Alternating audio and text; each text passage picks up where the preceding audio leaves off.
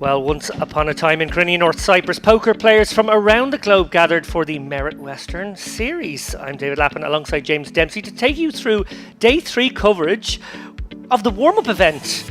We will be joined in the booth a little later on by Andrew Headley. But to give you some updates on how this tournament is going so far, they've been playing for 2 days already. At least a day and a half of that was late reg, so the entries have been piling in.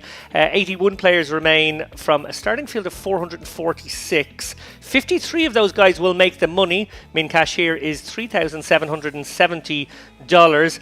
Abdullah Alajmi from Kuwait is our overnight chip leader, I know, with 1.5 million. He's going to be on the feature table, and Simone Andrian from Italy is right on his heels with 1.4 million. James, tell us a little bit about our feature table coming up, because I know there are some familiar faces. Well, howdy, partner.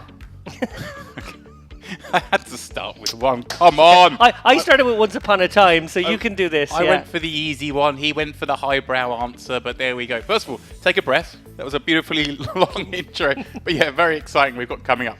We do have our chip leader on the table. We also have the very accomplished Andrei Petachuk in the mix. Oh, and yeah.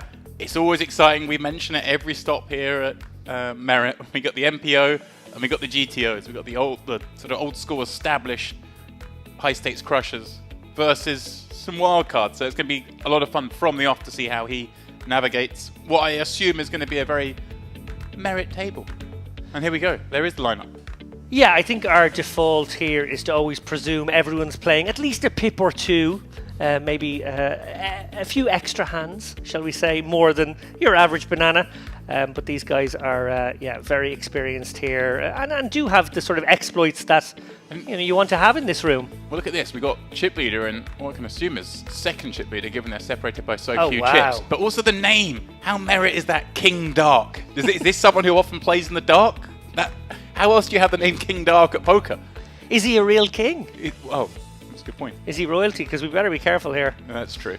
I don't want to be taken out back and summarily shot, but here we go. The Merit backdrop, the Western. Beheaded, surely. Look at this. Well, I think in this scene, would I be hung? Isn't that how? Well, maybe I'm torn apart by Drawn horses in quarters, yeah. racing in opposite directions. That's always seemed like a cruel way to go. Yeah, disemboweling. Yeah. Yeah. Anyway, welcome. That's a cheery topic. Welcome. Good morning, everyone. Yeah. Anyone waking up in the UK or Ireland right now to check out the stream, having their cornflakes, listening to us talk about disemboweling. Yeah. Well, here we go. King Dark. He's not looking. I mean, I'm assuming he's looked at this one, but if he hasn't, the same antics nonetheless. Getting the 3-bet in the very first hand of the day, setting the tone. He's a young man for a king. I would have said Prince Dark, maybe. Yeah. Well, you never know.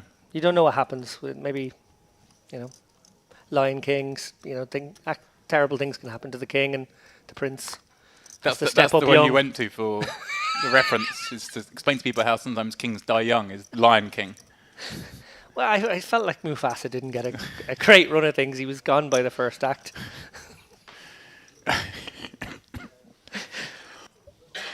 Well, James chokes back that joke of mine.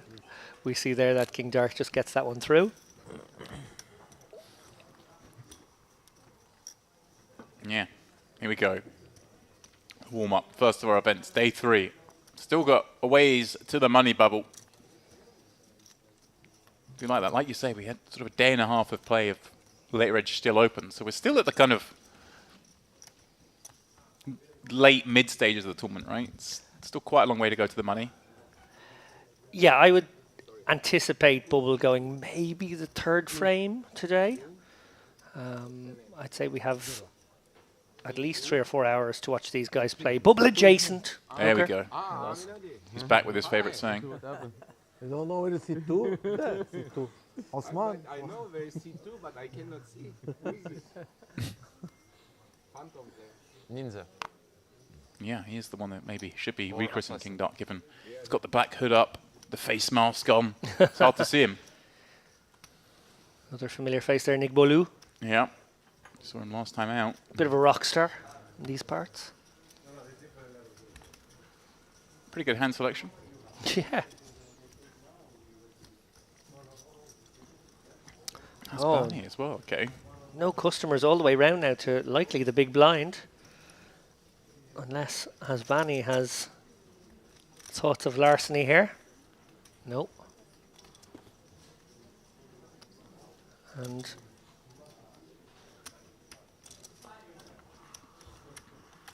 Saeed lets it go. So Nick Bolu, no action with those aces. Always bittersweet. Yeah, I was just looking because I know we saw a decent amount of Hasmania last time out. 25th in this very event in the Gangster Series. Actually won the Bounty event, wasn't on stream, and then cashed in 45th in the main event as well. And as is so often the case in these parts, all the flags on his profile are from here. I went to the sea, I swim, I went to sauna. You went to the sea? I feel great. How was the weather? Very good. Not too cold. Not too cold, no? No. I expected much colder, but it was quite okay. I won't be giving it a go. Oh yeah, it's not too cold at all this really? time of year in the ocean, in these parts anyway. I'm from Malta and obviously we're in Cyprus now, and it's like pretty much same latitude and same warm ocean as we see. Litvinov from +1 here. Hand that qualifies. Probably would have liked to see an open here, to be honest. I think Ace-Queen's pretty nice hand here to induce and maybe also get away if you get a lot of action behind. He's going to get action for the full lot here, surely. There is Tomazi with 2 jacks. Just inquiring as to the stacks behind. Obviously a little awkward, David, with 70 bigs himself. Yes, very awkward. 18 and a half. Which way do you progress? Do you perhaps flat with range? Do you ever want to jam? If so, is jacks a hand you jam with? Yeah, there are these cuspy ones like Ace, King and Jacks where sometimes you just think sticking it in might be the best play. I don't know if he's flatting to call off or flatting to fold. Maybe it's player dependent in his mind who's behind him there. It is obviously incredibly strong and you're super protected here. You're flatting everything better than Jacks as well. But it's definitely an awkward one. Litvinov first up on the block. Doesn't look too nervous. I'm just curious how many puns you've got lined up already for bust tilts.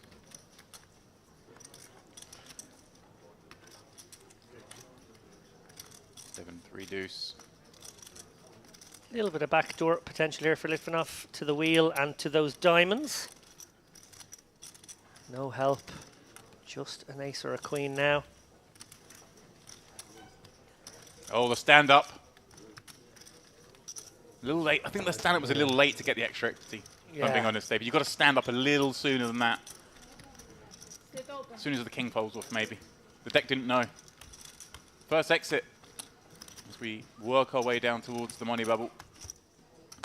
Litvinov will be, no doubt, getting back in the mix, playing some cards today. The high roller, I believe, kicks off this evening.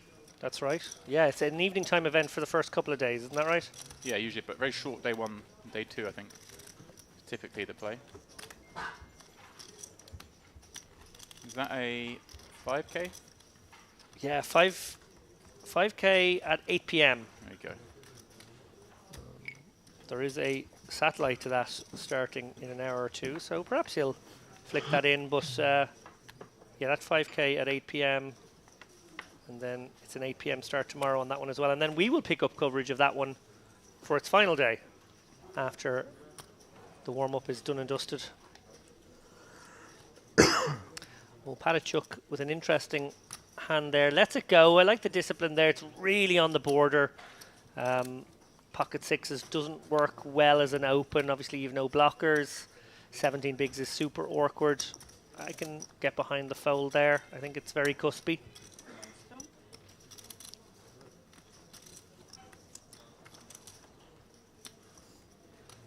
So we see Hasbani now open up in the cutoff with the queen jack off.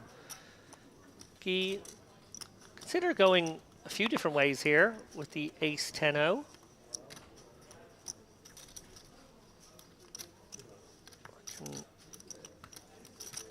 sort of get behind all options here. It's very, very borderline. Could make a tight fold, he could flat, he could 3-bet, or he could shove. Yeah, 30 blinds or 29 blinds, a lot. But I hear you. He's going to go for the 3-bet out of position. Not a huge sizing here, just 3 times the open. Hasbani, he has one of those awkward ones that's easily dominated by the 3-betting range. Right. Probably has to let the offsuit Queen Jack go here. Maybe can call with the suited variety. One of these spots where you're like, I've raised with a real hand here. I get 3-bet. Feel like maybe I'm supposed to defend, but even then sometimes you've got a legitimate open. Yeah. You do just have to let them go. Well played from Guy there. I think probably going to use that one for its blocker effects. Obviously he can get flatted by worse. He can play the hand out of position, awkward as that might be with the betting lead, but he can also get away to the 4-bet. I think probably recognizing that he would be in bad shape against the 4-bet range. Huh? 그거 overplayed. direkt kapatmış. Kurtar kendini. öyle yapacağım. As usual here at Merit, when they roll out a theme for these series, they really They go all fully in. commit. Yeah. You're welcomed as you walk into this poker room by a sort of a, I suppose it's like a stable, a barn sort of setup. There's a couple of horses, hay bales, a wanted poster Yeah. if you want to get in there and get a photograph. It's true. And we checked it, legit straw, real straw has been brought in.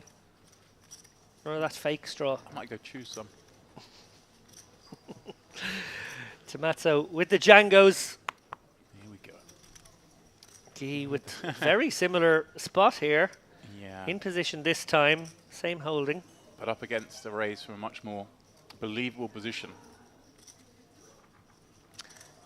Yeah, on balance, I do like a fold here, and I think you're nudging in that direction too, James. Yeah, but I kind of like, yeah, they gave me the same hand. I'll do the same thing. It worked last time. Let's go with it. Oh, cooling chips. Okay. Didn't expect this. I thought we were going to see a fold or maybe a low frequency 3-bet. But Now, Ilamo with Queen 10 suited in the small blind. Obviously, a hand that can be in some trouble against that button flat, but the suited variety, I think, enough to lean us into a call. Play this against another big stack in Tomazzo. well, Oh, pardon me, squeezed. yeah, Ichlemore deciding that there's no strong hands in Guy's range when he flats the button there, and maybe just maybe Tomatsu's on the lighter side and he can get this one through. It's not going to work, as we can see here. Just depends on whether Tomatsu throws out a bit of rope here with a deceptive call, or does he put in the 4-bet himself? I like this. This is nice, recognizing that situation as you put out. Just unfortunately, it's going to run a stopper range, and I would really like to see a call, because exactly what you said, right? This 3-bet can be lighter because Guy's flatting, increasing the price, but can't fault him for finding a 4-bet. And of course, a 4-bet always has the potential to elicit a light 5-bet. That's true. Hand up against a hand like Ace-5 of Hearts, perhaps, would potentially look to still go for this. Well, a little bit of posturing here from Guy, who probably realizes it was a loose flat and there's nothing he can really do now. Maybe trying to gain back a little bit of credibility for something real that got flatted on the button. Yeah. He's just going to mosey out of town, isn't he? He's going to have to mosey out of town. There's only room in this town for that pocket kings, I feel. And Ichlemore with a very quick fold. Nice result for Tomatsu. One feels like, had it gone slightly differently there, had the flat not come in, the Queen 10 suited, maybe flats or folds. Still might be a low frequency 3-bet in any case. But yeah, once that flat came in, it did juice up the pot and set up quite a nice squeeze situation. Ichlemore, unlucky, as you said there, to run into a real one.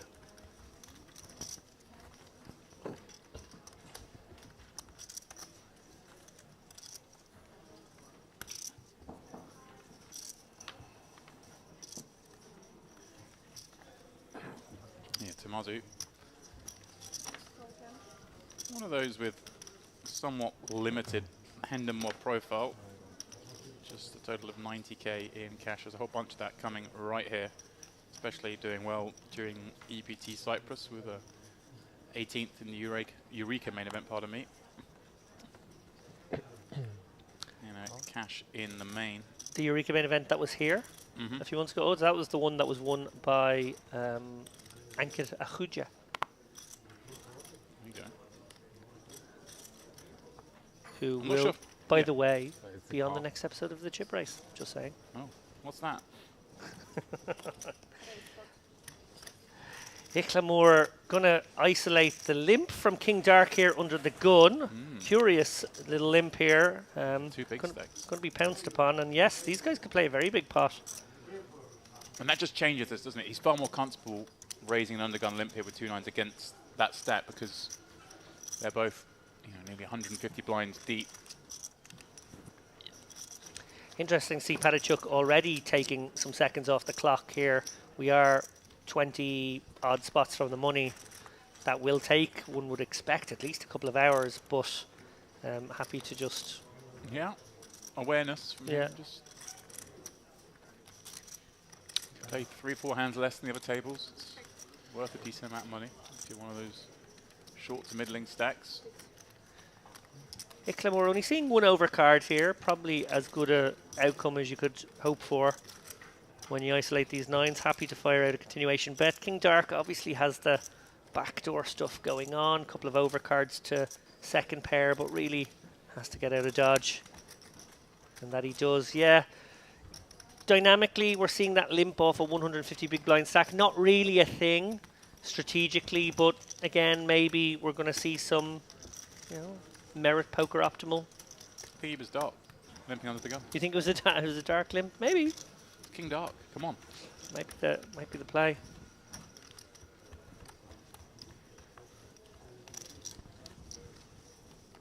Yeah, just coming back to Mazu. I'm not sure if I'm getting trolled in the trap. Oh. Bobby 9 in there, saying that he's a blackjack and poker master. He's also a professional footballer and traveller, and he's also a business owner. I feel like I'm getting trolled, but maybe a couple of those things are true. Yeah. Professional poker player, we'll give him that. He's playing poker. Yeah, I can believe that. We'll go with that. Can one be a professional traveller? Ali Najad would probably I claim guess to be a you'd be professional like a traveller. Travel influencer, I suppose. Ali, of course, will be joining us for the main event next week. And the high roller. Oh, I didn't know that. I Yeah. thought he was only coming in for the main. He's deemed the warm-up not worthy of his time. Is that what it is?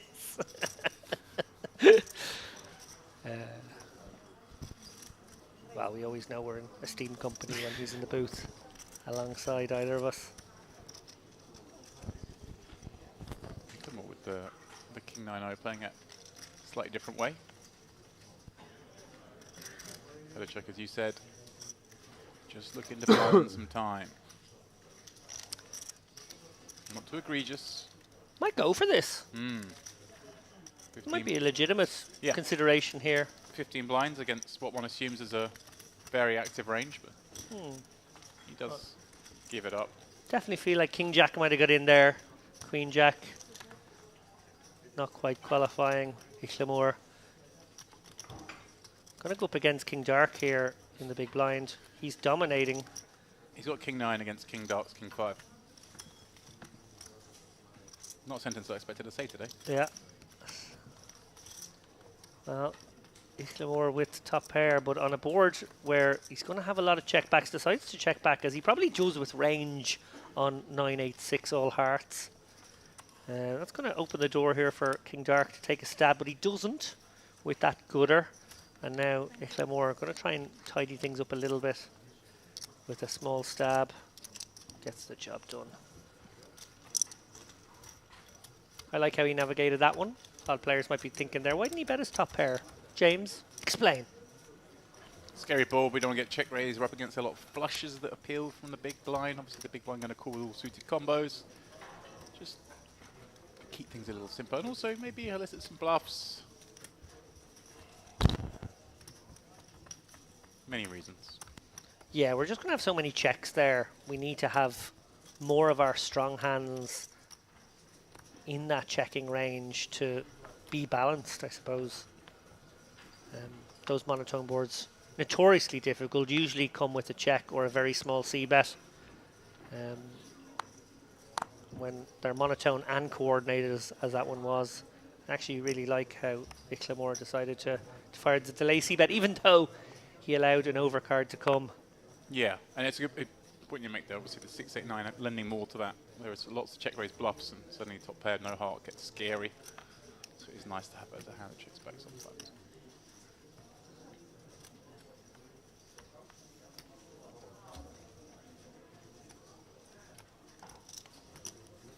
Check. Suited king on the button. It's pretty close.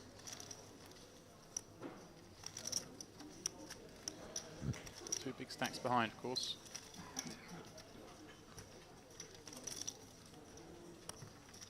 Gonna let it go. It does seem to have a almost metronomic sort of 15 to 20 second pause each time. Big raise up coming out King Dark.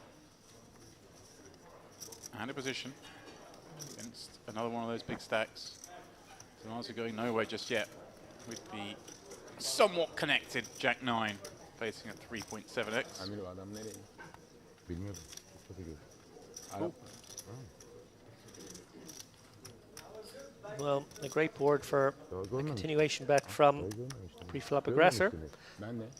It's a great board and ultimate take this hold up as well. I imagine it is.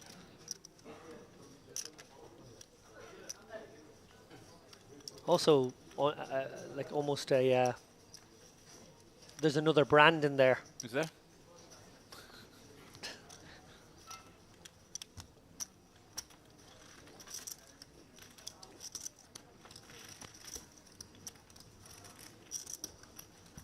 Nicely done there from Dark, turning the worst hand into the winner. What did you think of that selection there with the 9-4? Certainly like maybe a 9-4 suited goes into my raising range in that situation. 9-4 off actually might just about be in my bin the bottom 7% sort of hands. In that situation, you're out of position against the guy with 100 blinds. It's kind of gets a bit icky. Obviously, you don't want to fold that equity from the small blind getting such a good price, but yeah, I'm with you. I think maybe he's thinking, hey, it's like, I don't really want to limp with this. I'll just throw it in there as one of my raises pre. Yeah. Made it pretty healthy, 3.7. Maybe just go a little bit bigger with hands like that, that hand pass in the open raises from the small, given you're 100 blinds deep. He's like, what he's talking about. I think it's okay to give it a little go. As I always say, keep doing it till they make you stop. Yeah. To you when you play out at Setting up the stool early. Yeah, but now I feel sleepy. It's the morning. Okay. Glance up at the clock there from Padachuk. Yeah. Come back at 4 o'clock. Like you say, very consistent. It's just taking a non-egregious amount of time each I'll time. be on fire. Must Don't have worry. a number set in his mind.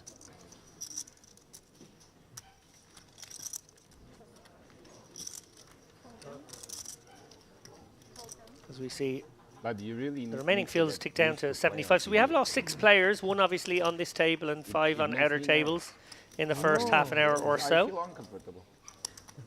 And one can only assume that Padachuk's You know, doing because this I'm always lying to my sort of friends and 15 telling them 20 I'm seconds. playing Must very have a good. number set in Now his mind they each see time. how I play. That'll also be the time at which he makes They're like, the you VPIP. played like the One last can time assume he's going to be I was here consistent for in 2 that, which hours. is why They're he's like, well, what do you kind of do? trying to pick an exact time. I'm like, rather you than just know, thinking, oh, I'll this wait is for a not bit you. and fold. He's I choosing tried to specific explain times them. that he does I play. said, listen, There's it's no tell to be different. On the had. TV table, Just everybody's nervous. You can attack, and call. everybody put all in on me. Every Battle bet I of made. the straight draws here. Tomatsu with You think that? I played like a the total good idiot, end, and they're King like, Dark what with do very you much do? the ignorant end, but he's going You play. to pounce upon this You play paired different. You can 6 catch on game. the turn, which I actually Yeah, really like. He's going to get the call from Tomatsu. Interesting now, will he follow through well? We know it will be a disaster if he does. Surely he will. I mean, hard to imagine firing with this hand and then checking it back. River. Yeah, going to try and get some pocket pairs between the 6 and jacks to fold. Probably can't get a good jack to I fold. actually like this. He's gone pretty small, 44, so he's sort of trying to make your side bet. the heart draws fold that might be in For there. the entire time we are on the Obviously, TV table. it's kind of a scary card Sunday because will the will not say one 7-8 single word. obviously got there. 8-9, 9-7. I think they check calling turn, but This Yeah. man sided more. I'm It's very all scared time. It's a bad bet. You already lost. kind of a tickle raise. Well, Even that is very hilarious that he says that. I love it. interesting now will I made King him Dark joke. decide He that said this is a little it's bet. fishy It's not and even try a to bet. come with the re-raise. Or maybe he Certainly say all making in. no snap decision to give up on this one. Obviously, we see that Tommaso, is, while not nutted, very, very strong. Good start for that man. Which place you finish in the main? I mean, On a full series? non-9 river, though, that line was probably going to work, 17. James. 17? Pretty close. Not close enough. Yeah. I know. Second time. What was the other? 15. 15? 15 and 17? Wow. I'm discussing Pelichek's main event runs in the past. 17th this year, just Put it gone in the main together, event. exchange it Good for online, 430k. He also got 15th Exactly. back in 2011 for 478k. That's pretty impressive. tough. It's impressive stuff. So he has a victory in this very room, winning the Gangsters Poker Cup back in 2018. That main event, good for 280k.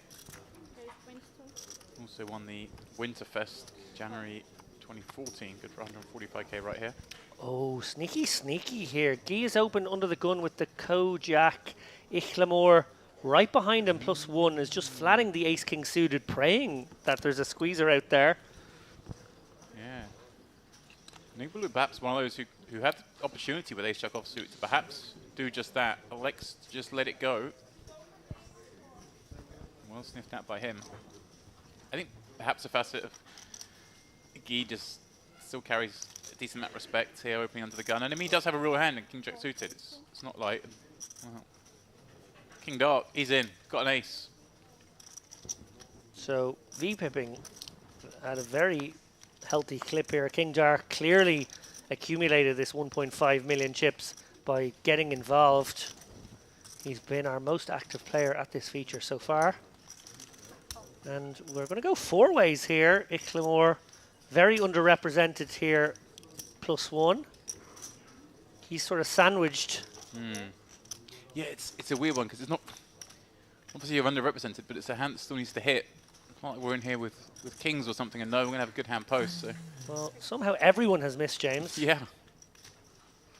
And everyone's very much missed. No one's got any kind of draw, any kind of interest.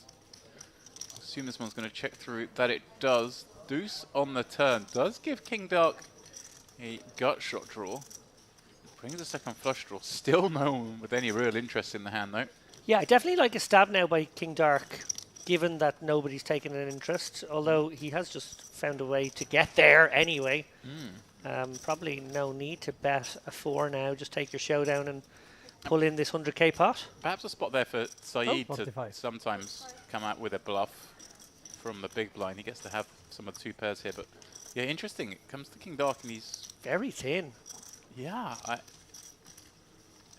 4-liner in a 4-way pot where no one's really going to have Yeah, worse.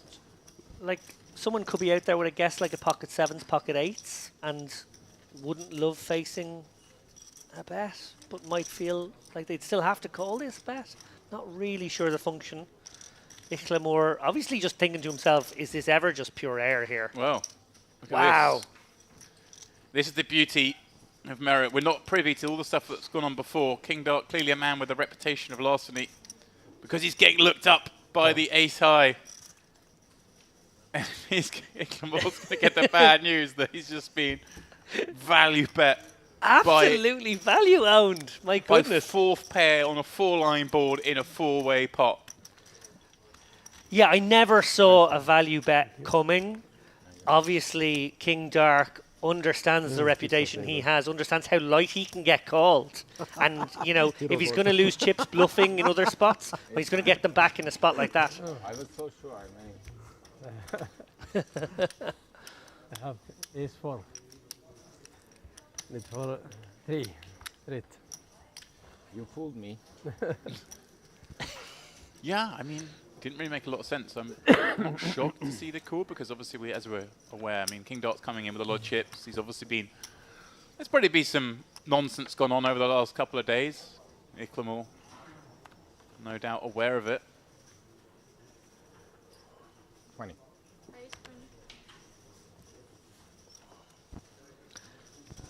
Right back on the horse, Iklamor. A real hand.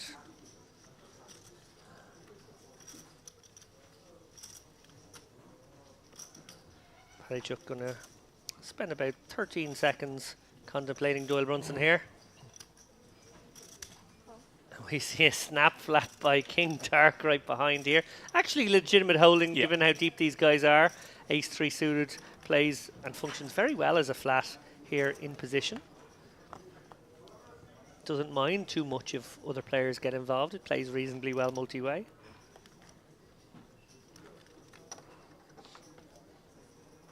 Let's see if Guy has a defendable one. He kind of does. He is smothered here. Heart's no good, but he won't know that, and suitedness does sort of drag you into a pot of this nature. Certainly as well for the minimum. Ooh, there is some hearts. Wow, look at this. Gut shot and nut flush draw for King Dark. Guy with pair and flush draw. Iklamor with the over pair. He does check it over to King Dark, who is going to bet. Guy, I mean, there are two options, but are there realistically maybe just one option here? Given that we've seen King Dark willing to bet very thin, does he just pounce here? Yeah, and get called by these weaker, the stronger flush draws? And if Guy finds a raise here, which he may do, puts Iklamor in a pretty tough spot. Looks like he is just content to carry on with a call. And now, does that mean Iklamor comes in with a check raise here with the overpair? Very vulnerable hand, but no, he's content to go. I'm kind of surprised with Guy in there that he didn't just kind of check raise and not find out where you are, but you get the idea. Oh yeah, it's so hard to navigate when you don't like any turn card. Actually, he's got one of the best ones, I suppose, that he could have asked for. It is possible he has a 4 in his hand, Yeah, but certainly possible. But I think Iklamor's found. Oh, and how is suddenly the way this board is run out? We're going to have a very small pot. I thought we were going to have absolute fireworks there a moment ago. He certainly may have check raised this flop.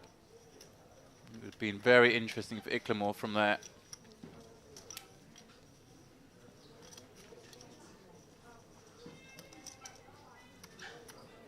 As it is, Iklamor now going for a little bit of value. We're going to feel very confident that perhaps if King Dark has nothing, that Guy will have something that can call an 8x kind of hand. He can rep missed hearts himself. Backdoor diamonds materializing, but I don't think there's too much concern about those.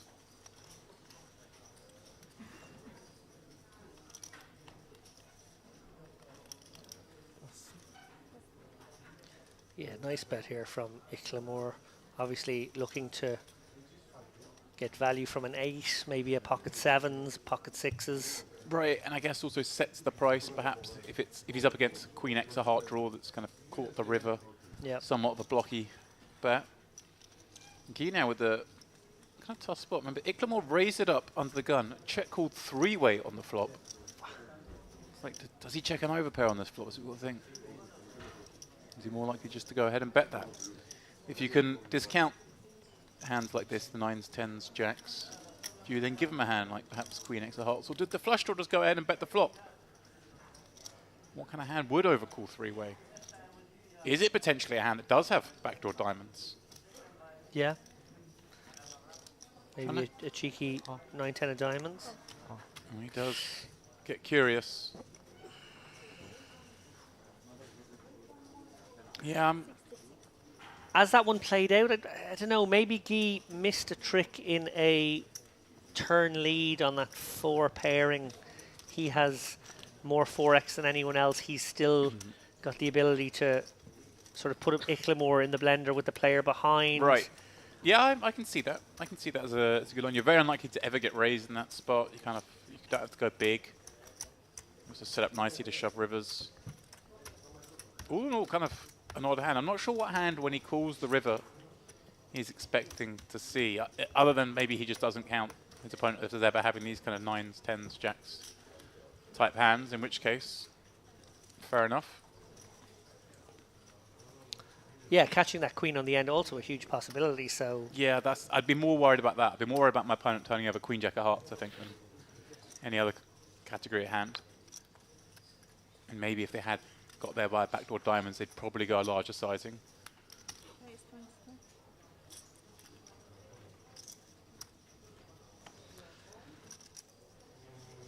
Nick Bolu going to use this suited wheel ace from early position. Definitely the kind of thing you can sprinkle in. Give yourself a bit of board coverage here. There was a time when this would have been perceived as definitely not a play, but all the learning we've gained over the last decade or so has really taught us the value of these ace-4, ace-5 suited hands. How well they actually play down the streets, how they give us board coverage in situations where we're normally not going to have a huge number of low card boards that we like. Germany born and raised, Okay. originally Turkish. Okay. I live in Istanbul now. Istanbul is so good. Yeah, I love you've it. been? Yes, I've You been. like it? Okay, maybe a little frustrated after what's gone on for the first I love it 40 too. For minutes me, or so it was today. good too. Even though I'm Turkish. Does because I show was born good and raised discipline in there, Yeah. letting go the ace-8. Iklamore going to flick in the call here. He's up to 1.7 million now. Probably the chip leader in the tournament, and if he's not, he's there or thereabouts. Close enough. Very beautiful city. Very unique. Istanbul's getting some love on the stream. I've not been. Oh, fabulous place. Nick Bolu probably going to go for a delay, very small-sized c-bet here. By checking back the king, king 3, he obviously can have a lot of king x here. And doesn't hurt that he's picked up a wheel draw either. Indeed it is 13k into 60-odd k. Really nice sizing, really well navigated. These small pots might seem insignificant, but you can learn a lot from how people approach boards of that nature. So if you're stuck in the traffic, some way you would actually need whatever, like half an hour for it. It can take you up to 3 hours. Yeah. It's crazy. It's like this. When I went like the first time there, I rent car. Yeah, Big mistake, you I know. made the biggest mistake of my life. Yes, yes. To I'm rent a car born and there. raised in Istanbul It's crazy. after relocate, but Yeah. it's not No, good to live. But it's for not travel good is to drive good. there. Yes, for travel it's good. Yeah. In Bosporus side, take some room. But other than that, is really wonderful. Yeah. It's very international too. It's international, yeah. It's that so many different Nationalities. cultures live there. Cultures, yeah. You know, you have fingerprints from each of them. Yes. It's Somewhere church there, synagogue there, mosque there. It's good. The restaurants and everything. This is really broadcast brought to you nice. I had a by guest the good from folks at the Germany, Turkish Board of Tourism. Yeah. The man is not wrong. It's a very visited eclectic for mix 3 days. in Istanbul. Beautiful food, beautiful. And she loved it so much. sights she said, to I want see. to move here. no, for vacation only night. Yeah, yeah. Obviously, Not for stereotypically, it's where But east she meets loved it west. so much Because Europe, the most spots are A romantic not city, not so dare I say, as social, well. also entertaining. Yeah. You know. After Fabulous I've been shopping in all the bazaars. there. Yeah, after the tournament, Yeah.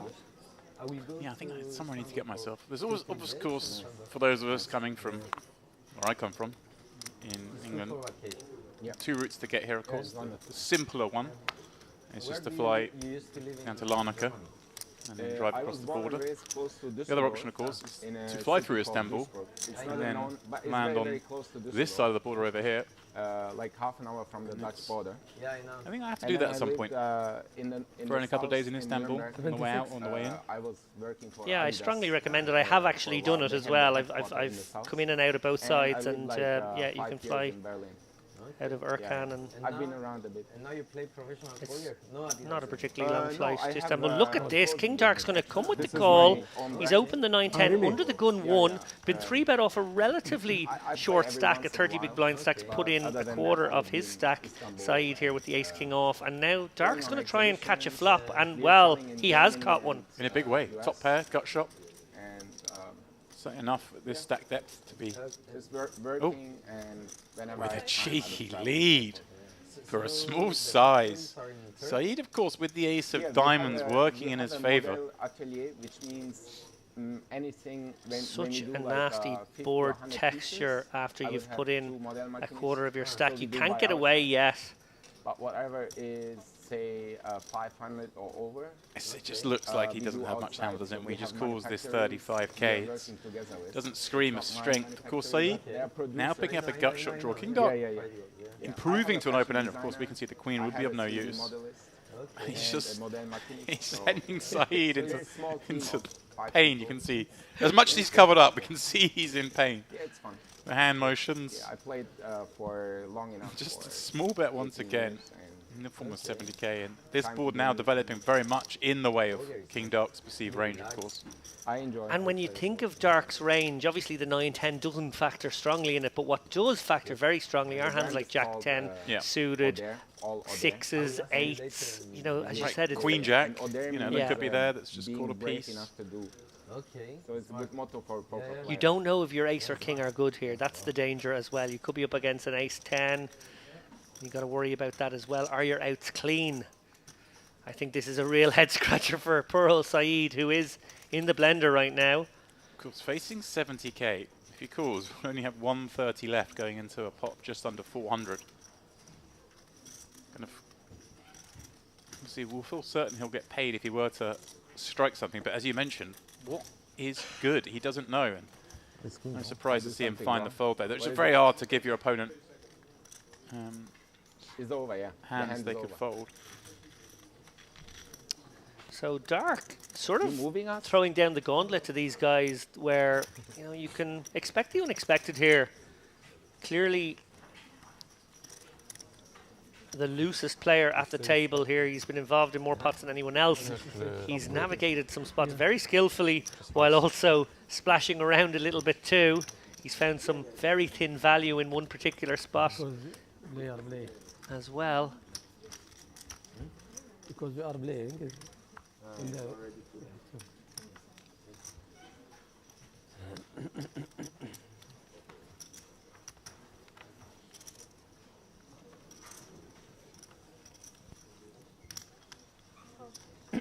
There was no river, no? No last. no, no, no.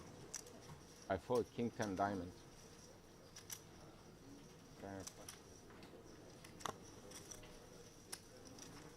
You beat king 10, sir? I had 10 and flush draw. You beat King Dark you at beat it again. King 3 suited. 10, Maybe 10. just like Huh? all the King X. 10, 10.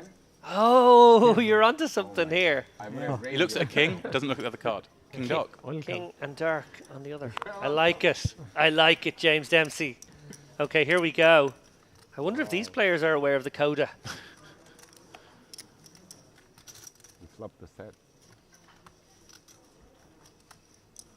Well, some attractive holdings here behind. Nick Bolu happy to complete, if you like, with the Queen Jack-O. And Patachuk getting a free look here with the 6-4. Wouldn't have expected to get a free hand in this sort of situation too often. Can he smash a flop? He cannot. And yet again, it's kind of a swing and a miss for everybody here. King Dark's got the backdoor diamonds. Nick Bolu's got a backdoor straight with overcards. So does Hasbani. And I was going to say, surely someone's going to turn something, and then it's a board pairing 7. Hasbani still with kind of the only hand that will want to put chips in. Does King Dark now take a stab because he does have the lead and maybe he can get some ace-x to fold behind? Do you fire out a little 15k or 20k-er? Just try to maybe take it down? No, we're going to go to a river. And and everybody has still missed. King Dark with the best of it, if he can get to showdown. And the ace, of course, sort of the most likely hand that these players are not going to bluff at, one would assume. Petr, of course, from the big blind, going to jam a lot of that ace-x. Mbola going to ISO.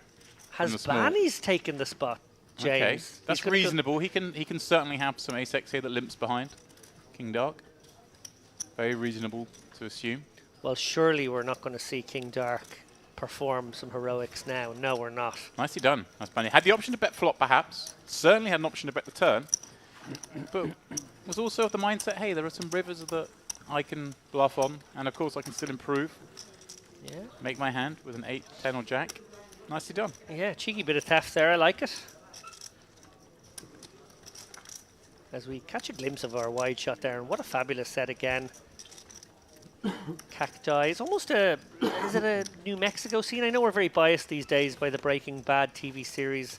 It's a lot of the modern Western stuff that, you know, an audience is used to these days. But, you know, we have a dirt road. Well, it's not even a dirt road. It's got some lines. A paved road with lines on it. It's a paved, curving road. That's someone who's not been to the desert in the US. I think the roads are very straight in that part of the world. They're and they go on as far as the eye can see. Actually, it reminds me of driving from Palm Springs in the California desert to Vegas once. So you kind of, you know, a lot of people have driven from LA to Vegas along a big highway. This way, it's far more remote on the roads, and you kind of crest a hill, and then you go down to the valley floor. On a straight road, it can be quite steep either side, and you look ahead, and as far as you can see, the road is dead straight the distance.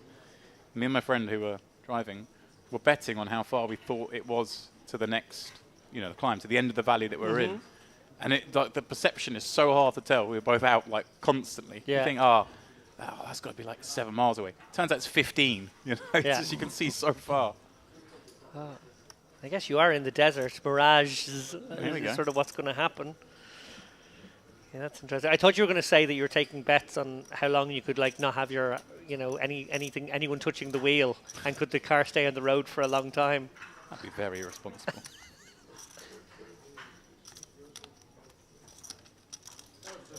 But that's an idea for the next time.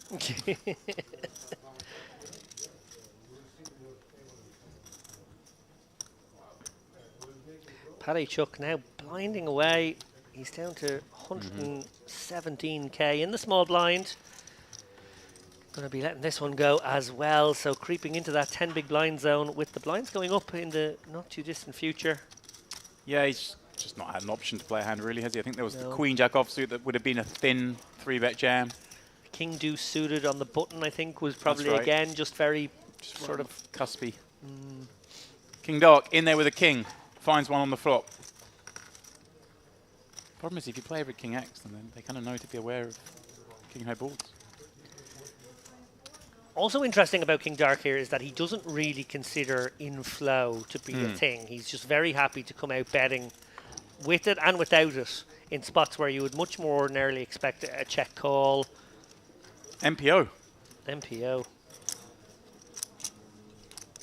Got to put the book down when you come down to merit. Think about outside the box a little bit.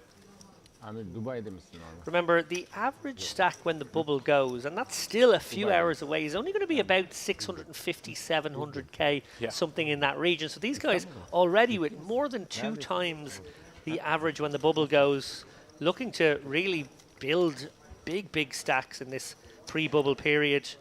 We see there, obviously, Paddy Chuck and his time banking accentuating what I'm about to say, but everybody a little bit ICM aware now. It's a creeping factor at all times in tournaments, but it's becoming more than a creeping factor. It's becoming a rather significant factor.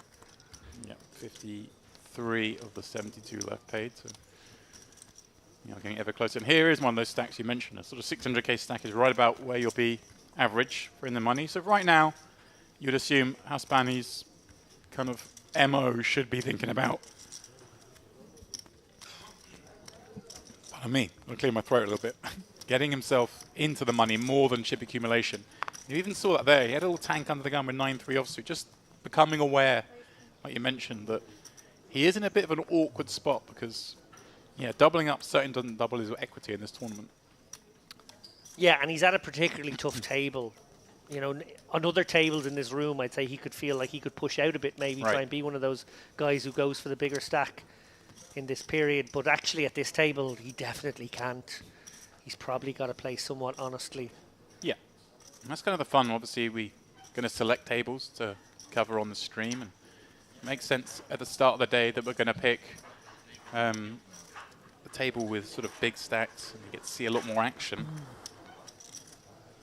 Look at this, Nick Bolu. Well, he's exactly that type of stack, but he's also a man we know to be fearless. He's going to go for this spot here with the Jack 10 suited in the cutoff. Ichlamore obviously going nowhere, probably going to put him to the test, but we shall see. Yeah, a little unfortunate timing-wise. A good hand selection against a player who has been very active. Although we've seen Ichlamore, although he's been very active, hasn't really stepped out of line. It's been legitimate every time. Oh, is he just coming in with the flat? We saw him just flat the open before, playing ace-king, very trappy once again. It's a drawing hand, James. Well, king in the window. 10 rolls out behind. Both players finding a piece. Yeah, I would expect a very small bet here from Nick Bolu. He won't want to give up the betting lead. He obviously has a piece. He can bet really small on this board texture, something around 25 to 35k. Right. Seems about right. This is one of these spots that's in a vacuum. He'd love to check back, but because of all those reasons, he's the 3-bet. He gets to have ace-king, aces, kings, all these big hands that betting just does make sense, and it's what your opponent's going to expect you to do. But he is going to be concerned about this texture, albeit he's finding a piece, because obviously Ichlamore is going to continue with a lot of those Broadway kind of combos, gets to have some king-jack suited, king-queen suited kind of hands. Won't be expecting ace-king, I don't think. No, we'll be thinking king, queen, king, jack much more so as the hands that have beaten him. Might be thinking there's some 10x as well that are actually beating him right now, but maybe could he get them to fold? Interesting now to see if he decides to go for an ultra small advanced blocker here on turn, or if he decides to check. He is going to take the latter route, and we shall see what happens. Wow. Well, this is an interesting one now, because we can see Ichlamore has smashed it, made top 2, but this is exactly the kind of card that Nick Bolu will surely turn Jack 10 into a bluff with if he's given the opportunity. Obviously, we can understand temptation here. It looks like Ichlamore wants to just cut out a bet, but I'm kind of surprised, because I think you do look like you've got king-jack, king-queen kind of hand here, and your opponent is going to bet an ace in the situation, you would imagine. Yeah, and you wonder if you can really get much out of a pocket queens or pocket jacks, which I guess are the maybe the most likely holdings when you face c-bet and then check on turn. Right, I mean, Nick Bolu's going to bet ace-jack, ace-queen himself if he's checked to here, one assumes. He's also going to call this. You don't make any extra money there. Is he sort of inducing something crazy? It's tricky because I think, you know, from Nick Bolu's point of view, yes, he has sort of range advantage on this type of board, but actually Ichlamore has queen-jack a lot, so he can't really go for a crazy go for it here. And also, I mean, does he really have much range advantage anymore now he checked turn? Because he's not going to have aces, he's not going to have kings. Well, it seems he's not going to have ace-king. He won't have a set of tens. So although he has the sort of strong one-pair hands in ace-queen, ace-jack, that's kind of where the line's drawn. Yeah, it's awkward. And well played, Nick Bolu, recognising that that was not the spot. Ichlamore, I think you're right, James. I think he missed a trick there, not by sliding it over to his opponent one more time to represent, you know, the really good stuff, the pocket aces that might have taken that line, the ace-king that might have taken that slightly deceptive line also. Just the ace-queen, ace-jack, they're kind of hands that make sense. You're going to 3-bet with them. You're going to bet king-10 for sure. Yeah. You're going to value bet river. No. Fold river. Perhaps, maybe thinking his opponent maybe had a hand like king-queen and might get a crying call out of him. That's the benefit there, of course. Yeah, like, let's put Nick Bolu on ace-jack for a moment. Like, you still don't like calling it off there. It doesn't feel great. Right. But you're always going to bet when checked to, because you know you're up against king-queen a lot. Maybe he's thinking, hey, Nick Bolu's going to bet very small with ace-jack, ace-queen, but he's going to call perhaps 140 where he may only bet 80, so maybe I want to get more out of him when he's got those hands. It's certainly an argument. Obviously, it's so much easier when we're sitting here in the booth to be able to say, oh, come on, check it on over because your opponent will stab. But in game, these things are never as easy. No. Kind of almost the first GTO-ish kind of hand we've seen. I would say that one, a kind of interesting 3-bet and a slightly deceptive flat with the ace-king, and then played somewhat normally down through the streets. Poor old Paddy Chuck here, really just desperate for some semblance of a hand, particularly when it gets to him in late position. It's a real opportunity for him to find something he can shove with. It'll often not come to him unopened in this later seat, but 7-3, what are you going to do?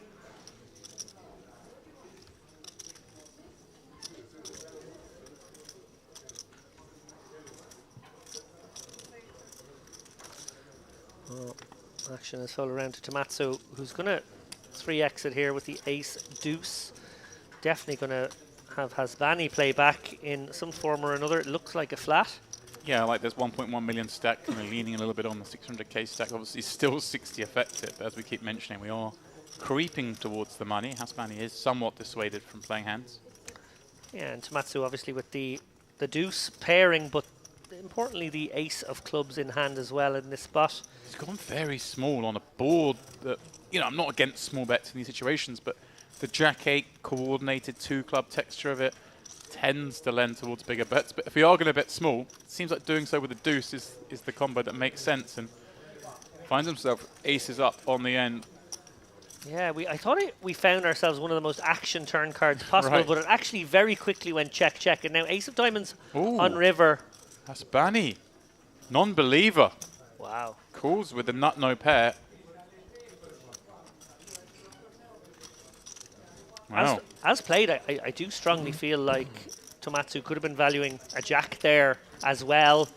Could have checked it because he was worried about the clubs, and then felt like the ace was pretty bricky, given that his opponent hadn't raised pre, and might just be setting his own price anyway with a hand like King Jack, Queen Jack, to have that little value Right. stab. Perhaps- Very surprised by that call. Perhaps a better call on a card that wasn't a flush bringing turn card that we had, where a jack would be more likely to bet turn. Yeah, having said all that though, obviously Tomazu maybe going to be opening a lot of hands from the small. Is going to want to bluff the ace a lot on the river, as played.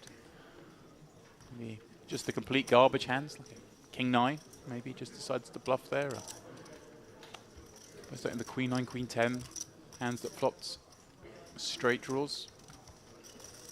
Certainly the ones with that club perhaps would bet flop, check turn when the club comes, and then feel compelled to bluff rivers. I don't actually hate the call, just maybe if there weren't 3 clubs on the turn. Better check once again. Just being tortured here on our feature table to start this day 3.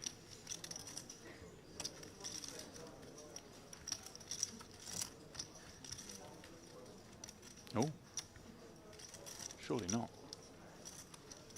It's just a new move for time wasting. You have to think and then also move the chips. Buys you an extra sort of 7 or 8 seconds. Watch and learn. That's how the best do it.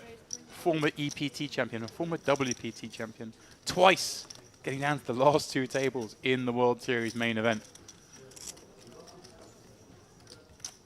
That'd be a nice way for him to sort of complete the Triple Crown this year gone, wouldn't it? I'll just win the main. Just win the main, yeah, that'll be okay. There's been some, not taking anything away against people who've got Triple Crowns. It's a very select group of players. But there are some that are better than others. People have done it in more baller ways than others. There are some people who weren't even aware that they were doing it when they did it. So, yes, I agree with you completely. There's definitely different categories. The EPT still eludes you, James? It does. I hope if I reg some. Well, there is an EPT here in October, I There we believe, go. again. I have on good authority, very good authority, in fact, from some friends within Poker Stars that I didn't realize you had friends outside. I have. your Well, corner of the friends is industry. strong. People who can tolerate me. If I message them and not actually speak to them or see them, told me that it was incredibly well rated by the players. The players filled out their surveys as they often do on the Poker Stars tour, and all they could say was nice things about the poker room, the venue, they had a nice phrase for it, the super deluxe all-inclusiveness of it. Super deluxe. Super deluxe all-inclusive nature of, well, pretty much everyone's day when you come to Merit. Yeah, some Yeah, that players goes- who aren't used to getting spoiled got spoiled. Yeah, and it goes for the staff as well. I mean, we sort of have a foot in both camps, but you kind of you feel better here when you're a stop-in as well, because everything is like that. Everything's just nice. Well, you say we both have a foot in both camps, but actually when I scan through the Hendon mob, I only see my name as having cashed here, James. I haven't actually seen yours. Maybe it's there and I just have missed it, have I? All entries matter, my friend. James has played a tournament here, that's true, actually. Played a handful. Perhaps, yeah. I'm in the low to mid single figures. Bullets fired in this venue. I've only fired one. Outrageous. I've played You nearly one- knocked me out of that tournament I as played well. one. Yeah, that's true, actually. You had a shot. You were thinking about it. I did think about it. Yeah, I played here a long time ago in a WBT. Must be 2014, I believe, so 10 years ago. And then, let's see, I've dabbled when I've been back here. We played that, whatever it was, some turbo nonsense type thing. I mean, How dare you? Sorry, turbo nonsense. That was won by. We just talked about WSOP deep runs there. Gabby Livschitz. Did he win that one? He did took down that one. I finished third. Yeah, there we go. Did you finish third in it? Finished third. I'd raised. In my head, you had a min cash. I'd sort of. No, I had you and softened Ali up. on my rail I on the final table I do briefly. recall now. Yeah. Then, of course, the last time we were here, I managed to jump in the PLO event, PLO Bounty. Oh, did you? And I'm trying to think, it escapes me the name of the chap that I played with, who we then had on our screens for the following 2 days. I got to tell the story about 8 times. It's going to annoy me that I've forgotten the chap's name, but he was such a character. Here we go, Padachuk, ace 8 offsuit, 12 blinds. So torturous. This just looks a little too thin, doesn't Yeah. it? But when you've been so patient, he may be of the opinion that he's going to get perhaps a couple of pips more folds from other players because he's been so patient. Yeah. Dark.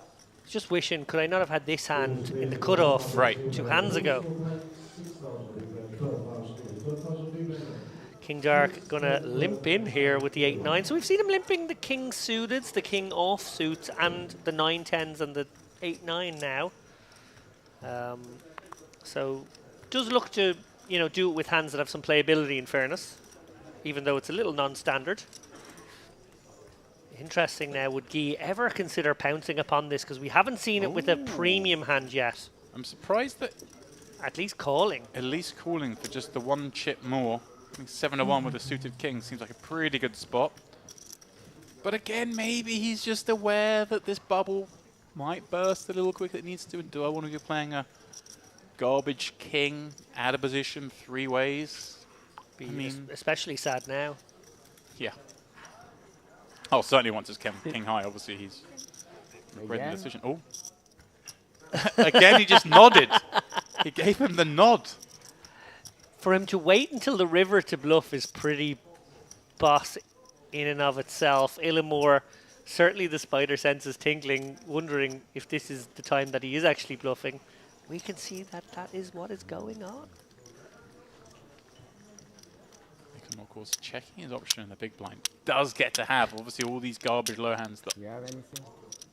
Do you have anything? One. Huh? One. plum. 1 pair? One. I have He one. just nods. Yeah, 1 pair. I have no pair. Yeah. So reminiscent of the previous hand. In that case, Iklamor cool with ace king high, got shown. You know what? You're a nice guy. He's going to call. Oh. You're a nice guy. I'm going to call. 9. Huh? 9. High card. This I need. Nice. That's a fun one. You're a nice guy. I'm going to pay you. Not nice guy. Yeah. Going to fold. I thought for sure that was a fold. No, 6, 12, 12, huh? I would have looked so stupid if he has a deuce or something. Again. And we know he could be valuing any pair there because we've seen it from King Dark before.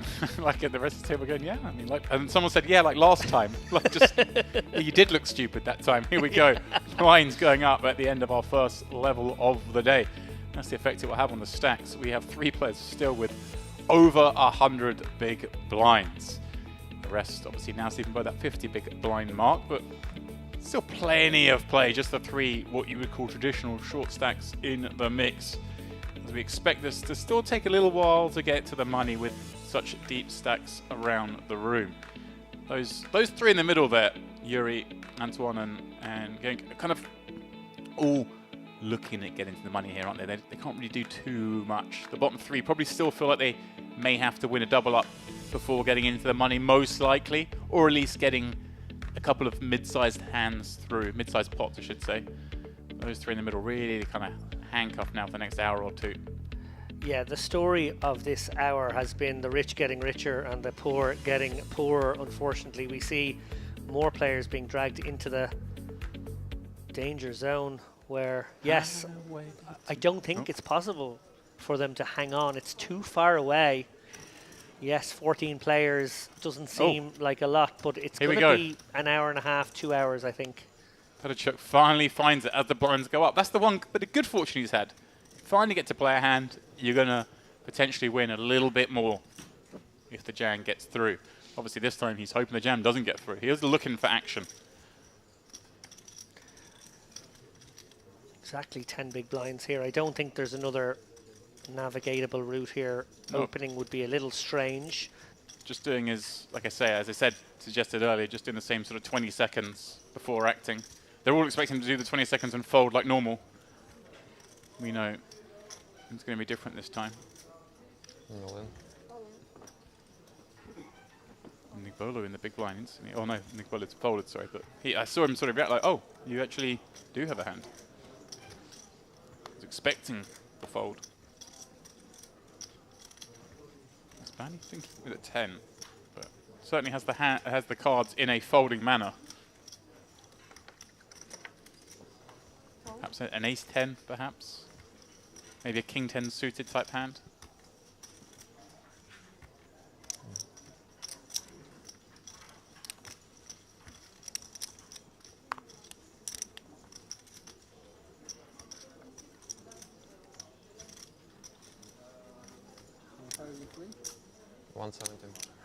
Tokarev, ace 3 suited in the big blind. For 10 blinds. This is right around it. Yeah, I think for maybe 8 bigs, you might take a shot at him here. I think if you had maybe the ace 7 or 8 clubs, you might take a shot here for 10. Ace 3 of clubs, given, I suppose, how, well, he's really emphasized how patient he is by taking all that time over each hand as well. I don't think it's a great spot to take. Yes, you will be ahead of some queen jacks, king queens, that kind of thing. It's one of these hands that obviously against the cut-off or button, we're straight in there, right? But the +1 range, recognizing how much tighter that's going to be against obviously very experienced high-level pro. He's going to know his ranges down pat. Does just let it go.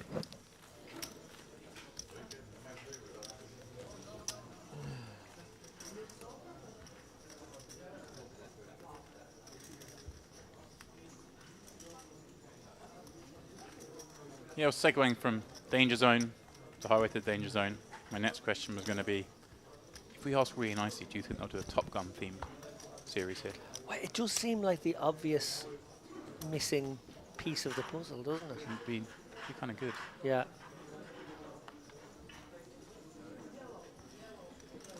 We could do a sort of maverick. We could do mustaches. We could do. Yeah. There's a lot. Well, you could just be topless, I suppose, as well.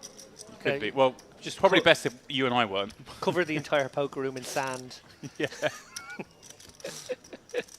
And encourage everybody to sort of do chest slaps when they win pots.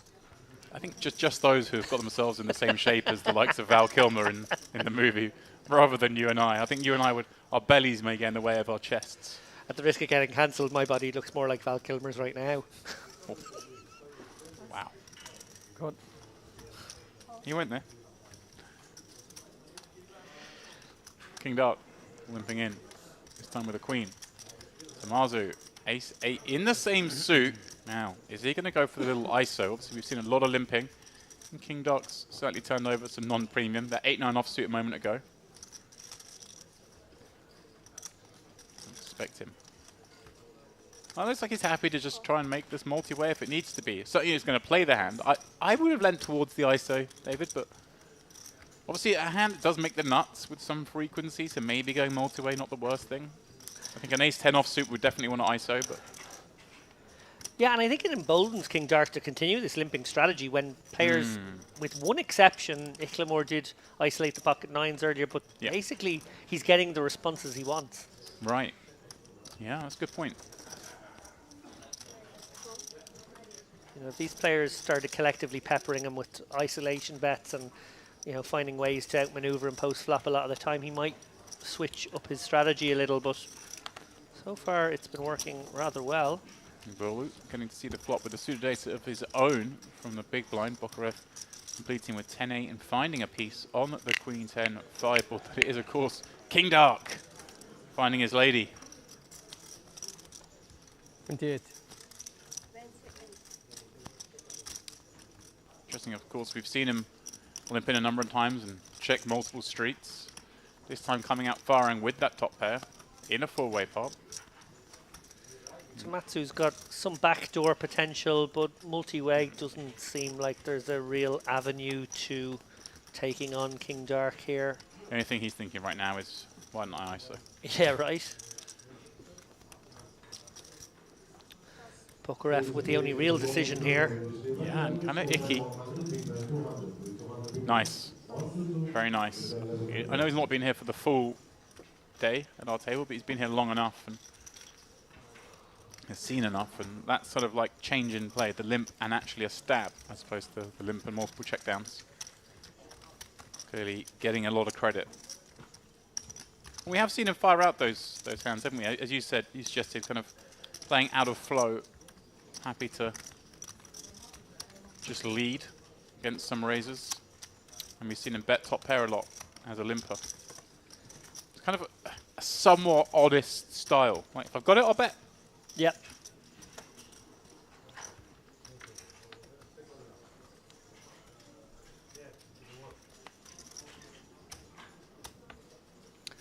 And, well, we could see the exact same route again. We do. I wonder how we've not come across King Dark in previous streams. Yeah. He certainly is a player that's going to lead to more exciting action on tables. As you say, right now everyone's just happy to let him limp in, not ISOing, but here we go. That's badly ISOing, but to a size that never elicits a fold. Which is kind of an interesting strategy, right? Yeah, and I don't hate it. It actually reminds me of how I used to play poker in 2008. When you'd play sit and goes, and there'd be, you know, a fair amount of limping going on in those games, and you just really want to take control of the pot, and you know that your C-bet will work an awful lot because they'll just miss 2/3 of the time, and you know you'd be in there with the ISO with the 10 jacks and the jack queens and anything really that seemed playable. Oh no, Padichuk doesn't seem like a real spot given Hasbani has gone for this incredibly small ISO. Be unlikely to get any folds, and pocket twos is a hand that certainly needs a decent number of folds if it's going to get involved. But on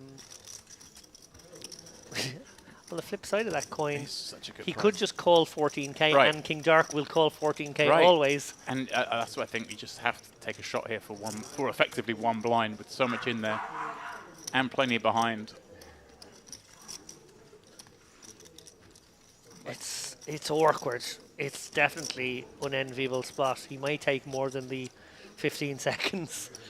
I'm flicking this without thinking. I'm just like, well, I could just flop a set. Good. And you know you're going to see the flop, so it's terrible to fold. Yeah. Because when it comes, now you're going to watch the this flop. This is where he's squeezing it out the side of his eye. He's like, yes, I've made the great decision. Superb conservation of one big blind. Yeah. Well, it's the best feeling in poker, though, David. You peel, you just see the deuce roll out. Well, I think we might have some action here. Hasbani's obviously caught second pair, backdoor spades, King Dark, front door hearts. That's an action killer. That's a disappointing. Well, it's a horrible card for Hasbani to see, isn't it? Because a lot of the hands that he was beating that continue have just got there. Yeah, and King Dark doesn't seem like the kind of guy who would fold. Yeah. And look at this. Hasbani finding Gin. Not a card King Dark's expecting his opponent to have here too much, and thus is coming out with a bluff. Kind of targeting the ace-jack, ace-queen type holdings, I guess. Yeah, it has to come with a raise against this sizing. Against king dark on a king high board when you can beat a king. And how big do you go here? Are you really targeting a king now? I think you probably are. You are. I mean, obviously you can be beat still, of course. There are. And you're against a player who isn't likely to fold. Unlike that. I was going to say a sort of... Could have gone bigger. Yeah. 100. That's a milky one, and it would get called by maybe a greater number of hands, but I think against someone like King Dark, I think maybe has a sort of a calling range and a folding range and isn't maybe sort of Yeah, elastic I in see that what you're sense. saying. Maybe sort of 160, kind of 4x the bet. Something like that. In any case, it's probably immaterial given the holding. And Hasbani with his flop second pair, river trips, takes down a healthy pot, and he's definitely shown a willingness to battle with these guys. He's not too concerned about this $3,700 min cash right now. He's thinking about building a stack to put himself in a decent position for the 165k that's up top.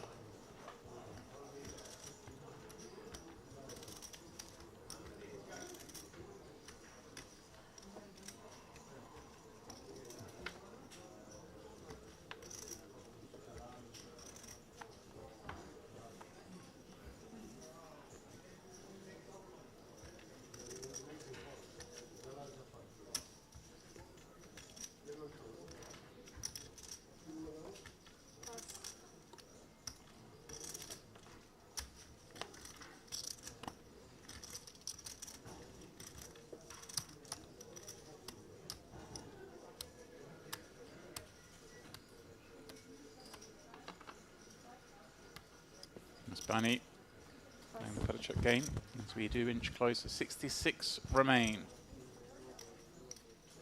53 players getting at least $3,770.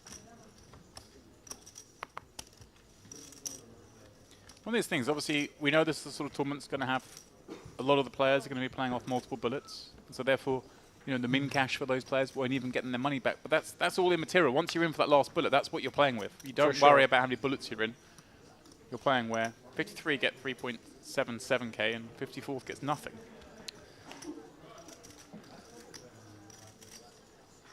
Well, How much is it? Ripping in his 10 blinds. 100. Getting a count now. All the tricks being deployed by Petterchuk. Yeah, like that. 128.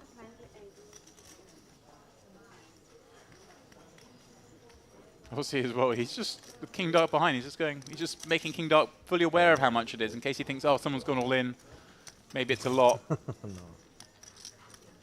Actually, a trick you see, if Petterchuk had jammed here with a whole, with sort of 3 towers of chips, it looks like it's more than it is. As it is, he's actually put in very few physical chips. He always lead. When you check, he always lead. Better than you so far. God. So far. Well, Snap. Guy's going to have to get lucky here. Some spades or an ace.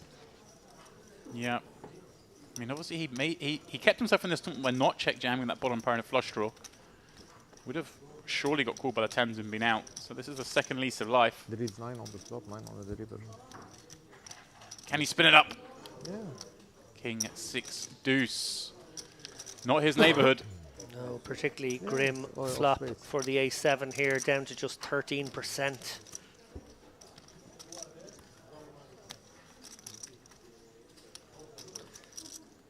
Three outs once. No dice. GG. G. The game. Sit open. Mwah. I mean, King Dark doesn't look like a man who's going to get beaten in that spot, does he? With no concerns as the you. turn rolled off. On the break, my wife, she I has. don't think anyone's ever hit 3 out on the river against this She's a man. designer. I have He's some immune to She such things. closes, I have some special huge for news her. from the outer But- tables, Oh, James. But Hello. there's a It is problem. absolutely There is no disgusting machine what for must have taken copying, place. I'm trying to for figure out how it printing, happened. It may have happened in and there is no, installments, but very one good way or pieces another, in, my country. the player who I came will in show you to if you can help or day 3, but she make second in amazing, chip, Simone amazing, Andrean from amazing clothes. Italy, now has I would have to see. 2.75 Unbelievable. million. I'm producing. She will for- print. She will He she'll is design it nearly by doubling up from what he herself, started the by day. Wow. handed, and 4.5 she'll print it. times what the average will Amazing. be when the bubble bursts, which is still an hour from now, maybe more. Yes, but she. It's, she dare I she say, did- already she did- a final table stack. I will show you on, I mean, on the break. yeah, there'll be someone on the final table You will with love it. fewer chips than that for sure. There'd be a few, I'd say. Any, So- any word on how it went down? Do we?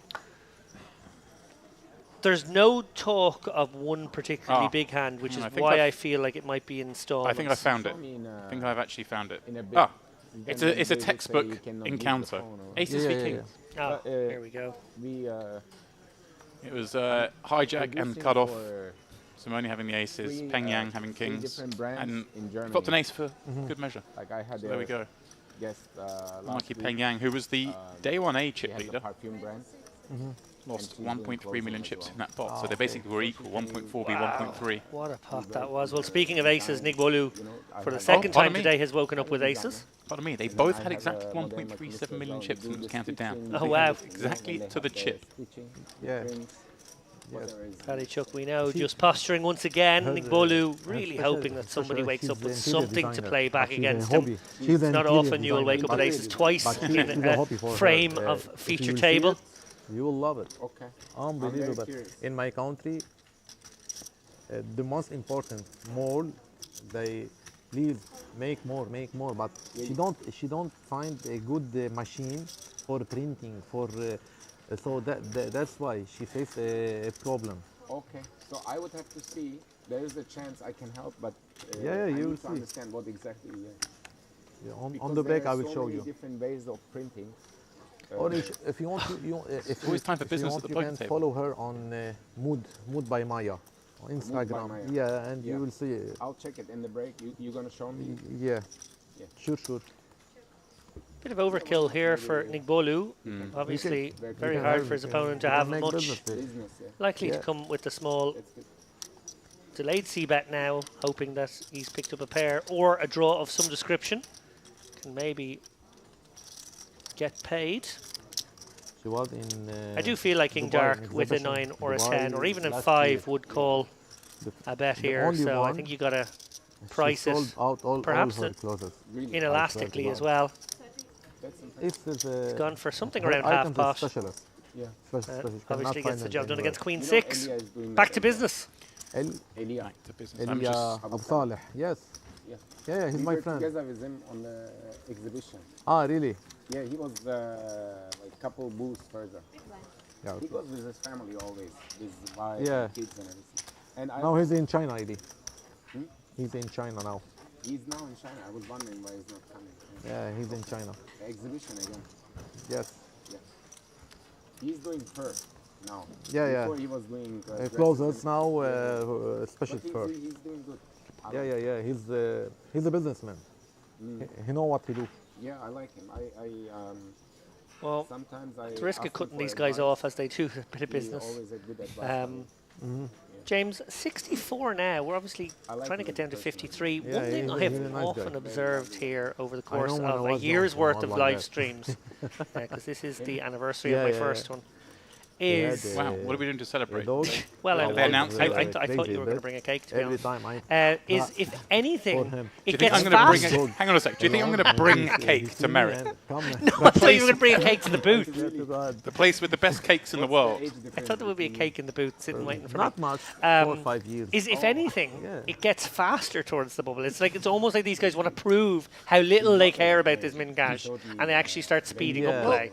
You do see, obviously, Last year, a 2020. lot of those kind of decent stacks are going to still be willing to get it in because if you are a bigger stack chip Yeah, accumulation is and, quite busy. We mentioned the sort of really. 500k stacks.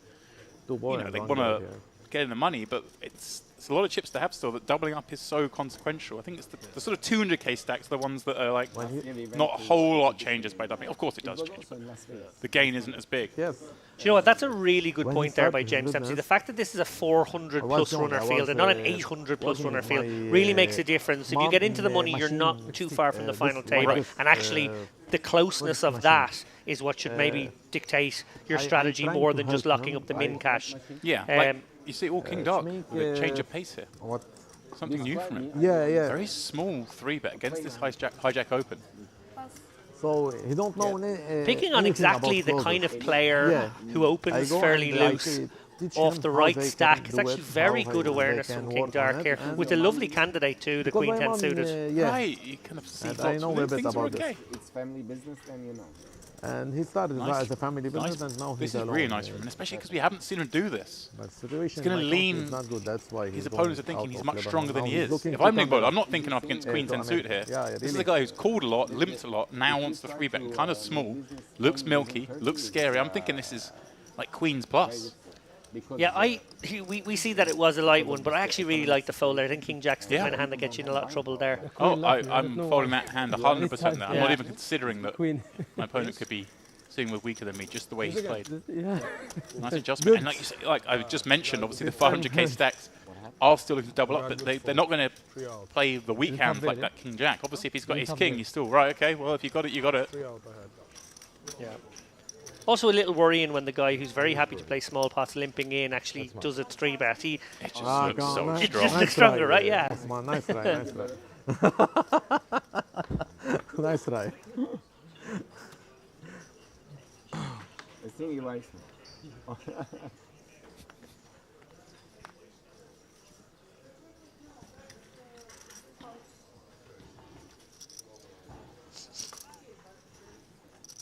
Yeah, a little quiet. Falls the table. Everyone's like, what do King Dark have?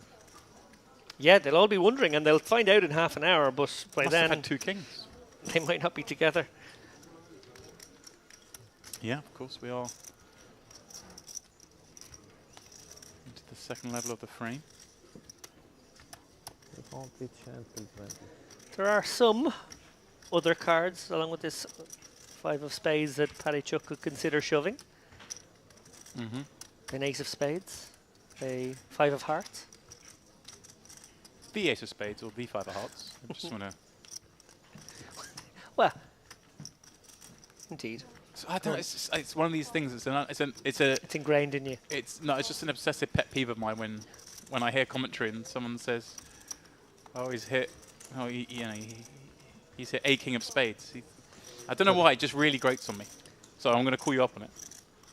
And if you have something that grates you when I say it, just keep it to yourself, okay? No, it's fine, it's fine. Yeah, no, I'll make sure I get my definite articles. I've just written a note to myself, definite article.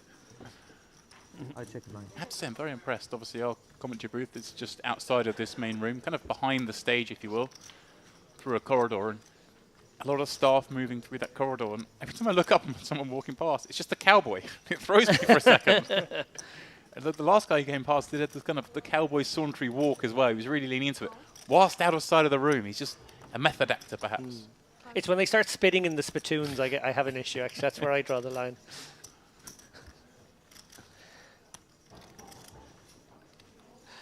Hasbani with a lock on this one.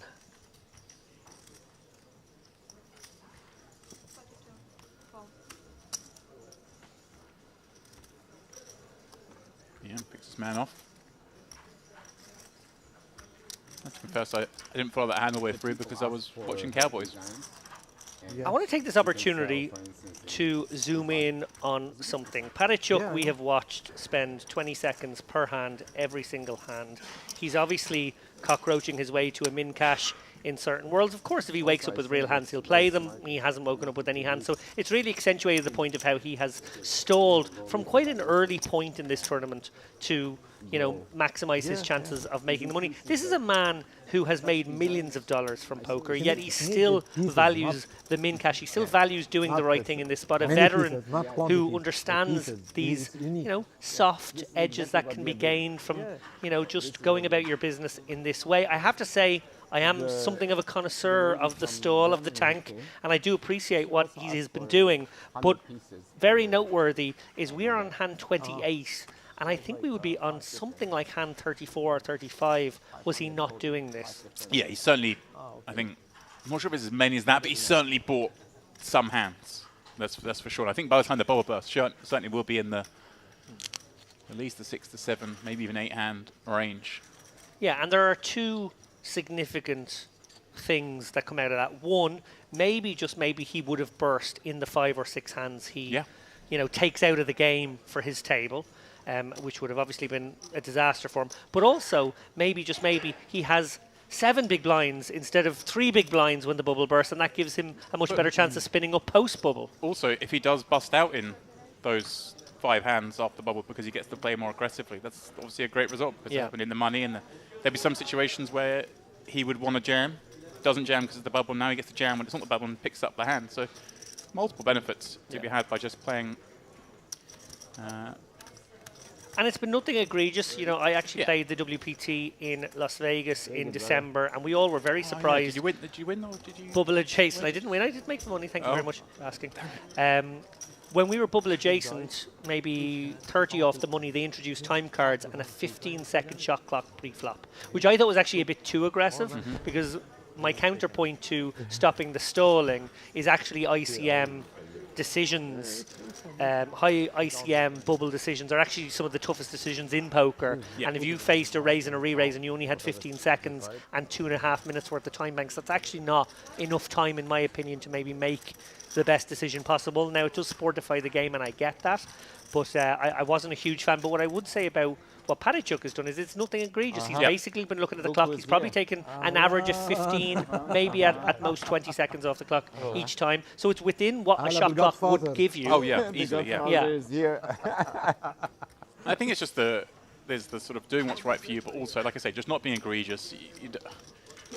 Because there are situations now, it's not, I don't think it will happen here, but it's not other possibility that, say there's a big stack on here, wants to play more hands, goes to the floor, hey, look, this guy's just wasting time every hand, and the floor is, therefore, if he keeps doing this, it's within the rules that the floor can come over and give the player a 5-second clock every hand.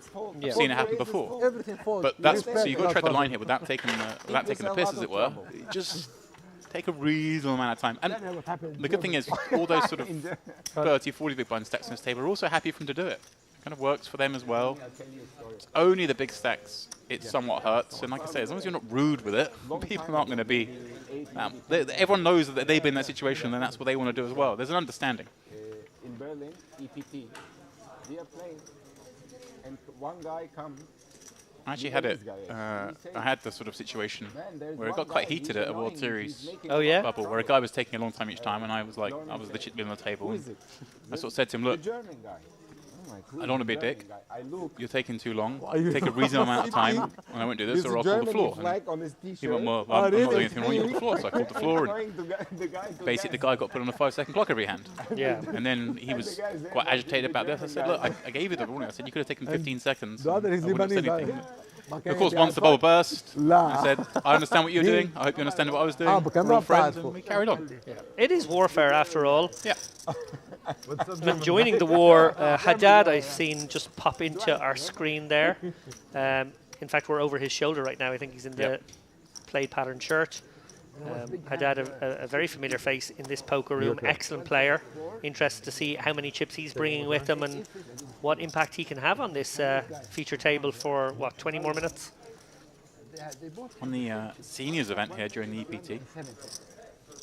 80. Which one are they? 6. Which one are they? 86. A bunch of cashes during that festival, in fact. Eureka Main, Eureka Cup, Eureka High Roller. He's a Eureka player. Or someone we've seen have some pretty strong success here in the past in the merit events.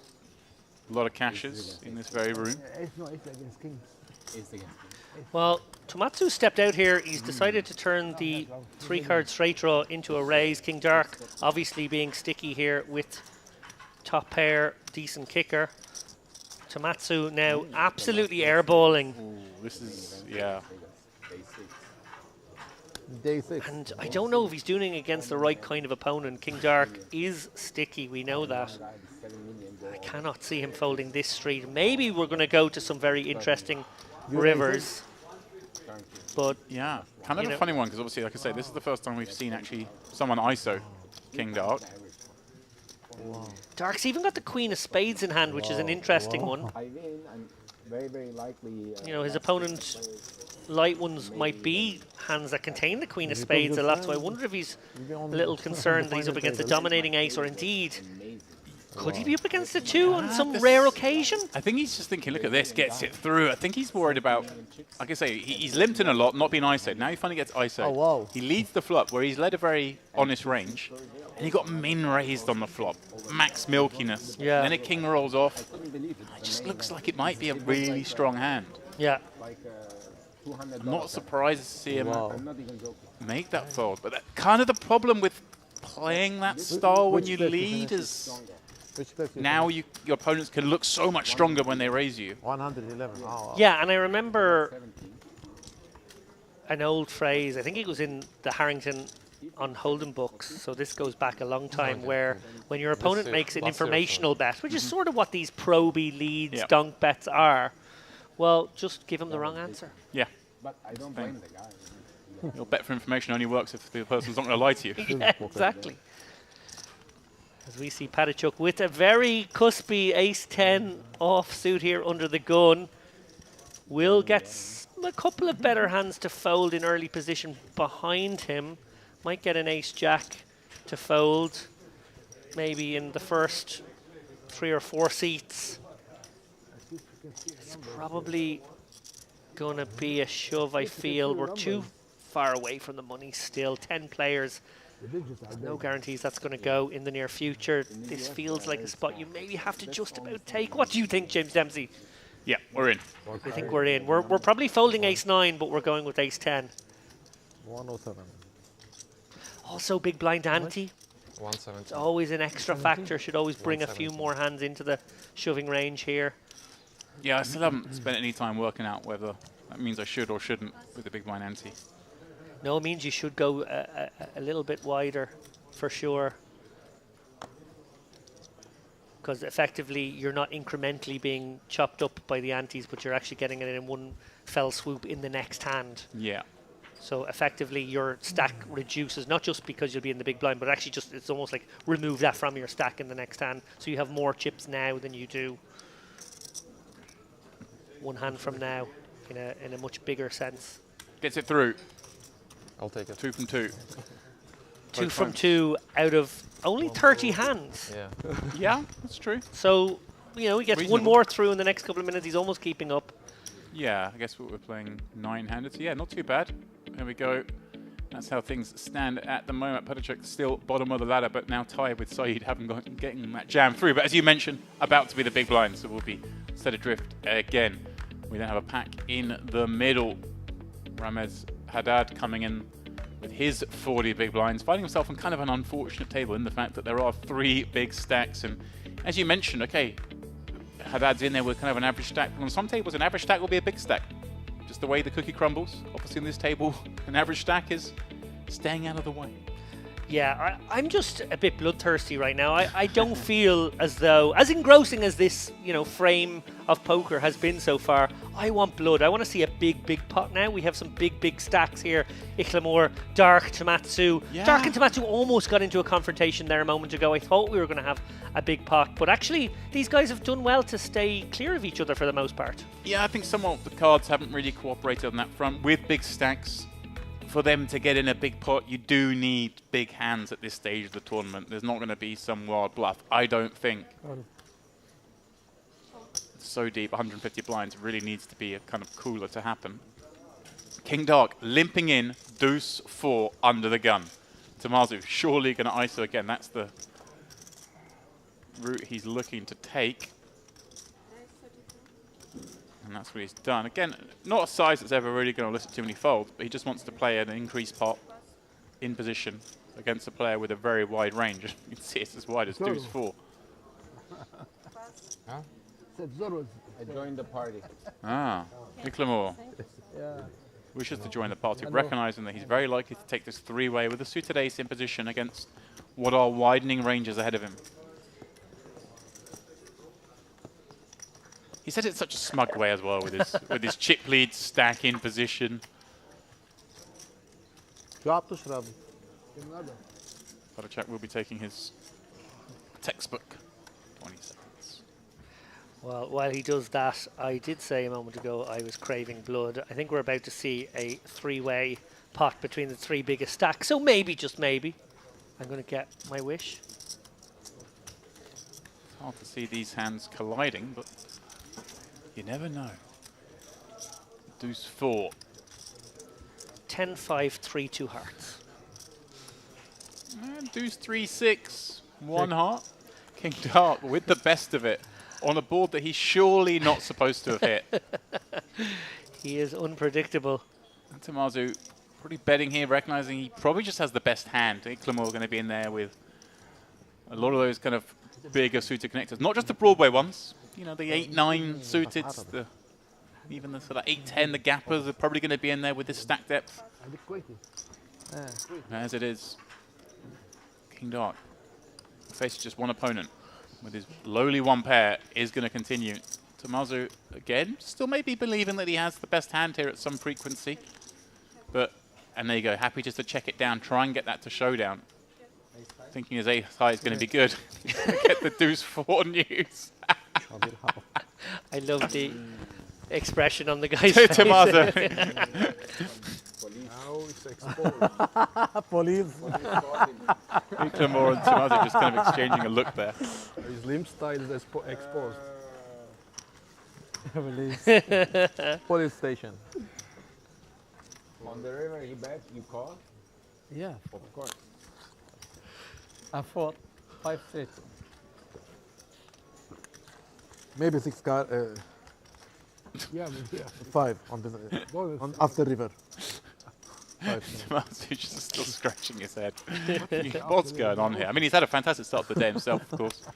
I think he started with sort of 700-800k and is up to what, 1.3 million before that hand. And he'll be very happy, of course, having that seat directly to the left of the opponent that is doing all the limping. And has he limped it himself? Has Tommaso decided to take a page out of the book? I think he has. Ace-10 offsuit, limping in, and Saeed. Now, It's contagious. James. right, I mean, Saeed with a clear jam, but he's going to be somewhat curious as to why is this player suddenly limping in who hasn't shown a propensity to do this stuff until now. Is he limping into Dark's big blind? He is. That's what's going on, okay. Saeed, though, you know, even if you are a little confused by that, the ace-queen is still only one way to be played. Absolutely. And Tomatsu's actually got an awkward one now against a, what, 12 big blind stack? Yeah. Unlikely to be ahead of anything, but certainly flipping against a lot. Maybe beating a king-queen as well. You see in this instance, he's actually dominated.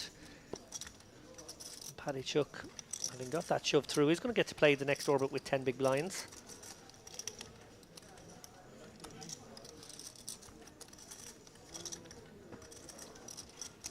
Still 63 players remain.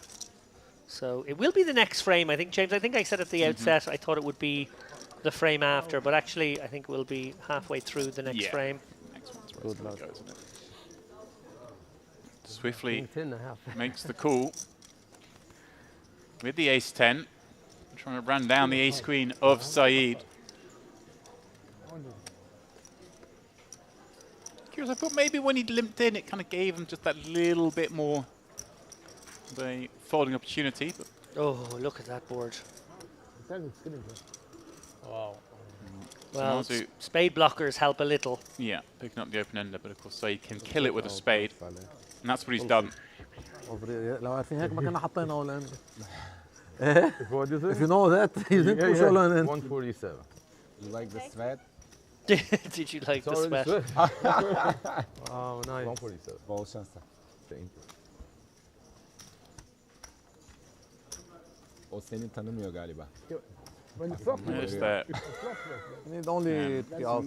That's Barney helping the 3 dealer outs, out, putting the but chips about in. 3 So outs. she can count them over. I can imagine Palachuk the other side going, Wait, no, wait, no, wait, don't help, don't help. Move Slow them it further down. away. Spill a stack. Do something.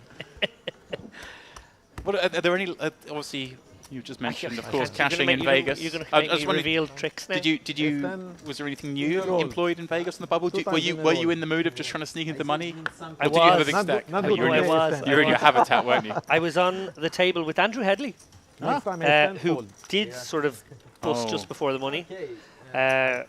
We were there with Alex Foxon battling away. In fact, it was Foxon who took Headley out by the roots in the end.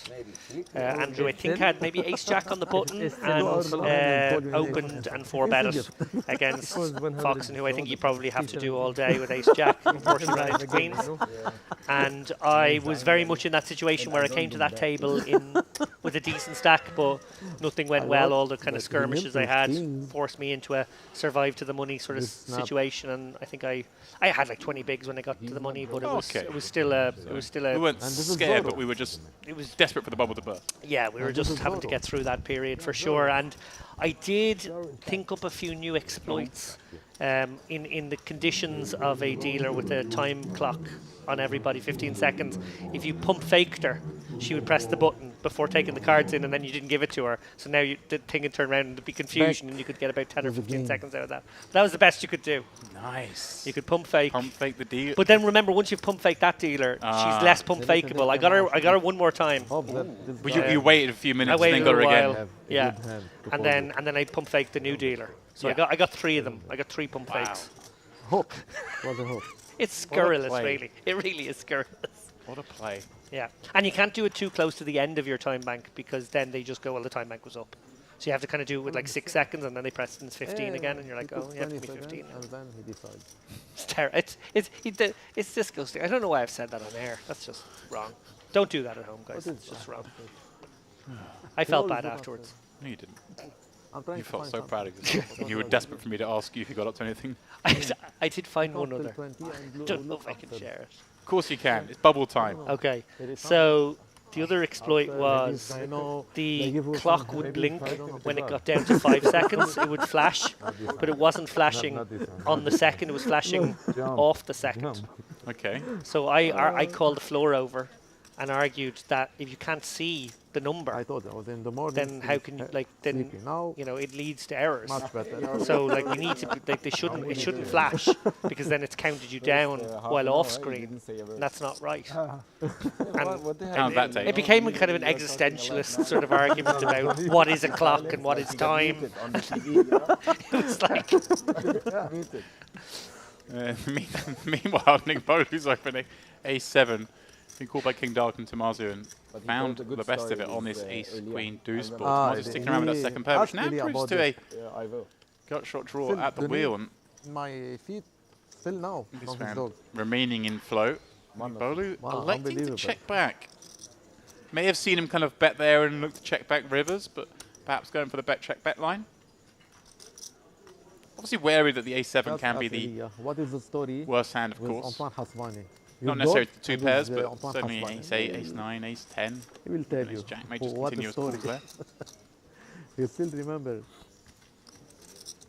Also, I like this story. There is one guy, feel I very forgot his comfortable name, as with the played. glasses. He says about But he has the everything best hand 52, now. 48. Yeah, Khalil. And of course, Khalil Tawil. one of those stack sizes he doesn't want to bet. And Ace of Andre check and I raise have- on the turn. He's afraid of flying. Tomazu was in there with a hand like Jack And 10 of they- diamonds, they maybe sit in could the apply a plane, lot of pressure. And the plane is shaking like crazy. Yeah. I thought And Andre almost gets heart attack. He asking tricky him, one "What do you now think? for We- Tomatsu. we- we- 52 Yeah. 48. Nice to see it. The old bet check bet. 248 and Andre is almost dying. Yeah, I like that. So you called the floor over. Maybe maybe there was a minute or two exchange. Nice. Well played, Yeah, I sir. remember. Saved yourself a hand. which was so crucial, because the fact that we had deployed this 15-second clock, and obviously half the players, even 2/3 of the players, are not even using it. So it really just, it's the 3 guys who are stalling only get 50. So you only get 45 seconds and it hands over quickly, probably because the big stack opened and it folds Yeah. around. So it just, we went from 30 from the money to the bubble bursting in 40 minutes. Oh. It just went so quickly. Okay. So good- that good was system then. obviously what they wanted. That's Yeah. what Matt Savage and his team wanted that day. But they did surprise us with it. It was sprung on us. We came back from the break, and suddenly it was there, and everyone was like, "Oh, okay. Oh, what do we do?" And how many players are in the money, just so I can get an idea of? There were about 500, Okay, so. and I think we came, and I think we were maybe 20 from the money, maybe when we came back from that break. Okay. Not 30 actually.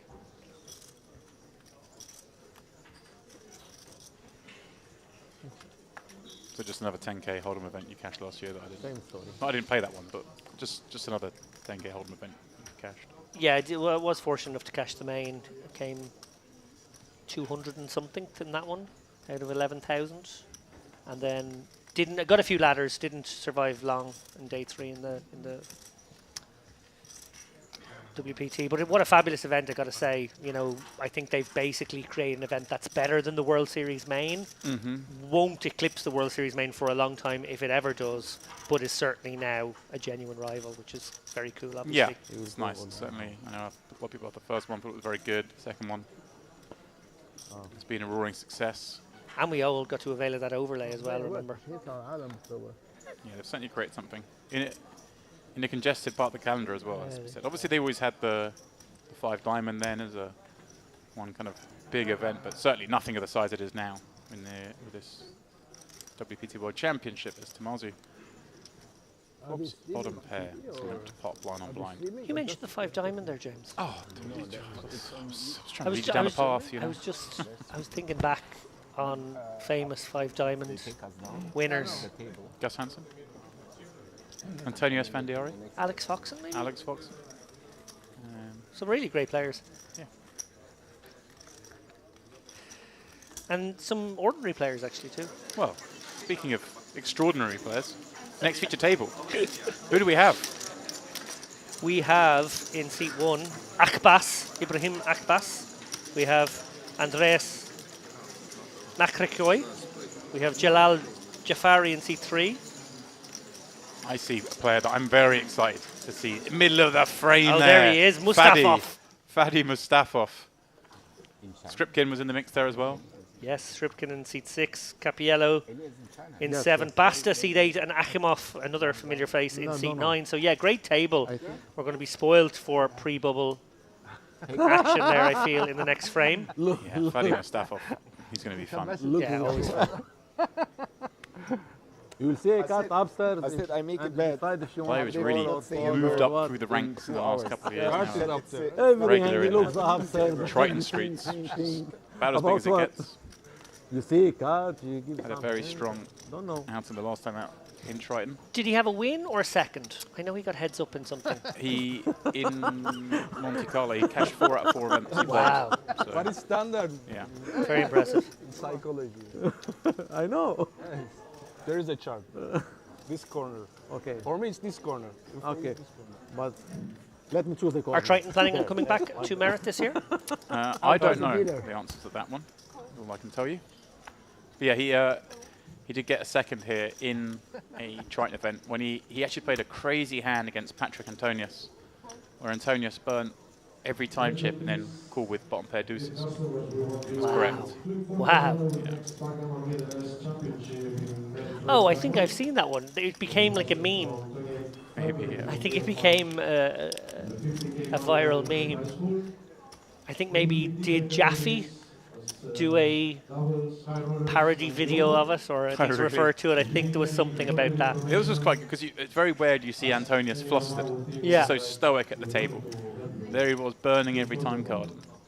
Obviously, once he's burned the last one, Paddy must have thinking, I'm there. I've got it home. Good, get there.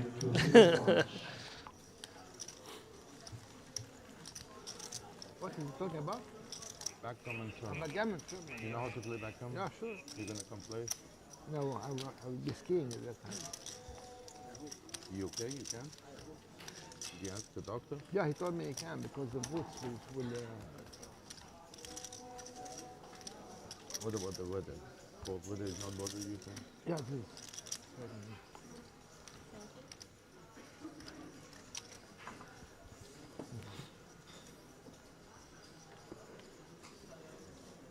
A rare sight at this stage of a tournament. Here, 100% An empty seat. check. And I made some X-ray. And there is Nick smoke Lemur actually. sitting this one out. Call of nature, perhaps. Obviously, being under the gun. If you are going to miss a hand, miss the under the gun.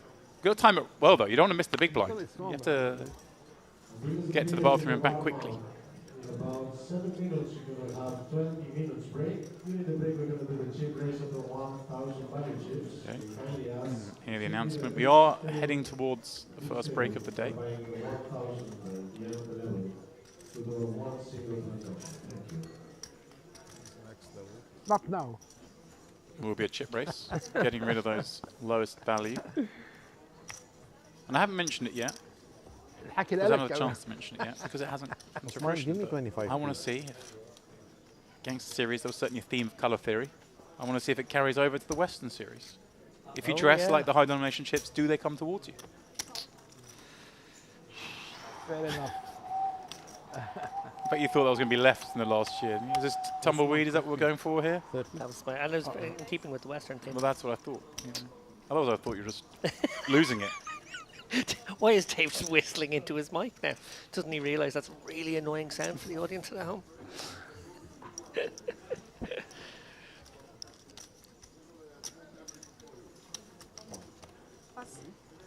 want to divide it? Yeah, we'll do it. Like we still have time. No rush.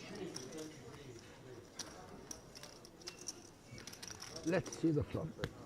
As we play what may be the ultimate or penultimate hand of this session. I love this. So King Dark's limped. Haspani ISOs the button. And Haddad just goes, okay, let's see the flop. Sorry. Flicks it in, just completely discounting the idea that King Dark There's never a back raised. raise. Okay, take your time. Almost disrespectfully so. I'm looking for chin chips. Had in great shape, dominating King Dark. And there we go. They each catch the kicker. Haspani, the one doing the front running, does have the faintest of equity here, of course, with a 5 working. With Diamond, look at this, Haddad himself going for the honesty line. I Sure, think we're King going Dark. to see Dark fold at this point. Yeah, I mean, we've got a pair, we've got backdoor hearts. I kind of like this lead from Haddad in the sense that he knows Haspani is going to be super wide. He kind of wants some protection. And with King Dark in the pot, just kind of makes everyone play that little bit more honest, I think. Oh, there was the gin card for the man who just folded. Yeah. So if Haddad had checked, 12. we'd be now facing a lot of action. Is he gone? 42. Come on. He bet 12. 42, not 42. I think we got a quick call of the 42. No, I think Haddad bet. Push, push. I think Haddad announced Check. 12 and then got raised up to 42. I'm sure I heard him say the word 12. Okay. And then the backdoor diamonds would have got there. And now Dark. You said check. Well, check. I don't think Haddad can fold in this situation. No, bizarre. This is a spot where he could have just checked back. We saw it before with the 4. He went for value. This 4. 4. Check. لو كفيت بالهاند King 5 of diamond. throw the book out the Thank window. you. شكرا جزيلا. MPO. Button good. Thank you so much. Yeah, could have just checked that one back. Kind of set himself a showdown price on the turn with what I think was I think it was 12k and then I raised to 42. ريحة ضرب ايه. بجنن. لو كفيت انا لو شفت التور ما بكب انا بقى. Yeah, هدية that's 5% funny. معي. Would have loved to have seen that turn card and then that river would have followed. انت من ايدك. I think that's the conversation going now, perhaps. Would have had you. واذا ضرب هو ما بكتب له بيشتري باك دور عليه. Gentlemen, after the break, you're going back to your table. We'll do that. Table 5. Okay. The table or the table 13. 20 minutes break, right? 20 minutes. So a 20-minute break coming up, probably at the end of this hand or the one after. Players being told to go back to their original tables. As we make way for that feature table we previewed there a moment ago with Mustafov, the centre of the picture in the 5 seat. When we return,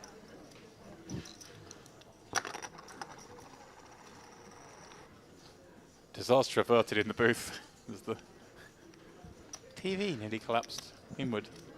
in fairness, it's being held up by a piece of sticky tape. So, I think now it's slanted the way that's safe. yeah, might actually accentuate that. As Paddy Chuck probably just kills the remaining time on the clock Yeah. in this level. 10 away. Well, he's done everything right so far, Paddy Chuck. Only played 2 hands. Incredible cockroaching performance, it must be said. I mean, that's high praise from the master cockroach. Yeah. And he's kind of got a good table in the fact that King Dark is having a lot of actions. He's limping in. We're seeing multi-way pots. We're therefore seeing multi-options each board. It slows every hand down because we're going to a flop a lot. A lot of tables will not be seeing many flops. We're seeing a very high frequency. This is just great for Petachuk all through. And the fact that you see they've only been 37 hands on this table in what is effectively 2 hours of play, almost a couple minutes shy of that mark. Yeah, and from what I remember, we're normally getting 45 to even 48, 49 hands in sometimes in these sessions, so it's quite a lot. You'd certainly be expecting over 20 an hour for sure, I think. 9. Yeah. فيها.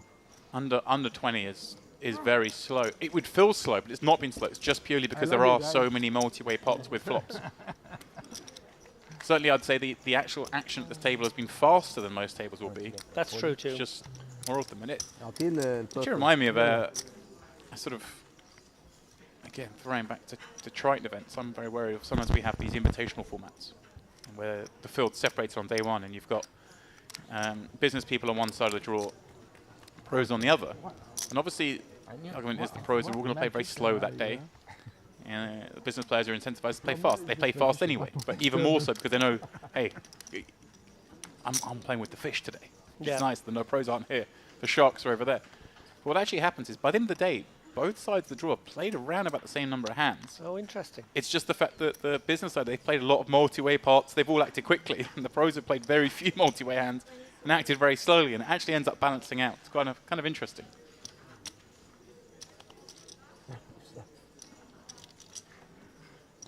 Certainly the case here. If players were taking their time at this table, we would have played far fewer. We see there again another snap action from King Dark, flatting Nigbolu's open with 9-7 offsuit. Hasn't seen a hand, he doesn't like this man. No, we have lost a player on the outer table, so we're down to 62 now. It did seem frozen on 63 for the best part of 20 minutes there. So maybe, just maybe, these players are a little sensitive to the adjacency to the min cash now. I mean, you still have to lose sort of over 15% of the field to get into the money. It sounds closer with Tony Way, but in what is, for merit, a smaller field of 440 odd players. Well, Padachuk's exiting stage left. I think this will be our last hand, and it's likely to be a quick one here. Nigbolu. You say that. Probably going to I was going to say probably going to fire out a little c-bet, but he doesn't on the ace 3. Right. 6, 8 turn. What kind of hand are we giving him here? Are we giving him like kings? Is that? With king queen and king jack, would you not just fire against super wide range? I think even kings would want to bet because your opponent can have a 6 and a 3 as often as he has an ace. 65. But I wonder if that's... Maybe it is an ace king and he's actually decided to be trappy. Yeah, again, weird. I'm just surprised to see him ever check this board. So I'm thinking, what's the hand that's most keen to check this board? 65. Probably kings. King Dark possibly has a raising candidate. His opponent maybe has capped himself a little bit with the check flop. He's announced cool. That's called though. And yeah, with a draw to a very nice hand.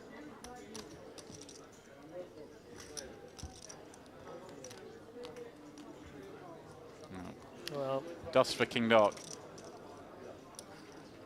Nigbolu with the best hand, with just that solitary card. if he checks here, one wonders if Dark pulls the trigger. And the funny thing with Dark is he can actually, we've seen him keen to value bet very thin in the past. So if he was checked to, I'm pretty sure he'd still bet a 3 if he had one. Does feel like kings now with Nigbolu coming for small value. Firing out about 45% here. And King Dark actually only has one play if he's going to make one. And that's to raise with 9 high. Lets it go. And yeah, let's give Nigbolu kings there for the last hand. Makes the most sense. And these guys are going to go on a 20-minute break.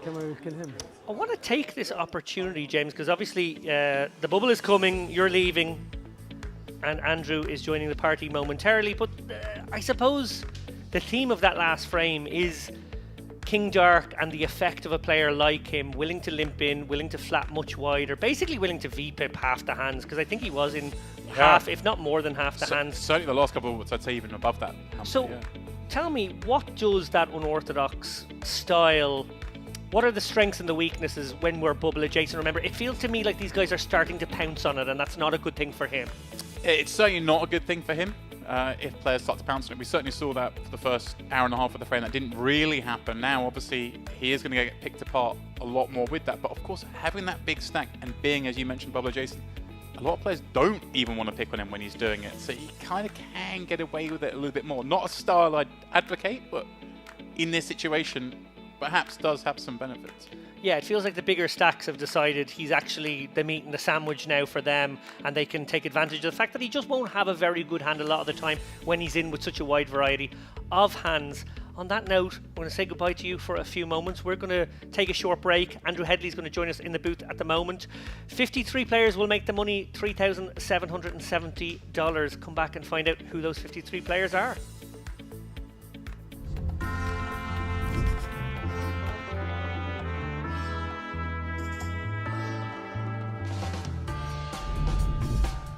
Hello, hello, beautiful people from sunny Cyprus. The Merit Poker is calling, and we have the very first series of 2024, the Western Poker Festival. 4 million in guarantee, and action has started. Let's go. We have first major tournament of this event, warm up with 800,000 guarantee. Everybody is welcome.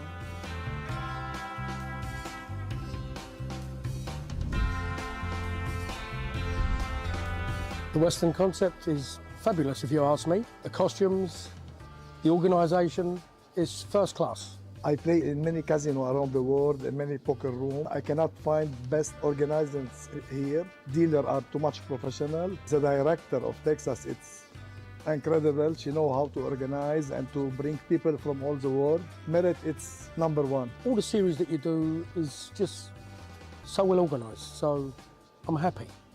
I'm happy to be here.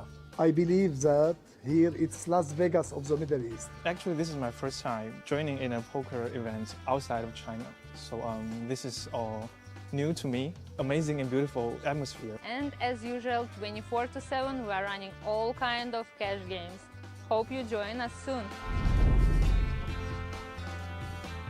For me, I think it's really enjoyable to see the dealers with the hats. I think it's really amazing that a tournament has a theme. First exit, I'm getting such a good price, but yeah, I'm with you. I think maybe he's thinking, hey, it's like, I don't really want to limp with this. I'll just throw it in there as one of my raises pre. Yeah. Made it pretty healthy, 3.7. Maybe just go a little bit bigger with the hands like that, that hand pass in the open raises for small, giving you 100 points deep. He's like, what he's talking about. I think it's okay to give it a little go. As I always say, keep doing it till they make you stop. Yeah. To you when you play out at Setting up the stool early. Yeah, but now I feel sleepy. It's the morning. Okay. Glance up at the clock there from Padachuk. Yeah. Come back at 4 o'clock. Like you say, very consistent. Just taking a non-egregious amount of time each I'll time. be on fire, Must don't have worry. a number set in his mind.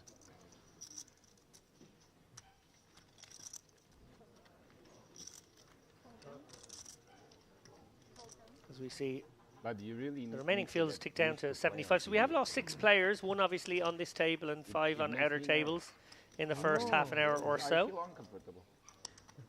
I'm not going to assume that Pedicic's doing this. I'm always lying to my sort of friends, 15, telling them 20 I'm seconds. playing very Must have a good. number set in Now his mind they each see time. how I play. That'll also be the time at which he makes They're like, the VPIP. you played like the I'm last going time to assume he's going to be I was here consistent for in 2 that, hours. which is why They're he's like, well, what do you do? trying to pick an exact time.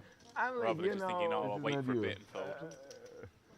He's I choosing tried to specific explain times them. that he does I play. said, listen, There's it's no tell to be different. On had. the TV table, Just everybody's nervous. You can attack, and everybody put all in on me. Every Battle bet I of made. the straight draws here. Tomatsu with You think that? I played like a The total good idiot end, and they're King like, Dark was "What very you much do?" the ignorant end, but he's going to pounce upon this you play paired different than 6 cash on the game. turn, which I actually Yeah, really like. He's going to get the call from Tomatsus. Interesting now, will he follow through? Well, we know it will be a disaster if he does. Surely he will. I mean, not to imagine firing with this hand and then checking it back. River. Yeah, going to try and get some pocket pairs between the 6 and jacks to fold. Probably can't get a good jack to fold. I actually like this. He's gone pretty small, 44, so he's sort of trying to make your side bet. the heart draws fold that might be in For there. the entire time we are on the Obviously, TV table. it's kind of a scary card and they because will the not, will not say one 7-8 obviously got there. 8-9, 9-7. I think they check calling turn, but This man silent mode. All time. It's a bad bet. You already lost. Kind of a tickle race. Well, even that is very hilarious that he says that. I love interesting it. now, will I made King him Dark talk. decide He that said this is a little it's bet. fishy It's and not try his to bet. come with the re-raise? Or maybe he Certainly say all making in. no snap decision to give up on this one. Obviously, we see that Tomatsu, is, while not nutted, very, very strong. Good start for that man. Which place you finish in the main? I mean, On a all serious? non-9 river, though, that line was probably... Care of it. 20.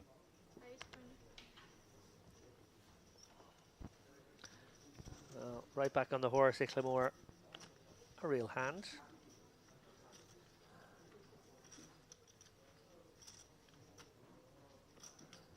Paddychuk gonna spend about 13 seconds contemplating Doyle Brunson here. We see a snap flat by King Dark right behind here. Actually legitimate holding given how deep these guys are. Ace-3 suited plays and functions very well as a flat here in position. Doesn't mind too much if other players get involved. It plays reasonably well multi-way.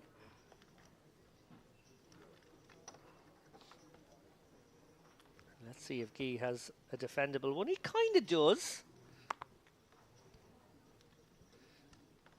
He is smothered here. Heart's no good, but he won't know that, and suitedness does sort of drag you into a pot of this nature. Certainly as well for the minimum.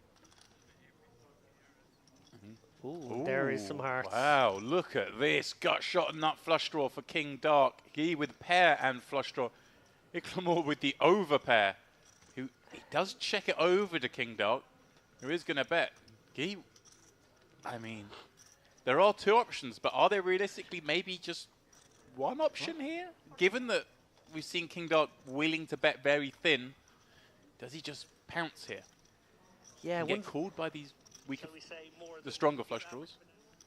And if he finds a raise here, which he may do, puts Icklemore in a pretty tough spot. Looks like he is just content to carry on with a call. And now, does that mean Icklemore comes in with a check raise here with the overpair? Very vulnerable hand, but no, he's content to go. I'm kind of surprised with Guy in there that he didn't just kind of check raise and not find out where you are, but you get the idea. Oh yeah, it's so hard to navigate when you don't like any turn card. Actually, he's got one of the best ones, I suppose, that he could have asked for. It is possible he has a 4 in his hand, but certainly possible. But I think Icklemore's found. Oh, and how is suddenly the way this board is run out? We're going to have a very small pot. I thought we were going to have absolute fireworks there a moment ago. He certainly may have check raised this flop. It would have been very interesting for Icklemore from there.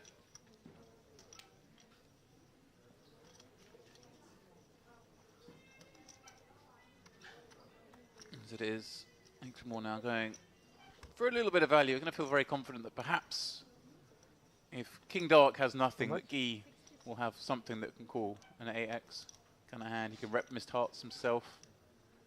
Those backdoor diamonds materializing, but I don't think there's too much concern about those.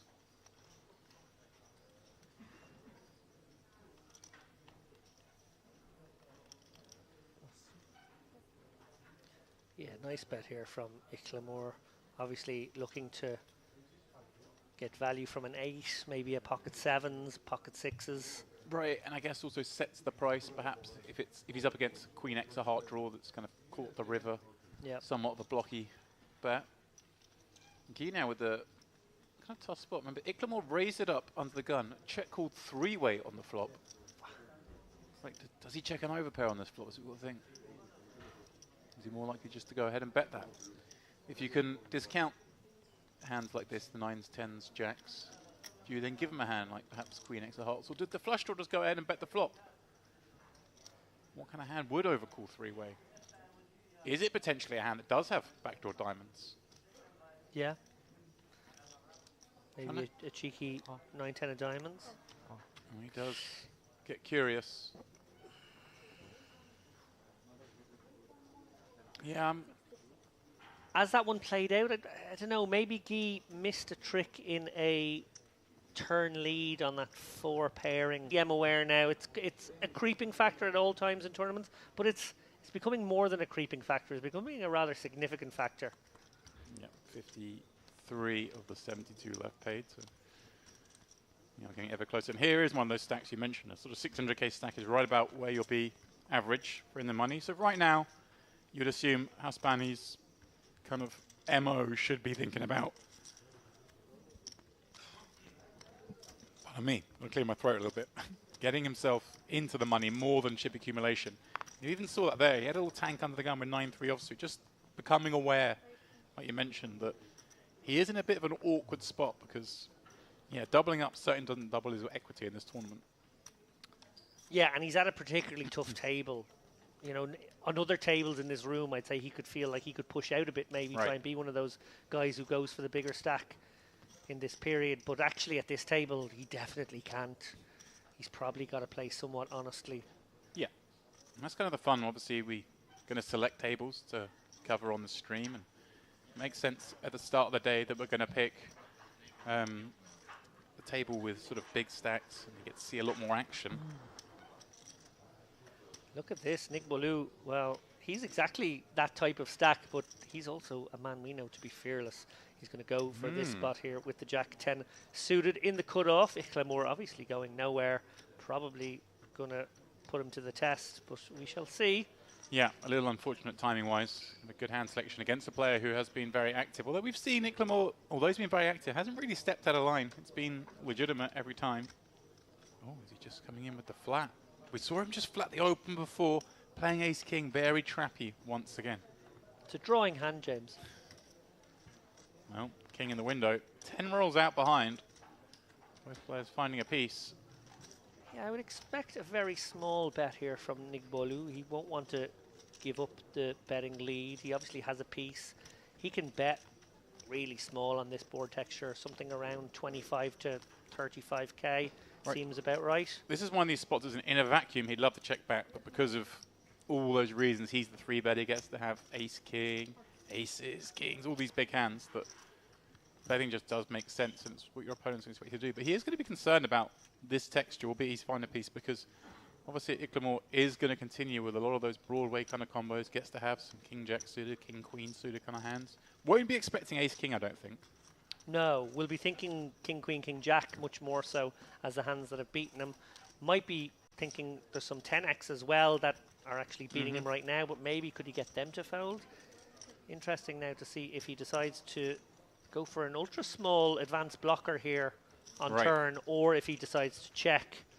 He is going to take the latter route, and we shall see what happens. Wow. Well, this is an interesting one now because we can see Iklamor has smashed it, made top 2, but this is exactly the kind of card that Nick Bolu will surely turn Jack 10 into a bluff with if he's given the opportunity. Obviously, we can understand temptation here. It looks like Iklamor wants to just cut out a bet, but I'm kind of surprised because I think you do look like you've got king, jack, king, queen kind of hand here, and your opponent is going to bet an ace in the situation, you would imagine.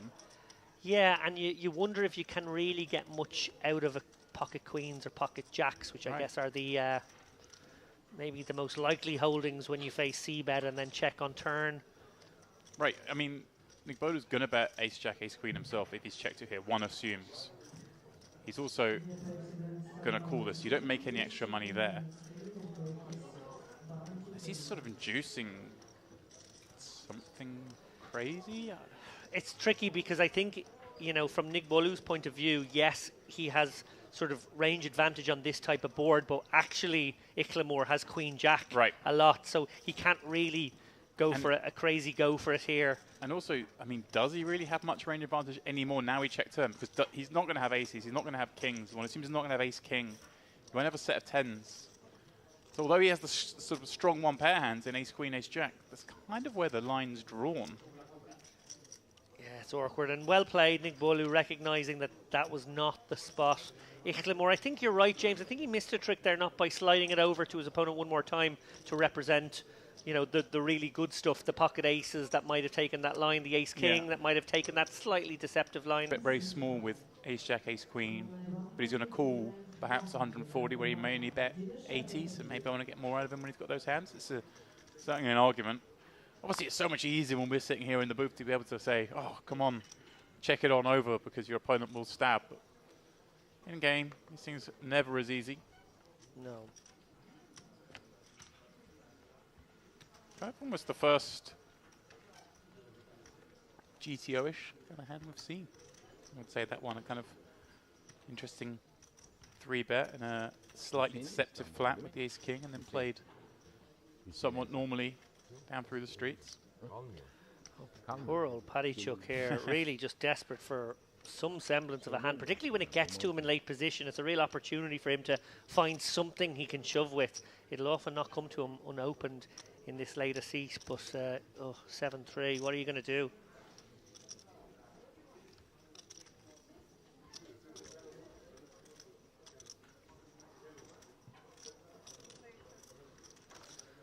Well, action is all around to Tomatsu, who's going to 3-exit here with the ace-deuce. Definitely going to have Hasbani play back in some form or another. It looks like a flat. Yeah, like there's 1.1 million stack, kind of leaning a little bit on the 600k stack. Obviously, still 60 effective, but as we keep mentioning, we are creeping towards the money. Hasbani is somewhat dissuaded from playing hands. Yeah, and Tomatsu obviously with the deuce pairing, but importantly the ace of clubs in hand as well in this spot. He's gone very small on a board that, you know, I'm not against small bets in these situations, but the Jack-8 coordinated 2-club texture of it tends to lend towards bigger bets. But if we are going to bet small, it seems like doing so with the deuce is the combo that makes sense, and finds himself aces up on the end. Yeah, I thought we found ourselves one of the most action turn cards possible, but it actually very quickly went check, check, and now ace of diamonds on river. Hasbani, non-believer. Wow. Calls with the nut no pair. Wow. As played, I do strongly feel like Tomatsu could have been valuing a jack there as well. Could have. And, well, we could see the exact same route again. We do. I wonder how we've not come across King Dark in previous streams. Yeah. He certainly is a player that's going to lead to more exciting action on tables. As you say, right now everyone's just happy to let him limp in, not ISOing, but here we go. Hasbani ISOing, but to a size that never elicits a fold. Which is kind of an interesting strategy, right? Yeah, and I don't hate it. It actually reminds me of how I used to play poker in 2008. When you'd play sit and goes, and there'd be a fair amount of limping going on in those games, and you just really want to take control of the pot, and you know that your c-bet will work an awful lot because they'll just miss 2/3 of the time, and you'd be in there with the ISO with the 10 jacks and the jack queens and anything really. Welcome back to the Merit Resort and Casino on the picturesque coastline of North Cyprus on a clear day. They say you can see Turkey. You'd have to reverse that picture around though, it's the other way. This is the warm-up event, day 3. I'm David Lappin, your resident Butch Cassidy, alongside Andrew. I'm going to call you the Sundance Kid Headley. Wow, the Sundance Kid, coming in hot. We will be bursting the bubble in this frame. I'm going to just put that out there now. It's definitely happening, guys. And I suppose my question for you, Andrew Headley, because you've played a lot of bubbles in your career, what can we expect to see as we approach the money? Going to see the normal sort of trends develop, David, I'd suggest. I think we're 9 off the money. You said something to me like in the that, break. yeah. as normal, really, you're going to have the short stacks. Going to have a lot of tough decisions, I would venture. I would venture, David. Yeah, you're going to see a bunch of tanking probably from the shorties. Going to see the big stacks, of course, looking to abuse that money bubble. And the middle stacks is kind of the trickiest to play. They're sort of handcuffed. You're going to be aware that if they open a pot, they could be put to a decision for their tournament. So yeah, lots of little wrinkles for each stack size to navigate, David, as we approach the bubble. Yeah, and we've got an interesting cast of characters, it's got to be said. Faradin Mustafov, one of the most familiar faces to this poker room. He's made his name on the Triton scene as well in recent months and maybe the last year or so. Yeah. He's right there, middle of the pack. There you see him. Oh, he's got 1 million chips. In fact, that's not middle of the pack. That is 4 of 9 on this particular table, but way ahead of the average. Average right now around about 600k. So bear that in mind here. We found another fairly stacked table for you guys. Akimov obviously top of the pile there with 1.5 million. Goo 1.4 million. Faradin's got around about the 1 million mark, and we do have a few short stacks. So we have exactly those kind of people you mentioned, Andrew. People who can be picked upon. Yeah, it really is tricky being the middle stack. One of the toughest things, you know, when you're short, you can sort of just very much play old school fit or fold, so to speak. Look at your hand and think, right, is this good enough to go with, as we are, you know, very close to the money positions. But these sort of 30 big blind, 25 to 30 bigs, very tricky, so we'll see what happens. Yeah, I noticed on our screen there, just for a fleeting moment, Capiello, very good player. He's going to be one of our cast here for hopefully the entirety of the 2 hours. Wishing no ill upon any of these guys, although it would be surprising if we didn't have at least one bust out on the feature, given that we've got 7, 8, maybe even 9 more to go. Yeah, and right into the action, David. Akpas with one of those middle stacks we just referenced. See, he does have the Queen of Hearts. Don't see his side card as of yet. Akimov, of course, very comfortable opening King 10 of Hearts off 100 bigs. Mustafov going to complete with the 7-8 suited. Take a stab at what that side card might be. You know, +3 opening, you're flatting hijack. There won't be a lot of flats from the hijack there, it's got to be said. So you probably need the ace-queen, perhaps. Yeah, sometimes, very occasionally, yeah, ace-queen, maybe a queen-jack of hearts could be in there. Some king-queen off would be starting to get a little dicey as we approach the money, as we see Akimov flopping huge trip 10s. And Mustafov here with 8 high clubs. Pass reaching does continue. Is it possible he has queens? Not impossible, as we say, with that money bubble approaching. Can just have a hand like ace-queen here, David, as well. Gonna have to call 1 here, right, against a big stack who's gonna be perceived to be trying to run over the bubble. We are gonna call 1 in position. Very interesting decision point now for Mustafov. You know, you're not thrilled going 3-way here, David, right? Can already have dominated clubs. Looks like he's raising. Very interesting. Makes 150k. Dreamy situation here for Akimov. Obviously feeling like Mustafov, while he might have flush draws, will also have some inferior 10s a decent chunk of the time. Yeah, we do see, you know, raises very often on these paired boards. I kind of like this. You know, we can see that Akimov, of course, has a 10, and this is, of course, a worst-case scenario. But, you know, longer term, Akimov can just be betting small here, right? We are approaching the money. He can put pressure on both players. Of course, going to be very content to call here in position. Big pot, David, right off the bat.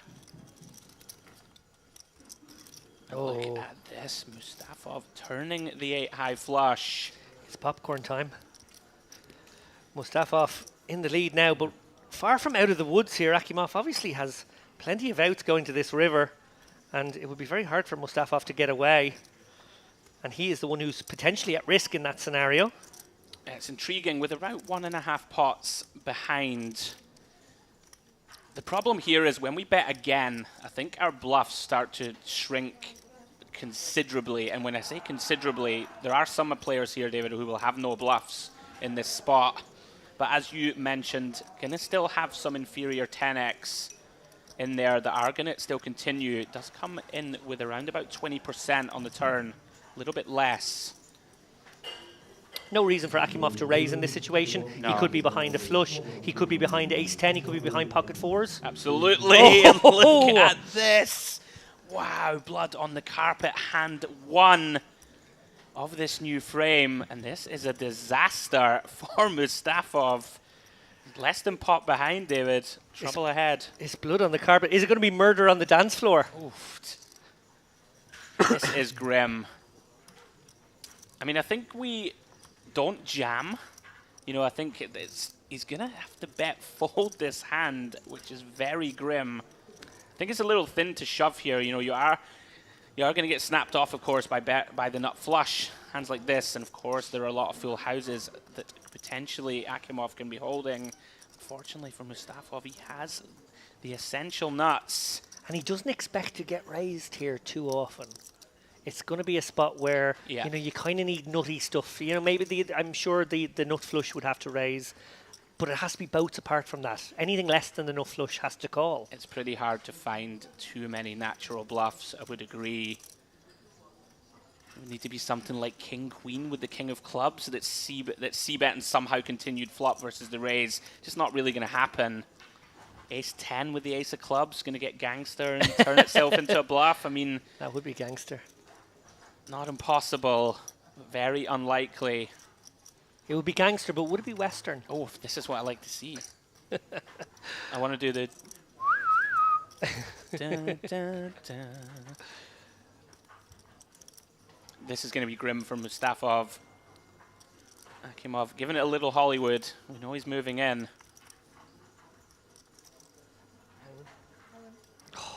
Mustafov, the heart sinks. Oh, it's pain. In a moment like this. Does feel like maybe you're getting sandbagged up against the nut flush all the way. Probably the more likely holding. King 10 a possibility. Pocket King's a possibility. Yeah. But probably feels more like a superior flush.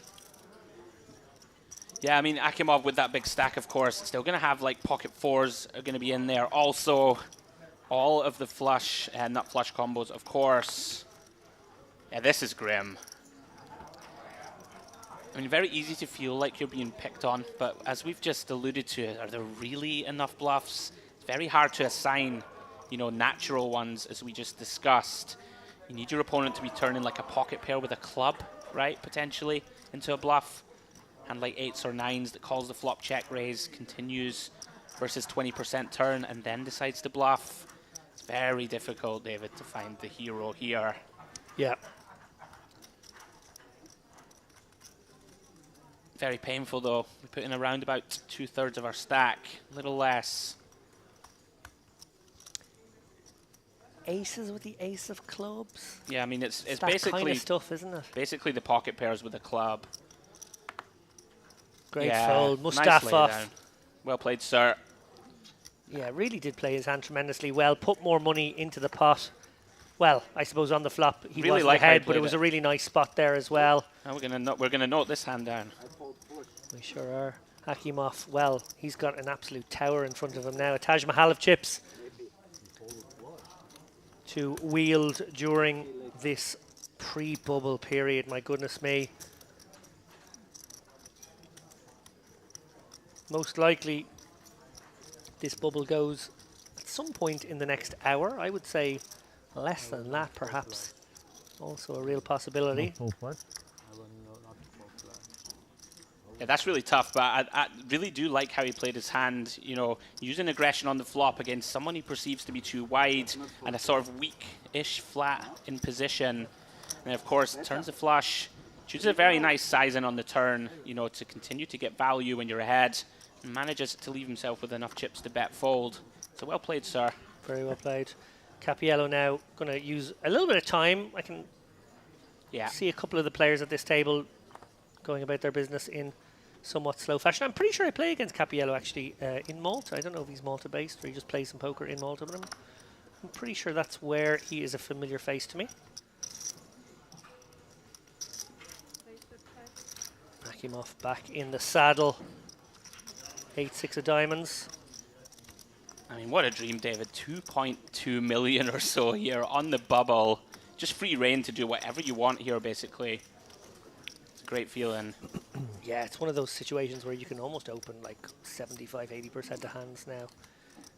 All but the total garbage, maybe. Keep a little bit of credibility back, but you know, really get after it here. Look to add 300 or 400k to this stack. Somewhat risk-free. Although here's a player who won't be keen to get run over. Gu, 1.4 million, more than double average right now.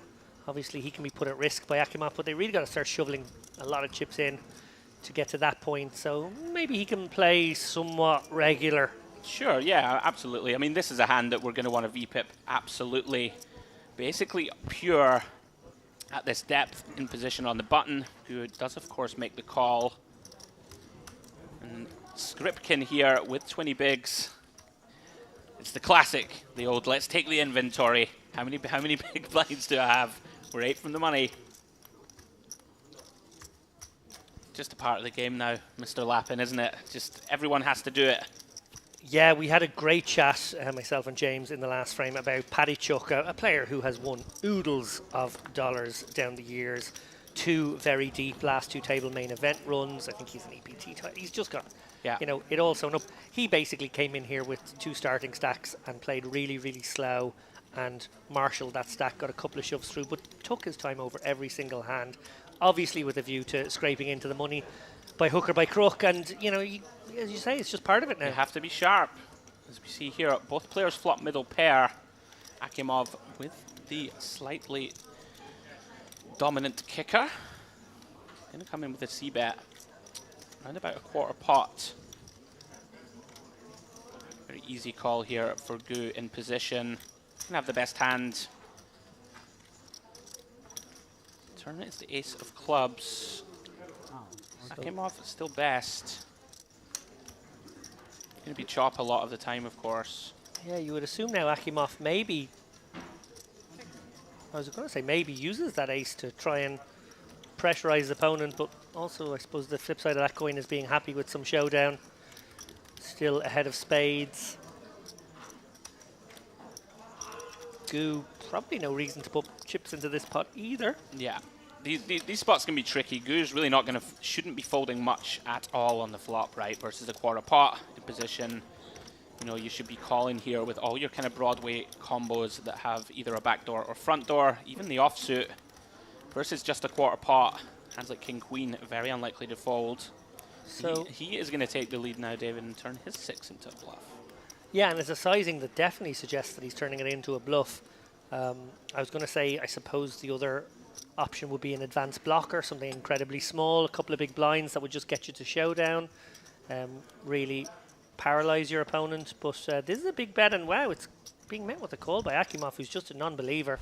Obviously, these guys may have set up an interesting dynamic on the outer tables already today. Very interesting. River comes backdoor clubs. Akimov checks it over. We can see that the kicker will play. And Gu can't really believe he's ahead here. Surely a front door flush draw bets again on turn. So he's thinking to himself, I'm up against a 10.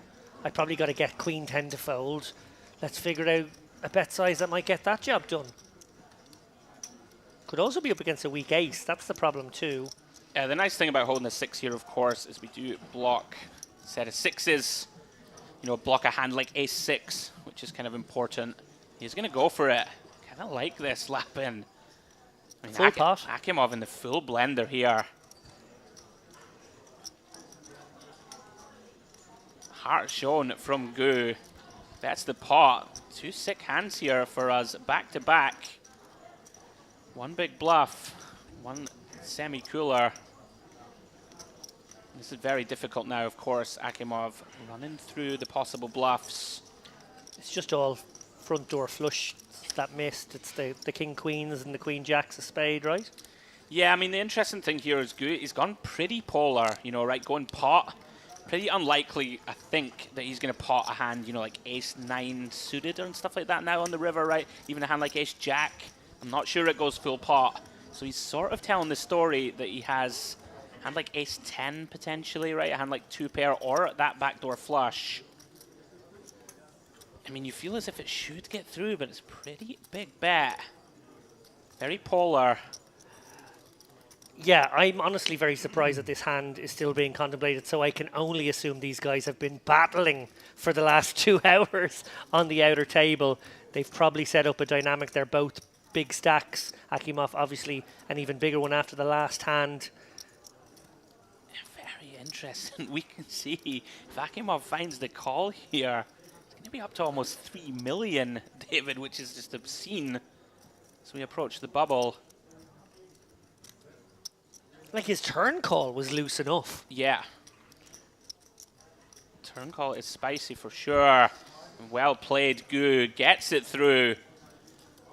Very nicely done.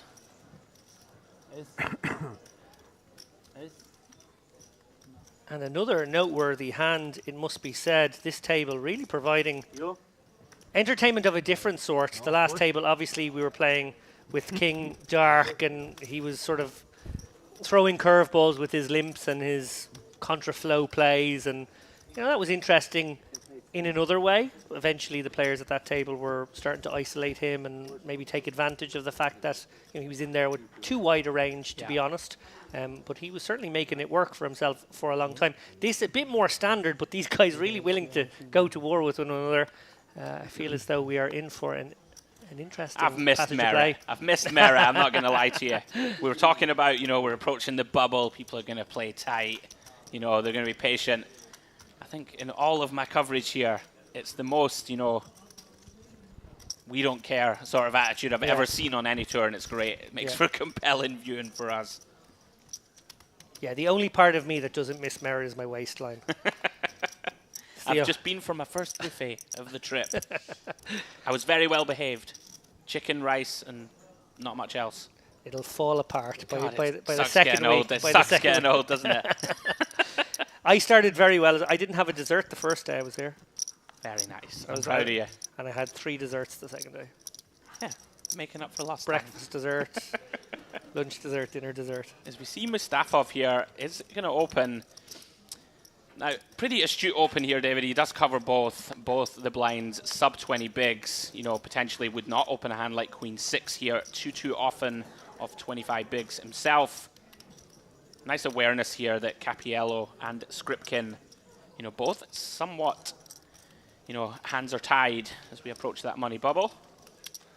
Do we know what the min cash is? It's kind of helpful. If it's only 1.5x, you might not play as tight. If it's more than 2. It's almost 2. It's 37.70. So, the guts of 2, which is relevant. I think probably we do expect them to be a little smaller, but because of the number of re-entries, I think they do like to, make it almost a double, because a lot of guys will be in for 2 bullets.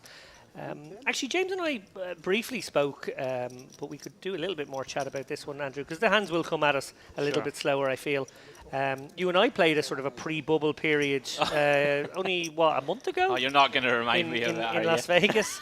And you got very unlucky, it must be said. And I did speak about how unfortunate you were against a sort of a hand combination, seat and villain combination that really didn't allow for anything other than what you did. Mr. Foxen, he got me. Yeah, the WPT 10K. Me and Mr. Lappin were on the same table, around about 60 away. Something 60 like away that, from yeah. the money.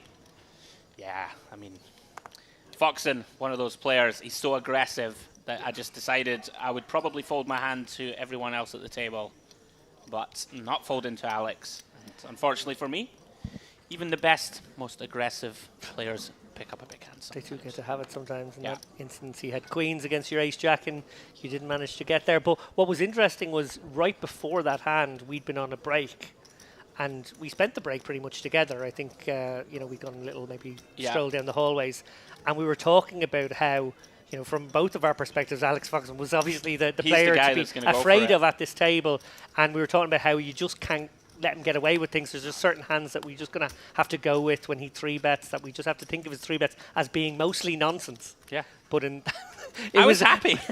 but then almost like the cruelest way possible, he does exactly what. And in my mind, the moment he 3-bets, I was like, well, I think Andrew's probably going to go with whatever he has here. And you do, and you get snapped off by the queens. Cruel game. Oh! Speaking of cruel game. Well, Skripkin, has he given himself a pathway to escape? No. By opening here? I don't think so ever. This is just grim. I mean, it's so grim. 20 bigs, pocket 10s, and like the big problem here, you're facing a villain who has 80 bigs, and is gonna be perceived to pound on us here. I like this non-all-in 3-bet from Basta. We should have quite a lot of 3-bet bluffs here against a stack of 20 bigs.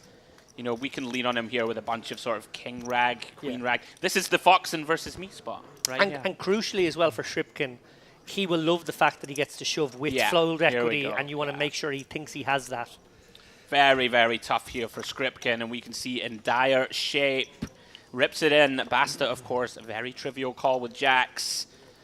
And a 4-1 underdog for his tournament life. Skripkin going to have to find a 10, David, or some kind of straight or flush. This is blank as it gets. King 8 deuce. No backdoors working anymore. Skripkin now down to one of the remaining 2 10s. Oh, help. King of diamonds on the turn. 2 outs once. Cannot find it. Very, very unfortunate there, David. Nothing to be done. No, really isn't. As we see him busting from our feature table, around about 7 players from the money. Very, very unfortunate. Nothing really he could do. And yeah, we lose Maxim Skripkin in 58th.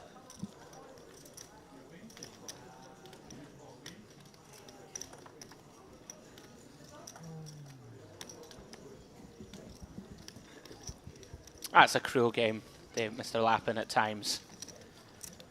You know, button versus big blind, I don't think we can get away from 10s here. I think it's just a little too strong. Maybe some other positions at the table. Absolutely. Sometimes it's your time to die. What a start, by the way, to this new frame. All 3 hands we've seen so far, super interesting in different ways. Yeah, you're not watching the highlights reel, guys. We're not on a break, and these are not the highlight hands. I know, this right? is the real thing. Brilliant.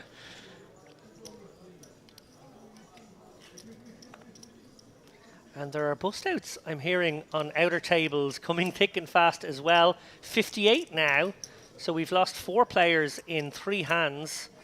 As we see Mustafov open up a real hand, this time pocket jacks in the cut-off. Capiello desperate to just, I suppose, what's the phrase, hang on grimly here, really. Doesn't might take a spot if he can be first in, doesn't have much fold equity on a reshove. I think this would be dicing with danger here off 11 bigs. Expect a slow fold. Yeah, I mean, as you've said before, Capiello, experienced player, just very aware that it's not much fun. I hate the bubble, personally, when I'm there and I'm really short. It feels kind of grim and grimy, but you just have to embrace it and, you know, use the appropriate amount of time. We've just had another bust out on an outer table. Yeah, they're flying out the door. Petleshkov shoved into king, so he has been eliminated. We see Akimov defend here with the king 9. 7-6-6. Jacks of Mustafov, still good. Very interesting here. We know that Akimov is aggressive, does have the type of combo that could consider some shenanigans. So we see the very typical sort of quarter pot c-bet size here.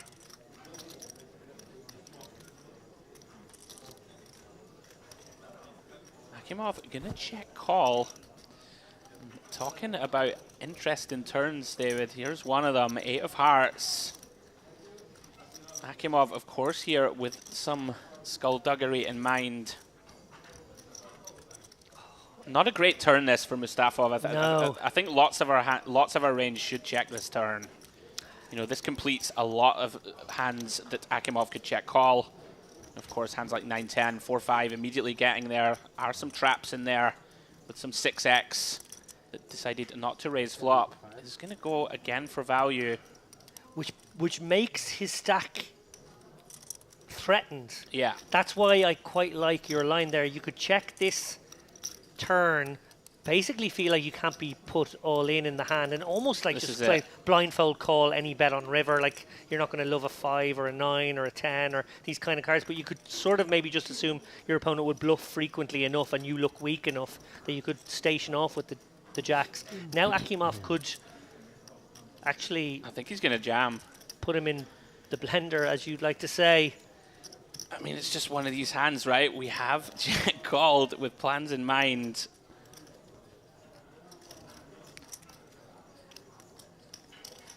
Into the tank he goes. Mustafov just doesn't have any 6x in his range here. Yeah, and here it comes. Sends him in, and it's so... Wow, he fist pumps it off! Mustafov. Fearless. Absolutely fearless. Oh my God. I think he knew where he was at. I think he knew that he was actually inducing all those semi-bluffs that were out there to go for it. That is a pretty sick snap call from Mustafov. Here we go, though. Akimov, 25% to bust him here. Big river coming. And it's just a 7 of spades. Mustafov with a very, very gangster Wild West snap call, should we call it. Fortune favours the brave here. Can I point out we had 2 bust outs during that hand. So we went from 58 down to 56. We are now very, very close to the bubble indeed. Incredibly brave stuff there from Mustafov. And I have an outer table hand to report on.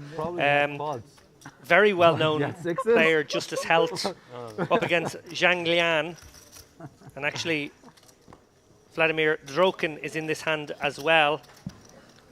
Lian raised to 30k in the cutoff before Helt 3-bet to 150k in the small blind. Lian moved all in and Helt snap called for 610k. It was a coin flip. Lian had 8s against ace-king.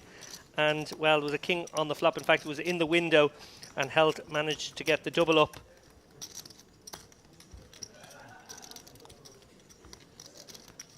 Drokin eliminated at the same time on another table. So he is one of our bubble adjacent bust outs.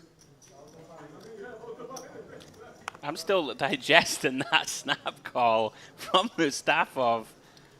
That's pretty bossy stuff though, when you just fist pump it off. He's just decided, right, I'm bet calling, and that is that. Very impressive, to be fair. You would expect to take at least, take a minute and just confirm your read. Yeah, well, I think what must have happened was, in that 30 seconds or so that he was thinking about what to do on the turn, I think he was deciding between check here and have to pretty much call off any river, or do I bet and snap it off? And, because he would have known he was opening the door in the way that he was, and he would have felt like, okay, well, what am I going to do? So I think he'd already made his mind up. Yeah. We see Capiello here. Does have a chip EV jam, pocket 3s, 11 bigs, but this is the type of spot on the bubble. We are 3 or 4 away. Very likely to just tank fold this one, I would suggest. Wow, is he going to raise fold?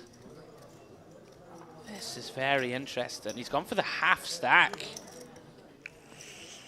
Right. With the pocket 3s. One thing working for him is he's going to be perceived to be incredibly tight here, I think. Akimov. I mean, this is merit for you, man. I never know what's going to happen. Pocket 3s here, you would think a pretty easy fold as we approach the money. Not a bit of it. Capiello deciding, I need to get one through. Does manage to do so.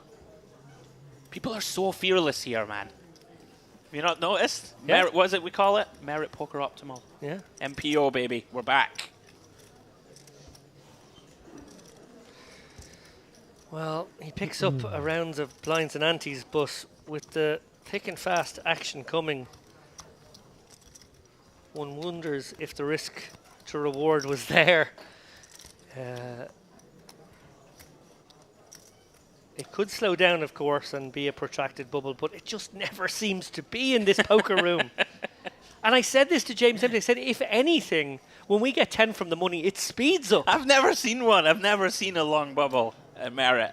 Part of the reason we love it so much. 55 now. 55 remain as JJ wakes up with 55.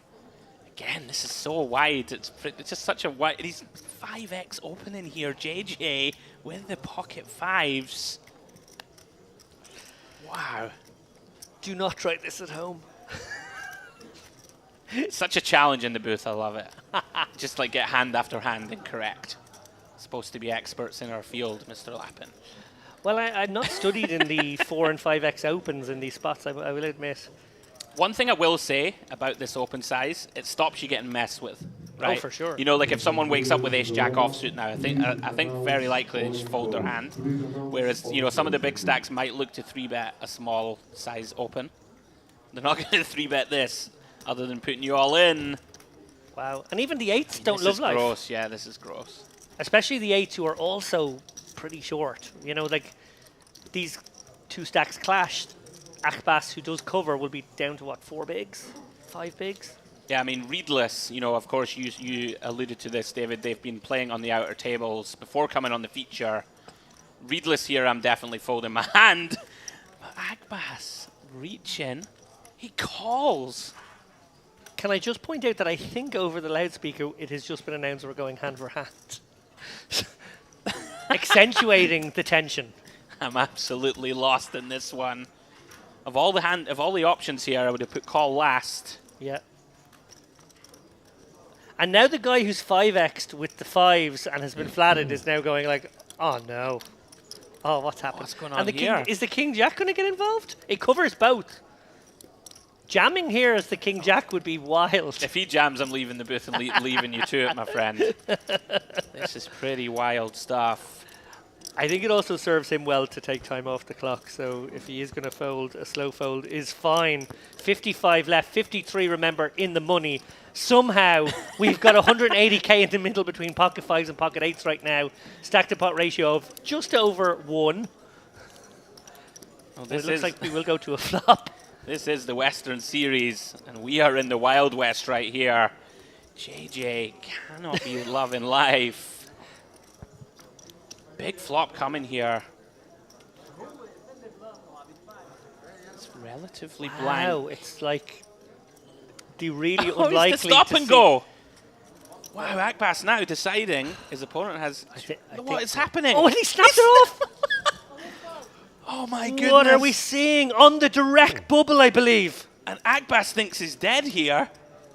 This is a wild hand at a crucial moment of this tournament. I think, Andrew Headley, we are actually on the direct bubble. I think there is another hand on an outer table that has also gone right now. I think this is potentially the bubble hand. As you see the big blind's facial reaction, looked at both players in shock. We've turned over the hands, right? We have 5s at risk. Oh my goodness, the my pocket word. 8s have a sweat. Very nice card. Deuce of spades turn. JJ, 23% to get there and survive. Can't do it. 3 of clubs, river. And Akbas there somehow makes the 8s work and gets a full double up, or just a shade under. He had almost the same size stack to start the hand. What a moment here. And that is, we believe the bubble just burst, David, with that madness. Well, we are definitely on the bubble. I think there was multiple hands taking place at the same moment, so we'll sort it out. We might find that there's a bust out on the other table. We might find that the person has survived on an outer table. We actually don't know. It's all happened so quickly, Andrew Headley. What has happened? I don't know what's going on. I thought we were in for an hour-long period of, you know, inching our way towards the bubble, and it just went bish, bash, bosh. I was thinking, you know, I've just arrived. Just arrived in Merit. Gonna have a nice relaxed frame, ease myself in, and then we just had 30 minutes of complete and utter madness. Oh, David, I believe we're going on a short break, is that correct? I think they're going on a short break. They might be just doing that little thing to balance up tables, perhaps. I've had to sit down. I was standing up for that. I think I might be having a small coronary. The action has been so violent. Wow. Well, we see the stacks as they are on this table. We're trying to take a breath now. Gu, 1.6 million. Akimov, 1.6 million as well. And Basta, 1.4 million.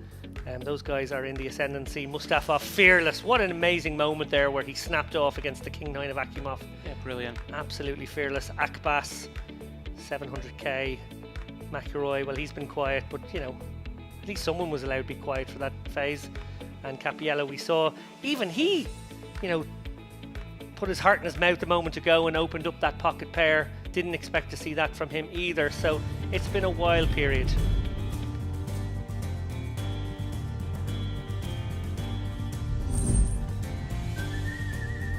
To play poker. Money. To ride a horse. Opportunity. For playing poker. For fun, to get money and to enjoy and experience. I think is making experiences. To get some wild.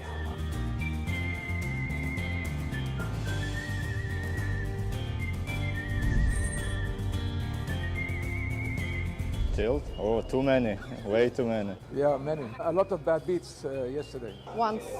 For sure once. The whole time, always on tilt. It's just my nature now. Tilt is not about me. I never experienced this feeling because I expect to win as I expect to lose. Tilt, I think 37 times. So many times, cannot count.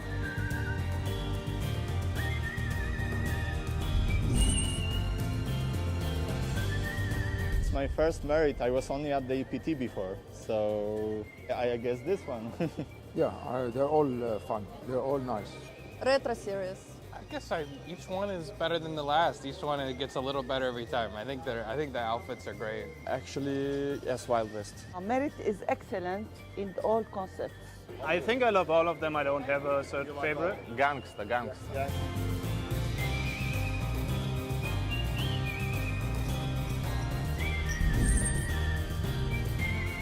Usually music, but sometimes I just scroll through my phone or watch some TV series. Right? Concentrating on the players and, you know, what's up and a few other things on the phone. I watch players. I watch the other players. I'm watching Spoke There's Something. I just try to not forward as much as I can and then I'm good. Good question. How do I keep myself busy? I either try to observe players or watch on my phones. One of two.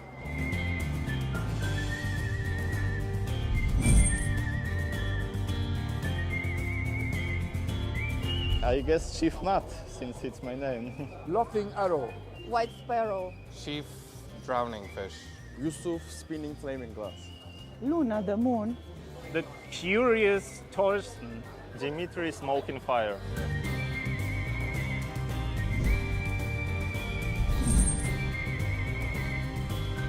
Ace on the River. Reading a bluff. How to stay alive. When you can't call and you can't fold, raise. Welcome to my salon. Be patient. Never put the chips in your pocket. Mastery.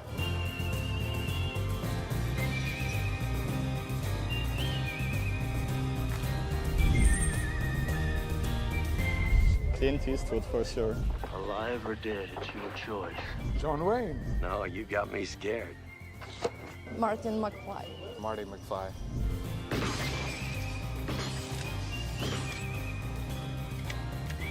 John Wayne. Clint Eastwood. John Wayne. John Wayne.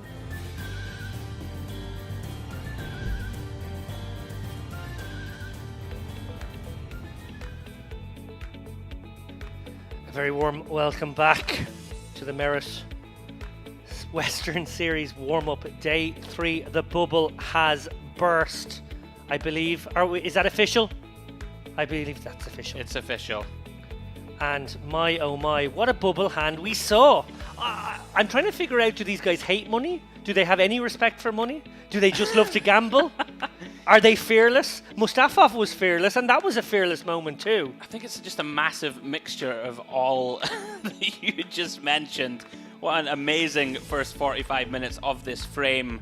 So several incredible hands, of course, none more so than the hand that just burst the bubble.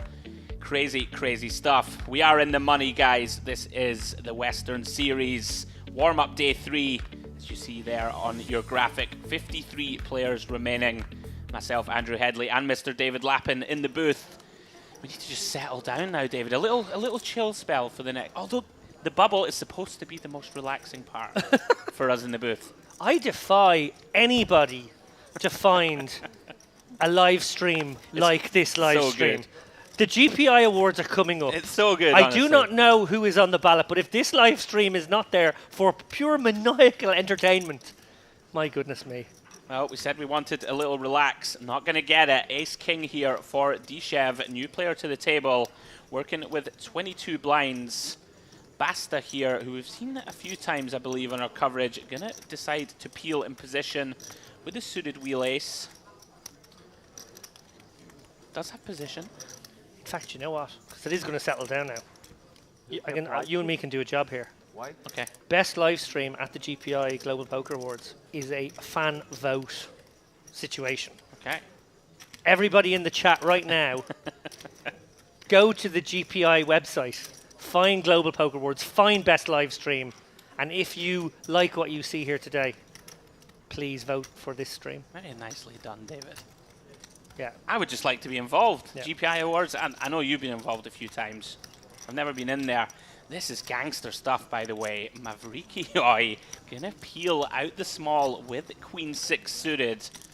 Certainly won't find this in any theory book. We go 4 ways.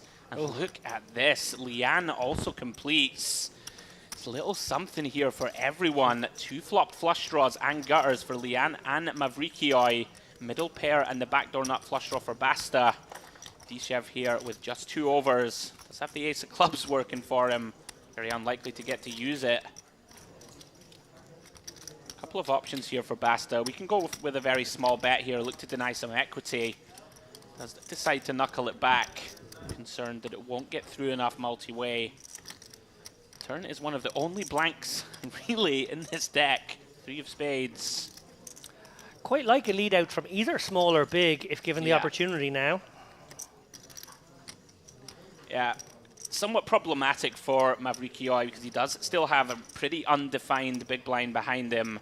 And, you know, the guys in position should be checking over pairs a good amount here on this wet texture themselves.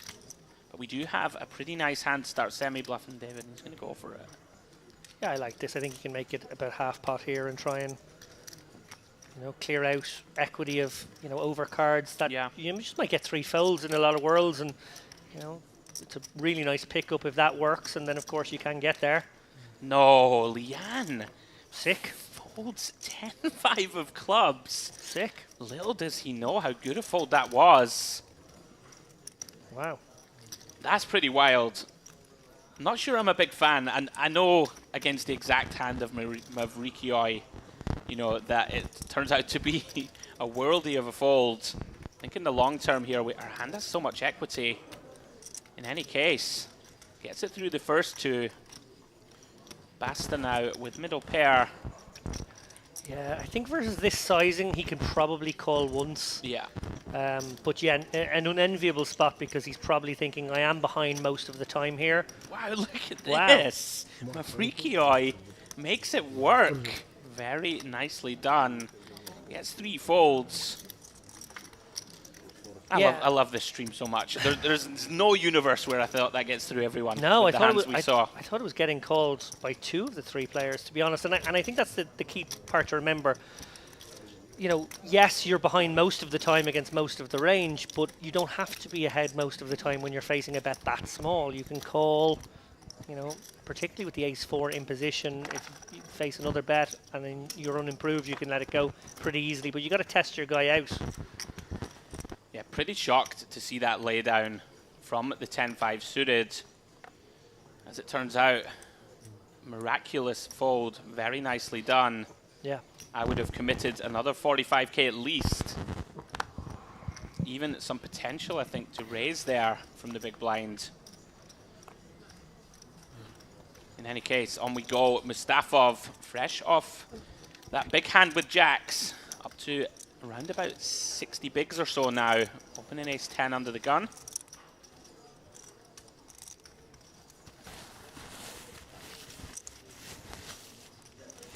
You never quite know what Mavrikioi is going to do.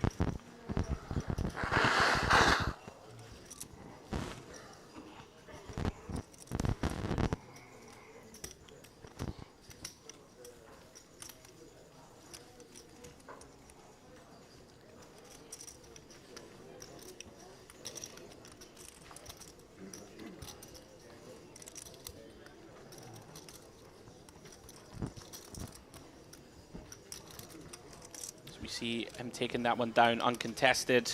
Just want to point out, Andrew, that for 4 hands pre-bubble, we bust 10 players. We've had, now this is the 4th hand since the bubble, and not 1 player has been removed. People do things the opposite way here at Merit. Play crazy on the direct bubble and then tighten up.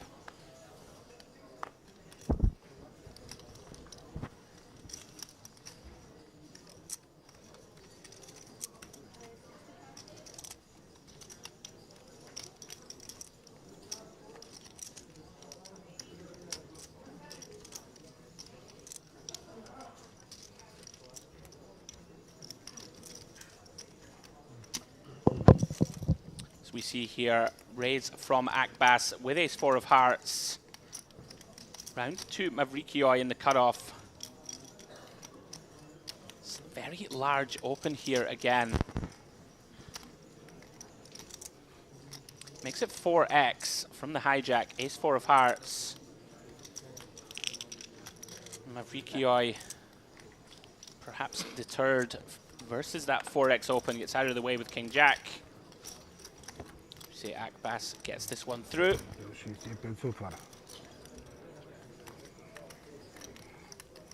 Lots of non-standard play, David, we've seen, I think is a good way of phrasing it. Certainly makes for compelling viewing for us here in the booth. Guys, if you're just joining, bubble has burst in the warm-up, day 3. Last 50 or so players here in our opening event of the Western Series. Plenty of coverage, David, coming up through the week. We've got the 5K high roller.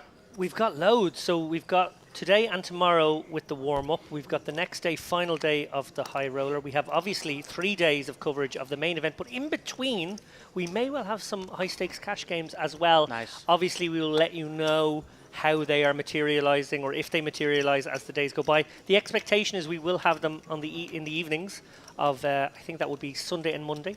Right. But we will let you know. Excited for that. If the cash game action's anything like as ballistic as our tournament streams, in for a treat. As we see Akimov continuing the aggression, opening pocket 3s, who gets out of the way with King 10. Round to Dishev, 10-8 suited, sub 20 bigs. Certainly going to be defending this one, David. Makes the call. Yeah, fine defend here, looking to pick up equity, and equity he has found. Yeah, one of the better flops for 10-8 of clubs. Of course, a pretty good flop for pocket 3s also. 7-6 deuce rainbow. 95k in the middle. Akimov going to come in for a third pot. Look to deny, of course, 2 random overcards. Not going to deny these ones. Dishev with the 2 overs and gut shot to the nuts. Does brick the turn. Jack of diamonds. 3s of Akimov still good. Can't know it. Although he may expect, David, a hand like a 7, for example, just to go ahead and run it here on the flop, I think, at depth. Yeah, to be honest, I expected the 10-8 suited to maybe just go with its equity on the flop. I know it would have been a big rejam, but wouldn't have been too surprised, particularly with that backdoor flush possibility as well. As played, he's obviously made his hand now. I think he would have bluffed a fair amount. Yeah, 100%. But now he can go for some thin value, and not really a great spot now. The obvious draw, the 8-9 has got there. Really just the 4-5 or the 8-5 that you're beating with the 3s. Well played from both players. Yeah, nice quick lay down from Akimov. And very welcome pickup for Dishev. Trying to keep himself above. We apologise there, guys, for that as well. But there's definitely a little bit of feedback. It feels as though one of our microphones and one of our players is maybe getting caught in the shirt lapel or something of that nature. I'm going to try and figure out what's going on there and reduce that feedback for you. Bear with us. So we see Basta with the pocket 10s under the gun, certainly coming in for an open here. He's playing almost 100 big blinds deep. We are deep. That is the thing about these merit tournaments as well. The warm-up be damned. It's basically the other main event. Yeah.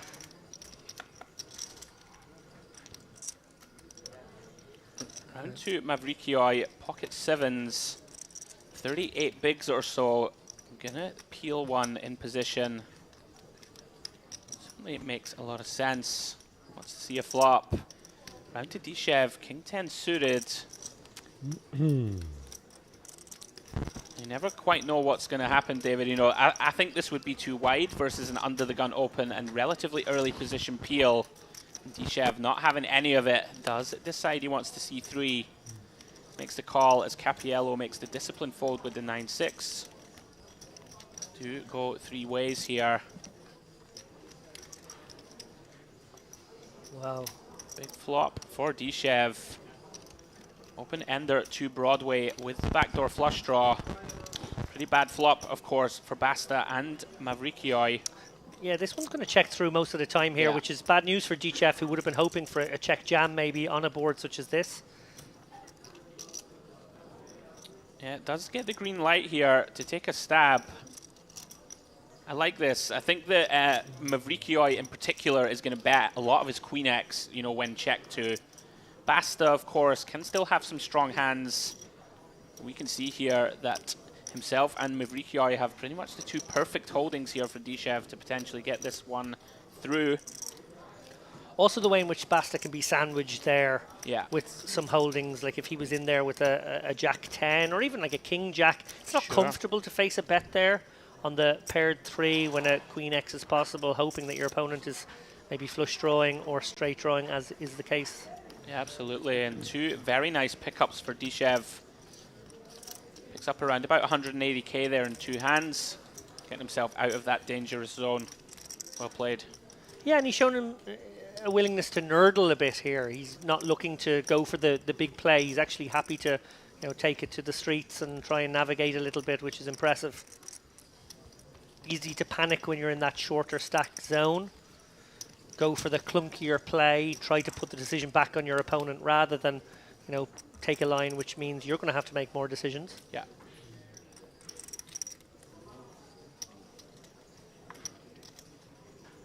Talked about this before, Lapin, the old jumper over the shoulders look. I don't have enough swag to pull that off, I don't think. It's kind of preppy. Am I right in saying it's a preppy look? It's kind of American preppy look? Kind of a fraternity? You just have to be so comfortable in your skin, I think, to sit there with it. You're just draped over the shoulders, you know, like, I've got this. We used to do a thing where our school jumpers would be tied around our waists. I can do that one. We used to do that one as kids. I do that now, walking through the airport when it's too warm. It was terrible, though, because you have to tie the arms end up with these awful wrinkles in them, so you have to knot them up. As we see Gu here with ace-queen, Mustafov getting after it, gonna 3-bet the ace-4 suited. I like this, making it 7 bigs. Gu gonna be perceived to be pretty wide off the big stack. Tricky spot here, they are pretty deep. You know, Mustafov starting this hand with a shade under 60. It's going to be a bit too much for ace-queen to put it in. A couple of options, David, I think. Normally going to split between call and 4-bet. I think our hand's way too good to fold. Yeah, I really like a flat, to be honest. That's definitely my default here. I think when you start bringing ICM into the game, and, you know, with 50 players left, I know the bubble just burst. I know there's been some ICM relief recently, but actually it's still very present in this tournament right now, and I think that pushes a lot of those splits into the more passive action. Yeah, I think that's very reasonable. Does make the call, Mustafov here with the betting lead. Pretty decent flop for ace-4 suited in the long term. King 7-5. Our opponent is going to have a lot of hands like this. Ace-queen, ace-jack, queen-jack suited types. You know, some pocket pairs that we can perhaps leverage pressure against down the streets. Look at that, Gu does decide to give it up, facing 1-bet. Very nicely done from Mustafov. He's been one of our big movers here, David, up to around about $1 million now. Yeah, he's got table presence. He's a real bossy kind of style. He makes his mind up early. He knows how he's going to proceed. Bluff, yeah. His sizings are lovely. Like, you know, for a guy who really does use brute force some of the time, he's also quite deft and nifty as well. Very impressed. It's no surprise that he has been bossing it on the Triton circuit as well. James Dempsey in the previous frame, hearkening to his 4 cashes in 4 Tritons when he was in Monte Carlo last year. Very strong. Remember, they are elite fields. Yeah. Like, yes, sure, there's a few whales about, there's a few soft spots about in that particular environment, but my gosh, all the best players are there too. They are, really are. Yeah, 4 for 4, very impressive. And yeah, we did see him make that very bossy turn back call with jacks within a microsecond. Back in the mix here with 5s from the hijack. Capiello still waiting for some lightning in the jar. Yeah. Very patient though. This is the thing though, David, the structure's pretty good, right? Like 1 hour clock, I believe, at the moment. Yeah, and it will remain until you have we sort of time, lose yeah. players on the final table. I think it goes to maybe 40 minutes, or it kind of chops, certainly Okay. post deals or heads up. I know it goes less, so it's a little bit flexible in that regard. But yeah, great structure, my goodness. Plenty of time for Capiello to spin it up. Yeah. See Mustafov take down another small one. Let me put it this way, it's going to take about 14 more hours of poker to get from 49 to 1. That's a lot of play. There's a lot of play. Very precise. How did you come up with? I've seen the future. Yeah. Keeping with the Western poker theme, it's Back to the Future 3. Oh. I've travelled to the Wild West. What a movie. I've seen what happens. Marty McFly wins. Brilliant. What is it? Film trilogy. Ah. Now, wait a minute now. I know you're a movie purist. Have you heard that they're thinking of bringing it back? Well, they can't. I know that but- Zemeckis won't let them but- until he dies. There you go. And it was you that told me, I believe. That's it. So, yeah. In the recent past, you told me this. On stream, I think, maybe at the last one. Might have been. It is true, Robert Zemeckis has said that he won't, over his dead body, literally, and they There we said, go. well, we will wait for that moment to happen, and then we will definitely franchise this bad boy for 6 more episodes. I hope they don't. It is sort of They perfect. will do it, though. It They is sort of definitely- perfect. Oh, and we spoke of Capiello waiting for his spot. His spot has arrived. 11.5 bigs. Pocket 8s. Will he chop his stack in half this time? Or will he just stick it in? No ladder jumps for a few more spots, so maybe just puts it in. Yeah, I think Pocket 8s is the type of hand that can go into an open jam range here. And he has chopped. He has decided to do it again. I guess the downside of getting flatted and stop code, if that is something that players are already showing themselves capable of doing, is offset against the idea of that. I guess if it goes shove, shove, shove, then you can toss your hand away. But you need a lot of shoves to justify folding 8s in that spot. You absolutely do. Does get it through.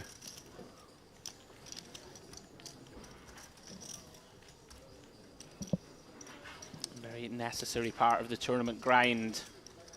Staying patient when you have around about 10 to 15 bigs. Gets that one through.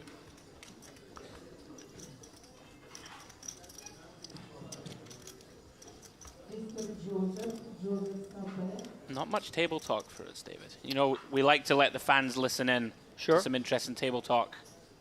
Stuck with us for the moment, I would suggest. Very beat, stoic table. Bad beat for the fans.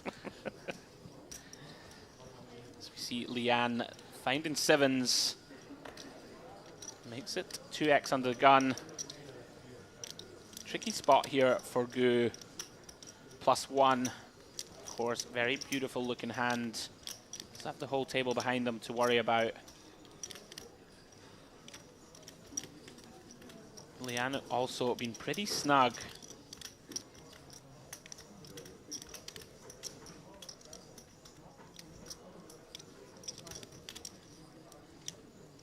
Gu here in the tank.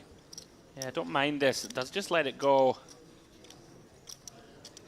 Perhaps conscious here that under the gun 1, so many players behind, could just get squeezed out of this pot.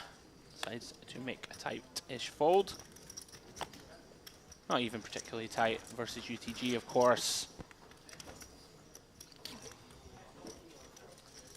Round 2, Mavrikioi. Suited ace-4 of diamonds. Certainly more than defendable.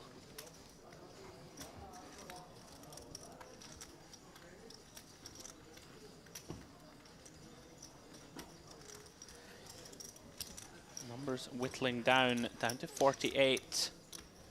And about 10% of the field remain. So we see Mavrikioi here make the call.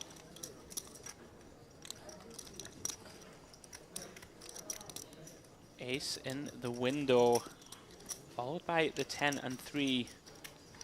Takes the lead here against Leanne.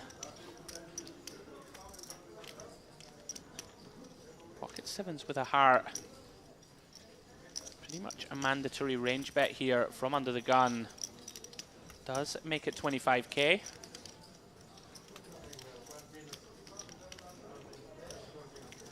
To fold out 2 random cards. Of course, Mavrikioi going nowhere.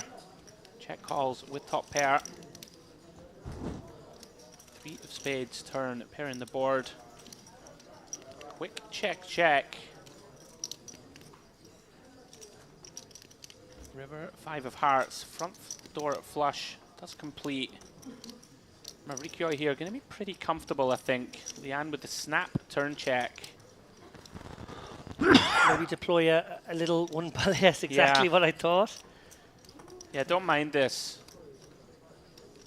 1.5 blinds from Mavrikioi. You can try and extract some thin value with the block. About 20% pot.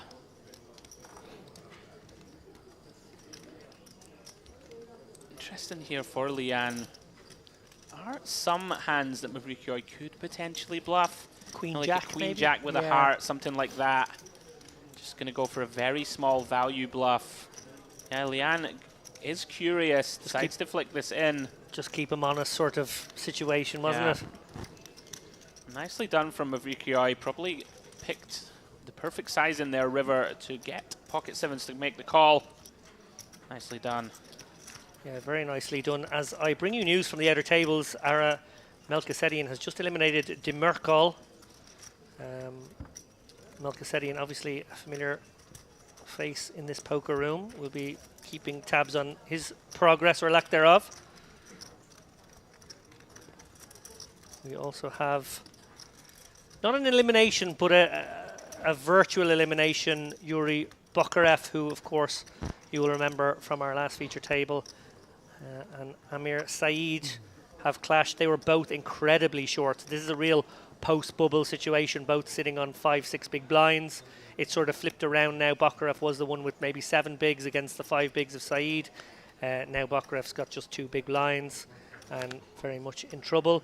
While I take a look at the chip counts, we mentioned there Simone Andrian had gotten up to 2.7 million pre-bubble. Pretty extraordinary stuff. He's been pushed back down to 2.3 million, and we have a new sheriff in town in the form of Adrian State, Romanian player, who is now our chip leader. As far as we know, we are trying to keep tabs on a lot of moving parts in this tournament right now. Gang Shuao, 1.6 million, also doing very well on an outer table. Yeah, a lot of big stacks. The mysterious John Doe has 1.5 million. Oh, I'm loving that. Wasn't he the villain in 7? He was the villain in 7. No, yes, he was the villain in 7, which sort of made it kind of confusing because obviously great movie, which was sort of a bit of a teaser to what was going to happen because of course he is murdered in the last scene. Don't spoiler. Spoiler for everyone there. Guys, if you were looking... And if you were paying attention, you would have known that because he was called John Doe from the start. Ah, very good. If you were looking for some Thursday night entertainment, guys, I suggest you skip it. Now look at this. Very interesting. Leanne just going to call. A little bit of deception here. Don't hate it. You know, our opponent going to have a lot of hands that we dominate, and if we think that Capiello has too many raised folds, not the worst to just flat. Not typical. You would normally see people fast play the ace king of diamonds, excuse me. Capiello now, 6-5-3, takes a free one. Intriguing, because he does have a hand that doesn't mind to just quickly generate folds. Of course, I know it's not the greatest board in the world for Jack 10. Leanne now coming in with a small bet. Yeah, and it sort of targets some ace queens and ace jacks that might feel compelled to call one street here. Yeah, don't mind this at all. Don't mind it at all either. We're going to have lots of very small bets here on this 8-6-5-3, targeting just the bare 2 overcards of the opener. Leanne takes it down. I just noticed that we stayed sort of on brand there, although I wouldn't define 7 as a Western by any means. The last scene is in a desert and very westerny, so yes, I like that. Yeah. What's in the box? Oh, great movie ending. What's in the box? Speaking of what's in the box, there are mystery bounty tournaments here at the Western Series. I think we have 2 of them, a 2K buy-in and a maybe 1K or 1,500. I'll have to check that. I'm in there, you know that. That's one of the happier developments for me on this stop. I get to play the main as well. On 1A, I can play. So you guys are taking commentary duties on the 20th. So day 1A. Maybe do some kind of giveaway. There you go. There's something. If we put you on stream, would you do the giveaway? If we put your table on stream for the fans? I don't want to go on stream. Just like butcher the hand and just be never ever trusted again to be in the booth. Be a disaster. As we see Akimov opening ace-5. Interesting Akbas, 9-10 of hearts. Does fold in the cutoff. Certainly could have V-pipped this hand. Somewhat surprised to see it, working with 50 bigs. Let's let it go. Perhaps deciding Akimov not somebody he wants to tangle with. Takes it down pre.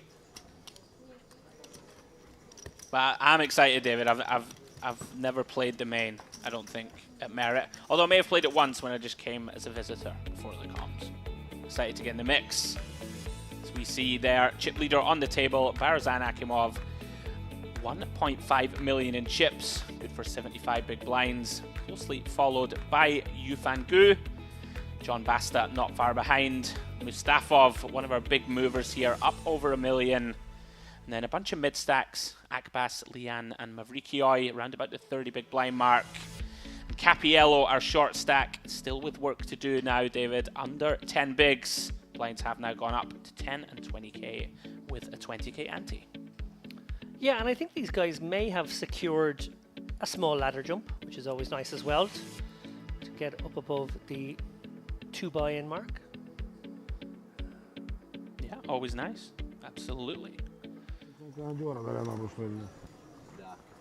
Of course, sites will be on the final table where I believe minimum cash is 16,500 and of course 165k up top. Not too shabby at all. Look at the timing. Capiello, we did just reference. Under 10 bigs. 9 big blinds. Welcome sight of the Cowboys. Yes, these Django's will be unchained at any moment. Loving the movie references from us in this segment. Interesting, he does elect to min. And he can, because he's already shown himself to be that guy, which I love. They've seen enough of these opens be give-ups on flops when flops were taken and whatnot, that he can get action now from a real hand, perhaps, in a spot where others could not. Yeah, very much a feature of modern poker. You are going to see these min-raise non-all-ins off stacks as shallow as sort of 8 or 9 blinds. Capiello going to go for it. No action thus far. Oh, and Mustafov, the man who may be tempted here, getting the best price in the big blind. He's got connected cards. Yeah. Yeah, it never feels great to defend here against such a short stack. Does decide to flick it in for the minimum. Queen 7-5 rainbow. And he probably doesn't even have to call a 1 big blind bet here. Yeah, I think Capiello just too shallow here, really. You never quite know with Mustafov, but does just let this one go. Very welcome little boost for Capiello. Gets that extra 1 big blind by not shoving pre.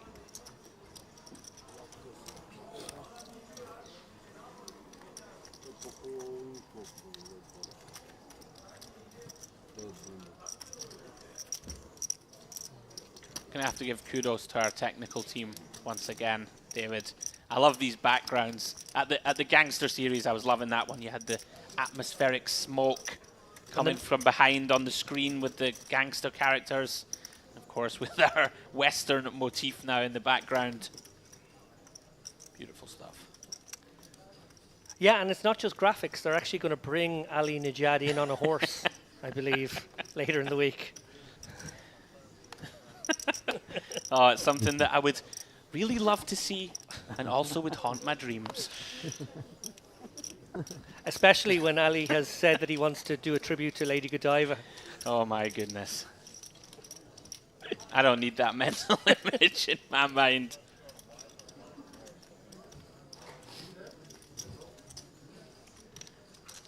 The scary thing is I could see him doing it. Oh, I could absolutely see Ali just coming in, whipping and hollering, tipping the cap, chewing on a piece of straw. What I'd love is just if it's one of those Wow. plastic horses with wheels on the bottom and he's just sitting on a white one and we wheel it in. Oh dear. And he has his cowboy hat off. I love it. As we see Leanne here with the 9 of hearts coming in for the open. Dishev defending with the Jack-6 suited. 6 in the window. Jack of clubs behind. Dishev absolutely smashes this one. Top and bottom.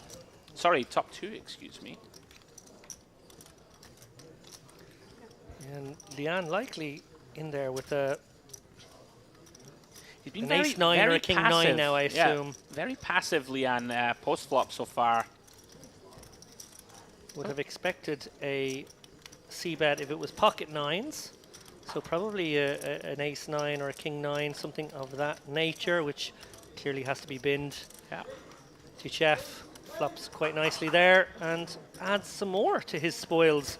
What a spin up it's been for the short stack of Dichef now. Very handsomely sitting around 26, 27 bigs. Lots of weapons. Yeah, very impressive. He's been very calm, like you said. He chose to just flat in a couple of spots where I think people might lose patience and squeeze all in pre. They'd managed to win a pot versus 10s and 7s with just king high earlier on. Picks up another nice small pot there.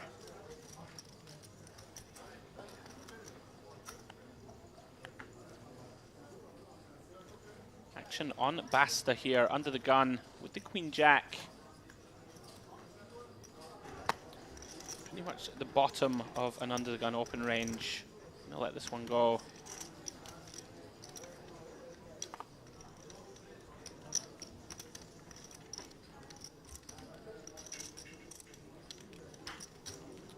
Round 2 Goo in the cutoff. Strong holding in LP. Ace 8 of clubs. A little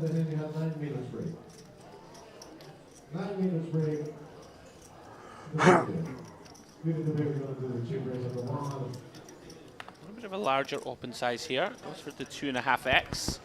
Capiello very short. Typically something we will see a lot of when players are around about 10 bigs in the big blind. Do you see people sizing up these opens, give them a worse price to defend? Certainly makes sense. Capiello siding 6-7, a little too strong.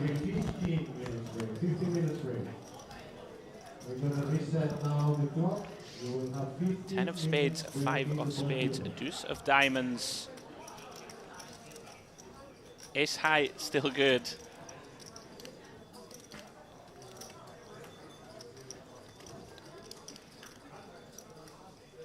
Capiello here.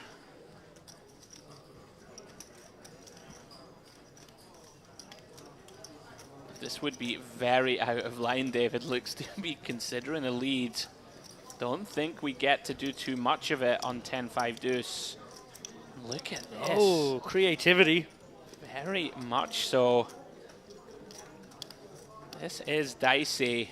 You can see that Goo does have the type of holding where this could potentially work. Certainly shouldn't work. We're not supposed to fold too many, you know, ace highs and the like here in position versus such a small bet. Goo looks suspicious. I would suggest rightly so. You know, is Capiello going to lead a 10 here, for example? I don't think so. Shouldn't have too many deuce X in our range, right? Off the short stack for facing at 2.5x open. Yeah, it more feels like a flush straw that is happy to get in on this street, but also can just jam most turns. I mean, isn't he just going to jam that himself, though, rather than bet small and just look to realize? Yeah, Goo, very suspicious. Does it make the correct flop call? And all of a sudden, at 10 of clubs turn, Capiello.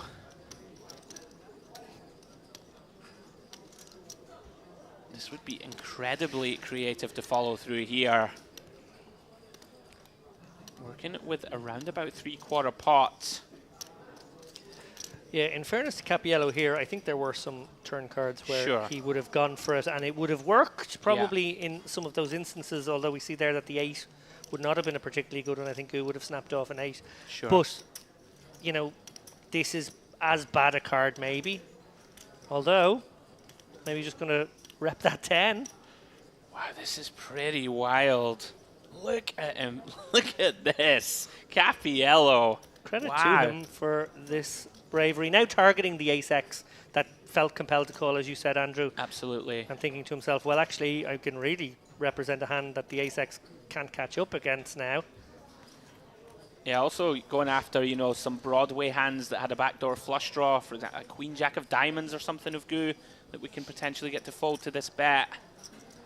As you said, David, some ace highs. This is pretty out there.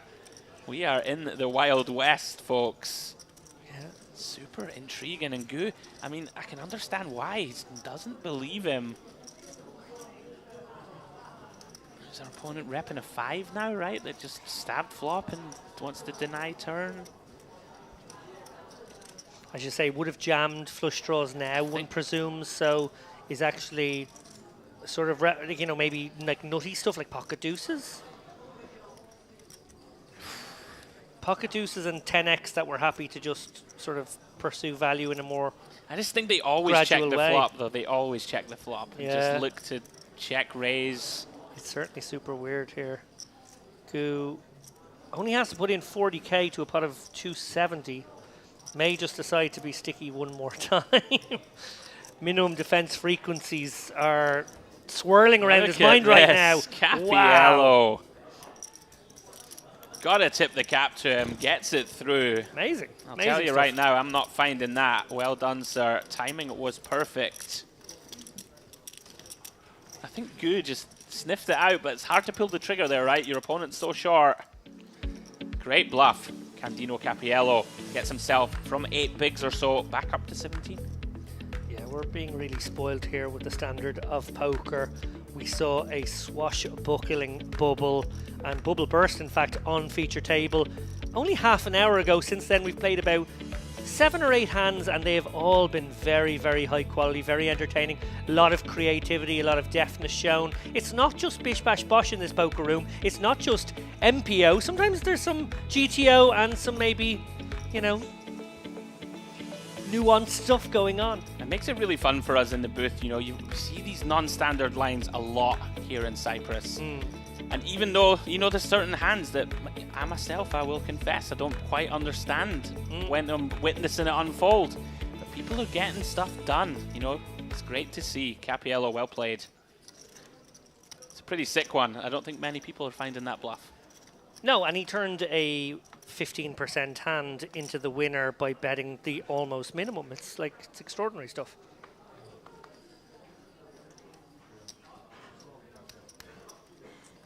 Back into the action here as we see Akimov with the ducks.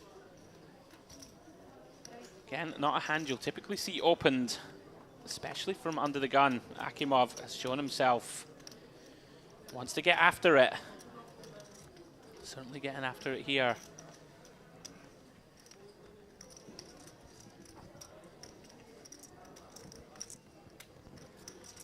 Round to Capiello. Another decision point coming his way. Ace-9 of clubs. I would suggest all options open here. Yeah, Akimov, definitely one of the players who would open loosest from under the gun, so there is full equity on a shove here, more so than there would be against a lot of other players. Flat also a very reasonable option. Fold, possibly also a reasonable option, given that the open has come from UTG, but I feel like he will be putting chips into this pot. I think dynamically, at least a call, maybe, just maybe. Yeah, you will see a bunch of the sort of low-suited ace-X rip it in here. You know, some of the wheel-suited aces against an aggressive player will decide to shove. Deciding to call here. Ace-9 of clubs, almost considering it a little too strong, perhaps. Yeah. To turn into a bluff. A bluff shove, so to speak. Makes the call. Oh, Akimov flops bottom set. Incredibly disguised bottom set at that. Now, given that all of the overpairs to sixes almost certainly shove pre, does Akimov need to let a card peel off here? A Broadway card, you know, will be the kind of thing he'll be hoping for. Yeah, I do think you have an incredibly invulnerable holding here, David. I agree. Although we are going to have some continues, right? I mean, the small blind is not going to hit this board, as you've just suggested. So if we have, you know, some of the weaker parts of our range, right? Like a, I don't know, Queen 10 suited type hand that just wants to generate a fold from some King highs type holdings, does decide to come with small bet. Yeah, and the beauty of small bet is it's not much different to a check. Right. Capiello's got the ace high, which could be good. He's got the backdoor clubs. Absolutely. He's got 2 overs. Oh, my goodness me. Here we go. 7 of clubs on the turn. I mean, this is working out like a dream so far for Akimov. Very easy spot now to just bet turn, set up a river shove. Knows he's going to get action from all of those backdoor flush draws. Going to get action from heart draws. Going to get action from traps. You know, if Capiello did decide to peel pre with a hand like aces or kings, never going to fold. Don't think he's going to have too many turn folds. No, and Akimov very happy to massage this pot with a small bet, and I like it because in most worlds he's actually invulnerable right now. He's 100%. We see that Capiello has one of the few hands that does actually still have some equity here. Question now is, does Capiello turn his hand into a semi-bluff, or does he just flat? I feel like he just flats because the ace high can good sometimes, and his equity's in a couple of different places. For sure. Yeah, I tend to agree. Getting a very attractive price. You know, the one frustration can be if you just call and it bricks out and you lose to perhaps a slightly better ace. Yes, the ace-queen that just decided to fire another little tiddler. Here we go. He's going to turn it into a bluff. Well, he's going to have to get there, David, because it's going in. Yeah. Here we go, guys. Capiello going to take his time here because we are on a ladder jump. He's probably going to... He might even wait for the clock to be called if he's that close, and, you know, as well he should. Oh, no, here we go. Calls it off, as he should. Not dead. 16%, David. 7 outs once. Looking for a non-board pair club. Big pot here, 720k in the middle. Can he get there?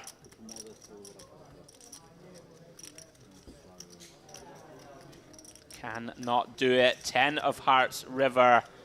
Unlucky for Candido Capiello. Saw that extremely creative 7-high bluff just a few moments ago. And Akimov picking up another big pot, back over 2 million. One of those spots, David, where you jam and they snap put it in and you just sigh. Yeah. Should have just called. Have to get there now. Gonna have to get there. But got to say, really well navigated bubble from Capiello there, and almost got the spin. You know, had he found a favourable river there up to 700k, every chance of getting right back in this tournament, not too far off the average. Obviously, that's the journey of a lot of these guys who allow themselves to blind down during that bubble period, just try to hang in there, and then they're all hoping for the spin. Well, most of the bust outs we've seen is those guys not getting their spin, but while they hit the exits, they make way for some bigger stacks in here. Still tussling. 45 now remain in the Western. 2k warm-up here in North Cyprus. Black Bass under the gun, qualifying ace-queen off. Yeah, really been a lot of fascinating hands. Very intriguing mix of players. Really enjoying it. Great frame so far.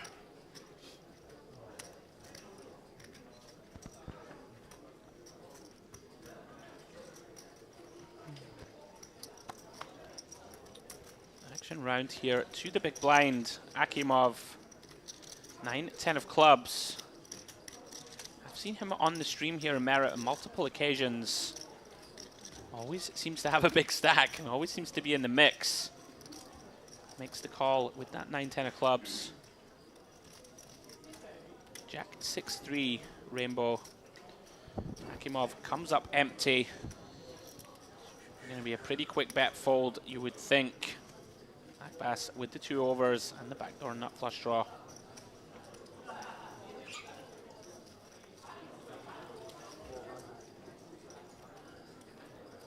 Yeah, Akimov, no real backdoor potential. Quickly lets it go.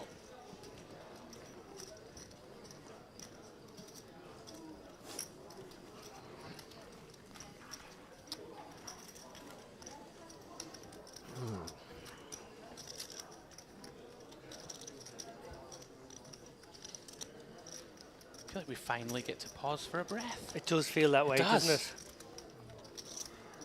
It's been a roller coaster, hour and 20 minutes or so. As we await new player about to join the table. That is Andrea Dato. Is making his way over from the outer tables.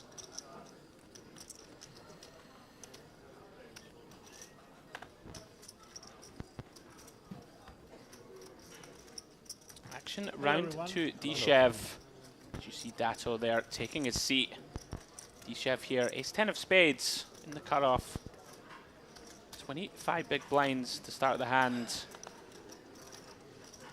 I gotta say, Dishev has really impressed me, not just today. I think he's been excellent today, but every time he's been on stream. He's a navigator, he's a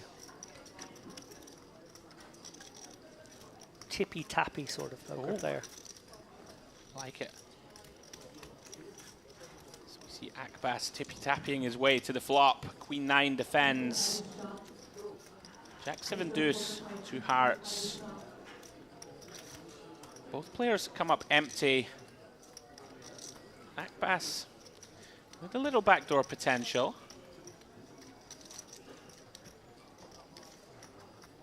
Certainly not a hand that he's going to immediately fold. Of course, in the old solver world, blocking backdoor diamonds with some backdoors of our own. Could continue, but deciding to let this one go. Can be tricky, David, right? Against sort of 23 big blind stack behind. You're not going to get to go all the way down the streets too often when you check raise.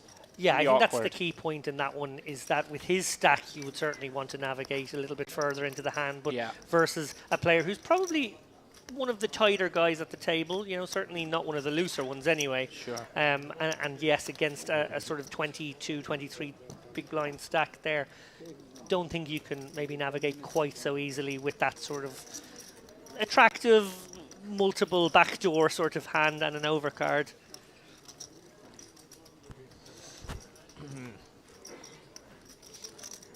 Yeah, as Dishev continues to slowly accumulate. Yeah, as relentless as those birds are flying overhead. You gotta watch the windmills though. Stay away from the windmill. Oh no! We've got one heading. No! Oh. They haven't managed to put that in the graphics, have they? How good would that be? And the feathers go flying. Little spurt of blood. All over the cacti beneath. We really do talk some nonsense at times. It's great. Hope you're enjoying the coverage, guys. We're certainly enjoying providing it. Well, a little shout out there. One person I can confirm is listening is Luke Vrabel. Oh, what a legend. We Old lo- Slay Dog. We love Slay. We do. He said he's not interested in the poker, just listening to you two very attractive men chat to keep me zen. I might have added in the very attractive part. Understandable. You got to pay attention to the poker too, I think, here, Slay. It's wild stuff. Might learn a thing or two as well. Yeah, big love to the Slay Dog. We love him. Hope you're enjoying, my friend. Interesting spot developing here as we see Leanne opening ace-7 of hearts under the gun. Have a peel in the small from Akbass with the suited wheel clubs. And Mavrikioi here with the same hand as Leanne. Going to complete from the big. Not so often that you see 3 suited aces go to war as we see 3 ladies appear on the flop. Queen, queen, queen. We have seen Leanne be extremely kind of cautious post. I'm not sure we've seen him make a c-bet yet. It's kind of interesting. Deciding to c-bet this one too. Yeah, I'm really surprised that Leanne doesn't just fire a c-bet there. It just gets the job done so often. Yeah, I mean, you can just bet small, and you know, of course, some pocket pairs are going to continue. But I'm going to give you a few more options post as Mavrikioi turns best, turning the nut flush draw. Now Leanne going to announce himself, try and represent that king. This actually becomes really tricky for Mavrikioi. You know, you can be drawing dead right already now. Yeah. Of course. And well, never dead. The queen comes. Indeed. You're always one step ahead. But it is a pretty miserable situation. You're absolutely right with the flush draw here. Your ace high could be good, but doesn't your opponent certainly c-bet? Right. Flop when he's got the jack 10 high. Jack 10 suited, example. You would think so. Very awkward spot here. It's almost like Leanne's played it like aces. Sure. Which you're blocking. Maybe he's got a queen. Maybe he's played it like a queen. Yeah, this is really difficult. Really difficult to continue. As you suggest, there's almost no hands we're in front of. We can already be dead. Yeah, Mavrikioi decides to let this one go. Don't mind it. Leanne's been very tight as well, right? Yes. I think just going to give him that respect. Seems like a prudent fold. Nice pickup for Leanne. A lot of sunglasses at this table. Yeah, I have to say, and I'll put up my hand to this one, not a huge fan of sunglass wearing in general in poker terms. Do like to see guys' eyes, do think that it's sort of nicer when, you know, people are willing to do that. But my exception to that rule is on feature tables. I do get a bit of a migraine from the bright lights, and I do wear sunglasses on feature tables more often than I don't these days. So I do kind of get it. You know, there is a reflective glare. The lights are just bright anyway. I've never been there. I don't know. You've never been on a feature table? Oh, bless. This week it's going to happen, I'm telling you. We're going to insist upon it. Oh, no. Yeah. Don't do it. Just have to make day 2 of the main, and then... Oh, I'm okay. We'll have a word with those fabulous people at Share Hand. Give them a nudge in the right Yeah, direction. you do a fabulous job with the Share Hand boys. So we see Dishev here going for a marginal one. We haven't really seen him step out of line, so to speak. Going to try and sneak one through. We can see not going to get through Dato, excuse me. Ace King of Hearts, 23 big blinds. A couple of ways to play this, David. Typically going to 3-bet call or just rip it in.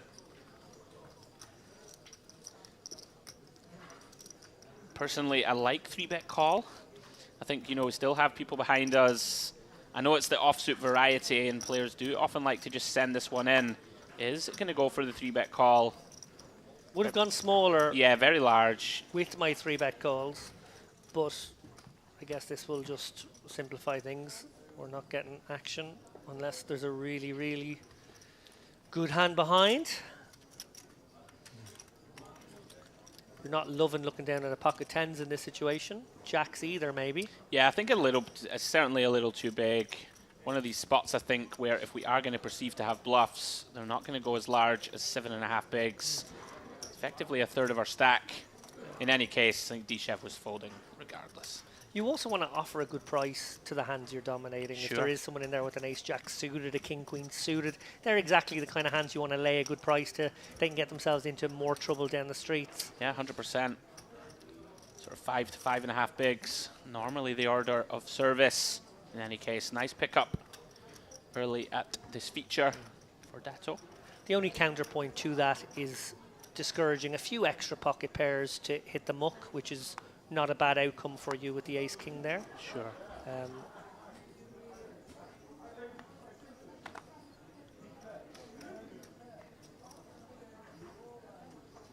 We see things finally settle down a little on this feature. It was very much an hour and a half or so of absolute non-stop action. Well, even the fact that we've lost the same number of players since the bubble as we lost pre-bubble, and it only took about 4 hands to lose them pre-bubble, and it's taken 4 or 5 times as long since, which is as you said, back to front. It's absolutely the other way around. But it's also something I predicted at the very beginning of the day with James Dempsey, because it does seem to happen here all the Always. time. These guys play fearlessly when an injection of fear is usually part and parcel of the affair. Yeah. Gunslingers aplenty. I know you like a pun. Have you done your due diligence? I know you like to prepare for the, what was it, the opera series and the gangster series. Yeah, no, I have. Mr. Lappin, he always just has about they've 10, 15 phrases lined up. They get sprinkled in. They get sprinkled in. I don't want to spoil. I want to find the perfect moment. Find the perfect moment. Yeah. Yeah. But yeah, have them in my back pocket. Safe to say. So you know, I'm a very, very off the cuff commentator. I just hope that the stars align and that I speak sense on the day, whereas you're a lot more prepared than me. Yeah, it's very different how we all go about things. I feel as though James likes using his laptop, likes sort of having all the screens ready with different things that can pop up, so he has the information. He's sort of like a trader, Wall Street trader, who's got all the options that he can go to. I do feel like you like to wing it. I look over to your side of the table and I often just see a cup of tea. That's all I need. I'm a scribbler. I've got pen and paper and scrawled notes, and by day 6, everyone's pissed off at me in the booth because there's just like random bits of paper everywhere. And then, well, Ali just, it's so easy for him. He just gets it He's done, just so doesn't he? good I know. at what he does. He's such a veteran, and by that I mean he's very old, that he can just. I noticed that. Do it, you know. I feel like a quarter of Ali could be in the room and he's still doing it better than the rest of us. He is actually disgustingly good. Yeah. At his work. Very impressive. Yeah. So we see Gu here, gonna limp from the small with the 10-4. Mustafov content to check with the suited queen. Top pair for Gu. Bottom pair for Mustafov. Always very intriguing, of course, these blind-on-blind confrontations with the ranges being so wide. Goes check, check. Gu's still good. Jack of spades turn. I like this from Gu a lot. You know, you can pick off some bluffs from the kind of 9 highs, queen highs, some 7 highs that didn't bet flop, decide to start to bluff. Does check through again. Now, does he pursue value against the 8 and the 3? Yeah, pretty interesting. I think if we are going to, typically does. going to be a small bet. And Mustafov, understandable here. You know, we have a very under-repped little piece of showdown. Our opponent going to stab that ace enough of the time with his delay bluffs. Nice pickup for Gu. Well played hand by both.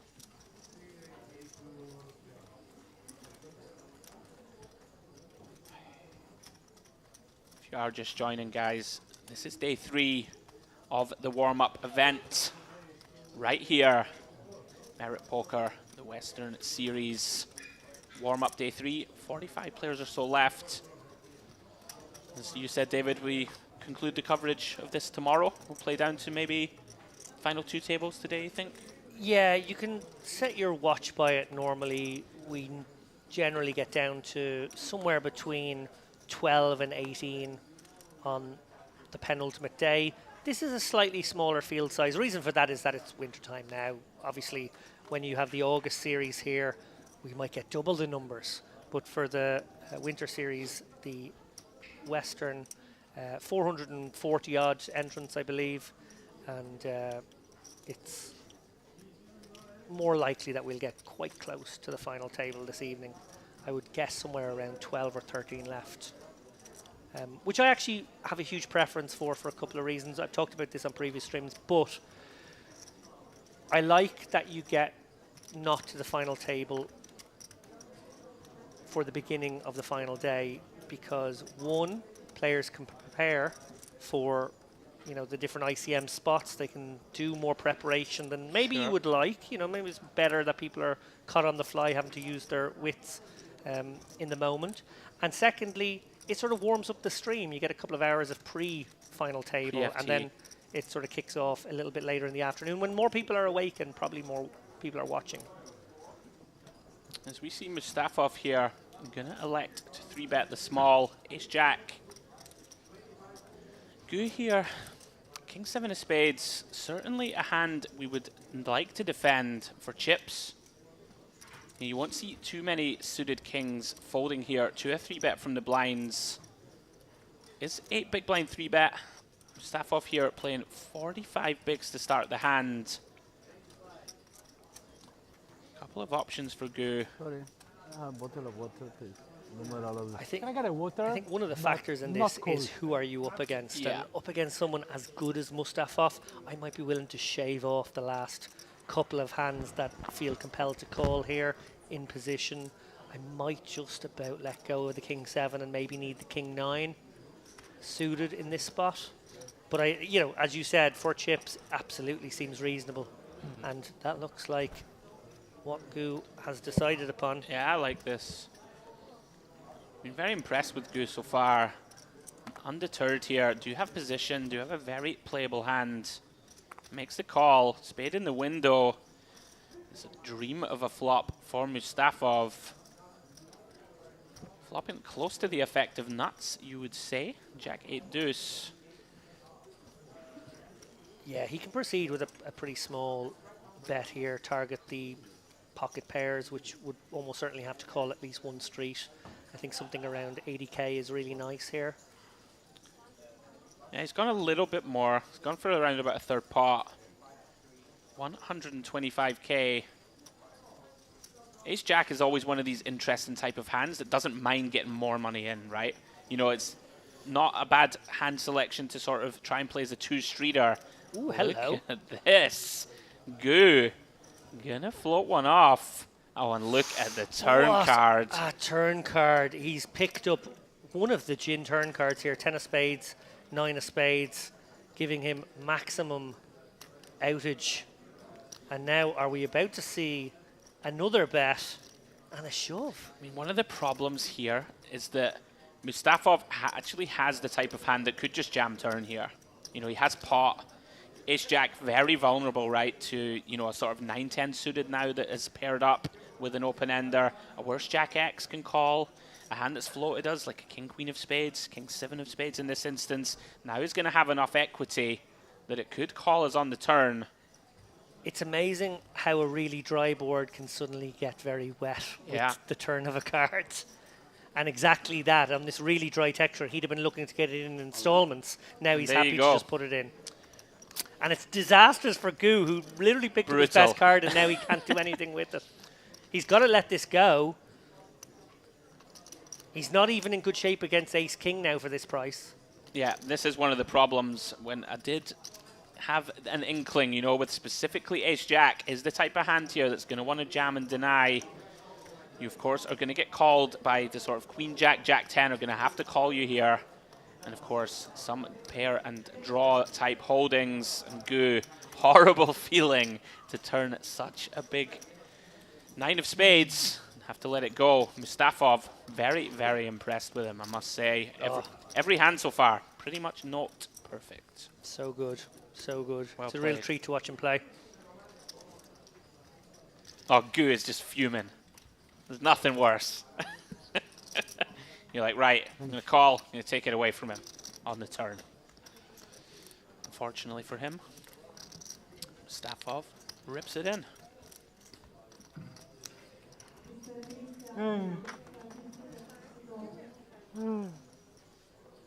Thank you.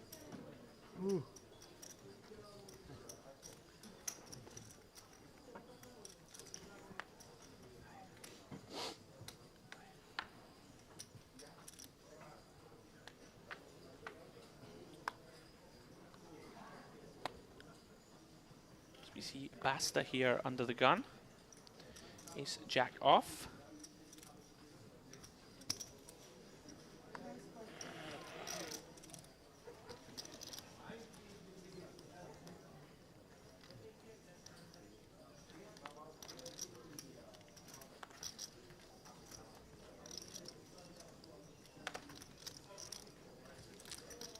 Does make a raise to 40k.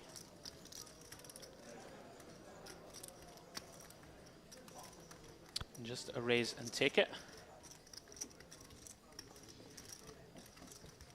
So Around about 20 minutes left of this frame. And David, you'll be taking a well-earned first break of the day. I'll be joined by Mr. James Dempsey after the break. You will be joined by Mr. James Dempsey. I don't know how well-earned the break will be, but I will take it regardless. Very well-earned, my friend. So what's the plan? Dinner? Spa? Just to take it easy? Go up to the room and watch you guys cover this fantastic Just soak tournament. in the knowledge. Oh, yeah. Is that not what you do in all your breaks? Just continue watching? Of course. I'm shocked and offended that you would suggest anything else.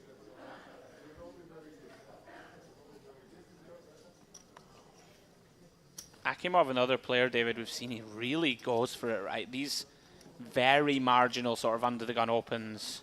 He's taking every spot. He's really in there looking to win this tournament. Love to see it. Round to Lian. Very patient. I'd be surprised based on his playstyle to see him VPIP here, but here he comes. Is that a 3-bet? I think it is. It's a min click.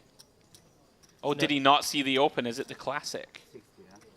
No, it is a min click, and he must have seen the open. It was right in front of him. Is he going to min click 5-6 suited? Did he mean to make it bigger? What kind of chips were they there? Like 2 25k chips and 3 5k chips? It If is, it was the other way round, it would have been 125 potentially if you want to put 5 25ks in. That's maybe. I love spots like this now because it just completely muddies the waters, and Akimov's like, what is happening? And I can't fold my hand now. And it's in your mind. It seems like a misclick, but then he definitely saw it, so I'm not look sure at it is this. a misclick. This is some street poker stuff. Well, the waters have been muddied Wow. further. You gotta love it. Akimov pouncing. So it goes 2 big blinds, 3 and a bit. He's made a difficult bet Makes for it himself, 8 Leanne. bigs. I don't think he saw David, or Do you think it was that's I just think- his open? He was opening to 65. I think so. I really do. Right. Well, I mean, just on how quickly Akimov has just pounced on this. Very cheeky. I guess it did come in from the 9 seat, which is the one you And might he's be a little sort of blind hidden, to. right? Yeah. Yeah, from his point of view, the dealer would be offering a small amount of obstruction. Interesting stuff. Big fan of how Akimov is approaching this feature also. Just relentless. Yeah. Very nice. It's really easy there, right, to just say, all right, fine, I'll take the price. Not a bit of it.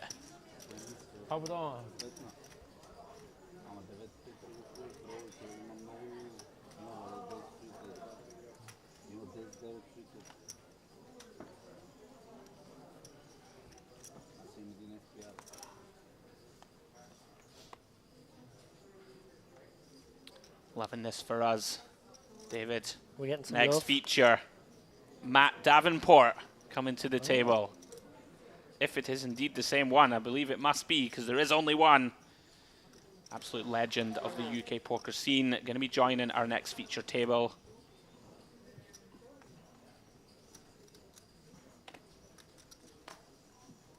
Bunch of names I recognize from previous streams. As we look to approach the final table over the next 4 or 5 hours. Mavrikioi here, ace-8 of spades. Coming for the open, Akimov once more. Another Jack-10, defending out the big. Great flop for Mavrikioi, 5-3-5 with 2 spades.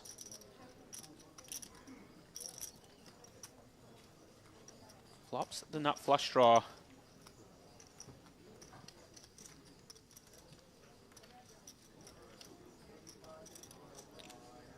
It's going to continue for a small size.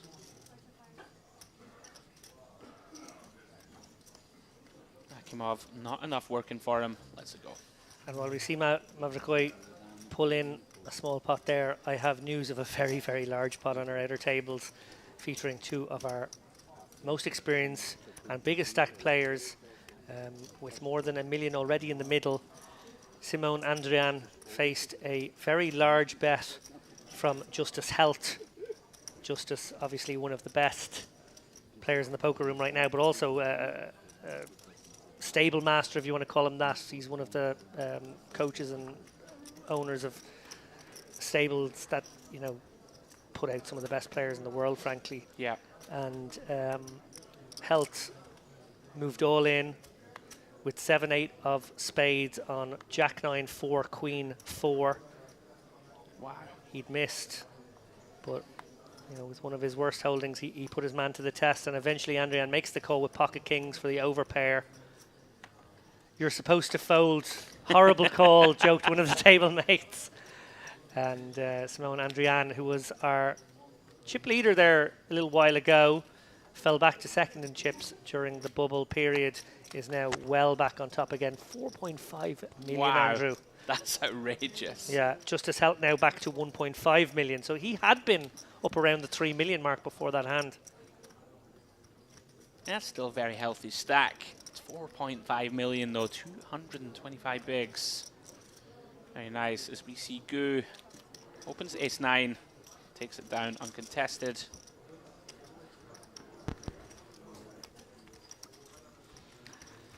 Well, I'm licking my chops at the prospect of some of these players whose hand histories I'm reading from outer tables, whether it's Mustafov and Akimov on this table or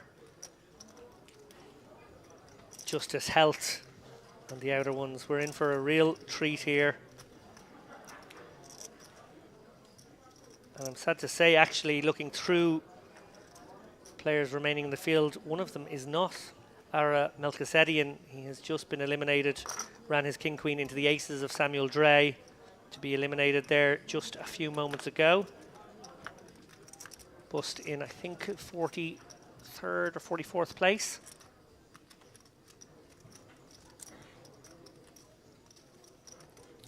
Yeah, field slowly whittling down as we see Basta here with the ace-7 of spades. Akimov on the button. Beautiful little Jack-10 of hearts. No, he's going to play this one, of course. Going to come in with the call. 60 big blinds deep or so. The effective stack. Avrikioi, very dusty looking 9-4 off. Tend to let this one go.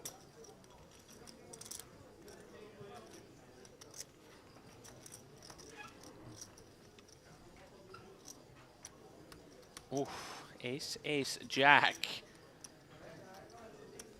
Both players with a substantial piece. Basta, way the best of it. You can see 95% here. Is it going to come out with the c-bet? Potentially very tricky spot for Akimov developing, of course. Going to continue here with 2 pair.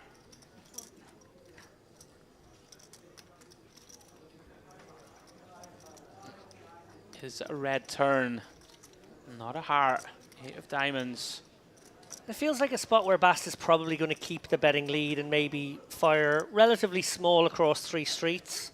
That seems like the way to extract value from a jack, a disbelieving one. The alternative way to go is to check and throw some rope out to your opponent, who might be floating a hand like Queen 10 or something of that nature as well, but be more respectful of the former line. Yeah, you are on point here, David. 3rd pot once more from Basta. These spots very tricky. Does feel like you're going to have to call one more, keep your opponent in line. You know, we can of course have some ace-x of our own still. Akimov makes the call. 360k now in the middle. And the Queen 10 probably the only draw remaining now that would have picked up double gutter on the turn, or maybe something with diamonds, maybe a King 10 of diamonds, something of that nature as well.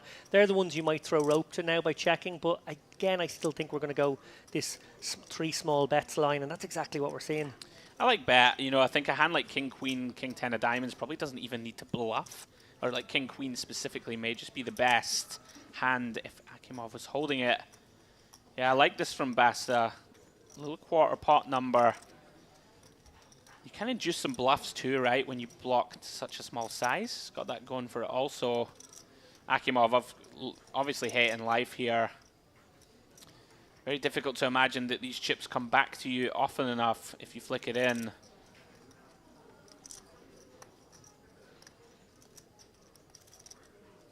Feels like one of these spots in poker that do people really bluff enough? Small, small, small. Of course, though, getting such a good price. 5 to 1.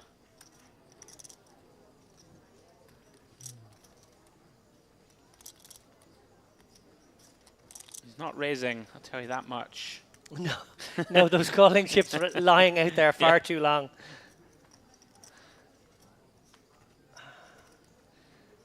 Looks very much like a crying call.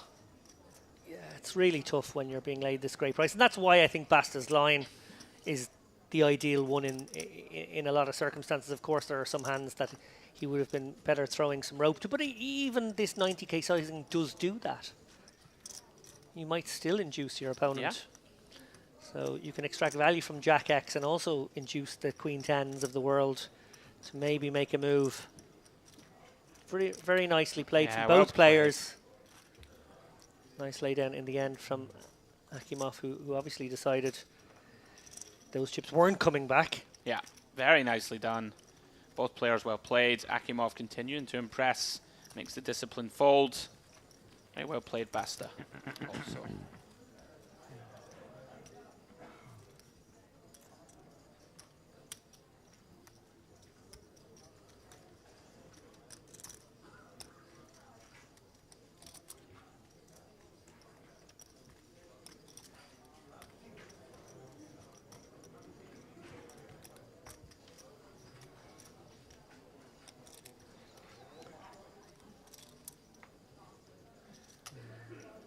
As we prepare to play the last, maybe 3 or 4 hands if we're quick, of this frame. It's been an absolute pleasure watching Mustafov there, center of your picture. Dichev, who I'm really impressed by, he's navigated so purely. Basta there, fabulously played in that last hand. Akimov has been so entertaining. We really have been spoiled once again. An altogether different frame from the first one that I presided over with James. That was a very small ball and made even smaller in a way by the fact that we had the king limping away. We'll have to try and get an update on his progress in the tournament as well. So we see Akimov going to pounce upon Basta's open this time with a 3-bet with the ace-queen in position. Quickly folds out the blinds, and Basta probably going to let this one go. We talked about the king-jack hand being the awkward one earlier on today, facing this sort of positional 3-bet. Sure, you can navigate the jack-10 occasionally, but it actually gets you into a lot of trouble most of the time. Very nice fold from Basta. Akimov gets some of those chips back from the previous hand.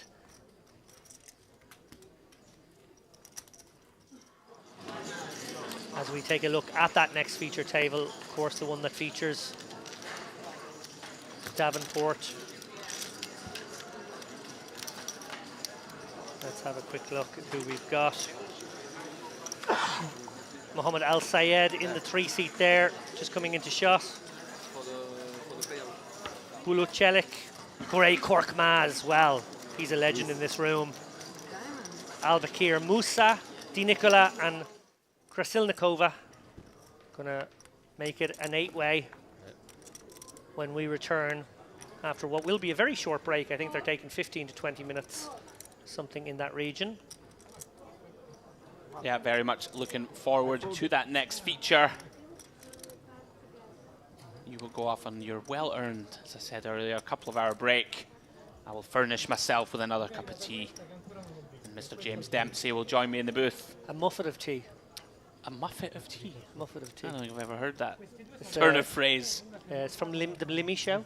Oh, yes, I know him well. He's very Marmite Limmy, isn't he? A very Marmite character.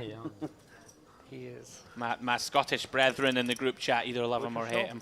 Oh, I love Limmy. I'm a big fan. Of course, the Irish and the Scots would share a sense of humour. Absolutely. A great couple of hours of poker we've just had. Started off absolute chaos. And been some very interesting strategic hands in there also. That bubble hand will live long in the memory. The 5s versus 8s. The old 5x under the gun open. There's a great phrase Pocket by a fives. great man Go on. in Irish poker circles, who's now a greater man by virtue of the fact that he's the first ever Irish EPT champion, Pádraig O'Neill. Ah, the man himself. Pádraig O'Neill has a lovely phrase in these situations. He just takes a pause and he says, no need for it. There really was no need for it, but it was awesome to watch. It was awesome to watch. Yeah, there are some times when I'm in the booth where you just sort of get swept away by the nonsense or whatever, and you just sort of lose all professionalism and start giggling like a little excited schoolboy. Like, what is happening here? Grey hand.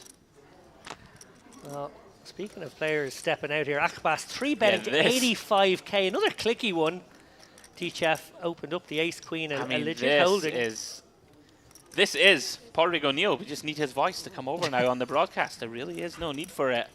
I mean, Akbas here, whether he just has a read on Dishev, because there's no real reason to go for this with the 10-7-0. It's a very strange position and holding and stack size to do it. People get bored, right? I don't know. I mean, you can see Dishev, you're not thrilled with life, of course. No, you're not, and there are paths to victory here for There Akbas. really are. If Dishev whiffs this flop, And he has. Akbas has a route to victory here with just one single bet. Actually should win this pot now. You know, Dishev, no backdoors working for him. King high board, don't have a lot of room here to maneuver. This should work. Look at this though. One of the problems with 3-betting this hand, if this board texture remains relatively unchanged, it's going to be very tough to barrel. 8 of diamonds. Well, if ever there was a barreling card, it was that one. Oh, he's going to take his sort of... Oh, wow, and he's going to bluff this off. Oh, wow. So now he can legit target... Oh, no, he's don't bet, getting let T-Chef, off the don't bet, hook. don't bet. T-Chef going to fire out a small blockery one himself. Well, he's pretty certain Ace-King would have bet turn, so... Something, the hand may not be done. It's a very strange hand here. One would have more expected T-Chef to check it on over and snap off the presumably bet from there we Akbas. go. Akbas thinks better of it. T-Chef very happy with that run out. It might be the first sort of little strategical error there, I'd suggest, from Dishev. You know, our opponent checks turn, probably doesn't have a hand like Ace-King anymore, probably just bets again. Yeah. I would suggest for value. Pocket Ace is certainly going to bet again, I think, on the King High with the SPR. So Ace-Queen feels close to the nuts. Do you think he was more fixating on the idea of the pocket pairs, wanting Pocket to get like queens and a jacks, call? Yeah. Didn't put 10-7 off in the 3-bet range. No, that one was discounted heavily. Not sure why. Dishev had a great feature. He was very short, David, when he arrived. Now sort of up around that 750,000 mark, is he? Little shade under, just That under sounds right. 700k. Yeah, and it's just that sort of neat and tidy poker where he doesn't enter a huge number of pots. I think he's maybe played 4 on this stream, but he's won all 4. Sure. Last few hands then of this frame. Round 2, Mavrikioi. Not much been going his way the last sort of hour or so. So I'm pick up a nice pot multi-way with the Queen 6 of clubs. Does wake up with Ace 2 of spades here in the cutoff. 28 bigs to start the hand. He is dominated. Mustafov, who David referenced earlier, been on a tear here. Finds Ace-Jack.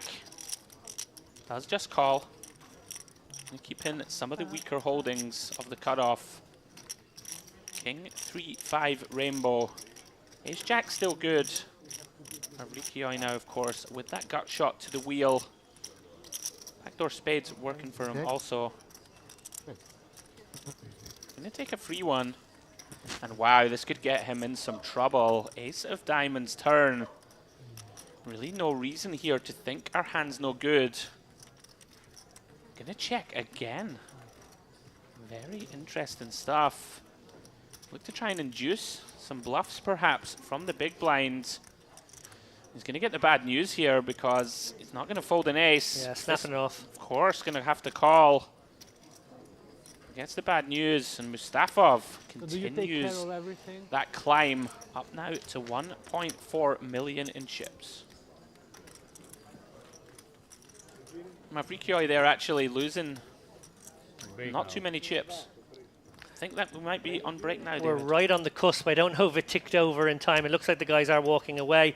That brings me to an important question. And as we do this toss, we take a quick look first of all at the stacks. Akimov walks away with 1.8 million. Excellent bit of work there. Basta battled with Akimov there. A fair amount, 1.4 million. We see there Faradin Mustafov, the player we really did highly feature at the beginning of all this. And he's the man I want to ask you about, Andrew, before we go, in the spirit of Back to the Future, the third installment of which, of course, was a Western. Mustafov, he was fearless on the bubble. He was very decisive in an early hand against Gu. He's been clinical throughout. Yeah. There are a lot of good players in this card room, but there are a few that are just that little bit extra special. And I want to ask you the question, as those guys face a player like that, one of those feature players like Mustafov, what does that reputation do? It can be really difficult, you know, to navigate against players like this. We had Mustafov there and Akimov both had that sort of, like you just said, that little extra aura or something that comes from these players.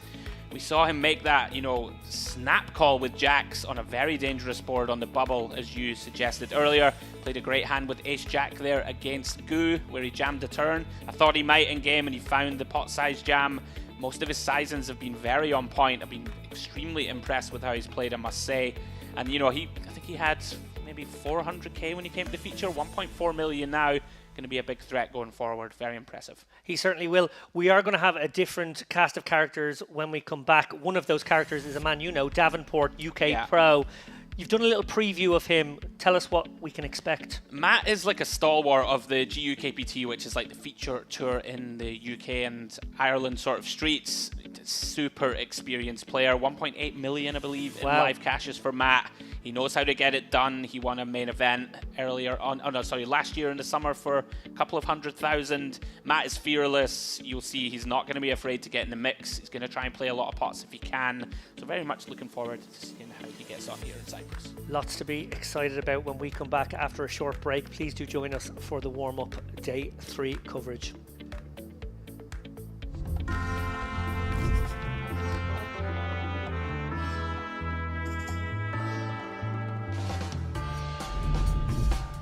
Hello, hello, beautiful people from sunny Cyprus. The Merit Poker is calling, and we have the very first series of 2024, the Western Poker Festival.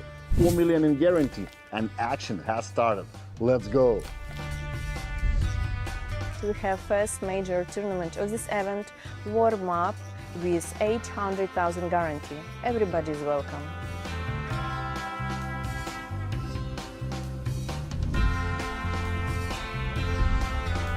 The Western concept is fabulous, if you ask me. The costumes, the organisation is first class. I play in many casinos around the world, in many poker rooms. I cannot find best organizers here. Dealers are too much professional. The director of Texas, it's incredible. She knows how to organize and to bring people from all the world. Merit, it's number one. All the series that you do is just so well organised, so I'm happy.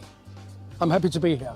I believe that here it's Las Vegas of the Middle East. Actually, this is my first time joining in a poker event outside of China. So this is all new to me. Amazing and beautiful atmosphere. And as usual, 24/7, we are running all kind of cash games. Hope you join us soon. For me, I think it's really enjoyable to see the dealers with the hats. I think it's really amazing that a tournament has a theme. Often on these paired boards. I kind of like this. You know, we can see that Akimov, of course, has a 10, and this is, of course, a worst-case scenario. But, you know, longer term, Akimov can just be betting small here, right? We are approaching the money. He can put pressure on both players. Of course, going to be very content to call here in position. Big pot, David, right off the bat. Oh. Look at this. Mustafov turning the 8 high flush. It's popcorn time. Mustafov in the lead now, but far from out of the woods here. Akimov obviously has plenty of outs going to this river, and it would be very hard for Mustafov to get away. And he is the one who's potentially at risk in that scenario. It's intriguing with about 1.5 pots behind. The problem here is when we bet again, I think our bluffs start to shrink considerably. And when I say considerably, there are some players here, David, who will have no bluffs in this spot. But as you mentioned, going to still have some inferior 10x in there that are going to still continue. It does come in with around about 20% on the turn, a little bit less. No reason for Akimov to raise in this situation. No. He could be behind a flush. He could be behind ace-10. He could be behind pocket fours. Absolutely. Oh. Look at this. Wow, blood on the carpet. Hand 1 of this new frame. And this is a disaster for Mustafov. Less than pot behind, David. Trouble ahead. It's blood on the carpet. Is it going to be murder on the dance floor? Oof. This is grim. I mean, I think we don't jam. You know, I think he's going to have to bet fold this hand, which is very grim. I think it's a little thin to shove here. You know, you are going to get snapped off, of course, by the nut flush. Hands like this, and of course, there are a lot of full houses that potentially Akimov can be holding. Unfortunately for Mustafov, he has the essential nuts. And he doesn't expect to get raised here too often. It's going to be a spot where you know you kind of need nutty stuff. You know, maybe I'm sure the nut flush would have to raise, but it has to be boats apart from that. Anything less than the nut flush has to call. It's pretty hard to find too many natural bluffs, I would agree. It would need to be something like King Queen with the King of Clubs that C-bet and somehow continued flop versus the raise. Just not really going to happen. Ace 10 with the Ace of Clubs going to get gangster and turn itself into a bluff. I mean, that would be gangster. Not impossible, very unlikely. It would be gangster, but would it be Western? Oh, this is what I like to see. I want to do the... dun, dun, dun. This is going to be grim for Mustafov. Akimov giving it a little Hollywood. We know he's moving in.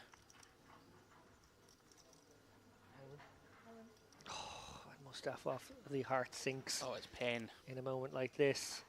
Does feel like maybe you're getting sandbagged up against enough flush all the way. Probably the more likely holding. King 10 a possibility. Pocket King's a possibility. Yeah. But probably feels more like a superior flush. Yeah, I mean, Akimov with that big stack, of course, still going to have, like, pocket fours are going to be in there. Also, all of the flush and nut flush combos, of course. Yeah, this is grim. I mean, very easy to feel like you're being picked on, but as we've just alluded to, are there really enough bluffs? It's very hard to assign, you know, natural ones, as we just discussed. You need your opponent to be turning like a pocket pair with a club, right, potentially, into a bluff. And like 8s or 9s that calls the flop check raise, continues versus 20% turn, and then decides to bluff. It's very difficult, David, to find the hero here. Yeah. Very painful, though. We put in around about 2/3 of our stack, a little less. Aces with the Ace of Clubs. Yeah, I mean, it's that basically kind of stuff, isn't it? Basically the pocket pairs with a club. Great fold, nice Mustafov. laydown. Well played, sir. Yeah, really did play his hand tremendously well. Put more money into the pot. Well, I suppose on the flop he Really wasn't like how he ahead, but it played was it. a really nice spot there. I mean, here with 2 starting stacks and played really, really slow and marshalled that stack, got a couple of shoves through, but took his time over every single hand, obviously with a view to scraping into the money by hook or by crook. And, you know, as you say, it's just part of it now. You have to be sharp. As we see here, both players flop middle pair. Akimov with the slightly dominant kicker. Going to come in with a C-bet. Around about a quarter pot. Very easy call here for Gu in position. Can have the best hand. Turn is the ace of clubs. Akimov is still best. Going to be chop a lot of the time, of course. Yeah, you would assume now Akimov maybe, I was going to say maybe uses that ace to try and pressurize his opponent, but also I suppose the flip side of that coin is being happy with some showdown. Still ahead of spades. Gu, probably no reason to put chips into this pot either. Yeah, these spots can be tricky. Gu's really not going to, shouldn't be folding much at all on the flop, right? Versus a quarter pot in position. You know, you should be calling here with all your kind of Broadway combos that have either a backdoor or front door, even the offsuit. Versus just a quarter pot. Hands like King Queen, very unlikely to fold. So he is going to take the lead now, David, and turn his 6 into a bluff.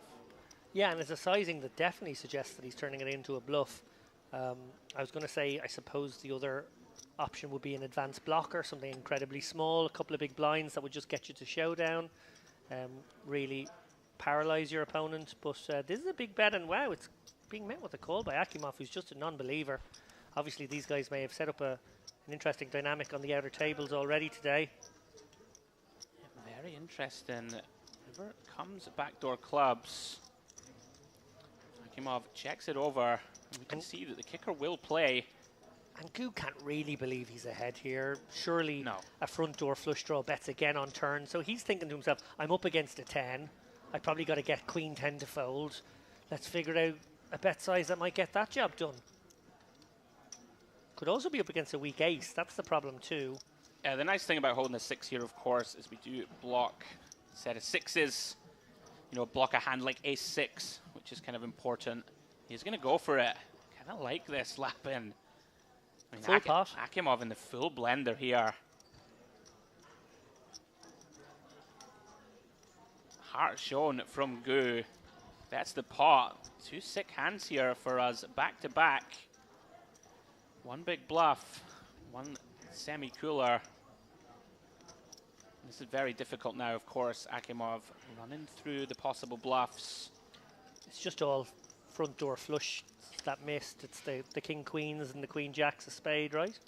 Yeah, I mean, the interesting thing here is he's gone pretty polar, you know, right? Going pot. Pretty unlikely, I think, that he's going to pot a hand, you know, like ace 9 suited and stuff like that now on the river, right? Even a hand like ace jack. I'm not sure it goes full pot. So he's sort of telling the story that he has a hand like ace 10 potentially, right? A hand like 2 pair or that backdoor flush.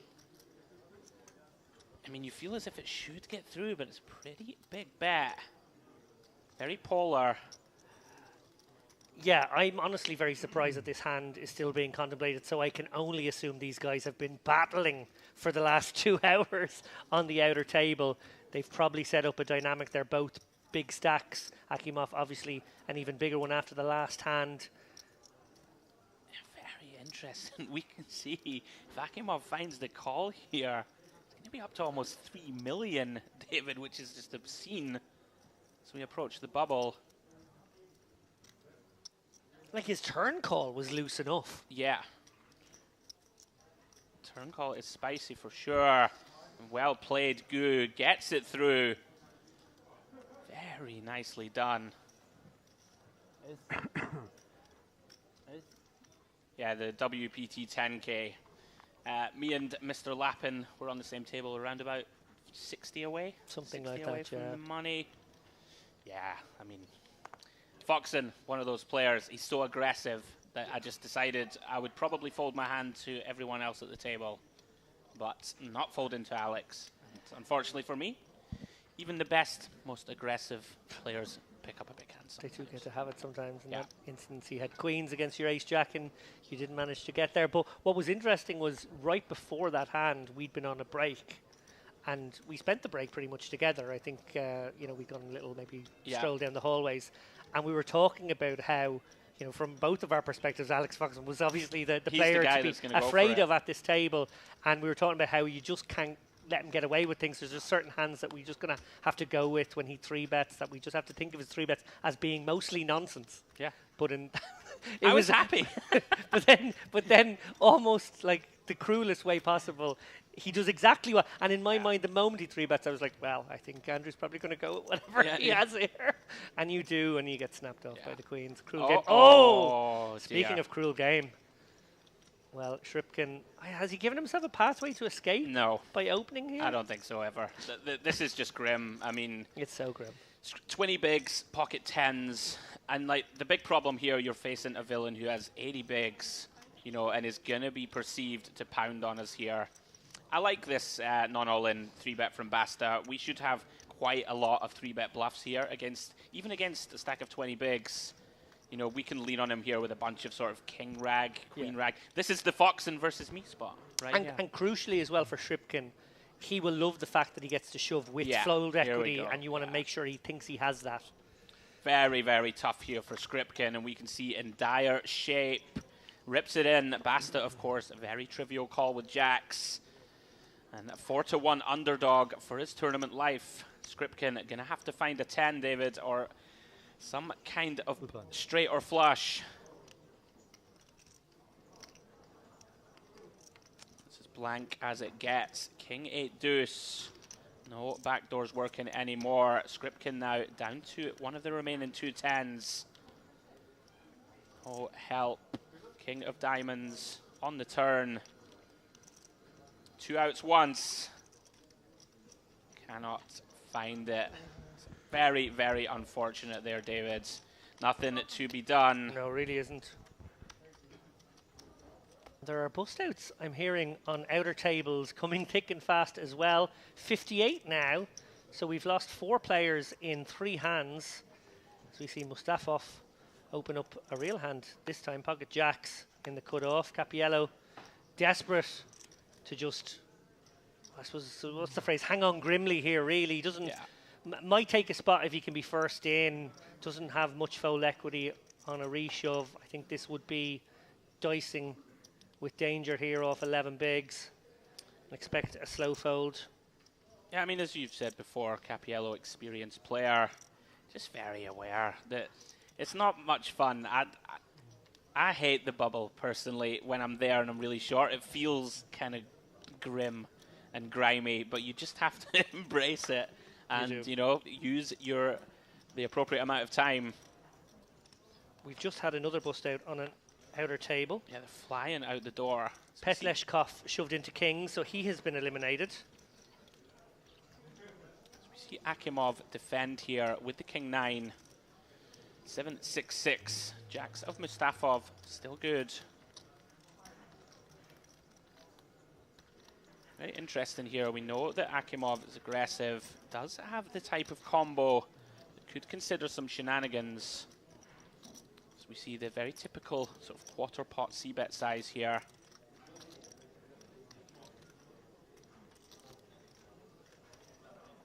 Akimov gonna check call. Talking about interesting turns, David. Here's one of them, 8 of hearts. Akimov, of course, here with some skullduggery in mind. Not a great turn this for Mustafov. I think lots of our range should check this turn. You know, this completes a lot of hands that Akimov could check call. Of course, hands like 9-10, 4-5 immediately getting there. Are some traps in there with some 6x. That decided not to raise flop. Is going to go again for value.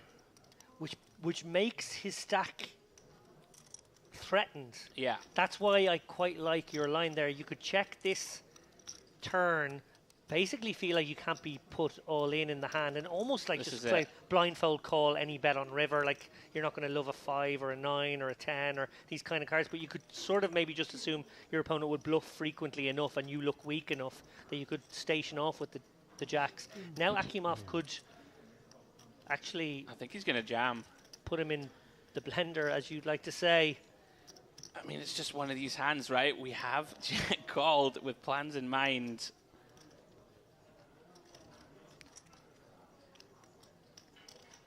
Into the tank he goes. Mustafov just doesn't have any 6x in his range here. Yeah, and here it comes. Sends him in, and it's so... Wow, he fist pumps it off! Mustafov! Fearless. Absolutely fearless. Oh my God. I think he knew where he was at. I think he knew that he was actually inducing all those semi-bluffs that were out there to go for it. That is a pretty sick snap call from Mustafov. Here we go, though. Akimov, 25% to bust him here. Big river coming. And it's just a 7 of spades. Mustafov with a very, very gangster Wild West snap call, should we call it. And I said this to James Dempsey. I said, if anything, when we get 10 from the money, it speeds up. I've never seen one. I've never seen a long bubble at Merit. Part of the reason we love it so much. 55 now. 55 remain as JJ wakes up with 55. Again, this is so wide. It's just such a wide. He's 5x opening here. JJ with the pocket fives. Wow. Do not try this at home. Such a challenge in the booth. I love it. Just like get hand after hand incorrect. Supposed to be experts in our field, Mr. Lappin. Well, I've not studied in the 4 and 5x opens in these spots, I will admit. One thing I will say about this open size, it stops you getting messed with. Right? Oh, for sure. You know, like if someone wakes up with ace-jack offsuit now, I think very likely they just fold their hand. Whereas, you know, some of the big stacks might look...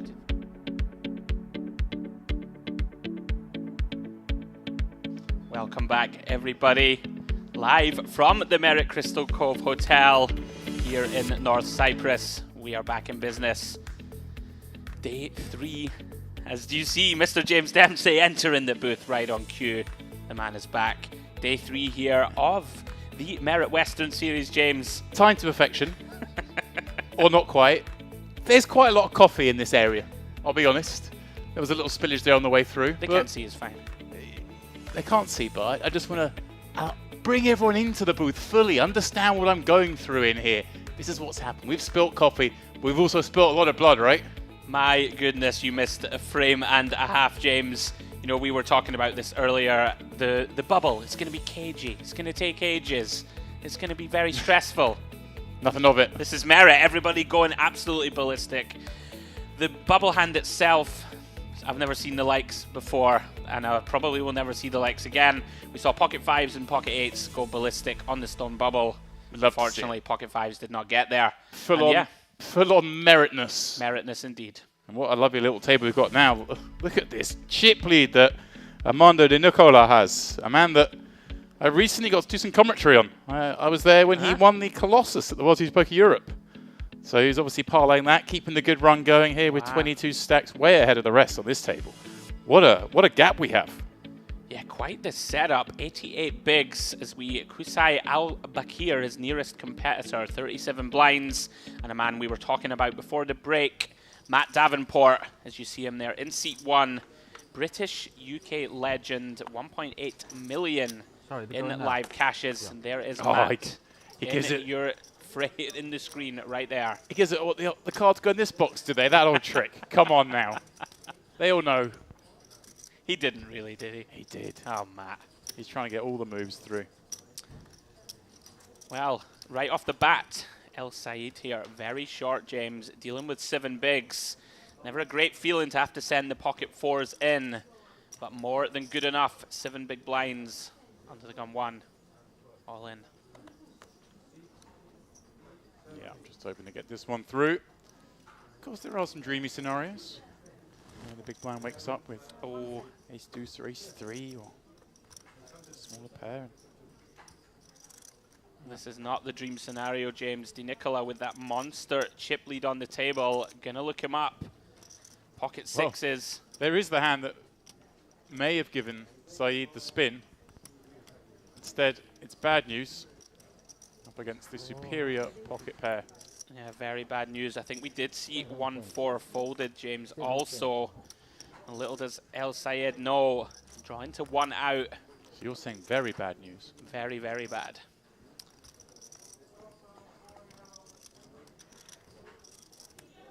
Queen 9 trade. Makes no change to this one. El Sayed, like the rest of these guys, is inside the money, but is going to need to find a miracle to get any further.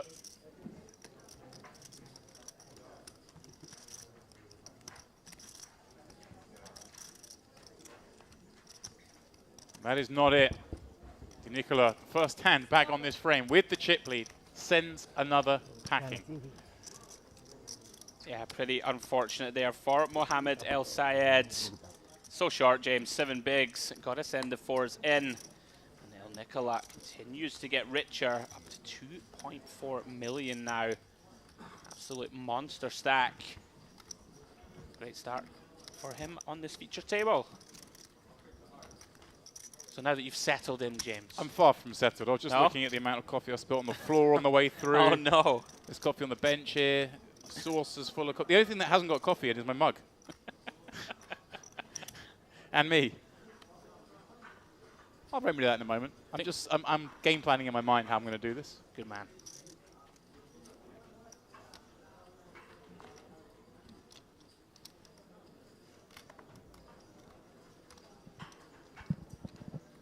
Korkmaz. Familiar face in these parts. Ace-5 suited. He's going to try and get one through here, a little over 20 blinds.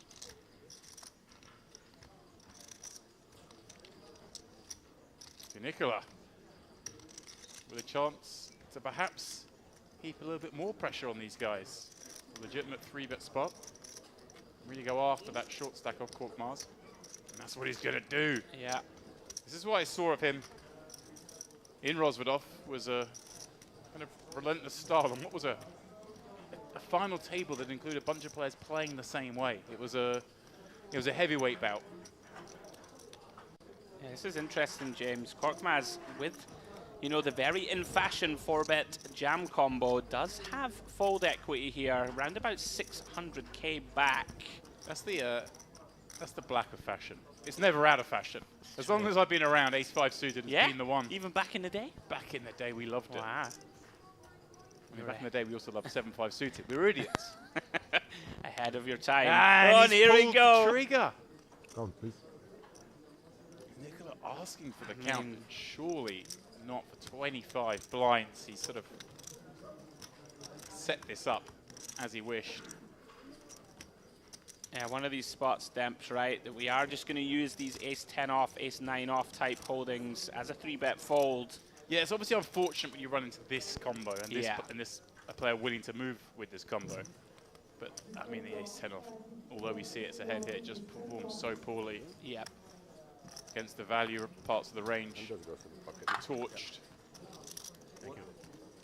And even here, against the bluffy parts, see that Korkmaz still has a 29% shot of winning the pot. And of course, 10% of splitting. Yeah, absolutely agree, James. Very nicely done from Korkmaz. Takes the ace-5 suited, sticks it in. Very nice pickup. I'm going to leave you alone for a moment, whilst I go and... The only thing I can think of is going to find some tissues. So I shall return in a moment. After you, my friend, I will hold the fort. James Dempsey, ladies and gentlemen. You love to see it. That's James. Starts Operation Cleanup. I will try and keep the commentary clean for you guys. Welcome along, everybody who is just joining us. Day 3 here. Merit Western Series warm-up. Down to around about the last 4 tables. 36 remain, I believe. 37, in fact, I stand corrected. We'll be playing down to, we think, the last 2 tables today. Play will conclude tomorrow. Al-Bakir here, +2 with the King-Jack of Spades. Very interesting. Decides to limp. Not something you'll see too often. Limping off around about 35 blinds. It's like a throwback to frame 1, where we had King Dark going absolutely ballistic on the limping front. Loving limping that. over half the hands in play. As we see Davenport here completes the small. Basta flops best after checking ace-deuce. What a lovely little spot to have an ace. You check back the big. Everyone thinks you've got garbage. It comes ace high. You're actually sitting there with the highest pair available. Yeah, interesting turn here. 9 of clubs. Matt turns second pair.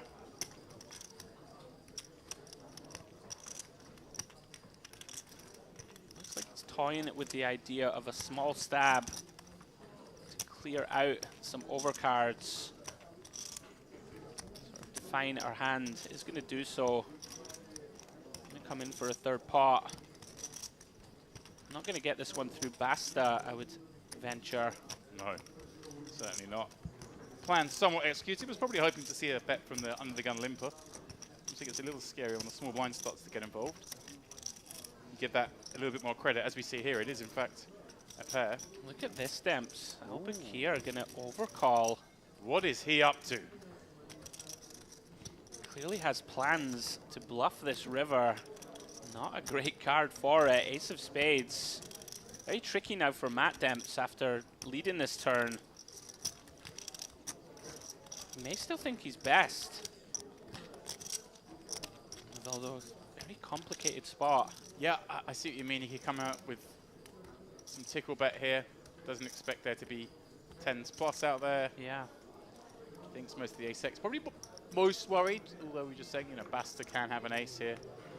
Check pre, calls the turn. Certainly looks that way. Obviously, he does have some weaker 9s as well. And even worse. But I think Davenport looking to slip this into the old check call potentially.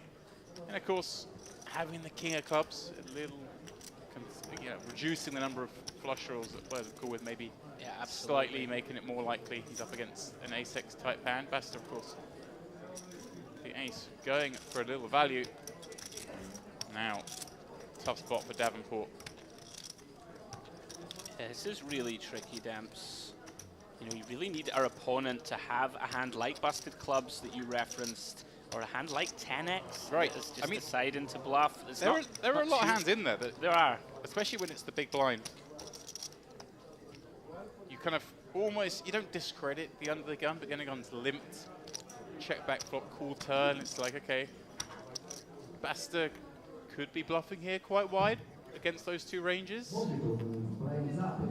Because even when Davenport's got a really strong hand like this 9, he doesn't like it. But yeah, this is really problematic for Matt after we do decide to lead this turn.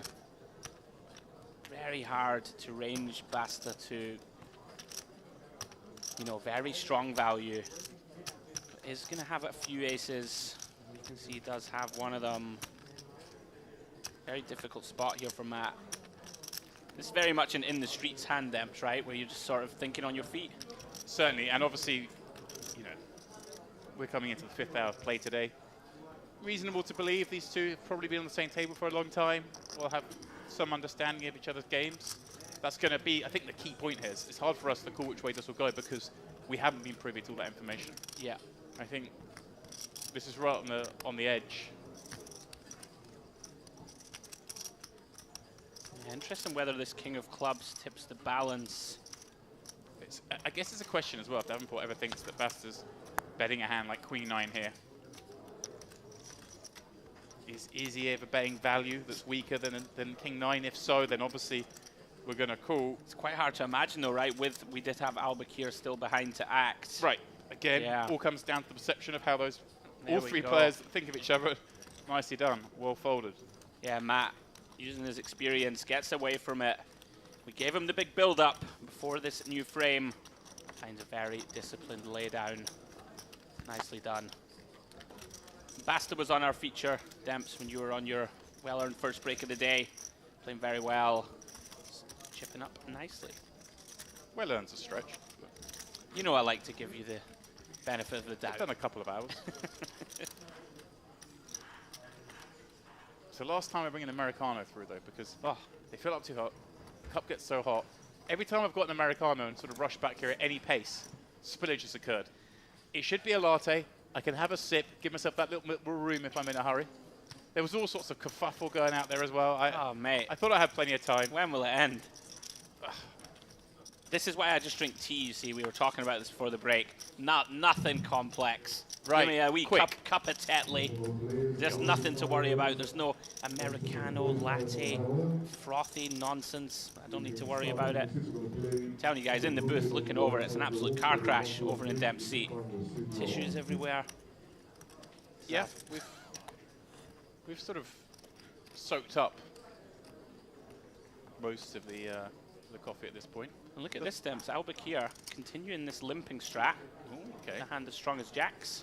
So clearly is some sort of more regular play from here. Celik with King Deuce. Happy to see a free one, although hard to imagine too many flops he's going to be too excited about. Well, the limp may just pay off because Basta finding that second pair on this 10-7-4 board. Yeah, Albakir, very tricky customer. Back-to-back limps here at this feature. Certainly an aspect of poker that I still believe people play badly against is the limp, especially off these deeper stacks. He comes out with pot demps or just a shade under. This is the sort of stuff that players aren't too familiar with the situations. Basta just got away with a quick fold Yeah, there. very Wow. nice. Okay, again, this must be something that he's seen a lot of. He must be of the opinion that Albakir is going to limp a lot of hands, but playing fairly on his post to just turbo fold that, that 7. Again, much like we saw earlier, King Dark. Very much a feature at Merit. We've touched on this many times in the comms. So many of these strategies that you don't see employed too often. We see a lot of it here. A lot of limping, a lot of large open sizes pre. It's really intriguing watching hands unfold. It's good to be back, isn't it? It's great to be back, my friend.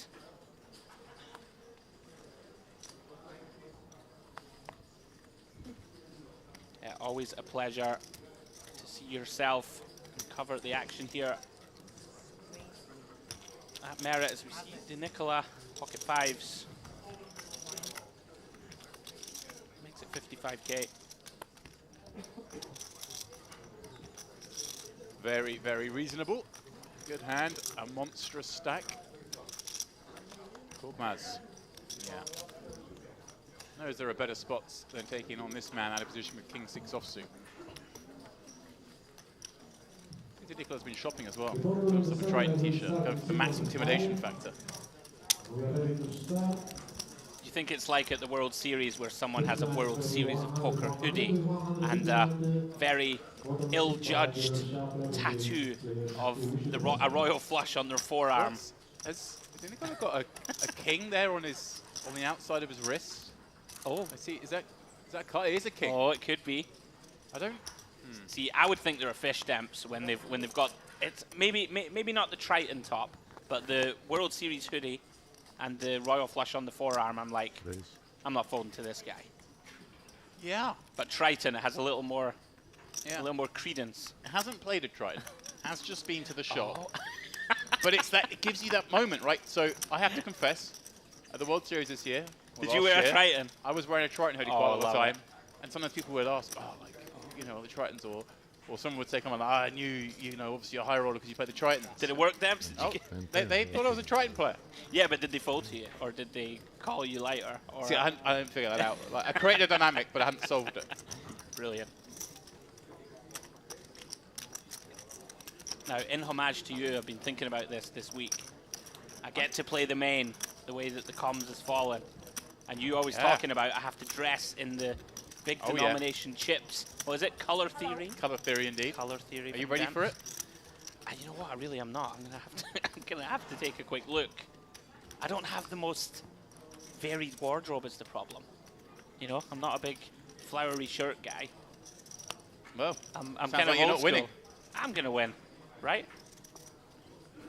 Doesn't sound like it. Wow, if I'm being honest. Just raises one eyebrow and laughs off camera. Brilliant. It's to Nicola. King Jack of Hearts under the gun. Monster stack. 100 bigs.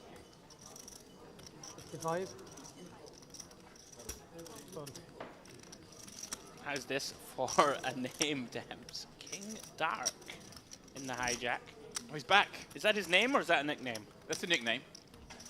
This man is the man. Like I say, he was flatting most opens, limping all the time. He's back in the mix. Had a lot more chips than this actually at the start of the day. He was the chip leader coming into the day. I say a lot more. He was up to like 1.8 million when I last saw him. But yeah, this guy has a VPIP way over 50%. Through the roof. That's a pretty great spot developing for Celik. Yeah, if he's aware of that, this is a slam dunk jump. I think it's pretty much anyway, right? I'm kind of surprised to see non all in. I guess he's sort of done the old half stack or close to it. Like ace queen off them, sort of a hand that just wants to generate immediate folds. You want to induce this? I think maybe if he's super aware, he may expect that he can get a call from King Dark here for this 225 and just take his chances. It's 225. Yeah, De Nicola here, sandwiched. Does have a very playable hand, King Jack of Hearts. Of course, facing a call, and a 3-bet for half stack from Celik. Gonna have to let this one go. Very nice pickup, non-showdown. Celik above 700k. What a great nickname, King Dark. Yeah. Have we got any backstory on it? Well, no, he's just like that's. He was a what bunch I of wanna be known limping, as. so I was like, is he the king of just playing in the dark? Oh. That's what I wondered. And wouldn't surprise me. Like it. Just self-declared. Master of the blind limp, blind raise, perhaps.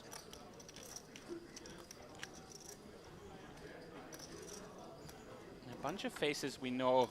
I know that you'd referenced them. You've done a lot of these stops. I'm relatively new to the Merit Streets, very much enjoying it so, but you said there's lots of regulars that make runs in these comps. I see Musa there, Celik, both deep again here. They were deep a bunch of times at the Gangster Series. Yeah, we always see these same players. You see, by nature of the fact that it's a reg-heavy player pool, you don't get too many players playing it once or twice. When players come here, they come here for most of the stops. Right. And why wouldn't you? If you're going to do a few stops a year, Merit ones are pretty damn good. Yeah. Coffee's a little difficult to carry around. Around to Musa here, Demps, facing that limp. 22 blinds. Yeah, I like it. Yeah, feels like a good spot to jam. Takes it. He knows the game here. King Dark in the mix.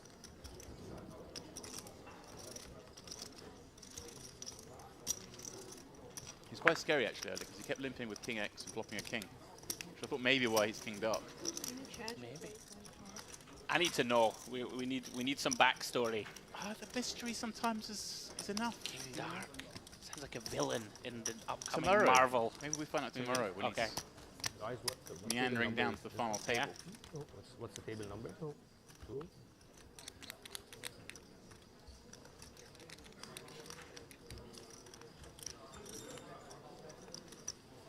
Try to think of a good nickname for yourself, Demps, next time you're on stream. Prince Purple. These are yours, yeah? Yeah, okay. Clumsy Caffeine. Oh, very nice.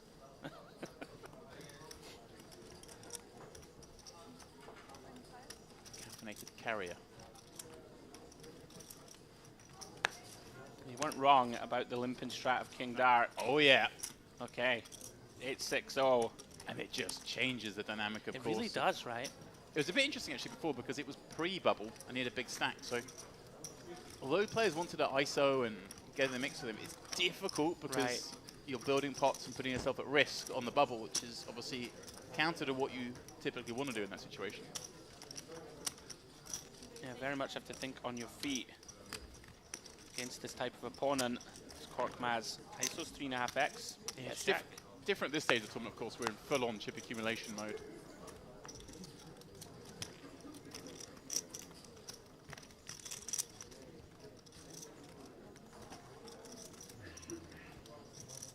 Pressing the Cove up. Facing that ISO, very difficult to get involved here. She knows it's going to be, of course, a wider range than normal, given that King Dark is limping so often, even though Queen 10, oh, hang on. She wants to get in the mix. My man's not in here with the 8-6 to fold to a raise, let me tell you. We're playing it. Yeah, we are deep in the streets here.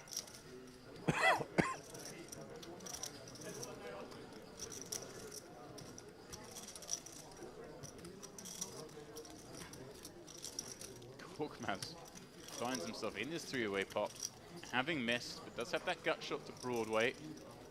We'll Also, of course, has the strongest range on this kind of board, but has to be concerned about the big blind peel involving some big Broadway cards. Yeah, you would think so, Demps. He's gone for a small size here, just 70k, trying to clean up some stuff, maybe win it here. Of course, can get called and hit later on. Yeah, you would have to imagine hands like 9s, 10s, jacks of the big blind would have sent it pre. Yeah. So yeah, it's certainly going to be concerned on this king queen tray. Wow! Yeah, she has Whoa! to fold. Korkmaz gets it done. Little does he know, he's very much got away with one there. Just 70k, making second pair fold, which is, again, it kind of, you know, I can understand she's concerned. There's an overcard. Our opponent's likely to be playing a lot of those big king X kind of hands. But for 70k, if we are going to defend from the big blind, This we really is have it. to peel one there. I was about to say, Demps, one of the big problem there of defending off such a shallow stack when we're likely going three-way. It's difficult to sort of navigate post. I think I'm with you, Demps, with that 10 of spades for backup also. A little too tight to fold if you're going to make a call pre that was a little too loose. Yeah, just got to stick around there for one, I think, at least one. Make your opponent bluff you properly if they're going to do it. Yeah. Chelik here, king 9 of diamonds. Let's let this one go. A little surprising. I was about to say, I wouldn't be surprised if he folds it purely because he has the position on King Dark. There's going to be a lot of action there. Okay. It's almost, in my mind, like the blinds are bigger when you want them to be. So say he wakes up with a big hand, there's a good chance King Dark's in there doing some stuff. He can overlimp, induce some stuff behind. We can just raise it up himself, knowing he's going to get called by these really wide hands. Yeah, I like it. So you can just get to play quite a bit tighter with that in mind. A little bit of a game flow fold, and maybe with with De Nicola on the button also, right?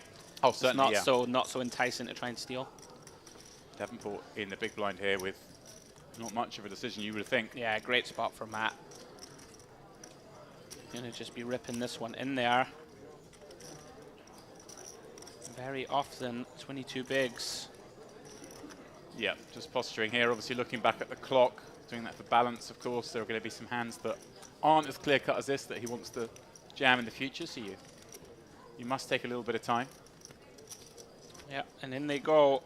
Maybe on a pay jump as well, I'd imagine with 36 left, which is why he was looking at that clock. Jammed and left the chip back so that he can perhaps ladder if he were to be eliminated. 475.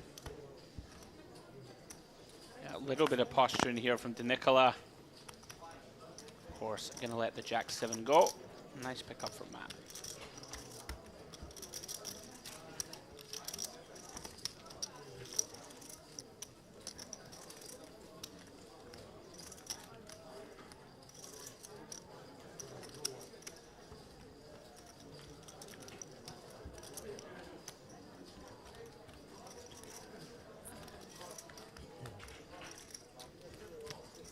I'm not mistaken, Chelik with the old Galatasaray hoodie. Oh, he's repping. I'm still traumatized from watching Man United Galatasaray with you, Demps. The last time we were here, what a game. Very lively atmosphere in the It was great to be pool fair. bar over in the Diamond. It was you supporting Manchester United and about 100 people supporting Galatasaray. It was great, wasn't it? And I was somewhere in the middle. And I right in the middle. I call one chip. I was supporting Galatasaray, don't worry. It's really not fun being a United fan at the moment. Not going to lie. It's 60. No, can't imagine it is. Although, perhaps changing of the guard over there, things may improve. You know it's not improving. Don't mess with me. Another interesting spot from Matt. King Dark once more sort of muddying the waters with this wide open. I do find it curious, of course, though. It's a club that somewhat tainted by drug bans, drug cheats in its past. Onana, your goalkeeper currently, has served a ban for drugs cheating before. Rio. Yap Stam. Rio, of course, ducked his test. Did Yap Stam have one? Yeah. Did he? Pogba, of course, recently. Yeah. I think Sam did, yeah. The less said about him, the better. My point is, what you do, you bring in Dave Brailsford from the cycling world because that's got a clean reputation. Exactly. Dave will sort it out. As we see Matt. Back-to-back squeeze jams. Lovely. Yeah, Roughly. very nice. Picking up nine. about a third of his Nine, stack yes. without Okay. showdown. Pocket nines, sends them in. You need to be worried about us stealing your manager, my friend. That's the real sweat for you. He's not going down, is he? Well, he's not going to move to a small club. Money talks, buddy. He might get Potter. I like him. I think Potter would be a good fit. I like him.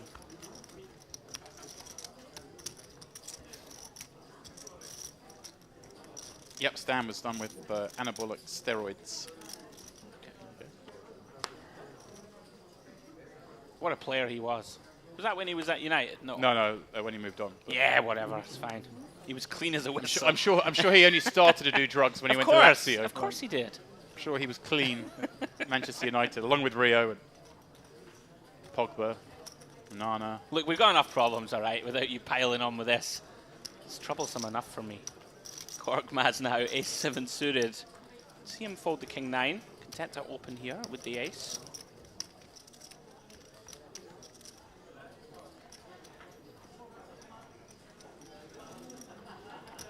Round 2, Basta in the small.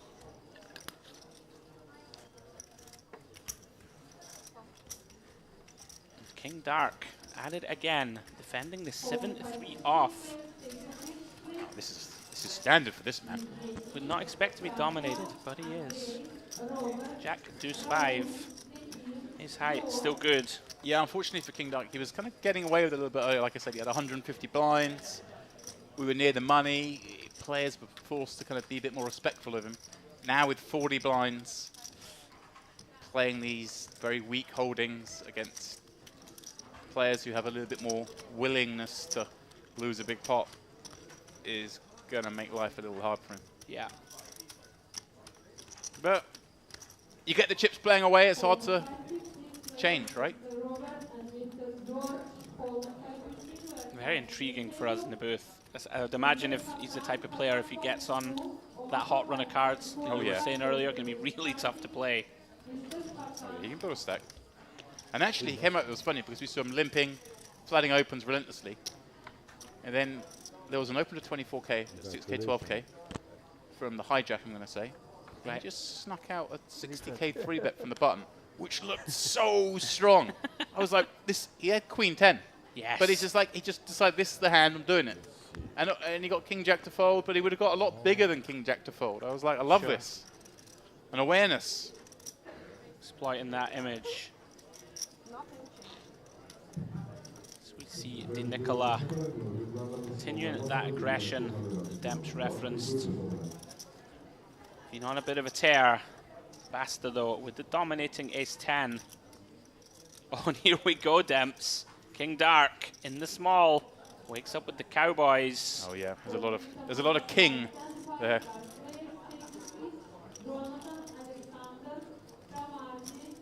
Yeah, it's kind of, like I say, it's kind of funny when someone who's super passive pre suddenly goes aggressive. 6xing.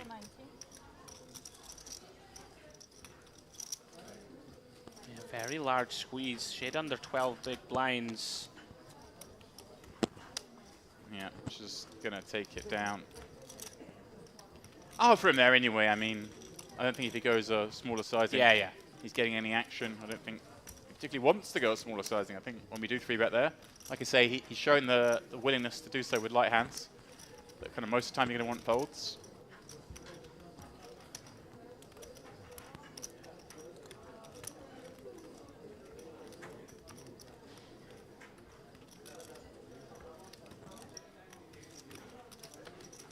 Referenced this earlier. The set looks incredible.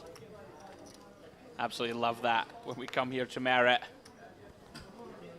Western Series motif in the background. Been watching those animated crows flying flying close to the windmill. No. They've not struck it yet. I wanted it to hit it in like a puff of blood. Oh, here we go. Here's some blood. Di Nicola popping out up with deuces from +2. Wow, Nikov. look at this. Cove even. Christ. I just had my coffee. 12 blinds instantly in. But the speed it happened really has to concern Davenport here. I'd be very surprised if he continued in this one. Yeah, I think this is a pretty awful spot in the long term for sure. De Nicola, interesting. Opening more than 3x. I've seen him have to raise fold 3 or 4 hands in succession. Perhaps a little adjustment from him, trying to put a bit of juice on it. Hasn't got the job done. It's a curious point. Sorry guys, I'm getting some bad spots, so. Very interesting, honest declaration from Matt. Yeah, it makes the fold damps. I think I like it. I like it. Yeah. Very nasty spot now, right, for De Nicola, having committed over 3 blinds already. Yeah. Here we go. Okay. He's racing. Gonna spin the wheel. Small pair. Nice. Is that flip? I wish I win.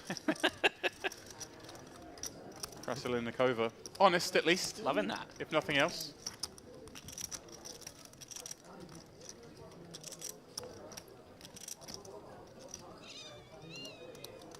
King rolling out on the flop. She correctly deduces. It's a nice flop for her.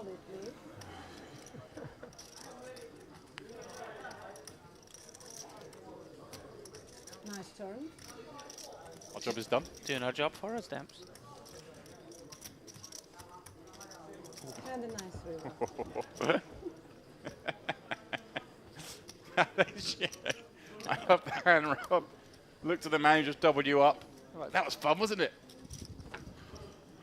I always find it amazing, Demps, how dynamics change. You know, if De Nicola just doesn't open there, Krasnilakova's going to jam. Matt's in there with 10s. Yeah. He's absolutely loving life. Saved himself half of his stack. Little bit of frustration. And I know you've watched De Nicola. Like, is he he fights. Like, could it come into his mind sometimes? A little frustration open. Seemed a little wide. I don't know. No. I think the deuce is think it's fine, alright? isn't it? I mean, we've got the big chip lead. True. I'm just trying to stir the pot, you know. I see what you're doing. Always trying to stir it. You have to, right?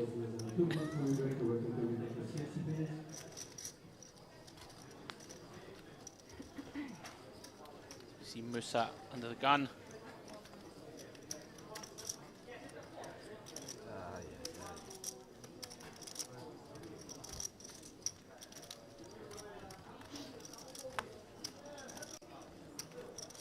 Round 2 King Dark. Waking up with a premium. You're lucky that Ace Queen of Diamonds in the cutoff. Lucky that he made it the size no, he did. but you must. Very big open only 300. Damps. Yeah. Shade under He's 4x. made it 3x. Yeah. What did you have? Tens. Oh. It was nice for me. Oh.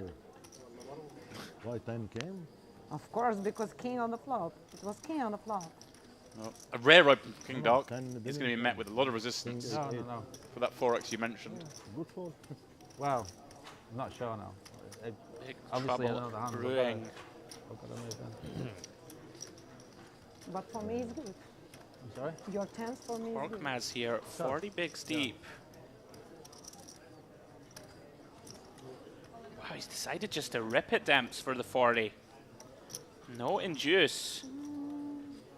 I think maybe just thinking, look, King Dark doesn't really ever open Right. with a raise, so I think he's just never folding. And he's right in that assumption. Yeah, if that's what he's arrived upon, then I like it. Yeah, snaps it off, Demps. All of a sudden, 2 million chips in this pot. King Dark is on the verge, being all but eliminated from this tournament. The man who did so much of the earlier lifting, chasing an ace with 2 to come.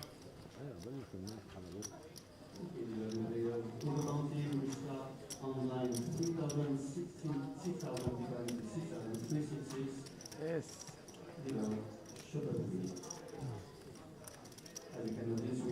And an ace on the river it is! Oh my goodness. For King Dark, the fan favourite, catches a miracle against Korkmaz. Crazy ace on the river.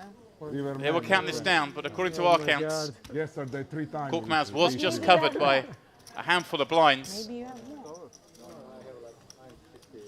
Brutal river card for Korkmaz.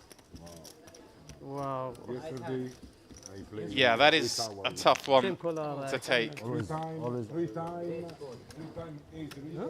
One of you want to just help. Ace river. Score Korkmaz, Sorry, it's coming. It's coming. It's coming. one of the most experienced players here. In fact, I do gather that this was his 43rd cash in merit since COVID. That is outrageous. The most Every of hand any on. player here at Merit. We have So every hand on. in the sort of poker boom we've had, kind of post-COVID era, I think it's a nice way of dividing poker.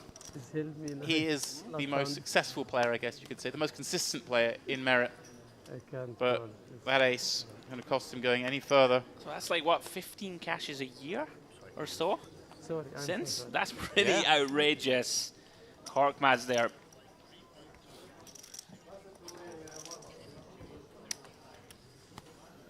Brutal river card for Korkmaz. We're here and there.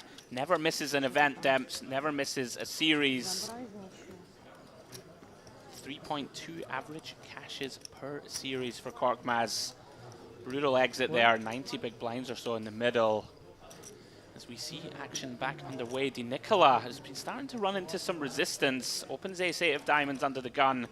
Basta 3-betting ace-queen. King Dark with that new stack in hand. Queen-jack of hearts. Ah, we're in. Of course we're in. In for the cold call. Oh, and Shelik just finding a spot that he was probably happy to see an open because he gets the 3-bet jam. Kind of semi-happy to see a 3-bet because he gets the 4-bet jam. King Dark sweetening the pot. Right. It's Like, this might be a spot, Demps, where you'd be very concerned ordinarily, but Right. with King Dark being so liberal, Yes, with why Di should Nicola some being fun? so liberal, Basta incentivized to be lightish here. And Basta seems to me in the short time we've seen to have very good composure at the table, the kind of player that in this limited time I would see understanding that he's got to take spots, be willing to 3-bet light. So yeah, I mean, this is an amazing spot where you could conceivably jam and pick up 400k Yeah. with 650 behind. Almost feels like the perfect storm, Demps, with all the factors we just mentioned. He's not cold calling, surely. No, I think he's just... Oh, he is! What is going on? Now that I did not expect. There you go, Musa just said, what's happening? Thank you for the very easy Wow. decision. And Di Nicola all of a sudden. I mean, we flickered 100k. Let's have a look at a flop. What an outrageous turn of events. So we've got a 3-bet pot going 4-way with Guys, 2 yeah, cold yeah. coolers.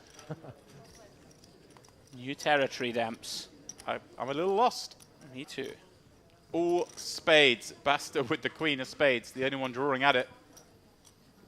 Shelik's 10 still in front for now.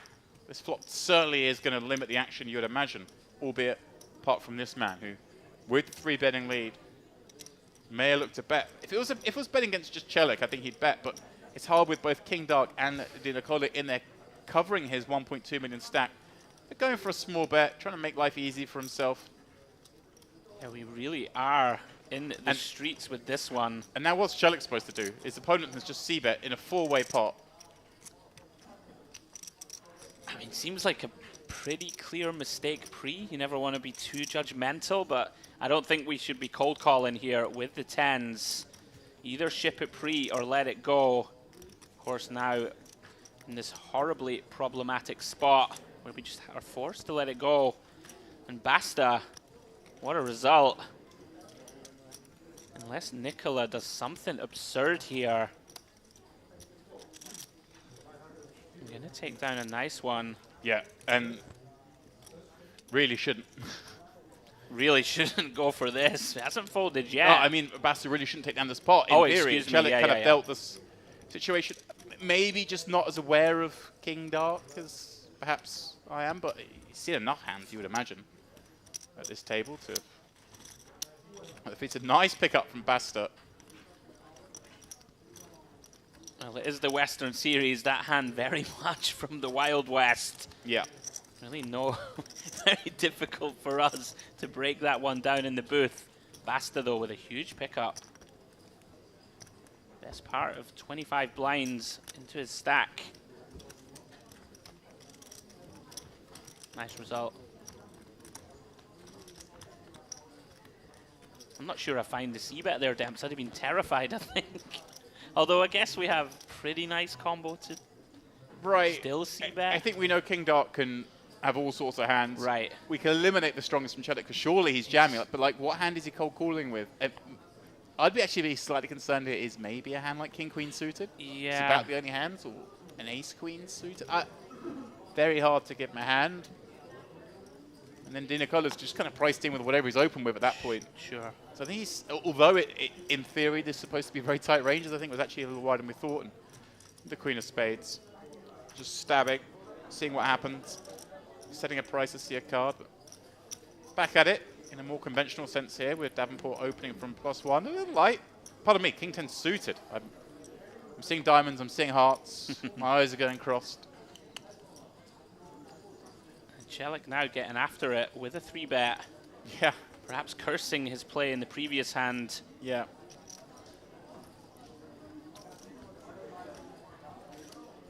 Pretty interesting stuff. Matt forced to concede. Yeah, such a shallow stack. Don't really want to be peeling a hand like King 10 against it, be it suited. Certainly if you're up against a sort of 750k stack, a 30 big blind stack, we can perhaps get in the mix. So at least on this instance, Chelik recognizing that and turning what a lot of players may just peel with Ace 10 suited into a 3-bet bluff. Yeah, we mentioned earlier myself and Mr. Lappin, always a challenge in the Merit booth. I would have played those hands the reverse, flatted that one and jammed the other.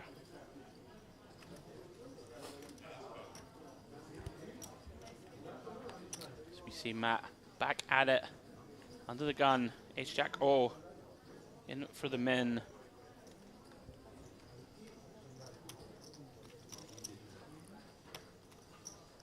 Round to Albakir.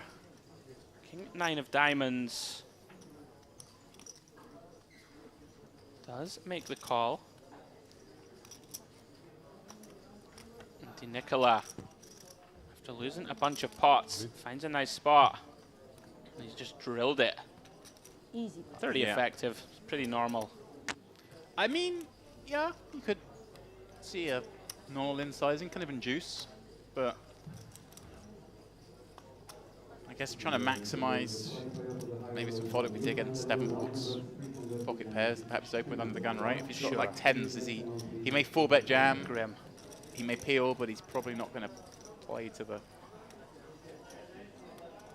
3-bet jam. Yeah, I think I like it. Take the offsuit combo and just send it in. Potentially squeeze call suited. Timely pickup for Nicola after some early resistance here at this feature.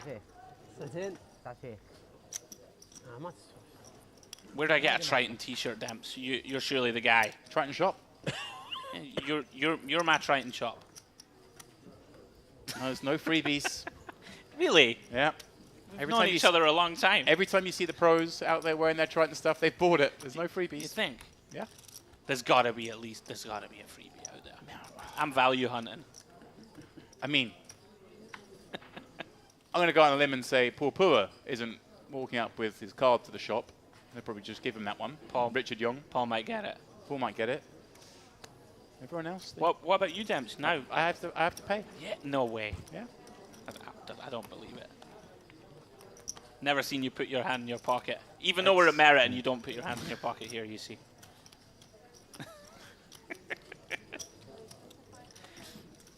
Yeah, that is a bad bluff. It's the truth. It's the truth. It's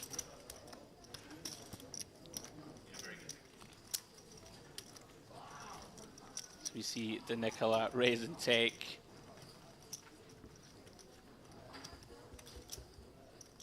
We spoke about this earlier, Demps, and not much table talk going on. Is that like normally when I've watched the Merit streams, there's a lot of fun banter going on. But I suppose we are getting to the business end. Is it that time? It might be. Someone sung it to me earlier, you know. Watched our famous clip. Oh, yeah? Yeah. Someone randomly came up to you and started singing it. I think it was Alex, to be fair. King Dark limping in under the gun. But yeah, you're right. I mean, quite often we see talkative tables. We had one kind of frame one. I think tends to be at the start of a frame. Sometimes the players are just kind of all business and straight face, but then they kind of loosen up a little bit. It may be just a factor of, you know, I'm not sure. We have some players here that aren't as regular as others, some fresher faces, less experience with each other. Maybe I just talk too much, Dems. It's probably the case. I didn't want to read that out from the chat, but that's all right. If you All in or fold? All in. Yeah, checking now. For my stack too. That's all. Everyone has his strategy.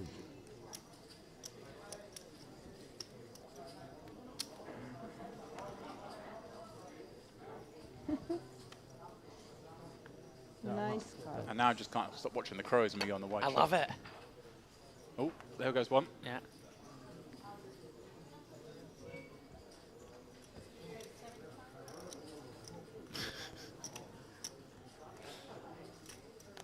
Albuquerque just nonchalantly tosses in 325k chips. Yeah, I feel like we've seen him limp a couple of hands. We see some different sized opens from him. On a normal table, he'd be the wild card, kind of, yeah, dissuading things. But with King Dark in the mix, he barely gets a look in. Interesting spot here for Basta. Yeah, Quite tricky. Really is. Looking at over 30 big blinds deep. Do you really want to get 10s in? He says no. I'm going to take a flop. Take my chances post.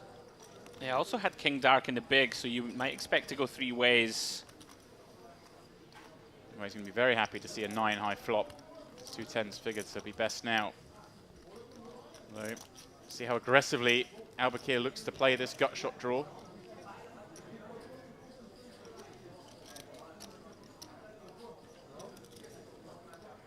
It's down at the stack. Finds a deceptive check.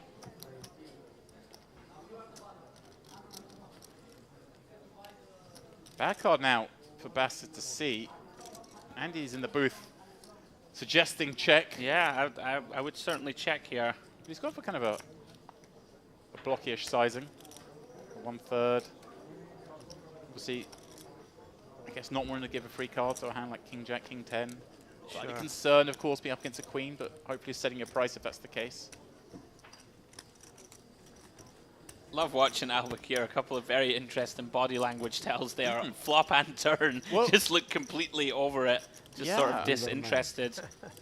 Perhaps inducing this. Well, he did the back sort of to bet. Initially kind of resting his face in his palm on the flop and did the look at the chips.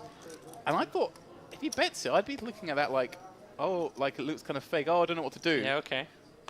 I'll just bet, I suppose. And I'd be thinking that's strength. But when he does it and then checks, it's like, oh, it just means you really don't have anything. It means you don't love your hand. Well, there we go. Is he jammed? 30 blinds. I'm not going through that mess again of seeing a flop and losing. Oh, wow. This is so tough. Surely she can't play this ace-queen for... Why are you playing that? Like crazy. No gamble, no future. Oh my God. It's just so hard to ever think your opponent might have ace-jack.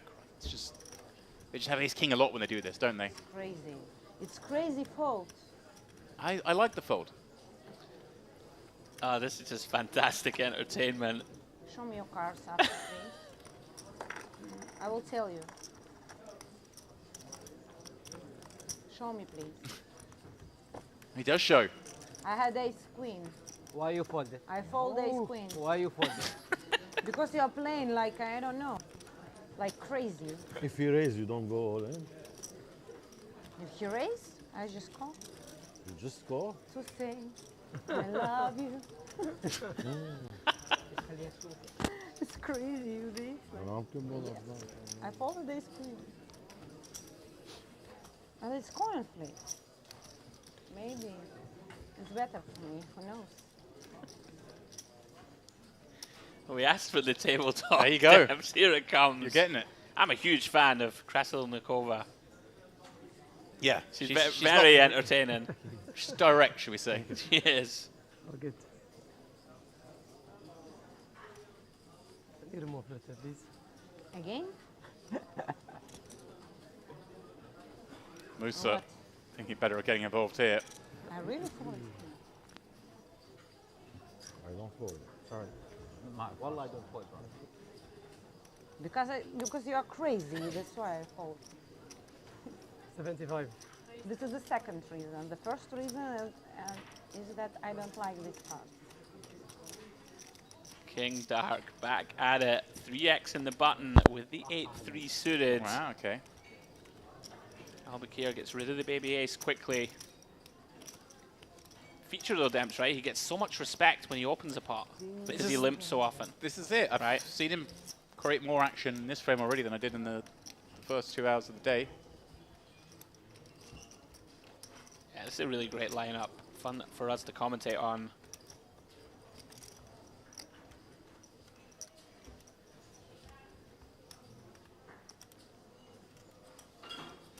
Yeah, and I was just thinking how I'd approach this if I was one of the other players on this table. We just saw the ace-9 not get open. I would definitely be leaning to playing a little bit tighter because when we want the pots to be big, we've got customers. Just play a little snugger. I'm with you for sure. I think we want to play very cautious opening pots at this table. Well, here's a case in point. I understand why Matt wants to open this pot with Queen Jack offsuit, but I may shy away from this. Yeah, I really think that's pretty astute observation from you. Going to be so difficult to just raise and take, I think, at this table, and out of position against a lot of wild cards. Interesting that King Dark, he plays very, very fast. The first time we see him tank call, I think if you're perceptive at this table, you think it's not a hand that he's thinking about folding. It is definitely a hand he's thinking about 3-betting, as it is Chelik. Perhaps with a reprieve, a very easy spot to jam over all this action in front of him. So he didn't take the spot before with tens. Yeah. Does take it this time with ace-king. Oh my goodness. Oh, and Albuquerque just snap jamming behind. How's your open looking, Matt? Wow, this table is something. All this on my big blind.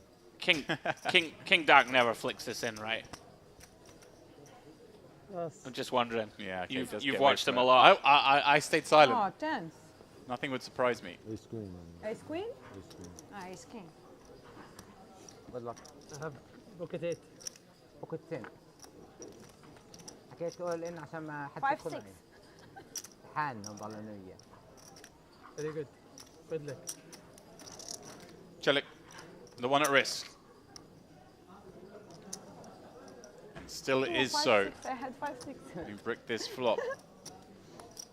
Does though hold a diamond.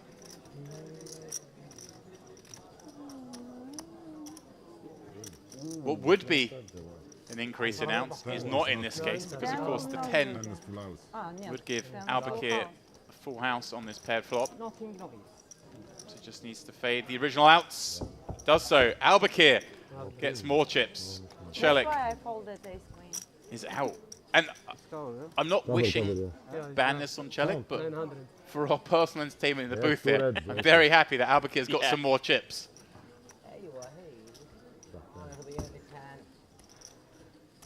All in that. Good luck. Very much with you, Demps. This lineup, pure entertainment. GG Chelik, pretty unfortunate. A lot of dead money in the pot. Squeeze rips it in for 22 bigs. Can't run down the tens of Albuquerque.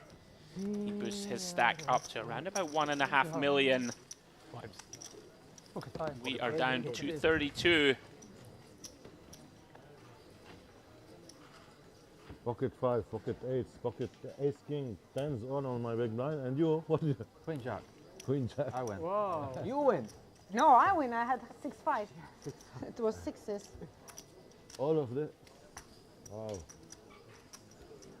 Give me kings on big blind. That's And me next time. aces, please. Not now. Before. That's all she wants. It's aces when someone else has got kings, someone else has got tens, someone else has got ace king. Reasonable. People are so greedy. Just ask for a little ace queen of hearts. Something like this. Saucy. Peace there. Albuquerque here content to over limp. Most players, I think, Dem's going to ISO here with Queen Jack suited. Yeah. Especially as we know that King Dark is so liberal with the opens. I think David made the point earlier that sometimes you don't want to dissuade a player from limping a lot, so perhaps not ISOing, limping, allow them to continue that strategy, allow them to play a lot of bad hands. It's not necessarily the worst thing. The bet getting through against the 2 overs and a gut shot. King Dark taking it down with the best hand. استنى التسعة لما تنزل ما يولد بنت. لا فايت بنت. تو بلاير. لا بس استنى لما ما تسوى يعني. Very tricky to try and get a read on King Dark. Yeah, good luck. I mean, I can see his cards and I don't have a read. So it's going to be problematic at the table.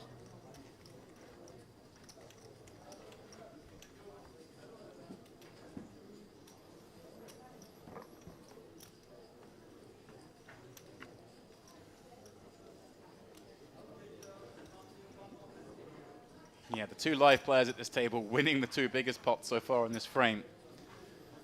115. Oh, King Dark coming with a rare raise. 15. Going for the 4.5x.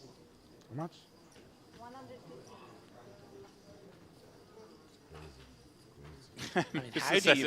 How do you play against it? He just says crazy. Only got jacks, I think. Oh, coin flip. Hoppa. Let's go.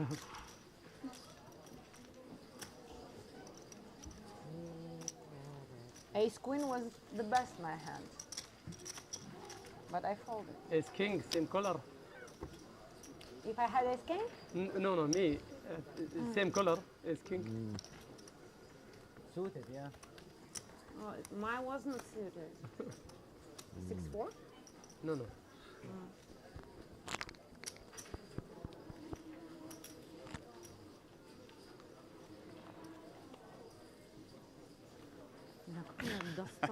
These 2 sort of sitting there, scratching their heads.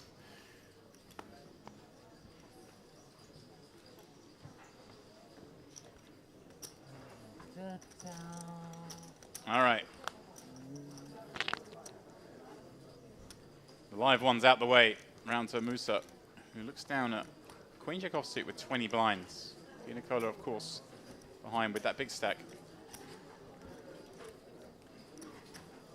Nikova in there as well. Nicola going to have an option. Yeah, take this on, questioning Davenport behind. Red chips. It's 3 red chips. 3 red, yeah. I have 545. I guess yes. Just working out whether he wants to jam here, I guess. Or yeah. 3-bet smaller sizing to potentially have options against cold 4-bet. Yep. Yeah, I think debating whether he can 3-bet and fold to Matt if he cold finds. Yeah.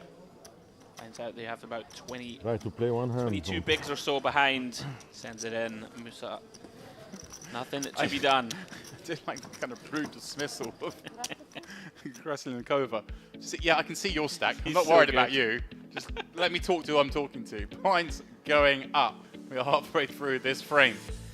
When they do hit 15-30, it brings Davenport back below the 20 big blind mark. He and Nina on that number. Musa just a little bit shorter. The rest all very comfortable now with Albakir and Dark winning those monstrous all-in pots. John Basta winning some medium-sized pots that he's done well to win.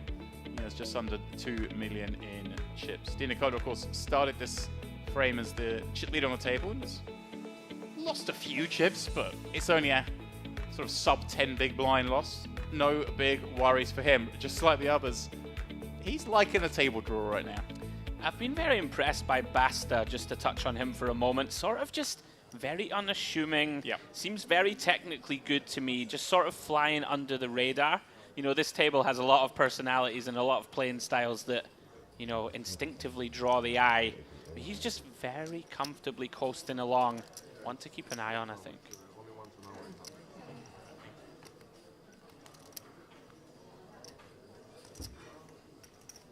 She's so good emotionally to watch.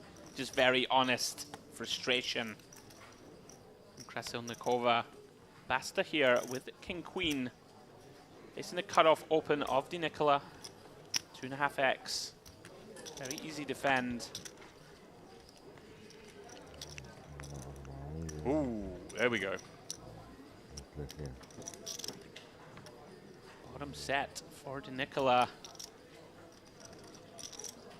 Yeah, it's kind of unfortunate in the sense this is a board he has to bet, and he doesn't. It's not likely to get much action, but with bottom set, we're certainly going to go ahead and try and win a big pot.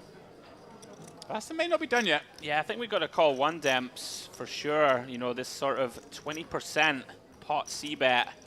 King Queen with some backdoors can, of course, just be the best hand, especially against a cutoff open. But Basta on point once more, decides just to let it go. And yeah, very nice laydown against the set of Di Nicola. I believe that's 3 times deuces have hit a set in our coverage today. Oh yeah? The ducks are quacking. The duck's not an animal I associate with a Western theme. Have I seen many Westerns with a duck in it? Yeah, it's not the most viscerally terrifying animal. You know, you think of the coyote. He's out there in the desert. Yeah, causing havoc. Yeah, I don't know. Rabid ducks, not so much a thing. There's Musa here, +1, ace-9 suited. Awkward now, Demps, especially at this table. You know, it's going to be tough to get min raises through. We already alluded to it. 14 blinds, ace-9 of clubs. But still kind of feel like we have to go for it. Might be a limp. Is a limp from Musa. And this is very out of character for Di Nicola. Yeah. Over limping ace-4. Oh. Yeah, and just interesting to see Musa obviously leaning into this idea of, well, of limping. It's kind of contagious, perhaps. Working out nicely for him in the sense that Oh, friendly pocket. he's dominating. We will see the flop without all in. One remaining ace live. Queen, Jack, 10 board. Basta hitting the front with second pair, but can't really be a board he's too enthused with 3 players limping in. Certainly rate to have some Broadway cards. I mean, feels like this one should check through. Does do so.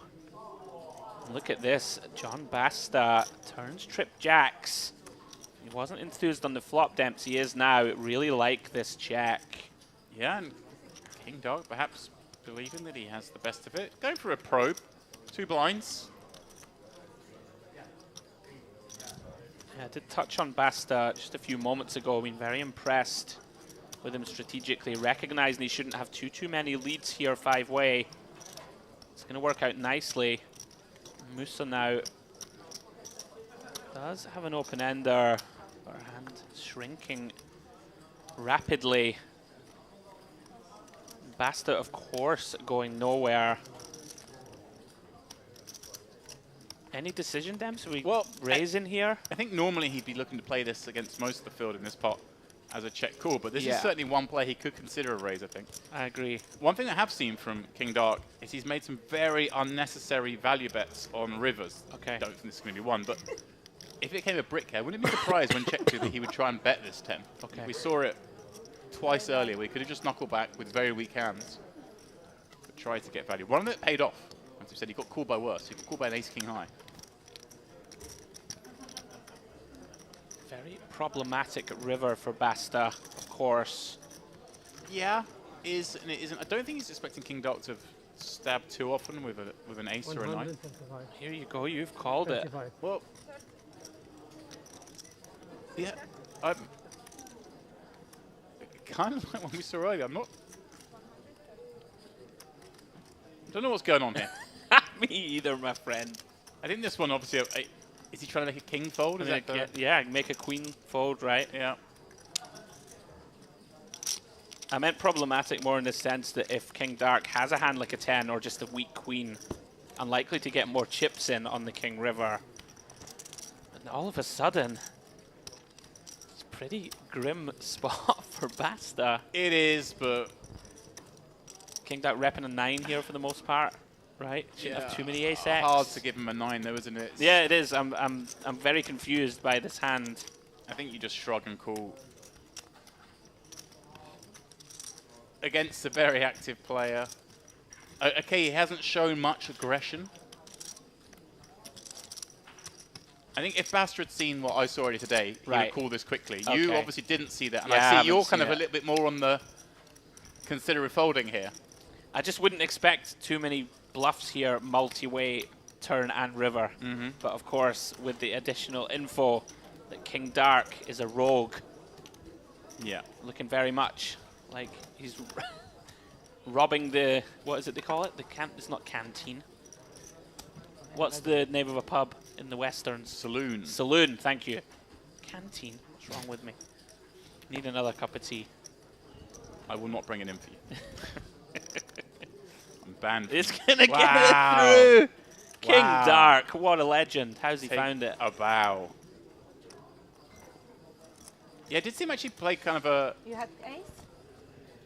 I was something like that, yeah. I had ace too. You have ace?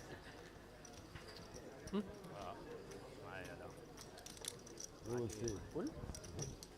Of course we will see. قسام كنت خايف من بغيت اريز اول شيء بس خفت من قسام خفت منين ان انا اعمل خفت من لا خفت من الستريت بعدين فتح جاك هني قمت اسحب شوي انت خفت من الستريت بتقول؟ قبل ما يفتح الجاك قبل ما يفتح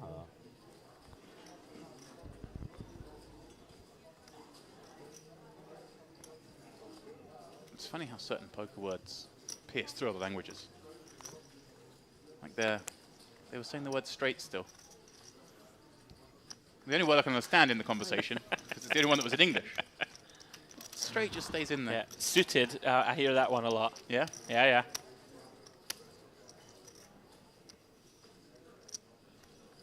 It's funny, like 3-bet always is said in English as well, in any language. You never...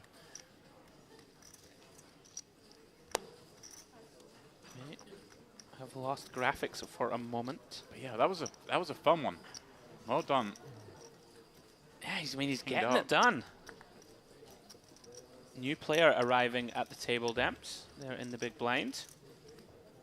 Excuse me, small blind. Yeah, welcome to the Madhouse. And it's, I believe it, Adrian Simone, who came in as one of the big stacks to start the day. Okay.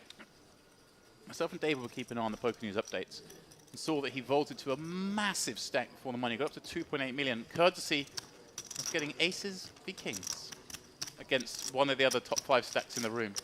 They had exactly played it well. 1.37 million chips, each of them.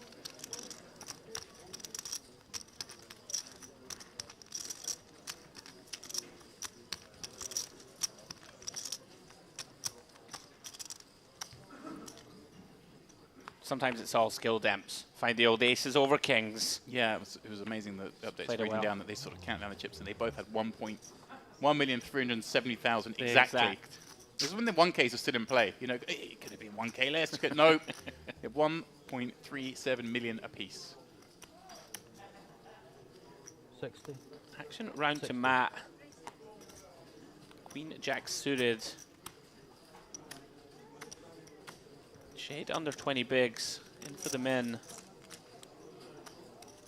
Andrian 5.1 million Demps. He's kicked on. Over here, another nonchalant flicking of the chips. Defending with an ace. Are you a nonchalant chip flicker? I'm very measured. I would say you strike me as someone who shows the pot a bit more respect. I'm quite, yeah. Cuts it out and slides it. Yeah, the old cut and slide. You're not a backhanded flicker.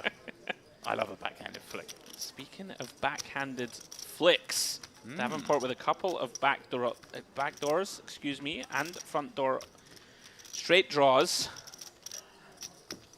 Quite like this check in position. Yeah. Gonna realize your equity. Let's improve to a jack on the turn. Yeah, and happy now to check once again. Finds Broadway. Albuquerque hating how this one's developed. Was in a dream scenario where he's got an ace on an ace-side board against a pre-flop raiser. Check through twice. Has to be concerned when your opponent does check back turn. They've got some sort of draw or some sort of equity, exactly this kind of hand. Yeah, typically a spot here. Matt's not going to have too many bluffs on the river. Going to have to be a hand like 9s, right? 7s, 6s. These are the natural They're the kind of river ones bluffs. that probably just stab the flop anyway, right? Yeah, I think so. A lot of the time, Albuquerque forced to flick it in. Matt gets a chunky bet paid off here. Yeah. Went for almost full pot. 90%. Gets it paid. Albuquerque potentially 2-pair demps to call that quickly. We don't know his side card, of course. Guess it almost becomes the same hand, right? We'll just bluff catch in. Nice pickup for Matt Davenport.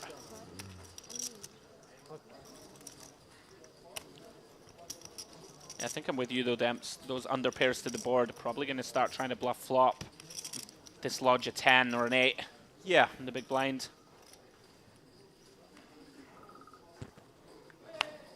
It's just hard when a player plays a hand like that on that run out for them not to kind of almost have it. Yeah. Unless they're opening super wide. But I think it's unlikely. Yeah, very much agree. Well, here's a man not opening wide at all in this spot. Well, his perceived range would certainly suggest he is. But as it is, he's got ace-king and Davenport. He's been dealt 2 10s again.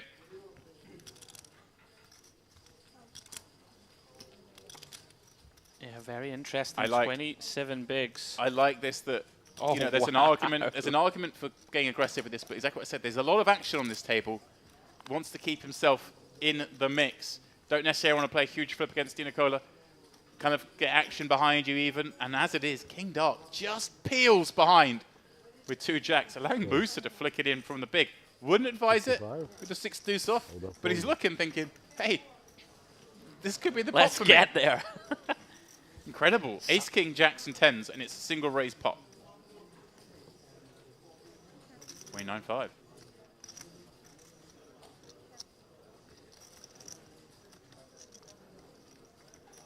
Very awkward here post. For all holdings, really. King Dark first to announce himself. Much? Looks like about a third pot demps, 90k? No, 125. 125. It's going to get so difficult for Davenport. It's difficult for Di Nicola. You can see he doesn't want to let this one go against King Dark. King Dark has, like I say, shown more aggression post-flop. Certainly does pre-flop. Exhibited here with the just the overcall pre with 2 jacks, quite incredible. Yeah, I like the laydown. Really tough for Matt now. Quickly calls though, Demps. Yeah, but as I say, King Dark's shown a willingness to value bet thin. Like one of the problems facing King Dark, he just doesn't slow down though, Demps, right? So yeah, he just fires I don't again. think he's going to check turn very often. That's what I mean, and he does value bet thin. It's been a trait of his. Yeah, very correctly so here. The saving grace, of course, for Davenport is that very conceivable your opponent is in here with a queen. This would be so much more disastrous if it was a 9-high board. Matt here with those 10s, of course, blocks the nuts. Yeah, working to a gut shot. And I mean, he value bets thin. He could be up against a 9 here. I wouldn't be surprised to see King Dark bet twice with a 9 here. Yeah. From everything I've seen today. Problem for Matt Demps is a little too shallow to potentially bluff, right, with our holding, which could be attractive if we were deeper. Yeah.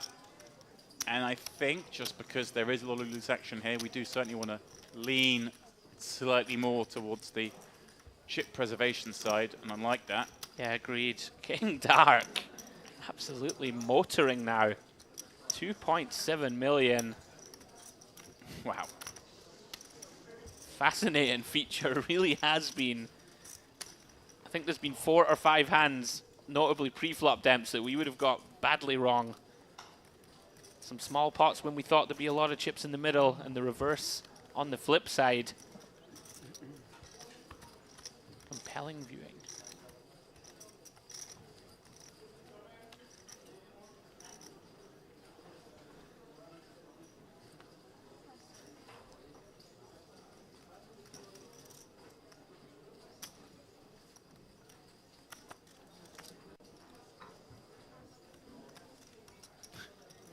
I mentioned this earlier with David. We just had a lot of traffic walk past our booth there in multiple directions. I still just keep seeing cowboys and cowgirls everywhere. It throws me for a second. It's just cool. Easy call for me. Yeah, Dina Cola with the ace king again. Oh my god. It's like walking into an alternate universe steps, isn't it, when you come down the stairs? Yeah. Everyone in their Western finery. Well, I like, you know, they filter through to other parts of the resort. I was walking back earlier from the Diamond and someone came out from some service entrance dressed as a cowboy. It looked even more ridiculous. Just out on... I'm stood out there looking at the Mediterranean Sea and a cowboy's walking past me. So good. One of my favorite parts of Merit Poker. Everyone gets into the mix with the themed dress code. We gotta stick a cowboy hat on Matt Davenport. See how it looks. I hope that everyone wears a hat on the final table intro tomorrow. That would do it for me. You get them in the Merit hoodie and the Merit hat pats, but come on. Let's westernize them. King Dark limping once more. Someone gives me a cowboy hat, I'll wear it on 1A. It's cool, no? I'll get in the mix. All right. I'm going to make that happen.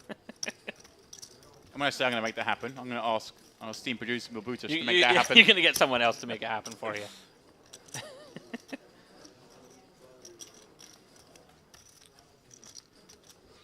Three-way limped pot here. Everybody coming up empty. Yeah, King Dark.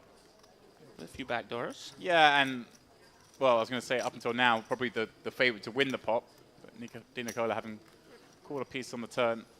Stab small. Easy fold for me.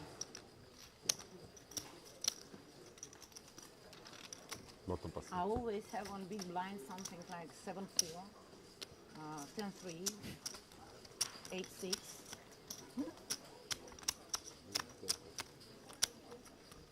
Cressy on the cover doing a great job of moaning it in here, Dem, as we I- call it. yeah. But let's moan it in. Get dealt a load of nonsense for the last hour.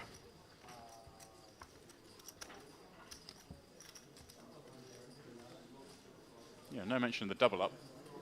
I know, right? Господи, это кончится когда-нибудь или нет? Are down to 30 players now. Exciting stuff. Yeah, we're getting there.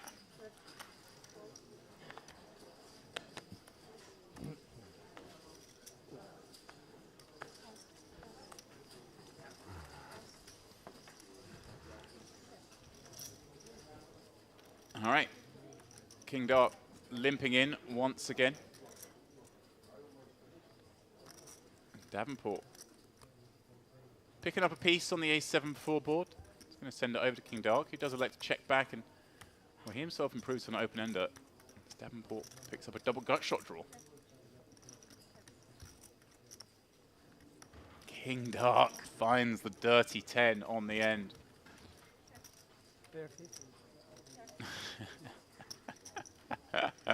This is so grim.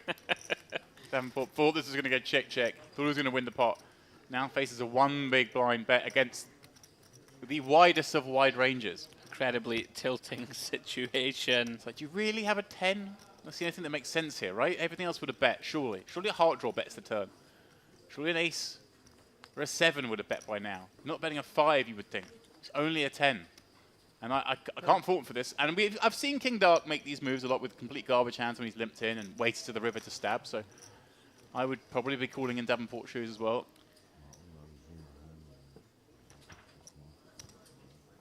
Yeah, frustrating orbit or so for Matt Davenport. Had the worst of it against King Dark with the 10s v Jacks. forced to pay off river here with bottom pair. Little shake of the head.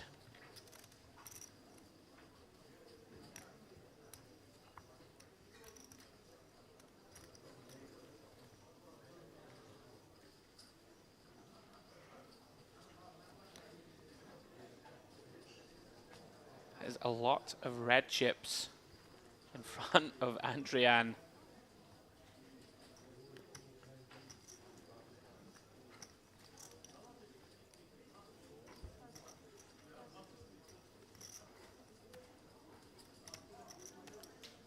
Temple in the small, really figuring out the best way to get the chips in with this ace-8 suitor. Such a monster hand, blind on blind. It's going to limp. I like it. May encourage your opponent to pop it up with a hand like this, although with the suited variety is certainly incentivized to check back perhaps. But look at this. Is going to get the raise up. Is going to get to limp jam with this combo. Yeah, very nicely done here from Matt. Let your opponent ISO with the garbage. Get that extra couple of blinds into the pot before pulling the trigger.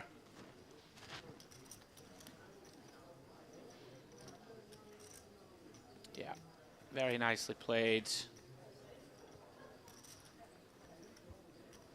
Basta probably one of those guys as well, Demps, right, where you're very comfortable shoving here because he's, you know, pretty theoretically sound.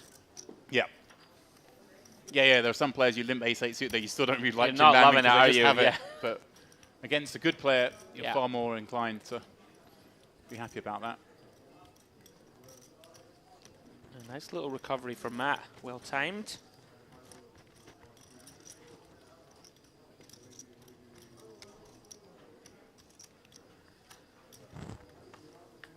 I feel like Basta's going to be a real threat in this tournament. I've been very impressed. Yeah, I am very impressed with how he's playing. I'm a fan of the demeanor, as you mentioned. Yeah. Kind of he and Davenport very similar in that respect. 60. But very comfortable in their environment. Krasilnikova been very patient. Finds an openable queen 10 of diamonds. 18 bigs to start the hand in the cutoff. Interesting spot for Matt. And look at this, Demps. He's just going to rip it. 21 bigs. Very aggressive. Yeah. Against one of the tighter players at the table. Yeah, maybe just picking up the fact that it hasn't followed around to her too many times, so maybe he's giving her a wider range in that respect. And also, maybe thinking perhaps she's going to overfold some spots. That might be what's going on. You know, she talked about how she followed ace-queen quickly earlier. Yeah, that's a very good point. Made a big thing of it, although I would have followed the ace-queen as well, but she was sort of... It gave me the vibe of one of those players who takes pride in her folds rather than her calls. I think I'm with you. Yeah, if she has a hand like ace-10, ace-jack here, yeah, may well get her to fold a hand as strong as that. I'm just looking through the Hennemob results of Basta, and I'm shocked to see, I'm not saying anything's wrong with this, but basically all his recent cashes, going back a couple of years, are all in sort of sub-$1,000 buy-in events. He had a fourth and a second here last time out in the Gangster Series, but it was in the Turbo Deep Stack and the Deep Stack Bounty, the smaller events. Very surprised because for this play so far I've seen is that I expect to see playing a much higher stakes. Yeah, very strong. Musa looking to play for all of it with aces. Oh, wow. Desperate for action, popping up to just 2 blinds off 10. It is going to raise the suspicions of Davenport, but it's merit. Sometimes people just do this with some nonsense. Yeah, this is grim. You know, some players, if you just touched on Demps, will not have a raise fold here that is not very nutted. You know, Musa, I've seen him on a bunch of streams before and does play very tight. He isn't the type of guy I expect, you know, just to be trying to sneak one here with King Jack. Of course, Matt can't know this. I mean, this is grim. Ace Queen facing 9.5 blinds. Probably just going to have to run it, and he is going to do so. Really difficult to fault him. Oh, and King wow. Oh, my goodness me. This, one imagines, is going to be what saves Davenport. Which is why he's chosen the sizing, in case some crazy action like this takes place behind him. Now, we saw King Dao earlier just cold call at a kind of spot. Yeah, I don't see him cold calling this one, Damps. No. In comes the tower. 600k, I believe, or maybe a little bit less. Yes. I mean, Matt Davenport, great result for him here. Gonna save some money. Yeah, Musa, loving life, is gonna put it in, and then Davenport must know the ace queen is no good here. Well done, Matt. Aces v kings. The only silver lining for King Dark is this is against just a 10 big blind stack. Could have been so much worse. Absolutely. If those aces were dealt one seat over in Di Nicola's seat, we would have seen a near 5 million chip pot.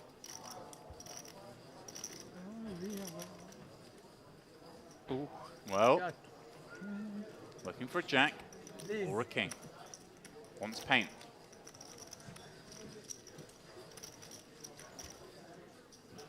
Finds paint. Oh, wow. Victory slam. Only a king will do it for Musa. It's crazy. Pain it was, but not the king. Top of the table. Musa out in what looks like 29th place. King Dark doing it again. Of course, nothing he could do there. Crack his aces too. Got dealt kings. It's going in. This one plays itself, Demps. Ace queen. Now, it's a bit early for this, Demps, but are we into the realm of name on the trophy stuff here from King Dark? We're a little early for that one, but he's certainly running nicely. It's how you want to be running. I'm stirring the pot. Simone, of course, did the same thing earlier. Aces v Kings, had the aces held. That got him a long way on the way, but he has chipped up massively since then. Di Nicola is still hovering around at the 2 million chip mark. Basta, the one impressing us most in the booth here. And like I say, just again looking for his mob results. He's cashed in a 1k. He's cashed in 2 of the warm-ups here, which are 2k. Every other result on his mob under a 1k buy. Incredible with his just the poise and the presence he has at the table and just the way he's playing. I'm very surprised that he doesn't play bigger or had more success. What I'm saying is, Basta, if you're selling action, give me a shout. No, loving that. I want a piece. Look at this. Andrian gonna isolate this one, Demps, from the small. Most players content to just complete here, recognizing King Dark playing too many hands. Bump this up 6 bigs over the button limp. Yeah, and what would have been perhaps to some players a consideration, Abakir wasting no time in folding that King Jack. The classic. Flash the ace. Yeah. Or was it the 8? It was the ace. Salt into the woods. I don't think anybody's 6X's there, Demps, and shows the 8 of diamonds. Never happens. You know. Can but hope. They either show like a 3, right, or an ace. Yeah, that's true. The middle cards don't get the love.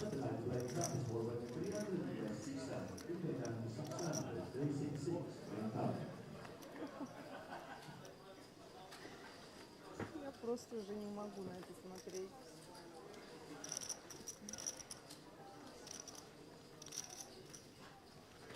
Action folds round to Basta.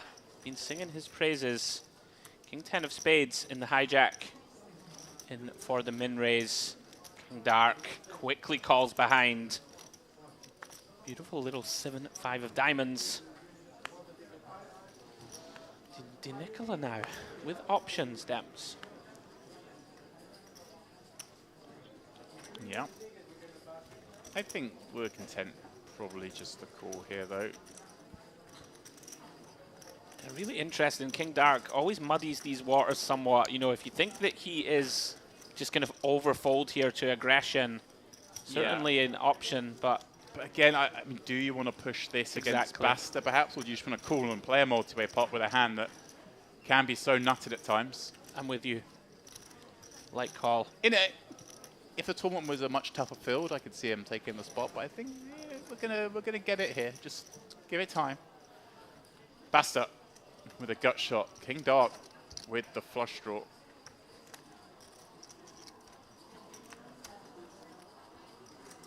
Nicola now with a gut shot of his own. Yeah, very interesting. Perhaps thinking King Dark will always bet a jack or even potentially a 9 in position. Yeah, I think probably recognizing that he may well have the best hand here, and obviously now has picked up a draw to go with it. Sure. And like I say, what I saw Di Nicola before, the World Series of Poker Europe, is he's an aggressive man. It's going to be met with a call from King Dark. 3 of diamonds would be a car crash. Wow. 6 of diamonds. Di Nicola perhaps recognizing that's the most likely hand he's up against is the flush draw.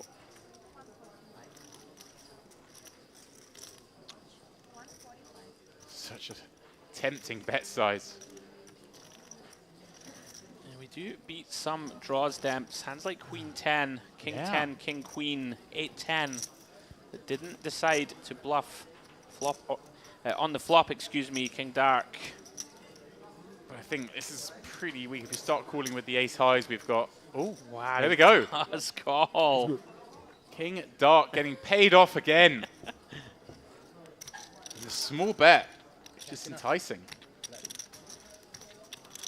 Just getting it done, Demps. 3.6 million now. Yeah. One of the tournament chip leaders. I can see why Di Nicola wants to kind of call there, but I think maybe calling with our pairs. I agree.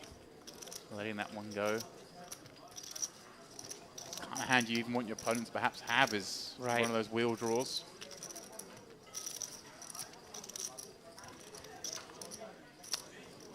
King Dark, the enigma, continues to confuse and frustrate the table.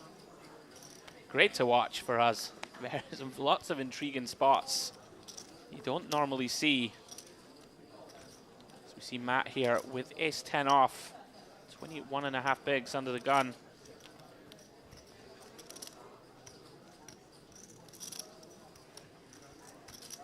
Adrian. No interest against the undergun open of Davenport. Di Nicola, though, far more inclined to play hands. Is going to have a little look with this Jack-9 suited. Krasnodar, she wasn't lying. She gets junk in the big.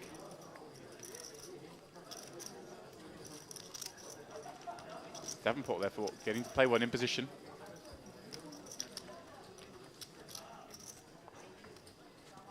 And well, flops top pair against second pair.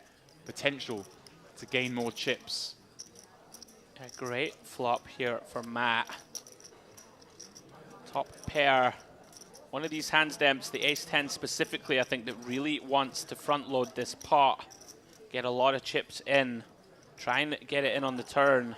Or even potentially the flop, of course.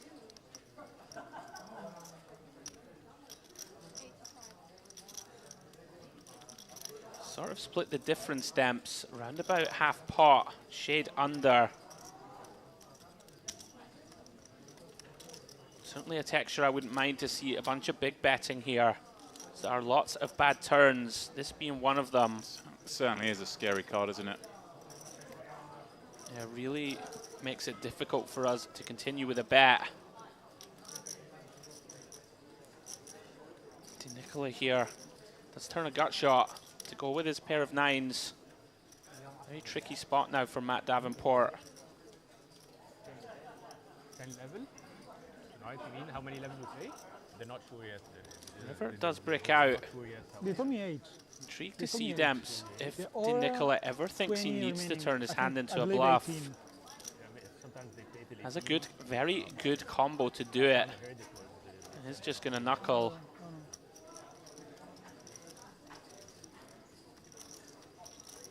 Can Davenport seek value, Demps? What do we think? One of these awkward spots. Of course, don't want to get check shoved on. Would be a disaster. Also want to find some value where we can. It's going to check this one back. Seems very reasonable. Yeah, just unfortunate. I think the way that one ran out obviously was on course to perhaps win a bigger pot. But it'll take it. Absolutely. One of the worst turns in the deck for Matt's hand. Happy to take that one down at Showdown.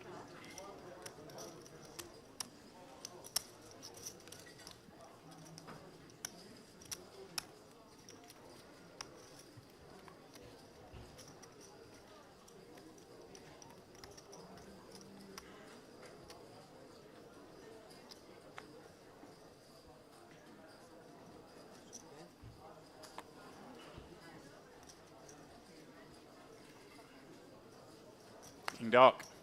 In again. 7-3 suited, limping in. He really is box office stamps.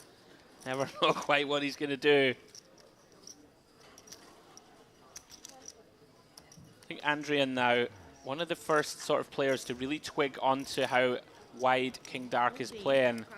Looking to isolate a lot now in position damps. He knows he's going to pick up a lot of folds pre-flop and play in position when King Dark continues.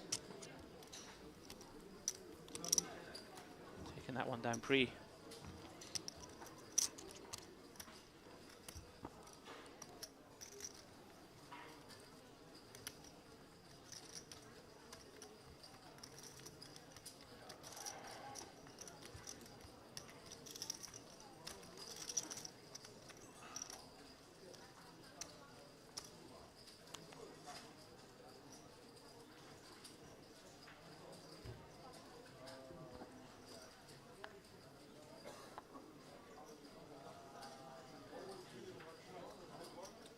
Drian here, King 10 of diamonds. More than enough for the chip daddy to get active with. Oh, Nicola giving him the little stare down. The relaxed, casual 3-bet arm over the shoulder. This is a hand straight from the saloon game. Pistols, though, remaining under the table for now. Oh. Yeah, could have gone both ways here, Demps. Lands on 3-bet. Yeah. Can make life a bit more simple for yourself, I think, against an aggressive chip leader. Obviously, playing a bigger pot all the time, but this is definitely the Nicola style. He's always leaning towards aggression. Andrian with certainly a nice hand to heal this 3-bet with. A lot of good things can happen when you play with suited Broadway cards. In this case, he finds a piece of it, but it's a board that Di Nicola may look to go barreling off. Has ace-queen with the ace of clubs. There are a myriad of turn cards that will produce a lot more action here. Yeah, guns slowly being drawn. Di Nicola, 1/3 pot or so in position. Pretty typical. Andrian, of course, going nowhere. Yeah, of course, this kind of sizing. Okay, you can make like the likes of 8s, 9s, 10s maybe fold, but most of the time you know you're probably going to get called the way this one's played out pre, but you're happy for that situation because you've got a gut shot and those backdoor clubs. As it is, finds a queen. So mediocre value. Yeah, very interesting. One of the cards, I think, that should slow Nicola down. We can now, of course, beat a bunch of the Jack X combos, still ahead of nut flush draw types that we could bluff catch against potentially later. Yeah, obviously some concern you're up against a hand like Queen Jack. Sure. It's improved there as well, but I'm with you. Obviously beats all the Jack X now. Was beating the flush draws, although there are not too many of those. This one's played out now. Yeah. Andrian, if he bets it, does he open the door? This is really interesting. With that ace of clubs, Di Nicola, I would venture the best possible bluff combo here, right? Blocking the 2 pairs, that queen, and blocking the nut flush. And we know that we're likely behind here, Demps, right? Not many hands are going to bet river here that are worse than ace-queen, basically none. This is a great spot for it. This is a perfect spot to jam for Di Nicola. The sort of ace-x hands, ace-x suited hands that Di Nicola does 3-bet pre are probably going to check back that turn because they're worried they're not going to get fold. They've got a gut shot, they've got the flush draw. He would play ace-5 of clubs this way, I would imagine. I agree. Ace-queen of clubs, definitely checking. Right. Ace-9 of clubs, if it decided to 3-bet, should be checking to realize this is very interesting stuff.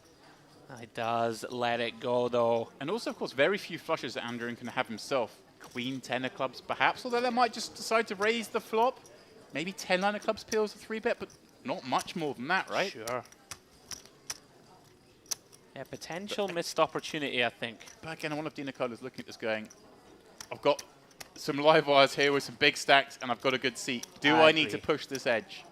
I'm inclined to agree with you there for sure. I'm greedy, though. I wanted to see it. I wanted to see it. I thought we might. Yeah. I think, especially with that queen, is such a key card in the hand. You block the king, queen, and queen jacks that you referenced, Demps, that are 2-pair, that, you know, can be calling us and blocking a bunch of basically all flushes. Of course. Apart from a couple of combos. I'm not wishing to group an entire nation together, but 2 Italian players. Maybe a lot of history between the 2 of them. Right.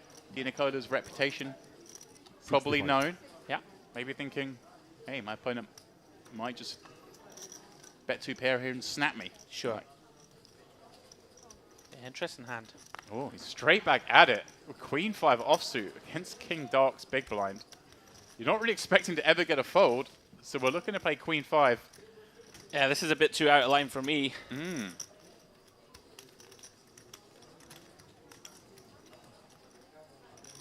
Finds a piece.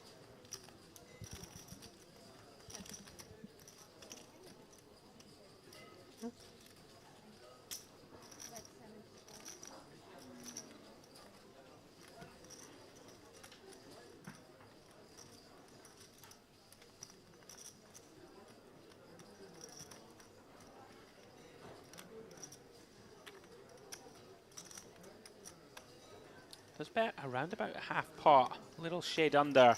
King Dark. Pretty tight fold there for King Dark. How does he do it, Demps? 7-8. Great lay down. Yeah, I thought for sure we were going to see him continue. Che avevi, Simone, poi lo vedo alla diretta, non vedi che tutta una. There we go. Ace Queen, passo di See, più, even in Italian, it's top pair. I'm sure in Italy there's a word for top and a word for pair. Top pair. If we go in, I don't know. There we go. If I go all in, I don't know if I fold. 100% asking, if I jammed, yeah, would you have laid it down? Exactly that. So we've kind of, it took us a minute to get there, but obviously Di Nicola has that much reputation that King 10 might have called. Yeah. Although, it's one of those easy things to say at the table, isn't it? It really is. I mean, I might have called you. You probably weren't going to call me. It has to be ace of clubs X, right? And what, ace jack, ace of clubs, ace queen, ace of clubs. Don't think Di Nicola's going to 3-bet ace 8, ace 9 off. Right. At this table, ace 10 bets the turn for value. So it's very difficult to say. I think I would have called you. Yeah, I'm with you. I think it's just that I wasn't sure if I was caught. You were going to fold. I think so. But it lends the idea that he was kind of very much inclined to call with 2-pair, perhaps. Look at this from Davenport. Davenport having a little go. All right. Raising into the chit leader's big blind. And into the King Dark small blind. Wild stuff from Matt. It's a very favorable flop in terms of his range. Maybe trying to sneak one through whilst the 2 Italians were discussing the previous skirmish. I referenced this earlier, Matt, not afraid to get in the mix and pull the trigger, and he deems it necessary. Keeping himself afloat nicely, Demps, after a few rocky hands. Back up close to 900k.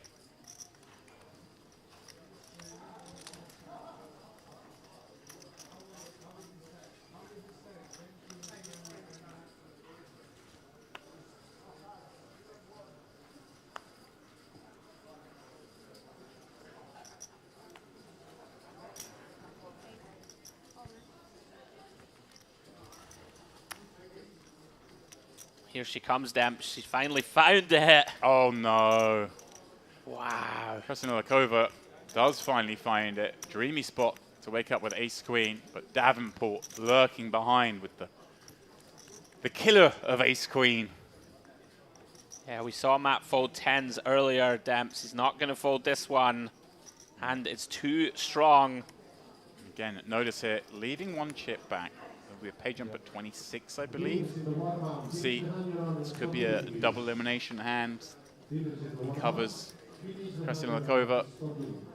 It's a reason to perhaps let this hand take a moment longer. As it is, he's going to get to just run it. We see the rest have folded.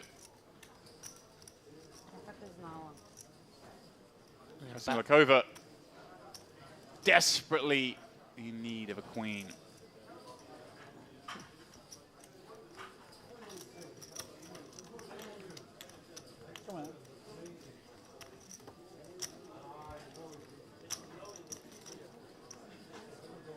And she finds one on the ace, Wow. queen, jack.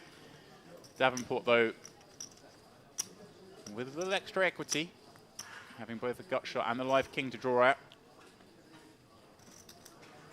Can Krasnokova pull off the unlikely double up? She will. Davenport left with Yes. 16 blinds. Есть. Неужели? Да, значит, мне надо еще поиграть в этот турнирчик. Спасибо. Я уже домой собралась. I thought I go home. But no. What a character. I love it. But no. Not this time. It's nice to see so much emotion at the table It as a is. viewer. It is nice. I'm with you. What an escape for her. Crushing blow there for Matt. So it looks like we have got down to 27 players, which means we are about to go on a full redraw with 3 tables left. Simone Andrin leading the way on our table here with 5.5 million chips. King Dark, what a spin up, was down to about 1 million, now up to 3.4. Courtesy of a little fortune at times, but hey, that's the game as we welcome you back to the booth. We won't waste too much time. As I say, a full redraw going on. They're very quick with that sort of stuff here, so play will recommence even, in about 6 or 7 minutes. So guys, please don't go too far. We'll be back after this.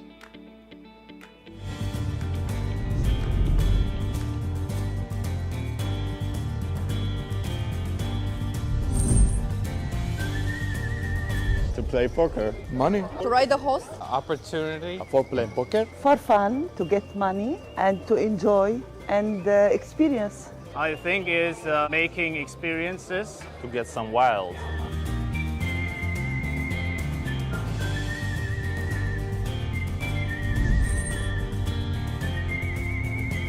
Tilt? Oh, too many. Way too many. Yeah, many. A lot of bad beats yesterday. Once.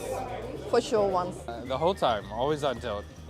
It's just my nature now. Tilt is not about me. I never experienced this feeling because I expect to win as I expect to lose. Tilt, I think 37 times. So many times, cannot count.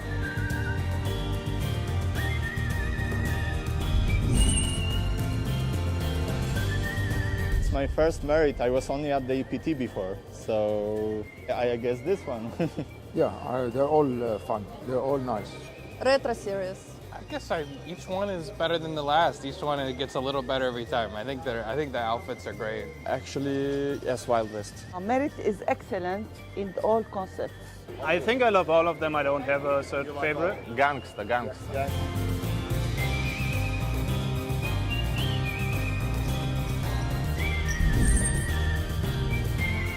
Usually music, but sometimes I just scroll through my phone or watch some TV series. Right? Concentrating on the players and, what's up and a few other things on the phone. I watch players. I watch the other players. I'm watching cocktail something. I just try to not forward as much as I can and then I'm good. Good question. How do I keep myself busy? I either try to observe players or watch on my phones. One of two.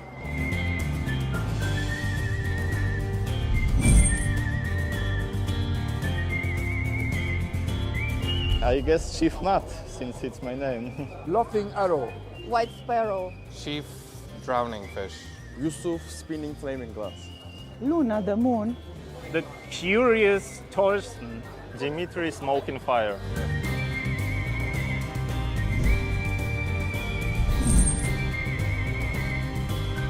Ace on the river. Reading a bluff. How to stay alive. When you can't call and you can't fold, raise. Welcome to my salon. Be patient. Never put the chips in your pocket. Mastery.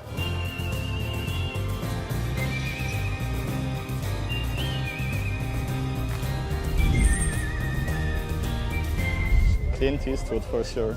Alive or dead, it's your choice. John Wayne. No, you got me scared. Martin McFly. Marty McFly.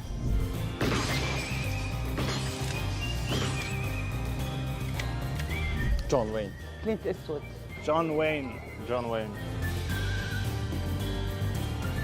His stack threatened. Yeah. That's why I quite like your line there. You could check this turn, basically feel like you can't be put all in the hand, and almost like This just is like it. blindfold call any bet on river. Like you're not going to love a 5 or a 9 or a 10 or these kind of cards, but you could sort of maybe just assume your opponent would bluff frequently enough and you look weak enough that you could station off with the jacks. Now Akimov could actually, I think he's going to jam. Put him in the blender, as you'd like to say. I mean, it's just one of these hands, right? We have called with plans in mind.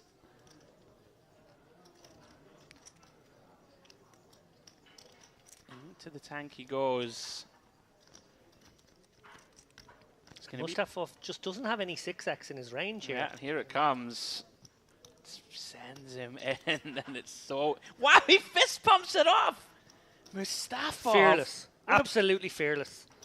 Oh my God. I think he knew where he was at. I think he knew that he was actually inducing all those semi-bluffs that were out there to go for it. That is a pretty sick snap call from Mustafov. Here we go, though. Akimov, 25% to bust him here. Big river coming. And it's just a 7 of spades. Mustafov with a very, very gangster Wild West snap call, should we call it. And I said this to James, I said, if anything, when we get 10 from the money, it speeds up. I've never seen one. I've never seen a long bubble at Merit.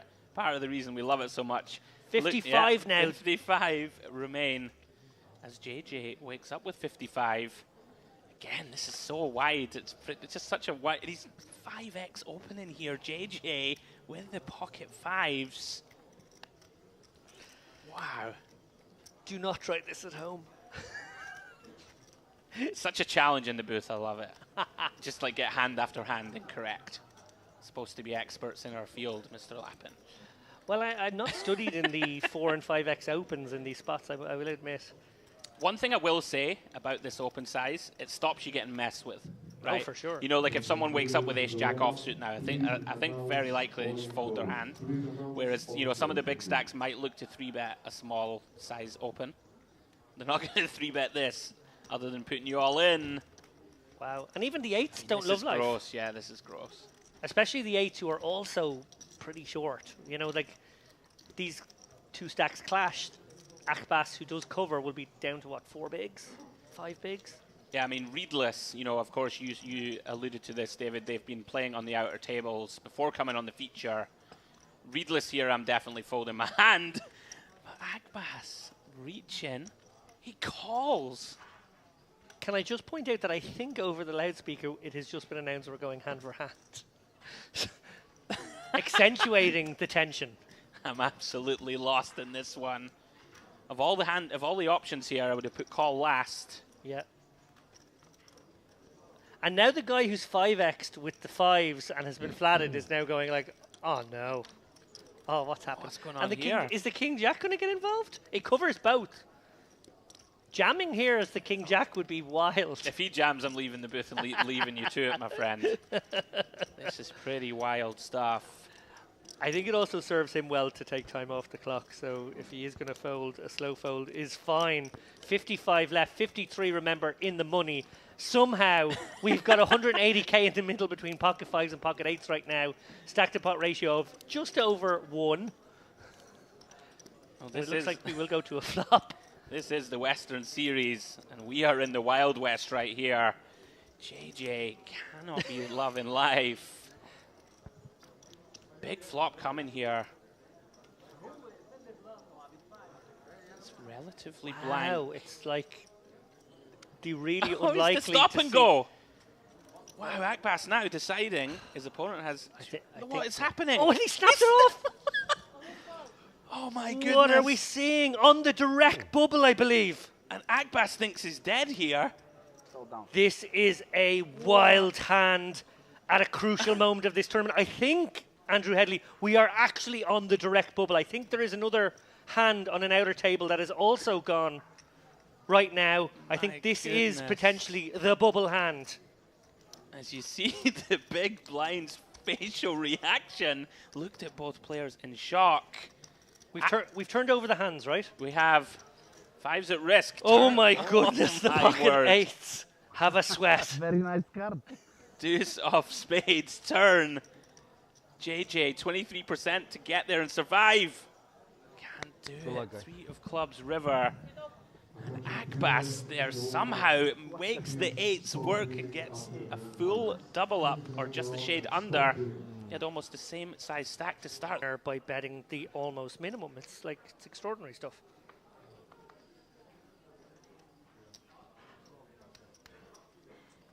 Back into the action here as we see Akimov with the ducks. Again, not a hand you'll typically see opened, especially from under the gun.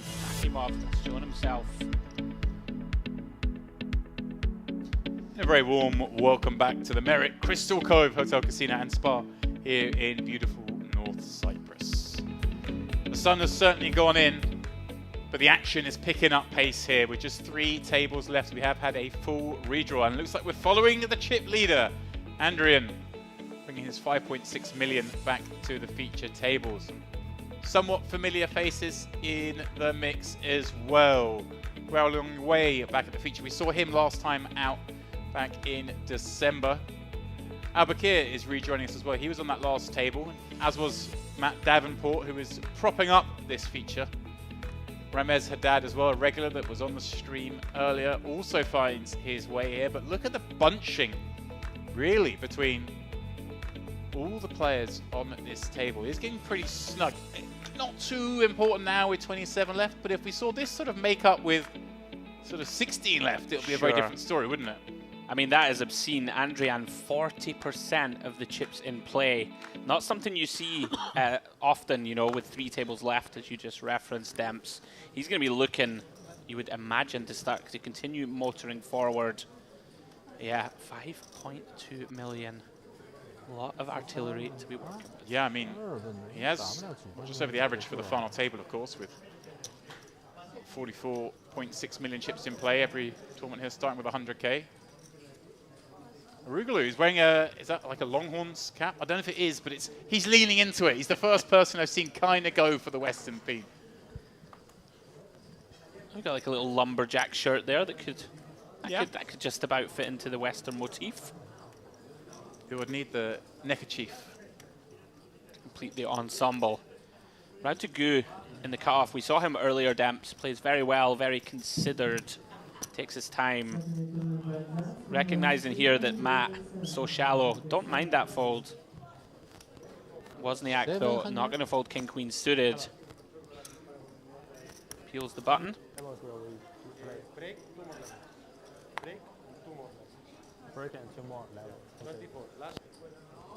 Yeah, just going through the order of the day. We have about 10 minutes left on this level, and the players will go on their last break of the day.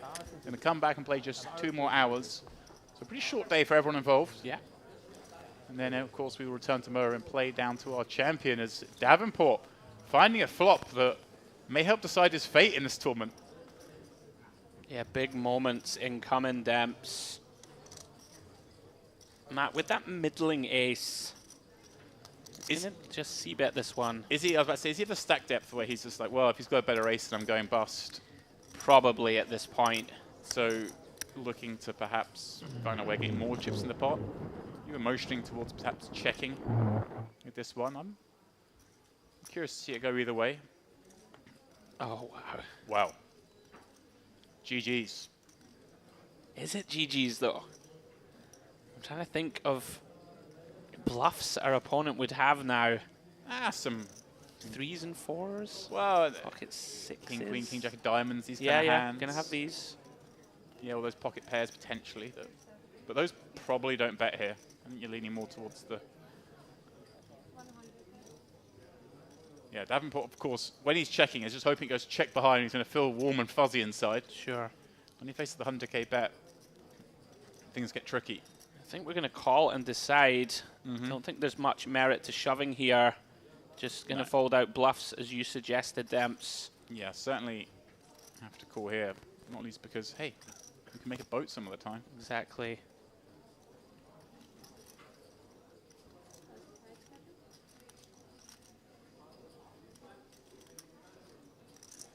Very much a call and decide type spot. Worth noting, of course, with 3 tables left, the time bank cards are in. We now play with a shot clock for the remainder of the tournament. Davenport looks like obviously going to use up at least one of them here, completely understandably. Very big decision for his tournament.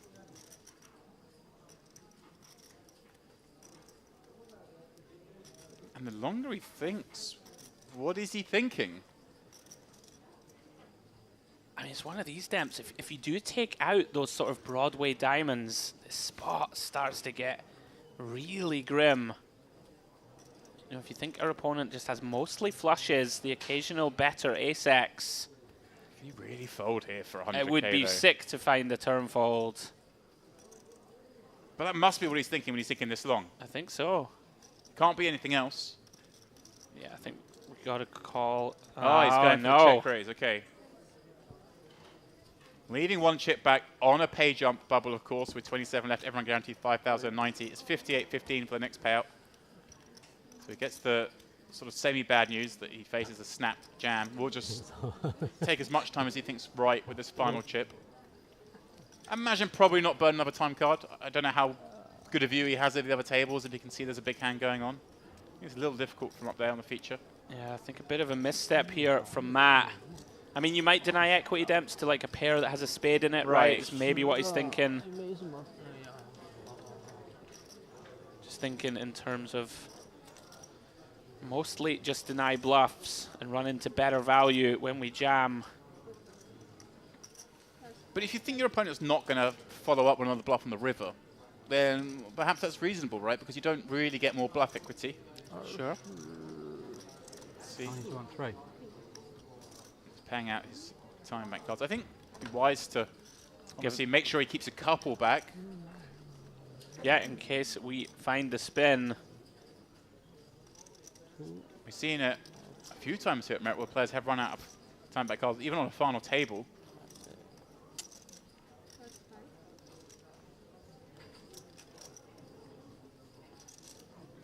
Again, $800 pay jump, or $725 to be precise. Again, he's not really kind of looking in the direction of the other 2 tables. They'd be kind of away. Yeah, will they update the monitor quick So enough? he's looking in the direction of the tables now. You can kind of get a pretty good idea of hands going on. Maybe stand up, have a look, but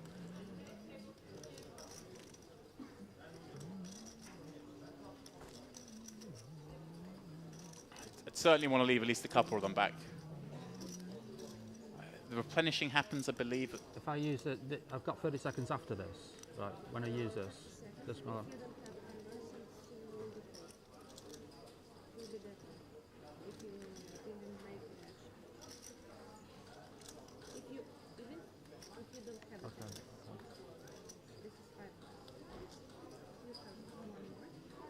Yeah, he's going to keep one back.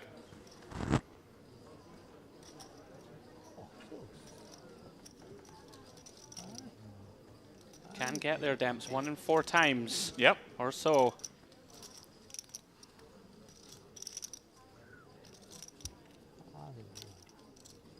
That is not going to be it, though. GG's Matt Davenport.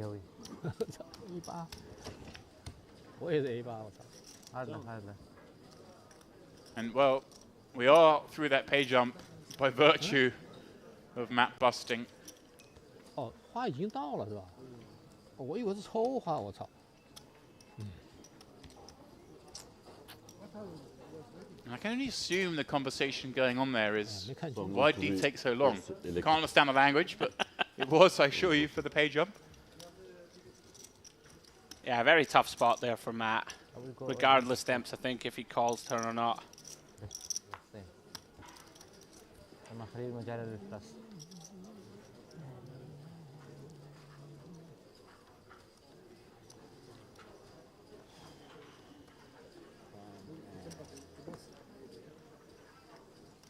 Ruglu. Exactly 30 blinds. 10's under the gun.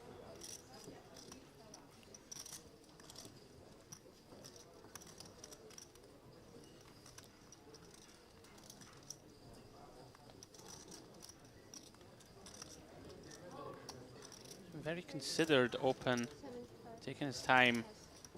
Lands on 2.5x open.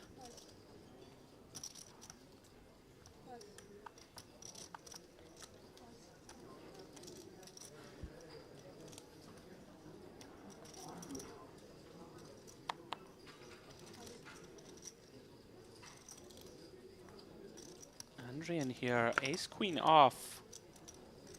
Certainly going to be continuing. Yeah, I think this seems like a pretty good candidate to 3-bet and kind of comfortably fold if you're jammed on, so be it if you get outplayed. 25, right? I don't mind call. I actually quite like call. I think if... I'm not sure how much Andrian has played with Iroglu. You know, like 2.5x under the gun open off 30. I might want to use something a little worse, I think, as a 3-bet fold. I wouldn't hate it, Demps, for sure. Just flat. Flop top pair. Flat flop top pair, yeah. Obviously, yeah, I suppose against a slightly larger raising size, does dissuade the big blind from peeling, like less likely to go 3 ways. So I hear your argument. Yeah. I think you could do both for sure. Iroglu going to go ahead and bet flop.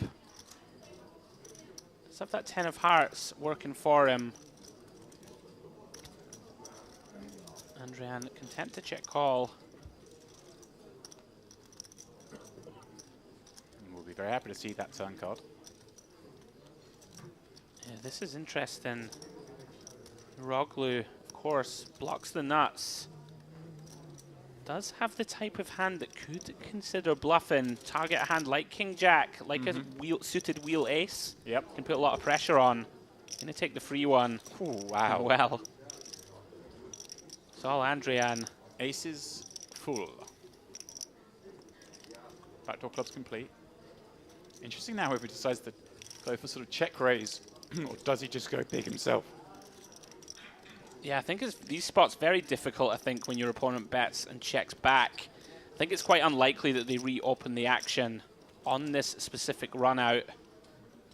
Yeah, he's going for a round pot size bet, it looks like. Exactly that, pulling out 3 of those red 100k chips. Yeah, just very tough to represent bluffs. One of these awkward spots. You're just sort of hoping your opponent has the case ace, right? That pot controlled. Which is reasonable. Yeah, yeah, sure. Something like a King Jack that wants to put the cape on that decided to bet flop. Check turn. In a case, more chips to our chip leader. I'm not sure I've seen a stack this big, Demps, at this stage of the tournament in one of these merits. Closing in on 200 blinds. Pretty outrageous. Yeah.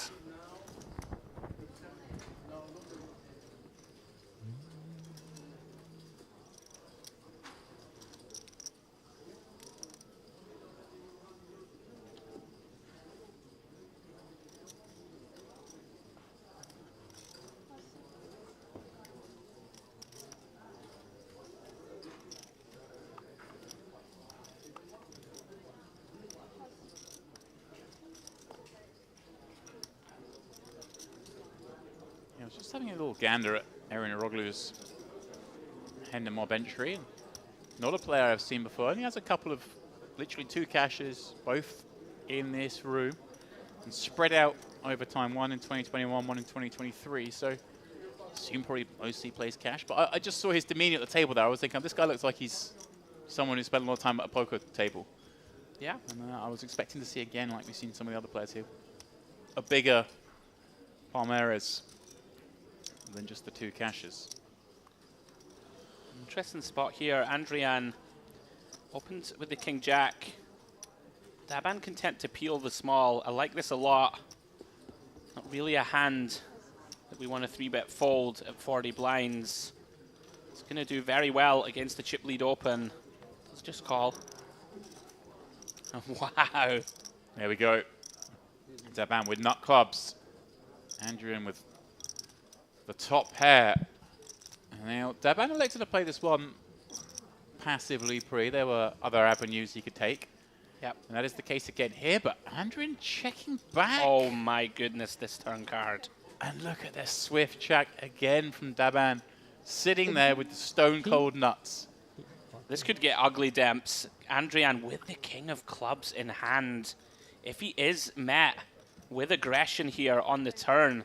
Going to have an incredibly tough time getting away from this, at least on the turn. Adrian was sort of looking at his opponent straight away there, who is doing his best to feign weakness. I really hope he doesn't do this and then raise, because that always looks so suspicious. If he does this and then calls, I like it. This And is I a think great that's what he's spot. done. Great spot, Demps, in that on a blank here, Adrian for sure going to pursue value. Right. Thinking he's against a bunch of Queen X. Oh, Whoa. my goodness. Nuts v second nuts. Does he ever come with a kind of block? Look at him looking down at the chips. Normally a towel. Yeah. Oh, come out with... He's just going to go back call now, I think. Yeah, he's kind of going for that in-between size, isn't he? Yeah, he's not going to fold, not going to raise.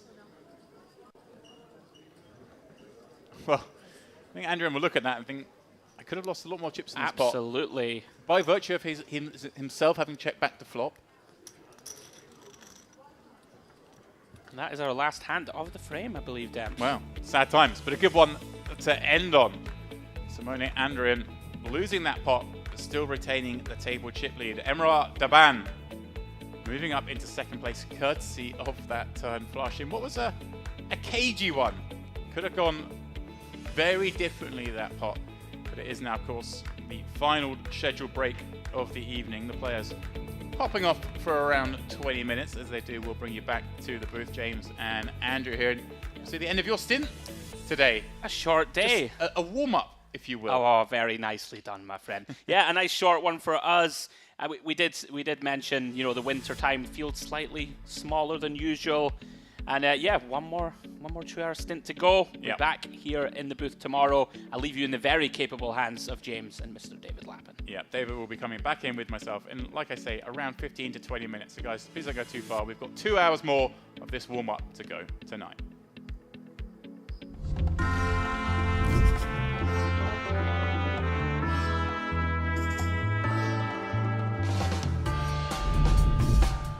Hello, hello, beautiful people from sunny Cyprus. The Merit Poker is calling and we have the very first series of 2024, the Western Poker Festival. 4 million in guarantee and action has started. Let's go. We have first major tournament of this event, warm up with 800,000 guarantee. Everybody is welcome.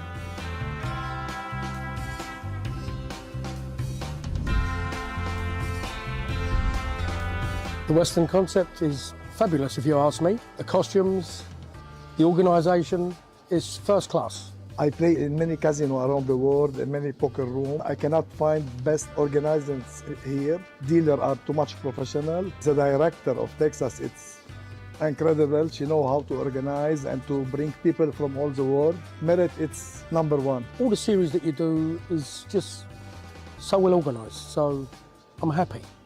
I'm happy to be here. I believe that here it's Las Vegas of the Middle East. Actually, this is my first time joining in a poker event outside of China. So this is all new to me. Amazing and beautiful atmosphere. And as usual, 24/7, we are running all kind of cash games. Hope you join us soon. For me, I think it's really enjoyable to see the dealers with the hats. I think it's really amazing that a tournament has a theme. Bluff shove, so to speak. Makes the call. Oh, Akimov flops bottom set. Incredibly disguised bottom set at that.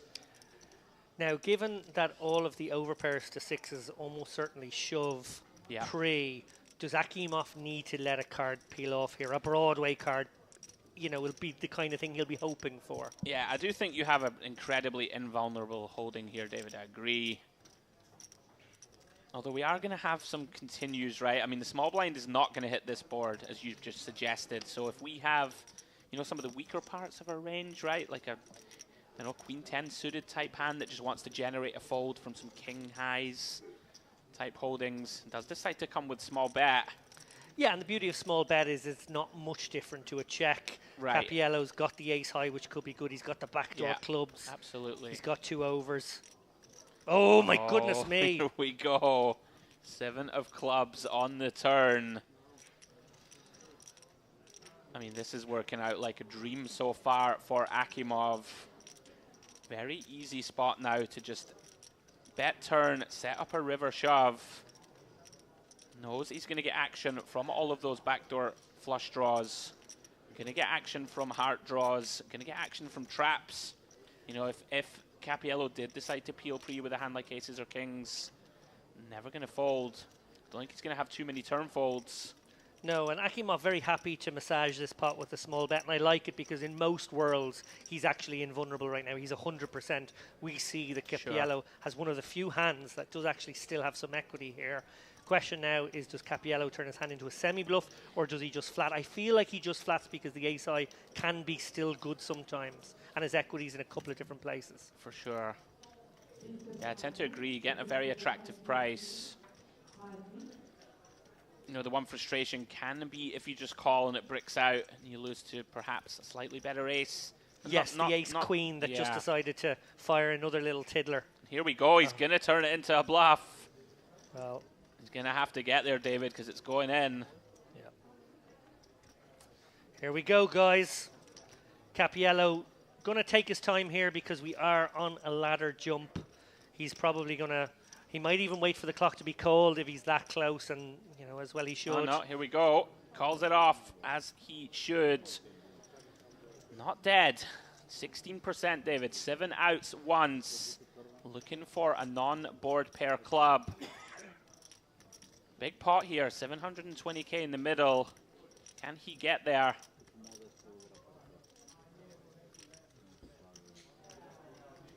Cannot do it. 10 of hearts, river.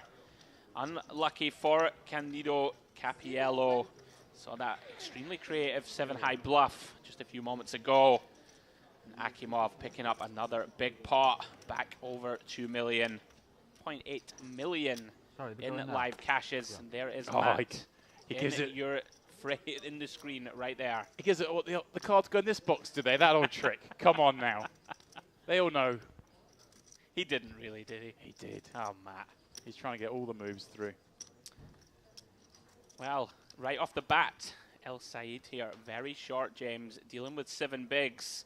Never a great feeling to have to send the pocket 4s in, but more than good enough. 7 big blinds under the gun 1, all in.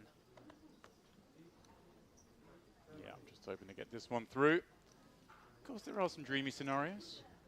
Where the big blind wakes up with, ace deuce or ace 3 or a smaller pair.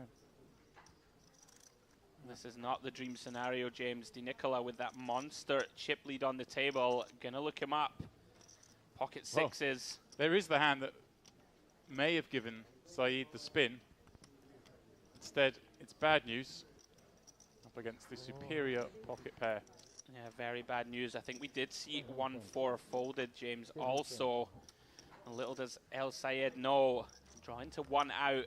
So you're saying very bad news. Very, very bad.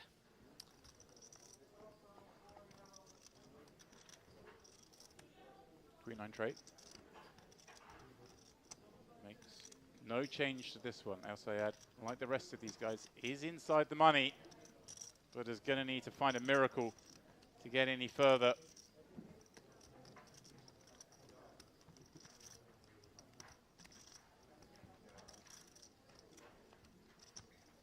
That is not it. Di Nicola, first hand back on this frame with the chip lead, sends another packing. Yeah, pretty unfortunate there for Mohamed El Sayed. So short, James. 7 Western Series motif in the background.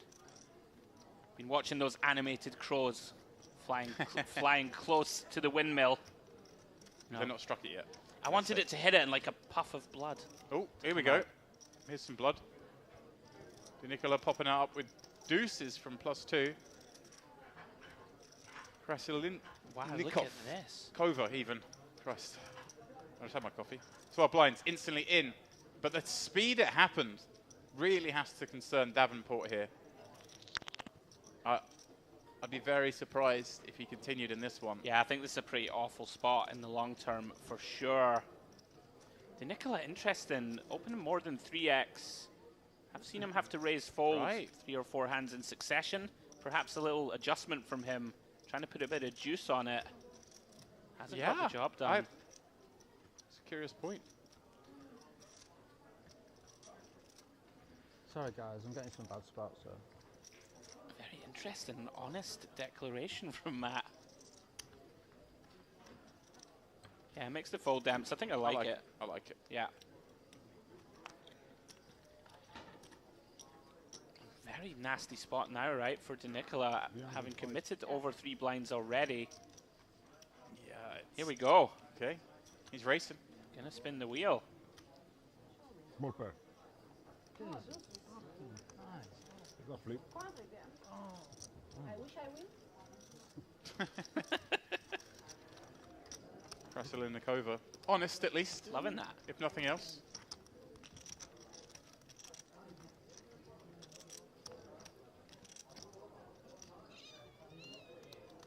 King rolling out on the flop.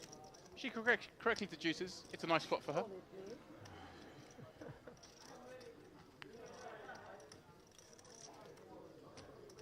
Nice turn.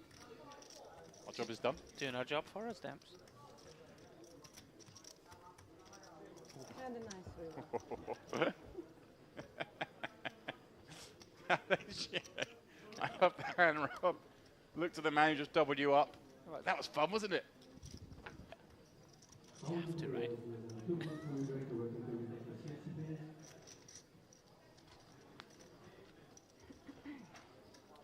See Musa under the gun.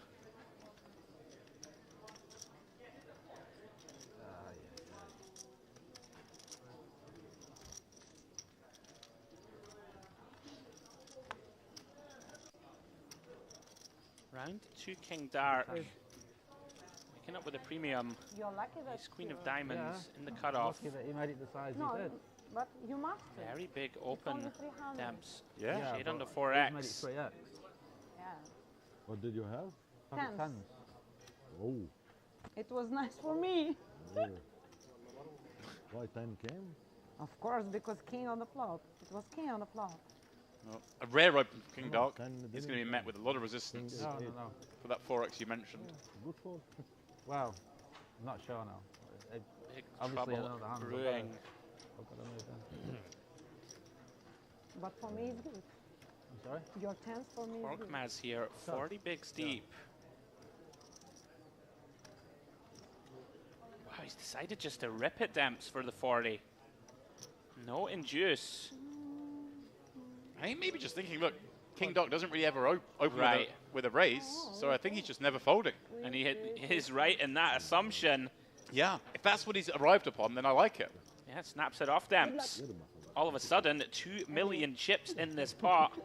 King Dark is on the verge, being all but eliminated from this tournament. The man who did so much of the earlier lifting, chasing an ace with 2 to come.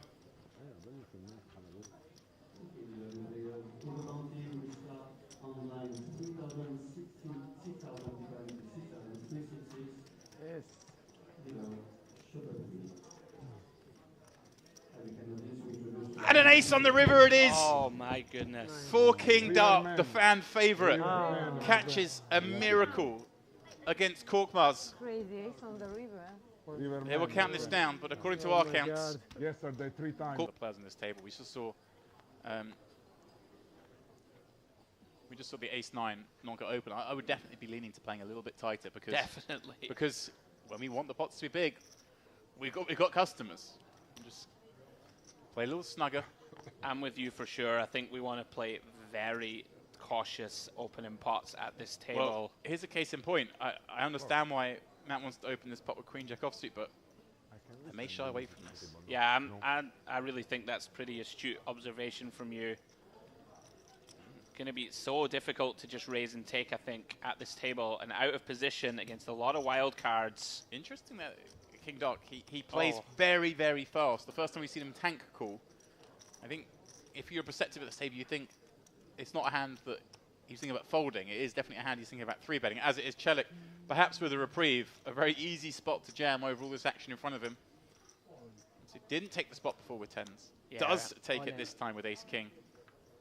Oh my goodness. Oh, and Albuquerque just snap jamming behind. How's your open looking, Matt? Wow, this table is something. All this on my big blind. King Dark never flicks this in, right? Yes. I'm just wondering. Yeah, okay, you've get watched away them from a it. lot. I stayed silent. Oh, tense. Nothing would surprise me. Ace queen. Ace queen? Ace queen. Ah, ace king. Good luck. I have pocket 8. بوكت 10 حكيت اول ان عشان ما حد 5 يدخل 6. علي امتحان نضل انا وياه Very good. Good luck. Celik, the one at risk. And still it is so. I had 5 6. You brick this flop. Does though hold a diamond.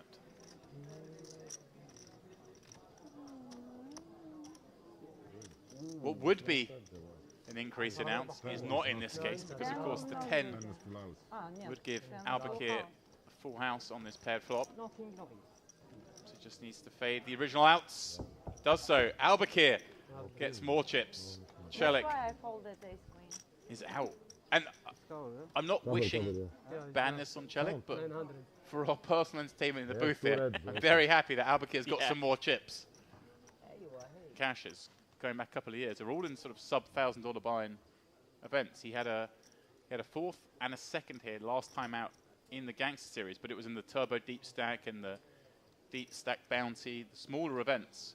Very surprised because for this play so far I've seen is that I expect to see playing a much higher stakes. Yeah, very strong. Musa looking to play for all of it with aces. Oh, wow. Desperate for action, popping up to just 2 blinds off 10. It is going to raise the suspicions of Davenport, but it's merit. Sometimes people just do this with some nonsense. Yeah, this is grim. You know, some players, if you just touched on Demps, will not have a raise fold here that is not very nutted. You know, Musa, I've seen him on a bunch of streams before and does play very tight. He isn't the type of guy I expect, you know, just to be trying to sneak one here with King Jack. Of course, Matt can't know this. I mean, this is grim. Ace Queen facing 9.5 blinds. Probably just going to have to run it, and he is going to do so. Really difficult to fault him. And wow. Oh, my goodness me. This, one imagines, it's going to be what saves Davenport. Which is why he's chosen this sizing, in case some crazy action like this takes place behind him. Now, we saw King Dark earlier just cold call at a kind of spot. Yeah, I don't see him cold calling this one, Damps. No. In comes the tower. 600k, I believe, or maybe a little bit less. Yes. I mean, Matt Davenport, great result for him here. Gonna save some money. Yeah, Musa, loving life, gonna put it in, and then Davenport must know the ace queen is no good here.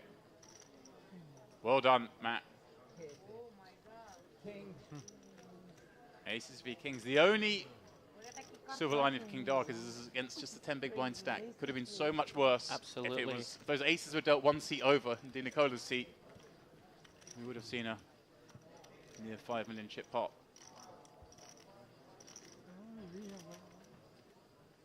Ooh. Well, looking for a jack or a king. Wants paint.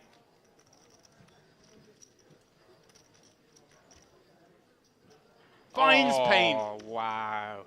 Victory slam. Only a king will do it Crazy. for Musa. It's crazy. Paint it was, but not the king. Top of the table. Yeah. Musa out in what looks like 29th place. King Dark doing it again.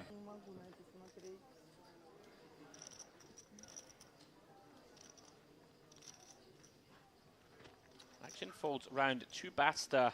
Been singing his praises. King 10 of spades in the hijack. In for the min raise. King Dark quickly calls behind. Beautiful little 7-5 of diamonds. Di Nicola now with options, Demps. Yeah. I think we're content. Probably just the call here, though. Really interesting. King Dark always muddies these waters somewhat. You know, if you think that he is just going to overfold here to aggression, certainly an option, but But again, I mean, do you want to push this against Basta perhaps, or do you just want to call and play a multi-way pot with a hand that can be so nutted at times? I'm with you.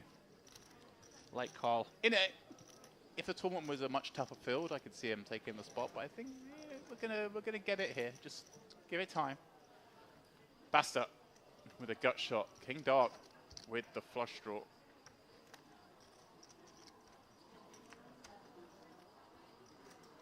Nicola now with a gut shot of his own. Yeah, very interesting. Perhaps thinking King Dark will always bet a jack or even potentially a 9 in position. Right. Yeah, I think probably recognizing that he may well have the best hand here, and obviously now has picked up a draw to go with it. Sure. And like I say, what I saw Di Nicola before, the World Series of Poker Europe, is he's an aggressive man.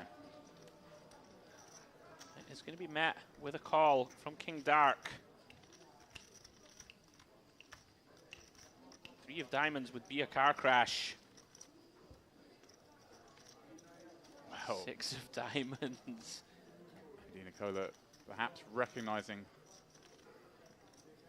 that's the most likely hand he's up against is the flush draw.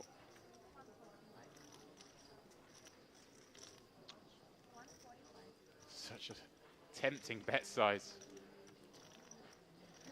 And we do beat some draws, Demps. Hands like Queen 10, King 10, King Queen, 8-10 that didn't decide to bluff flop on the flop, excuse me, King Dark. But I think this is pretty weak. If we start calling with the ace highs, we've got, oh, wow, there we go. Does call. King Dark getting paid off again. It's a small bet. It's just enticing. He's just getting it done, Demps. 3.6 million now. Yeah. One of the tournament chip leaders. I can see why.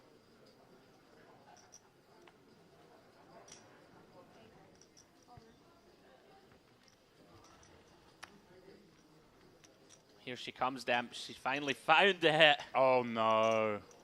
Wow.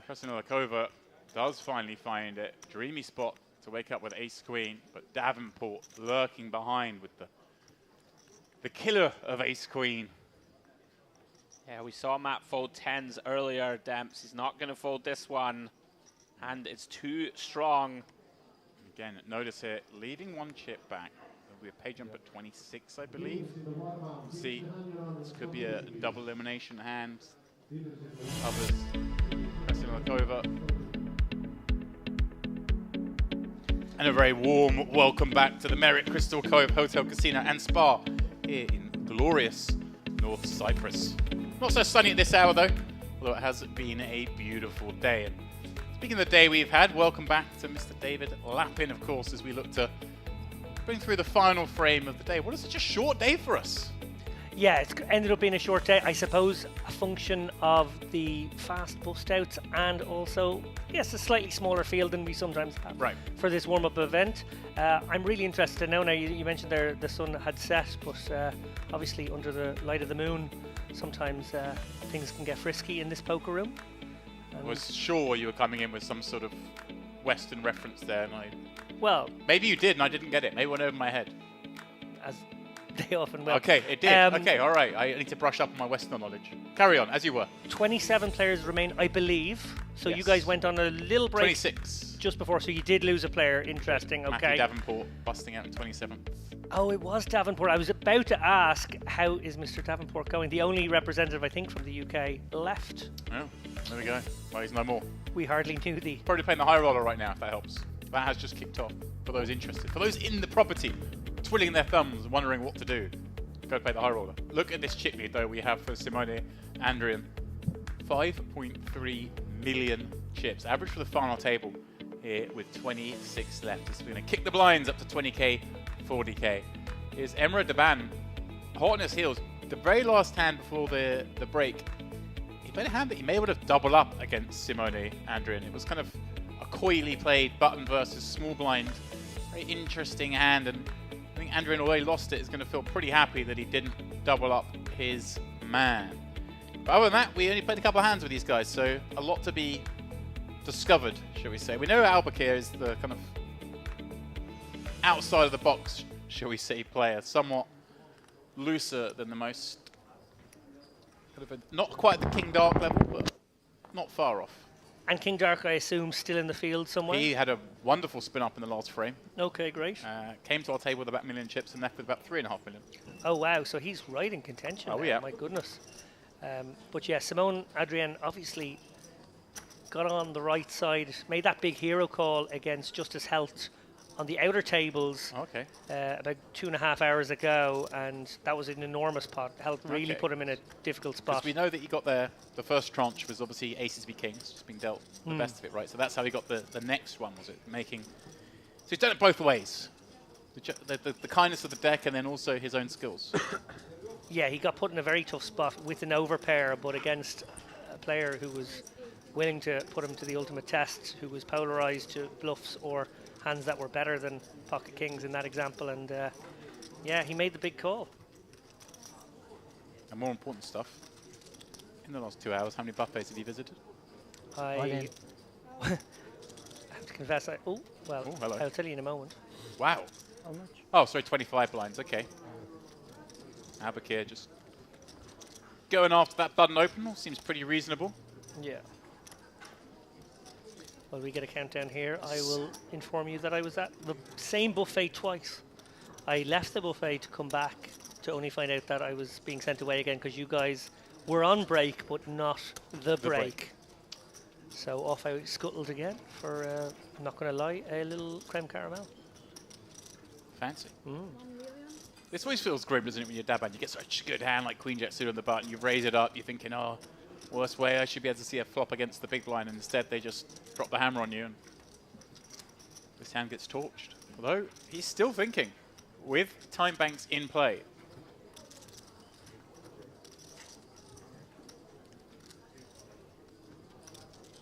Yeah, I certainly think a king-queen suited would be a close one here, but I don't think a jack-queen suited really cuts the mustard. Showing a 6. And unnecessary, but clearly hilarious show of the 6 of clubs there.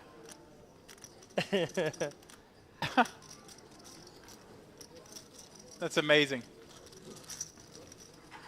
Entirely unnecessary. Completely. But we love to see it. You mentioned their time clocks in play. They would have come in 15 minutes ago in the sense that they were in for your little mini frame. And yeah, always a feature here on the final day. Not always a feature at this point. I think they just, with 3 tables left, they decided that was It's a 3 tables I thing. guess. Okay, I get you. I know it kind of depends tournament to tournament, and I believe the tournament directors do, of course, have the ability to bring them in at their will with discretion, which makes sense. Yep. Wozniak. Yeah, the vanquisher of Davenport. Wait, 2 jacks, just under 40 blinds.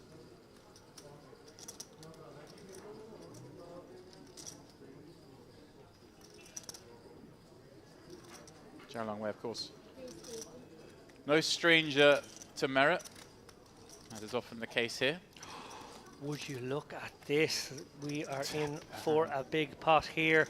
Daban obviously going to come with a 3-bet. These guys playing fairly deep way. Well, given the stacks, it's a bit tricky, isn't it, James? 40 bigs? Yeah, it just seems like such a natural candidate to want to just 4-bet jam, isn't it? There are certainly opponents. And he's got a big very size big sizing, yeah. to make that tempting. Yeah, that's that. I know you would perhaps say there's some avenue to perhaps peeling this 3-bet, but I think to that size, it's almost like we discredit the bigger pairs to that size. The population doesn't tend to go 4x with those biggest of hands. It tends to go a little smaller, and these kind of lean towards the sort of ace-king, ace-queen type holdings, and maybe just some like ace-5s you just don't want to get called with. Yeah, long way, of course, finishing 4th in the high roller here in the Gangster Series, good for 50k. Also finished 4th in the Mystery Bounty, same series. And cashed the warm-up last time out, so back-to-back warm-up cashes. Deep in the tank here, looking... Look at this, he's going to find just... Maybe he is of that mindset that, hey, look, this looks like an ace-king, ace-queen type hand. Why don't I just see a safe flop and then commit, rather than racing for all of it? Dare I say he does it his way? That's his way. Jack high. Bingo. Bango. Bongo. Now he's thinking, damn, I hope he hasn't got ace king. How do I get the rest in against ace high? I should have just jammed pre. Very hard now for Deban. Going to get in on either flop or turn here, one feels. Yeah, No reason for Way to raise. It's obviously an incredibly good board for him. He's almost certainly going to just flat, and then Deban will likely stick it in on turn. There's just no turn card that I could see that Deban doesn't jam. And maybe a turn quads would be the jack paired would be the only time he doesn't want to jam turn. But as it is, right now he's continuing as if he's got the best hand, and who could blame him? Yeah. It's a pretty... It's gone quite big as well. This really shallows it out for the turn. Yeah, it doesn't... Surprised he doesn't go a little smaller. Very surprised. But again, no reason for Way not to just... Oh, hello, look at this. What do I have again? Yeah, that's right. 2 jacks. Found one on the flop.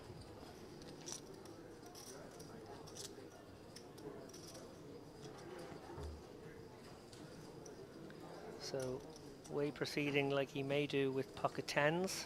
Yeah, I think Deban's thinking he's up against a hand like 9s. And maybe even like a King-Jack suited that peeled to that size seems unlikely. Not a card he's going to be thrilled about. Queen-Jack suited being thing, but also obviously harder to get paid off against. Say maybe he's up against Ace-Jack, Spades, Ace-Jack of clubs. Jam will be met with a... Well. How much? Oh no, don't do it. No way. No, don't be that guy, Way. What is going on? No. He's asked for it. We're not on the pay jump bubble, which would give you some, you know, maybe we can make an argument for this. So this is just a out-and-out slow roll. This is a little upsetting. And Daban's going to feel thrilled. Yeah.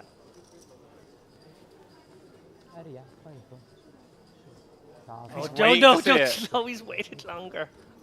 What? What? Cats? I was in the booth for the epic slow roll at the Irish Open with Donncha OD 7 or 8 years ago, and this feels almost as nasty. Maybe not quite as nasty, but... Well, safe river. Daban down to just 120k, but no one at the table's saying anything.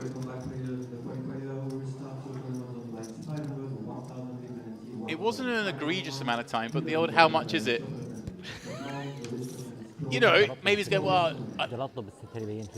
Way is an experienced player, Yeah. which is why it surprises me. Sometimes these situations can be mitigated by inexperience or a guy just wanting to double check or just get all the information. Right, before if he he does looked anything. back at his hand, taking a second, to be like, do I really have this? Yeah. But it was a... I got top set. How much was the bet? Yeah. Wow. Okay. But yeah, the Donncha, I didn't realize you were in the booth for that. I've watched that one so many times I didn't realize you were...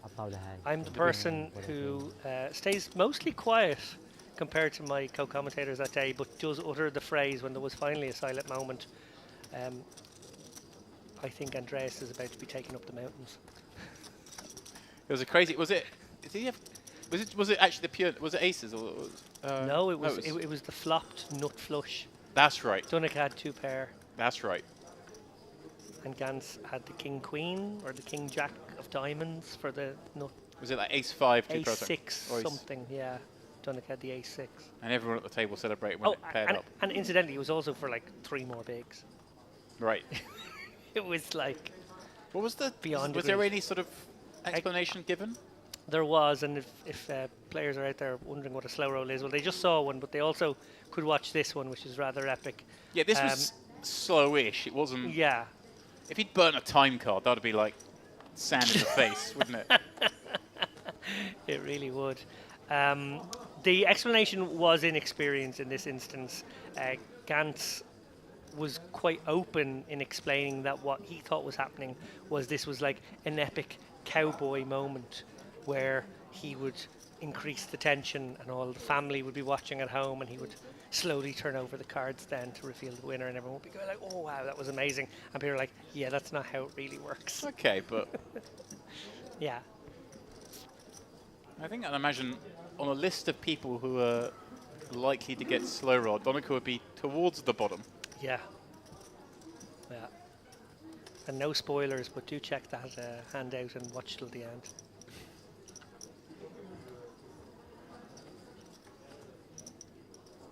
Maybe someone in chat might be able to provide the link, actually. I'm sure it's very easily found. It will be the #1 hit to the word slow roll being put into a YouTube search engine. Gu just starting to rifle it against the 2 big blind open. Yeah, big shove here, but obviously ace-9. Yeah, I mean, it's 20 bigs, isn't it? 20 effective, but it's just always curious when someone opens 2 blinds from the small. It doesn't really ever sort of solve anything. No, I often see this open. Obviously, we're having a little tank now as well, but I often see this open as a sort of an attempt to paralyze your opponent, almost like, you know, he knows you're going to call and he's laying you the right price, but he doesn't want to see further action. So kind of in a vacuum, kind of a nice thing to do with 8-9 suited, maybe. Little you friendly know, kind one. Yeah, yeah. Come on, let's see a flop. You have position, I have the bet and lead. Fair is fair. Yeah. Anyway. Gu adds to his riches. Be interesting to see if Haddad adapts in this situation, if he gets the same spot again, small to big. And be interesting to see how he plays perhaps a big hand. Does he just go for the min again now, having set the dynamic up that a min means a fold? The problem is once you min once, if you now change the sizing, it's all very weird. It is. Wait, just motionless. Yeah, that was a bizarre one. The sort of 10 seconds, how much is it, slow roll? He did have the third nuts. There was a straight out there, right? Yeah. As a man with aces, though, as soon as there's any hesitation, I'm good. One pair, I must be good. One pair is definitely ahead. Yeah. Not the nut one. You're up against one pair. Yeah. But to be fair to him, he's taken it well, Daban, and now he's got 2 8s. 3 bigs. Slides them in. How much? He's asking for a count here. He's asking for a count before it gets to him. Which is a bit strong. Roglu has queen 3, so not an issue. What would he do with like ace 10? Like, what would you have done with ace 10 there when the player behind you's already asked how much is it? It is a bit wild because obviously he does have a call here, so he was sort of trying to go, here, Roglu, this is my spot here, I'm going to have a shot at him. He will presumably flat the... This pose is reminding me of the Hamel outdrawing Affleck. The kind of the hood up, hand over one eye. He does have that look, you're right. We're just getting down memory lane now with classic hands. Yeah. But he asked how much it was, find out it's 3 blinds, out of 10, and then the next to fold anyway. Yeah. Which seems reasonable to me, of course, but... Dad folding for... These guys just don't want to play for 3 blinds, huh? No. Well, wasn't at will. Because of this. I'm surprised. I had booked 4. The ace-9 of her dad found them up.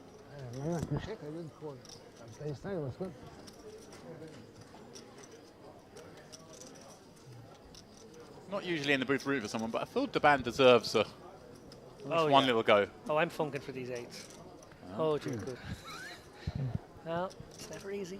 Still a fair fight. No, Allah. I think you win. Okay.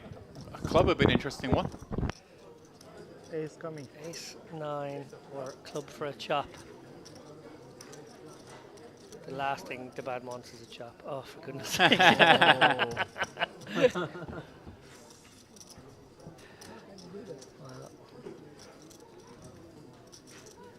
All right. We carry on. I have bucket 4. You mentioned there that hand Affleck, Duhamel, obviously. Duhamel went on to win the main event. Talented poker player of the day. Also a man with rapier wit. Ace-9.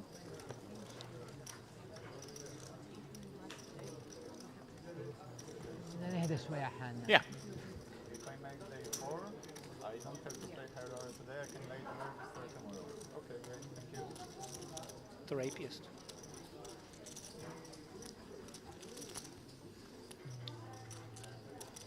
Anyway, another hand here.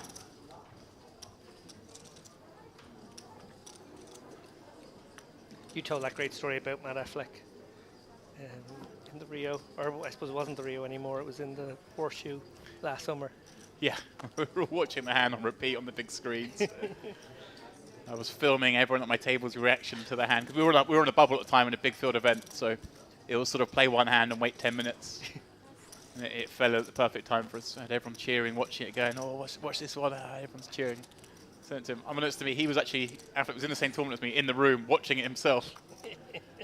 And as they got it all in, he's watching the TV from his hand 15 years previous, stands up and screams, "Hold!" That's a great story. It's somewhat unfortunate for him that he's sort of remembered as that hand, rather like he's just remembered for a hand he lost rather than anything he's won. Well, yes, both losing the hand and the throwing of the water bottle. Yeah. But credit to him, actually, because he obviously exited stage left pretty abruptly that particular afternoon. But he came back, as far as I remember, he came back 5 or 10 minutes later. He did. And He shook came everyone's back, hand. came back and shook everyone's hands and said thank you and all that. Class act. He's so young back then. Yeah, lovely guy, Matt Aspie said, actually. Really, really good lad. One of the best. One wishes maybe things had turned out differently in that hand and we had a different main event champion, because it was for a lot of chips. 25% chips in play, I believe.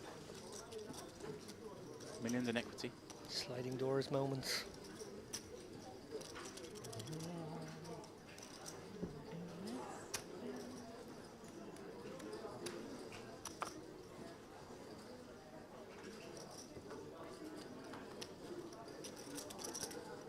Action around to weigh in the small blind now with that monstrous 3.2 million, but he is out of position against the stack that covers.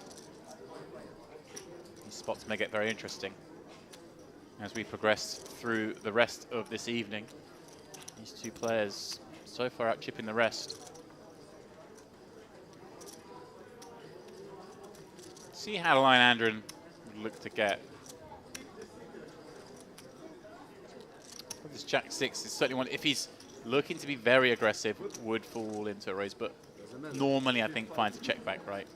Yeah, I think just a little bit good enough to have enough boards where you can proceed in position.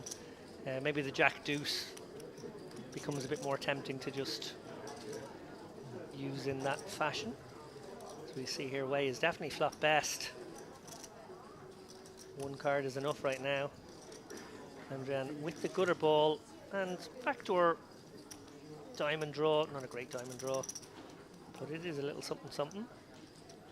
Way playing this very nicely now, knuckling over to Andrian, giving him the chance to bluff or semi-bluff at this one.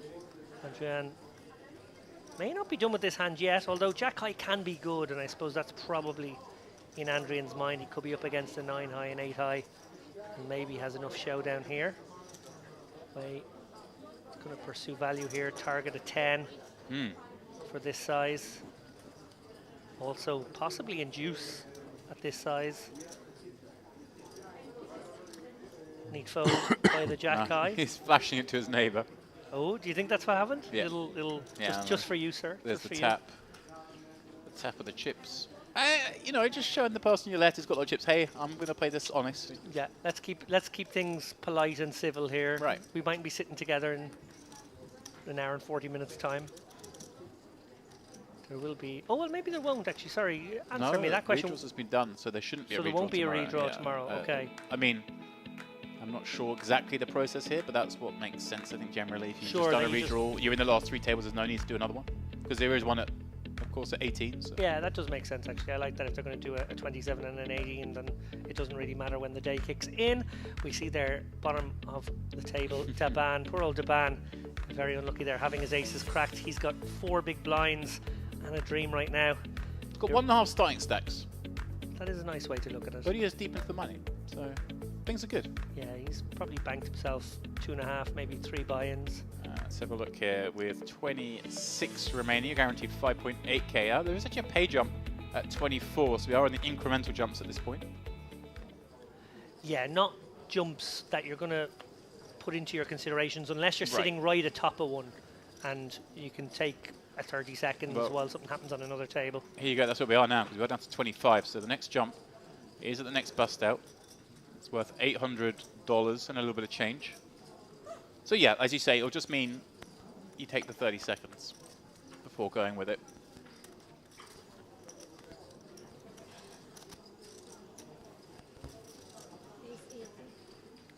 Just a second, the stack. Gu enters the fray here from the hijack.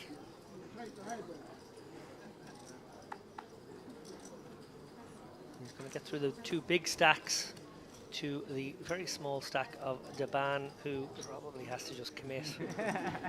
Maybe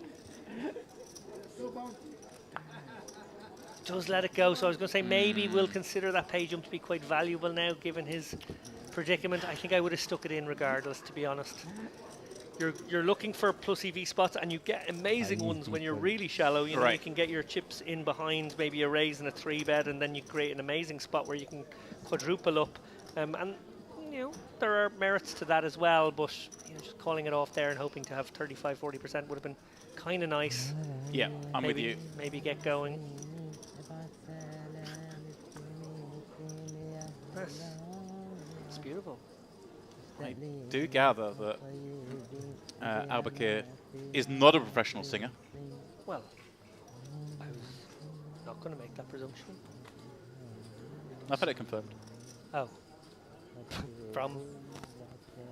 Don't question my sources. A LinkedIn. I have my sources. An enthusiast, though. An enthusiast, And why certainly. not? Loving life, obviously, here deep in the Merit Western Series warm-up event. Okay, here's a question for you. Which of the series would you most like to win an event at? The Western, the Carmen, the Gangster? The Gangster was the August one. That was the biggest one. So Oh, Gangster was our last time out. Oh, wasn't it? sorry. November, then December. Then it's the vintage. Oh, so you just go for the vintage because you get the most money, or the retro? Well, what other considerations did No, you retro is the biggest one. The retro is the summer one. Ah, Vintage is that's the one I want. March. That's That's just a nonsense argument. All money being equal, which one would you rather win? So I think I have a better That was a good poker player answer there. Figuring out which one's the biggest. Just purely thinking of genre, I suppose there's a kind of a romance around the speakeasies of the vintagey kind of stuff, but there's also a kind of a romance around the westerns as well. Oh, yeah. You toss up between one of those two. Not the Carmen, despite what you might have thought, and me and my love of opera. Yeah. It wouldn't be the Carmen.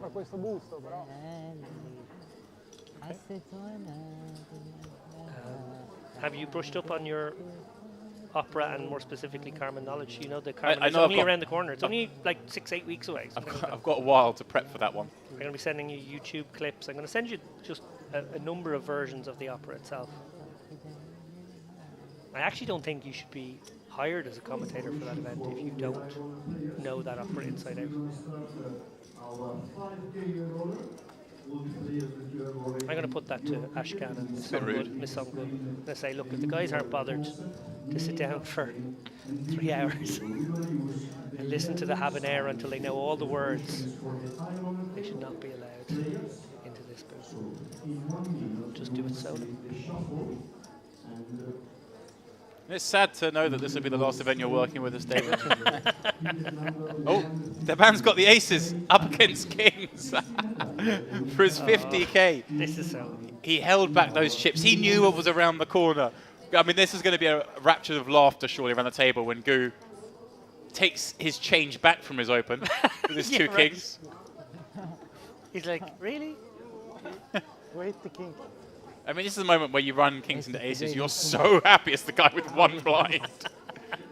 You could have lost everything here against a multitude of players. Look how happy the dealer is with herself. She's like, yeah, I dealt this one out. Aces, kings. Diamonds are not live, so it has to be a king and a king only here. How much? Nothing. Oh, 7. It's a pretty nice situation when your opponent flips over aces and you get a rebate on the chips you've already committed. Yeah. That's the ultimate mug, isn't it? There you go, have your 2 white chips. I'm really funking for Deban now. He got slow rolled when he had aces. He then got the aces again when he had 1 big blind. He's now up to 5 bigs, so it was quite a good multiplier. Little Yankee. yellow sign. Okay, thank you very much.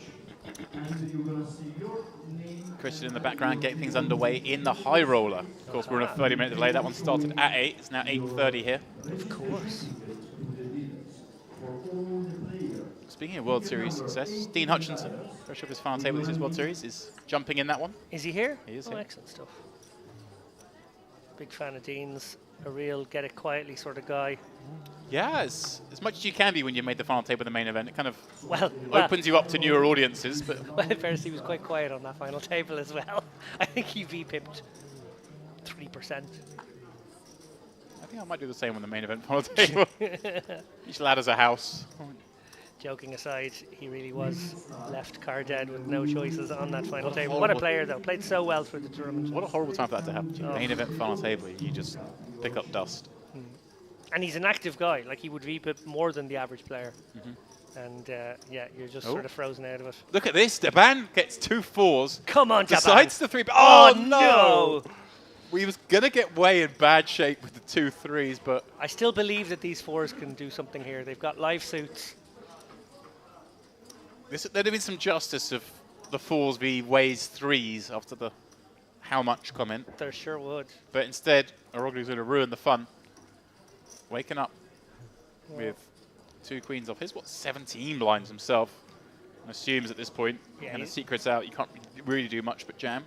Yeah, he's got to reopen the action, and there's only one sizing when you do that. Although it looks like he's finding another sizing. You're right. So he's going to go 320. All in. Whoa. What's behind? What's lurking behind? Or had he already folded and it's a joke? Oh, he just called the 200. Oh, no, he does have the kings. Albakir. What? Aroglu's trying to look weak, which is very hard to do with, obviously, that 200k. And now he's just petrified by the speed of that jam, but hey, he's got 2 queens. What are you going to do? What are you going to do? Aroglu and Daban at risk here. Now, of course, it is a 3-way all-in. If the kings hold, then Daban would finish in 25th, get that 5.8. And Aroglu would get the pay jump up to 6.6. But of course, a lot can happen between now and then. I'm funking for a 4. Okay. Good hand. 760k, Daban right back in it.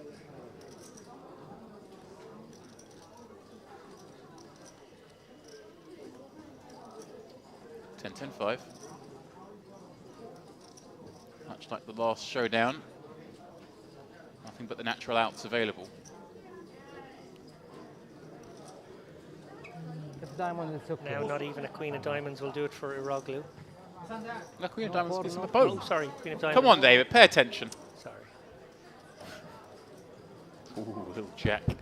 This will paint. Sorry, guys. Well, efficient. Albakir sends 2 players to the rail there. As you said there, James, there will be a moment where they figure out who gets the ladder. And that will be necessary. Aroglu. Pocket kings, how I can play? To see the ace? No. Thank you so much. Sit open. Who sit open?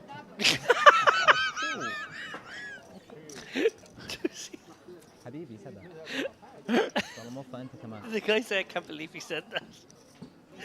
Amazing. Yeah, we might take a moment here, guys, while they rebalance, I would say. Right, of course. We've had what, 3 bust outs on our table here. Yeah, so we were already... We've had the 27th, the 26th, and the 25th place finish. Oh, no, sorry. There's one other person out. We're down to... That was 24th place finisher. So they're going to have to bring at least one today. Too many aces. to this table. Alhamdulillah. على قمار الحمد لله. الحمد لله كل شيء عندي. Everyone's happy with that. As I say, we're now into the 6.6k. So, in my frame with Andrew Headley, we were concerned about these birds and going towards the... Ooh. Sorry, I just get very excited when I see that particular bird head into for the windmill. You know, it upsets Donald Trump when the birds hit the windmills. It really does. Who knew he was so caring? Drill, baby, drill.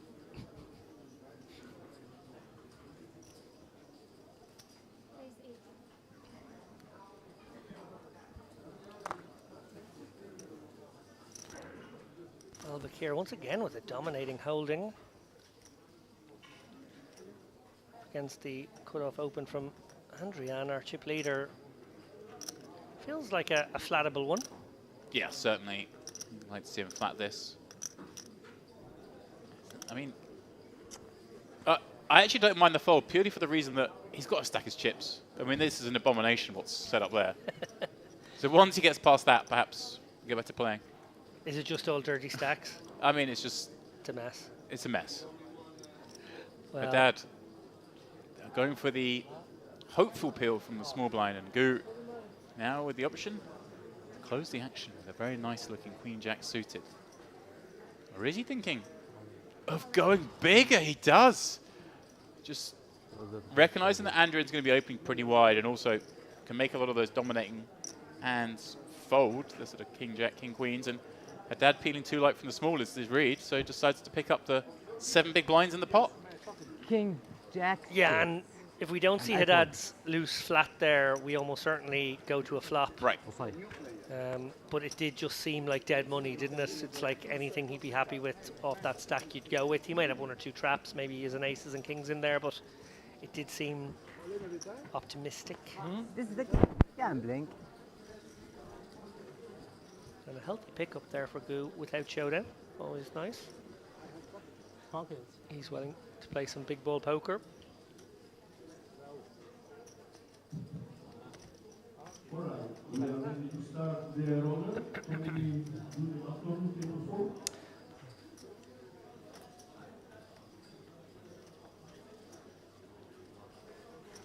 How do we feel about the is it a tracksuit top maybe draped over the shoulders with a little knot at the front? What do we think? It's something we It's see like more often. Tennis or badminton. Well, so we see it more often as like perhaps in fancier attire and being kind of a boat crowd move. Oh, maybe a boat crowd, yeah. And then we have Andrian with the, is it an elaborate scarf? Something going on, scarfy looking. Looks like we had Gang Zhao take up one of those empty seats, folding his first hand at the table, seeing the chip leader open once again. Akimov earlier also going for the tracksuit top or whatever it was draped over the shoulders, but not knotted. Okay. So less nautical, more preppy, more fraternity. Wozniak finding the best of it on the Ace-Jack-9 board, having peeled from the big blind, and Andrian with, I guess, kind of one of those hands that in a vacuum he'd like to check back, but as the opener and the big chip leader, you kind of just always want to be betting. So he's gone small.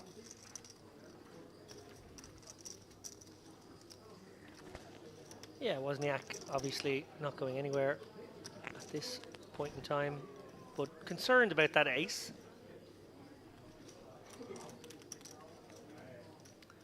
Improves to a gooder to go along with his pair, but now his pair is third pair. Andrian now, good shot of his own. Probably recognises that his hand is not good too often. Very rare that he'd be up against 9x compared to Jack X, although there will be some 9x. Maybe a quarter to a third of the time his hand is good now. Looks like he is going to marshal some chips here. Going on the big size here, pot size bet. Obviously has the King 10 blocked nicely. And wow, bit of power poker then from Andrian, recognizing that a Jack couldn't even take the heat for that size. Right, and maybe even it's unlikely because he holds 2 10s, but maybe a hand like Queen 10 as well. I find it very hard to struggle. Even the weakest ace-X. Yeah, you're not going to love life. So getting a little glimpse into how and why Andrian has all those chips. He has built himself a rather monstrous stack here at this stage in the tournament. Average stack when there are about 7 players remaining is what he's got right now. Crazy. Looking very much like a top 5 finish from here. But what can happen in a day of poker? And it will be a full day before we are down to the nitty-gritty here. Al-Bakir pretty much the worst ace you can look at, the ace-6 off. Fighting for that honour, though, is the ace-2 off from Haddad, also in the muck.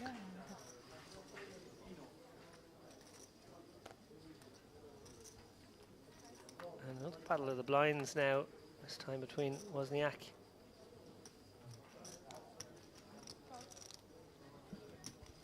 And his 10-8. And Wei with his 8-5. Okay, so 8-5, and the ability to apply pressure here, is it nice enough to just take a flop, or would maybe you use that one as a raise as well? Looks like he's deciding that, yeah, the kind of connectivity gives it enough playability. An 8-3 would be one that he'd look to raise. 8-4, cuspy. Well, 7 for Carnage here as they both flop gutters. Well, Wozniak with a double gut shot, right? Jack or 7 would do the business, but you're right, the 7 is the one he most wants to see.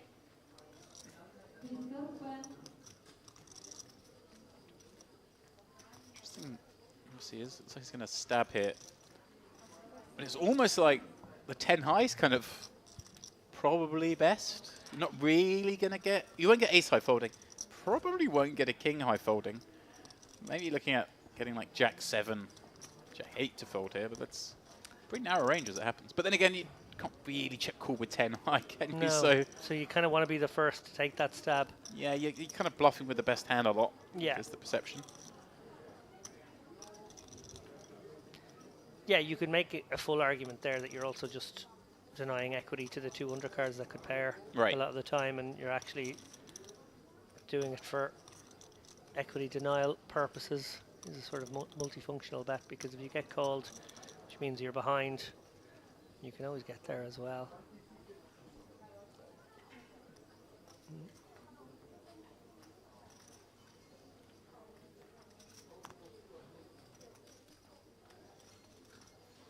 Zhao. His first VPIP. Looks like he's going for the 2.5x into the chip leader's big blind. Wonder if that's his standard size or whether he's adjusting for that under the gun position against the big stack. Al-Bakir really wears it on his sleeve here. Agonizing over the queen jack suited fold. Goo. Very playable pocket 7s here. Even to the 2.5x might consider it. We've seen him go with these big shoves as well. I don't think we're going to see it in this instance. Zhao's open here to 2.5x under the gun. Just it would be a little dangerous. Yeah. Wouldn't be surprised to see a call. That's what we do see. Opens the door a little bit for the squeezers behind, perhaps. Well, here's one of them potentially. Wozniak with 35 blinds against that slightly larger sizing. Elects just to flat himself. That's a more interesting candidate to just go all in. Right. Ace queen there. I've seen sims where almost up to 40 big blinds you're allowed lamp that hand as a squeeze. What does Wei do? Obviously a hand that plays quite nicely. I think they'll all be still quite wary of Zhao's right. 6's 2.5x under the gun range, and maybe won't pounce upon it and maybe feel protected by it, that no one else squeezes behind. Ace 10 suited, quite a nice hand actually to take a flop, even multi-way. And that will bring in Andrian, of course, because, well, you don't need much in that at this point. Oh, he's 7-handed and 5 of them are taking this flop. Yeah, Zhao just thinking, all right, guys, thanks a lot. That's all right, he just hit a 6. That was going to be so perfect if I said that, and he did. Oh, well. Well, nobody's flopped anything right now. The 7's still good. Jack 9's got some backdoors. Got really a slim pickings out here. I'd be very surprised if anyone took a stab, given that we're 5-handed. So we're... Is this the hand that's most likely to take a stab, do you think, on the button? And I guess you could fire out an incredibly small bet and just hope that everybody folds. Looks like that's what's going to happen. A little. I kind of like this in that surely Zhao's betting a king. I thought Gu probably does, and most worried about the small blind, I guess.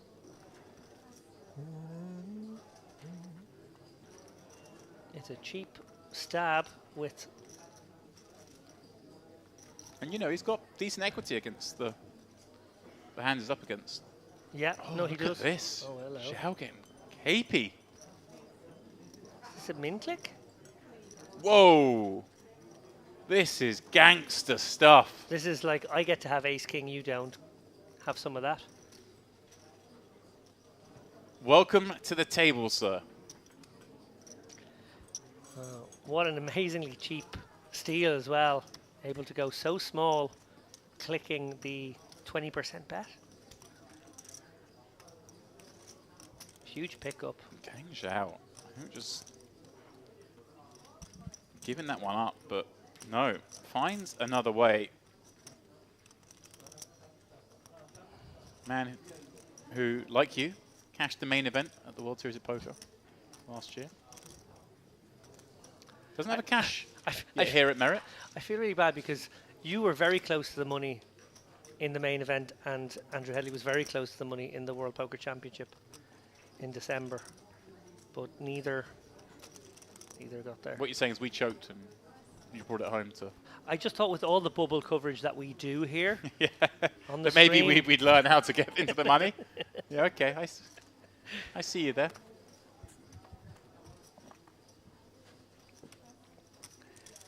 Away with the ace-10 of diamonds again, 2 hands in a row. Gets to open them up on the button now, much more promising prospect.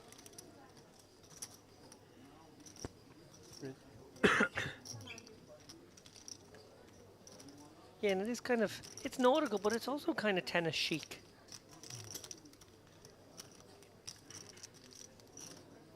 I mean, we're on an island. I'm sticking with nautical. He just doesn't have the hands of a nautical man. I feel like he's... I'm not saying he's nautical man, it's the look. I agree, he's not looking particularly... No. Our human jukebox is back. Is that a bit of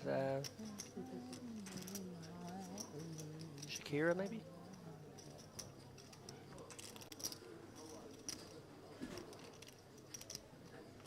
These hips don't lie.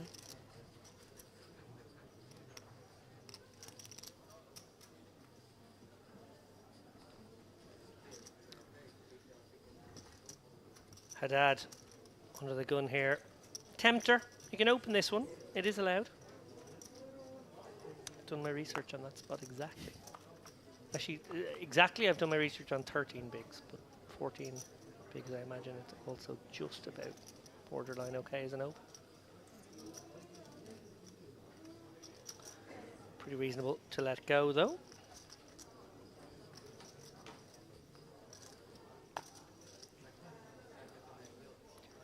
Andrian with the Doyle Brunson here, not going to get involved, leaving a battle of the blinds to ensue between Zhao and his 10-8 of clubs here, probably looking to limp in. I'm not sure what the stack behind is, possibly it's a shove if it's a shorty behind, I forget. Find out any moment now. No, deep enough stacks of Albakir here. Was happy to release. Interesting that he chose to open the 10-8 suited, more sort of merged range there, more kind of very playable hands. Yeah. Happy to kind of limp and then call a raise, but not really happy to raise and face a re-raise. I don't know whether was perhaps watching the stream on the other table, kind of see the man he's up against here, or just his demeanour at the table thus far, leading to believe this is a player that's going to play pretty honest against him and maybe he can exploit. I think that's a good read. I'm not saying that Albakir doesn't have some deception in his arsenal, but he does seem to be playing quite honestly and almost wants the table to believe that he is that kind of straightforward player. Yeah. Just his demeanour at the table screams to me, you know, he comes across as the least experienced, the most animated, which isn't always the way, because some people are just like that, but in poker, you kind of go with your reads at the table, and that's the read I would bring in, I think. I mean, there are some famous, obviously, contrary players in that respect. We see a very animated, but also highly in tune. Well, no, he's still someone for whom playing poker on a feature table is bringing him joy. He's not a hardened, grizzled veteran who's unhappy to be there. It's nice to see. Players bring that bit of, don't want to say naivete, but, you know, innocence or just genuine enjoyment.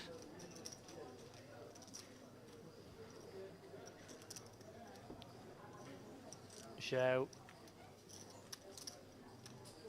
definitely doesn't strike one as a man who just, you know, check raised into 4 other players with the pocket sixes and the king 8-8. He's got the look of a man who's kind of honest as well.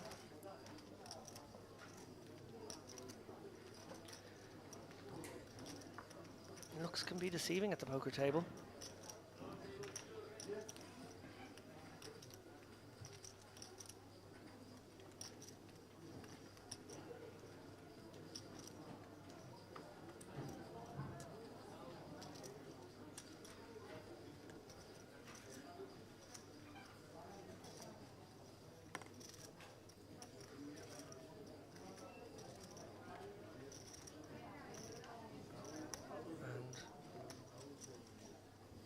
Napkins here, all the way around to the Battle of the Blinds again.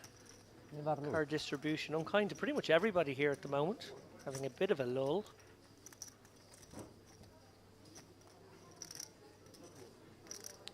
Will it be the calm before the storm here? Haddad, 11 bigs, 9-7 off.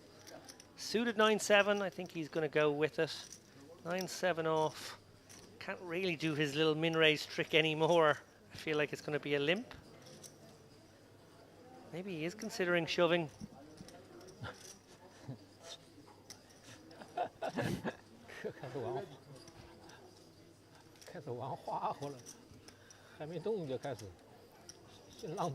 Fold. Oh wow. Okay.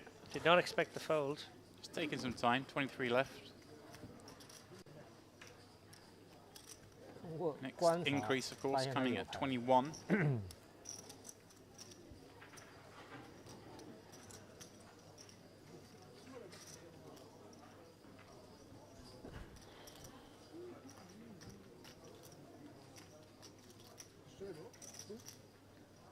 So to anyone tuning in late here, decision has been made to cut this day a little shorter than previously anticipated. We were going to play 10 levels.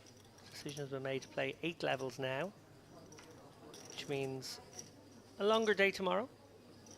We will be starting our final day at midday local time, which means 1 p.m. local time for the stream. That's an hour earlier than we sometimes do, so I guess we're making back the time that way. Yeah, like you said, obviously there's not as much need in the winter series here to flog them. We can finish this one tomorrow quite easily if we do stop 2 hours shorter than we usually would.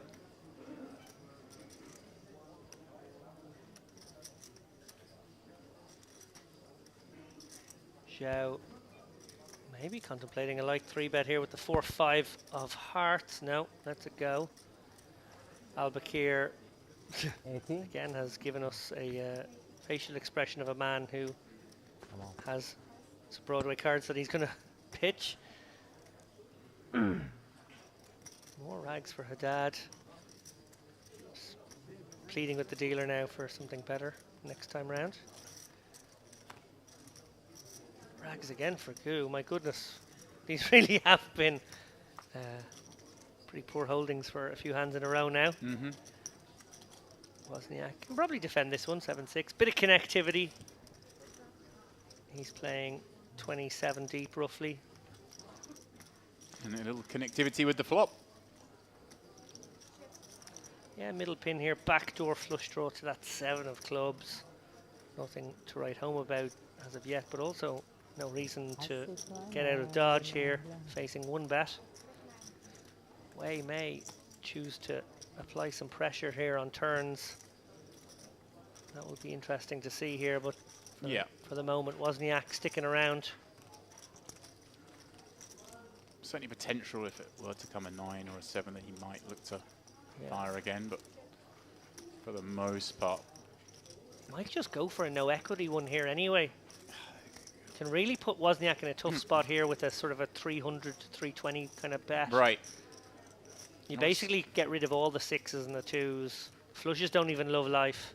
And you basically clear it out to just being ace-x. I suppose it does allow you to have some third street opportunities as well, because there are plenty of draws here that would fire again. And there we go. You called it. Goes full pot. Wow. Have that. Wait. Running them over. Yeah, I like that. I think it's a sort of a range advantage situation that you have. Your opponent somewhat capped. Yes, of course, there might be a couple of 2-pair combos in there, I will admit. Flush draw and pair combo would have to stick around as well, but actually the vast majority of hands can be put in the blender there to a big bet, and he recognized that it was a big bet that was necessary. I like that. So we have a look at that wide shot again, and the bird again getting close to the window. It's okay, he came through. There's a depth perception Now issue. I know how you felt when I came up with colour theory. I feel like it's, you know, when there's that graphic on a TV screen where the thing bumps around, and then when it hits the exact corner, everyone gets excited. And The that's old a great DVD moment. sign. I feel like our crew have built this backdrop with the birds moving and whatnot, but eventually one of them will get hit by the windmill, and it'll be like a spray of feathers. But you have to be watching it at all times to see that moment when that one happens. Just a theory, or something to work on overnight from our Sherhan team. Goo's going to raise the button. King 9 offsuit, making it 2 blinds to go into ways big. Okay. He always drags me back to the poker. Not always. Just like I say, I apologise for colour theory in hindsight.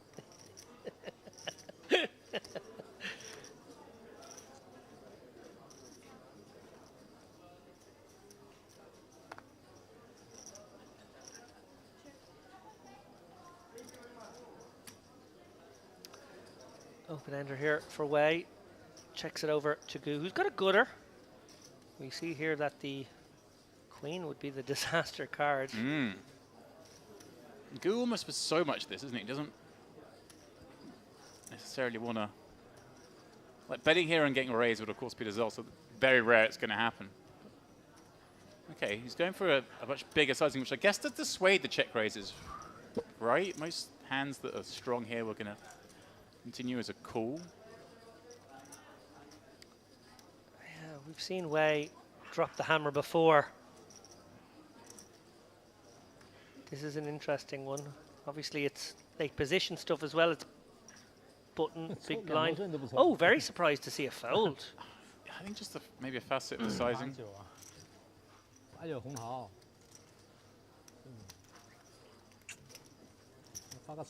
a little bit surprised. Strikes me that they know each other. They were talking a lot before that hand as well. Maybe there's some understanding between the two of them. There's a bit of, remember the last time you messed with me? Yeah, a little bit on the Jack 10 board.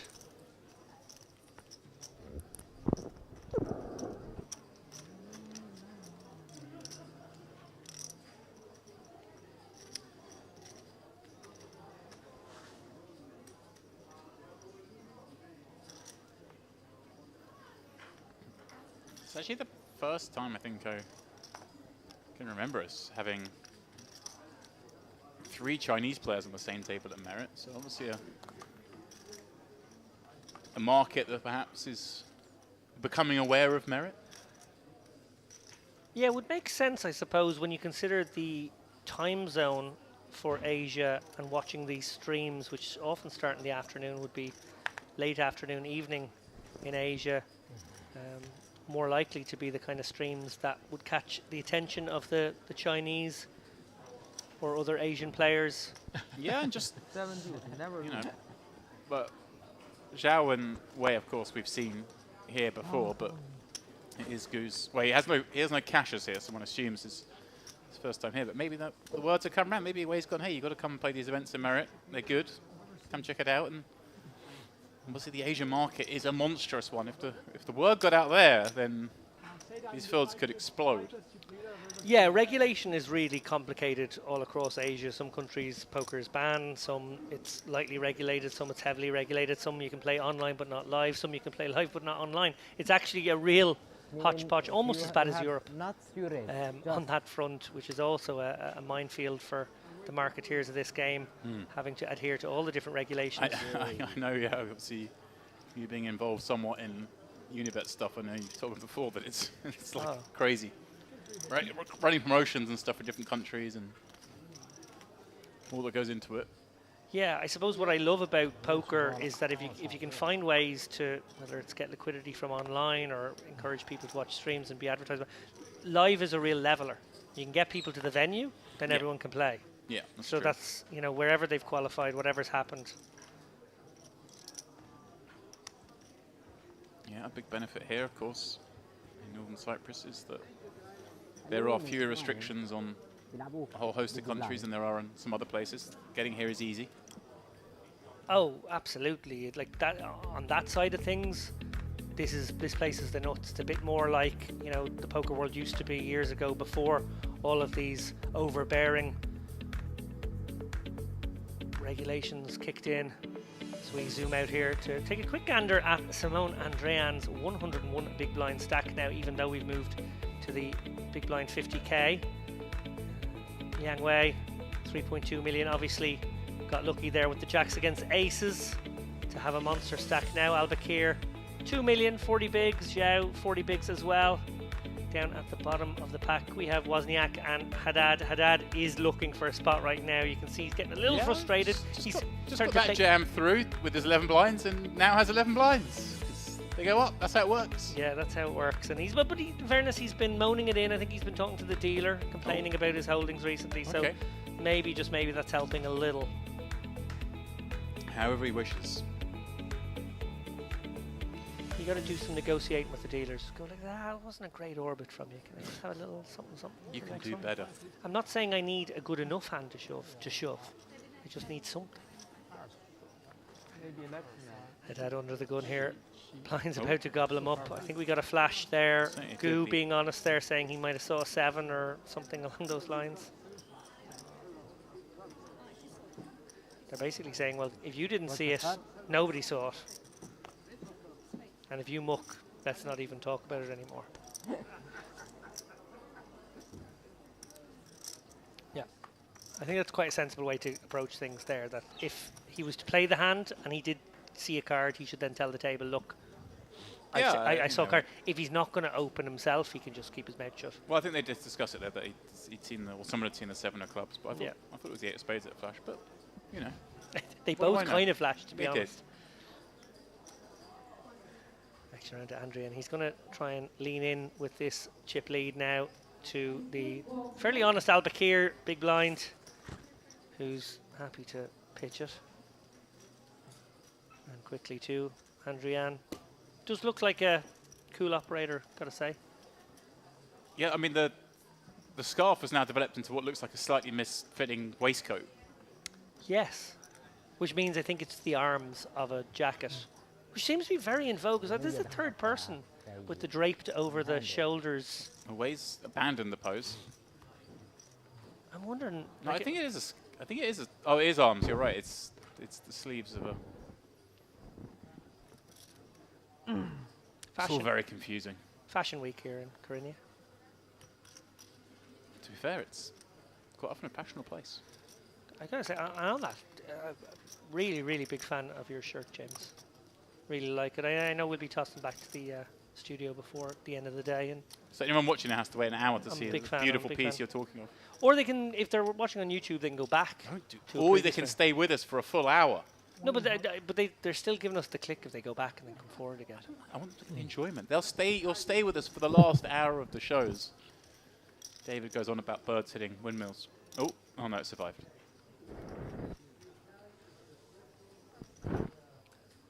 Zhao. Cheeky little king queen here on the button. Definitely can go both ways. It's one that will mix. Albakir.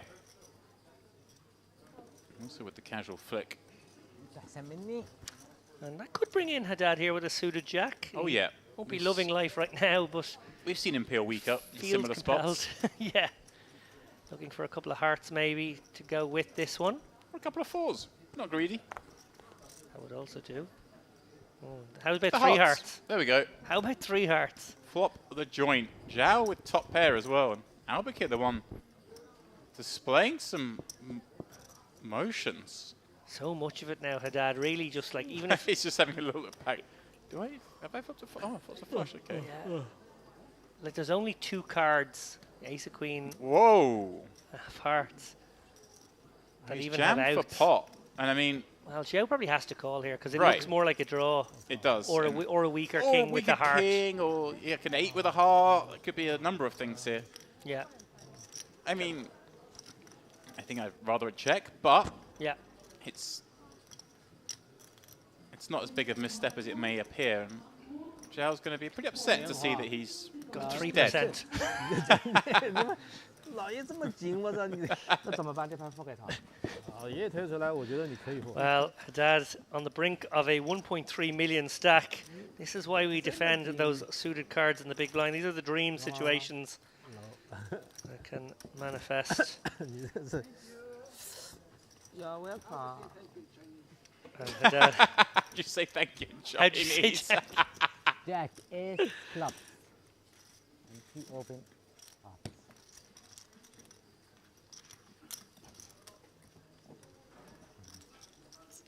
I kind of like the move from Zhao as well, just kind of seeing the hand and like throwing his hand in face down, knowing full well it's an all-in situation. He does have a tiny bit of equity and the dealer has to turn up because it's all-in. I'm going to use that. But, I don't know. I trust the dealer not to make a mistake and just muck my cards. I hear they won't make a mistake, but I play most of my tournaments at the World Series where dealers have perhaps got a little less experience. Oh, I thought you were teeing me up for a story. I did this once. I think you did it as a slow roll. As a slow roll. It ties two threads of our frame here together. Yeah, we're talking about how bad slow rolling is, and you've got a story of doing it because that's the kind of guy you are. I think I may have only done it once ever, but it was an epic one, and it was a vengeful one. I was slow rolling someone who'd slow rolled me an hour previously. Oh, quick justice. Wozniak. Ace Queen. I'll raise things up. Zhao wanted to get in the mix again. This is a little frisky. Again, it's under the gun, opening off 25 blinds. Sure it is. 27 blinds, I suppose. Pardon me. 22 blinds. Blinds are up. I'll get there eventually. Although if you are going to peel with 10-8, find a 10 high flop. Yeah, tough one here for Wozniak to even fire a C-bet. I think we'll probably go check bet fold. Zhao, lovely spot for him. Speculative pre-flop, as James mentioned there, but has pretty much smashed this one. And you just can't really even call the 80k, I don't feel. No, quick fold. Well played from Wozniak, not being tempted there. Oh, comes the bird. Oh.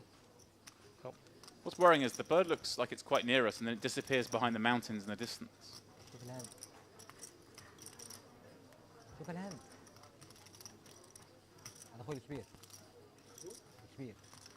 Watch this, it goes behind and then, cut away at just the wrong time.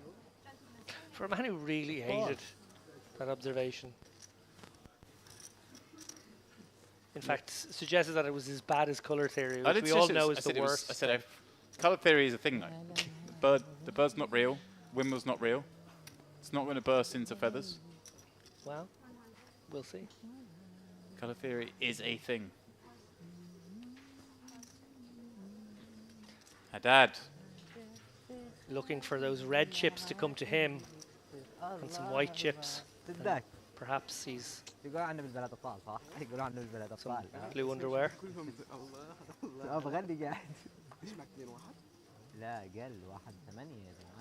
Going mad.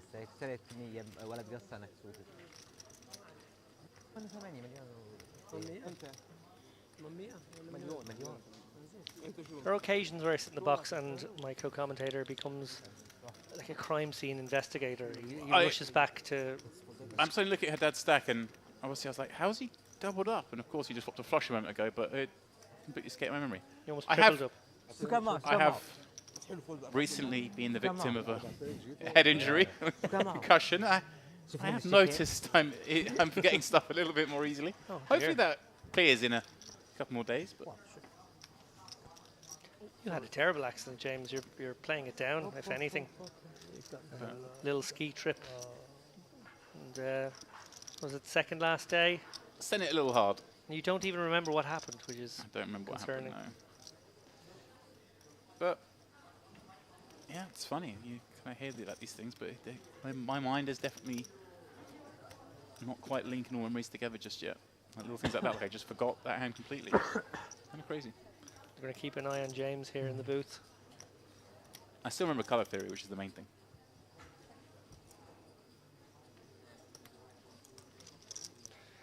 Andrian may pursue some thin value. He may well get it as well against the pocket 10 specifically. Something in the region of a quarter to a third pot would make life pretty difficult for Haddad here. In for the big bet. Oh, you're right. Greedy. All of it. Still a tough spot. Very tough spot for her dad.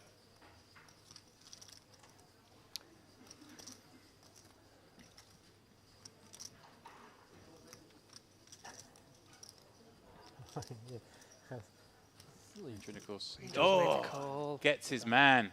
That is GG to Haddad.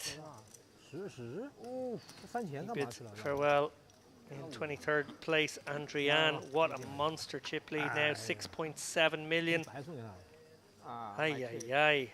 You can kind of be on board with it. It was a tough spot, of course, Andrian opening up and then check calling the jack high board.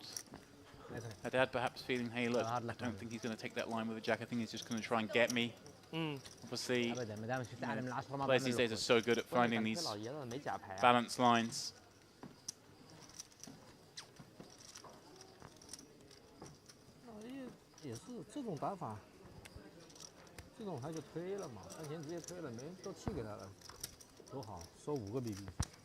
The rich get richer. Yeah, nothing flashy from Andrian. It's all very businesslike. Accumulated. What is now? Wow. 17% of the chips in play. Wow.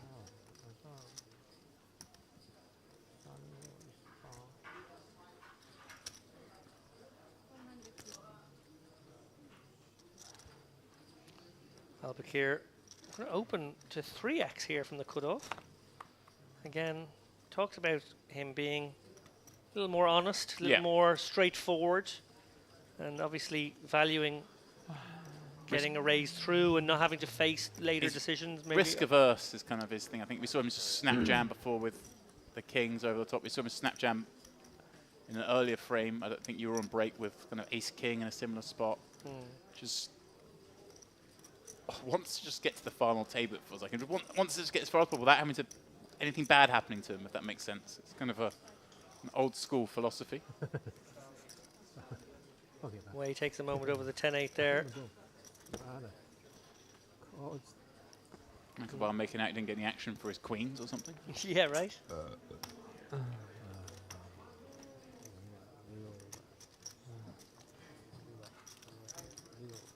Look, bird through the windmill and then behind the mountain. How big is that bird? Big. How big is that windmill? How small is the mountain?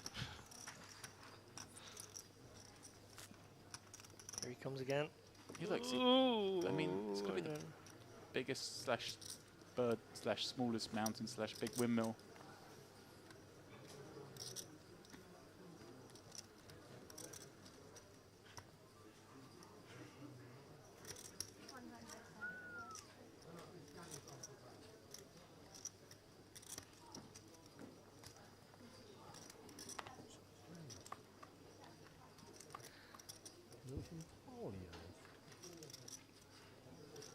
on Gu here. I'm not quite sure what he's considering. Maybe just taking some time off the clock here. He was talking to you about something. Not quite hear what he was up to, but there are 22 left. We are on a pay jump. Oh, careful, eh? 中国人打学会，故意的吧？我操！ Very defendable. King 10 for the big stack here. Andrian able to leverage ICM pressure over everybody else. It's a beautiful situation.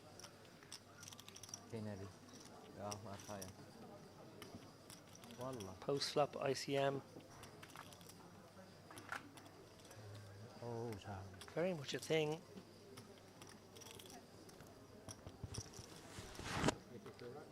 Probably not the situation where he can apply any real pressure.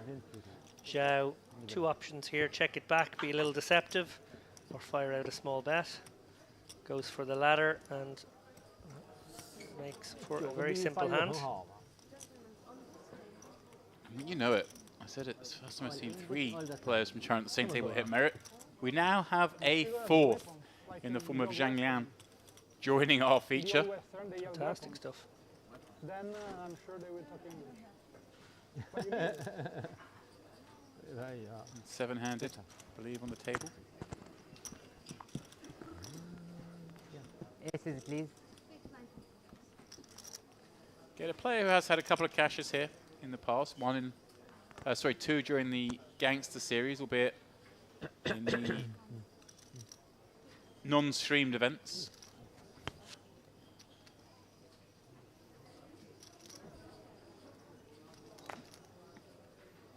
A sign, perhaps, of the changes. Obviously, for the longest time since COVID, China was very much locked true. Down. Players couldn't get out. I remember we were working the Triton event in Vietnam last March, which is when, you know, we'd set up this event, expected certain numbers, and then it was like 2 weeks before China suddenly opened up and people were allowed to leave and come back again. And suddenly the fields blew up, and I think we're seeing that kind of filtering through the poker world now, nearly a year on from that. These players, who a lot of them have played or learned poker during COVID times in China, are now venturing out into the big stages around the world. So I think we may see a lot more of this as the next couple of years go on. Yeah, it's absolutely huge in China now. The game has grown tremendously, and exactly the dynamic you've described there, where so many people who were poker players couldn't get out to play, but so many new players were born through that pandemic period where online poker was one of the few things you could do for fun. Actually managed to have an interview on the Chip Race not too long ago with the WSOP commentator who does a Chinese language stream, a Mandarin stream, alongside the regular stream. There was Norman and Lon, and I think this year was Maria, and they were getting bigger numbers because it's a huge market. Right.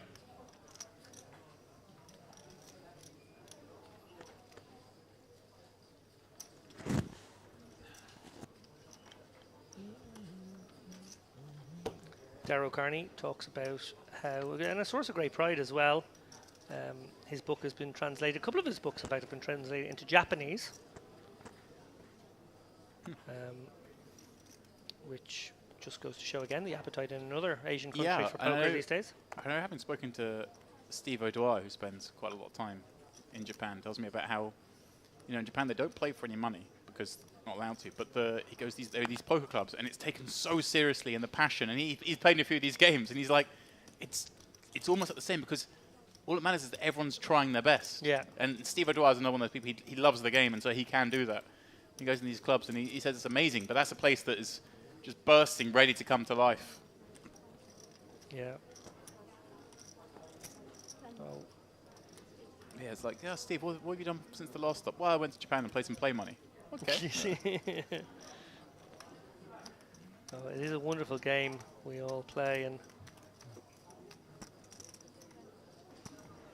it is a shame in a sense that it's been curtailed by nanny statism in certain parts of the world, and you know, not to say that we don't all want people to gamble responsibly, and I'd that say stuff is not important, but it can be taken too far as well. I'd say it's the victim of some well-intentioned Yes. moves, both on the money laundering front and the problem gaming front. Right?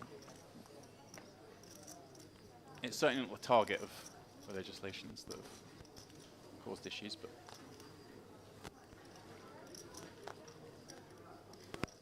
I don't know where it ranks among biggest games in the world, but one feels like it could be the biggest in the right conditions.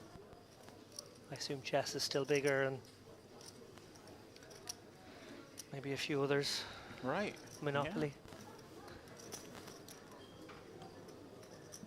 We'll go with chess to start with. I mean, assuming we're not counting the likes of Fortnite or... Yeah, well, yes, indeed.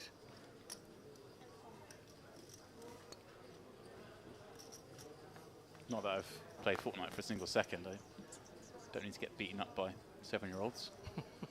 Sudoku's pretty big. Yeah.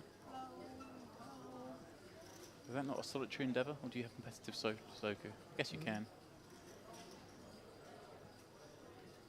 One more. Yeah. Of course, I saw recently the first spreadsheet World Championship going off. People are excelling themselves to excelling. Nice. That was a converted palm halfway through, realising I'd made an accidental one. But Seamless. yeah. But yeah, there's like an Excel World Championships.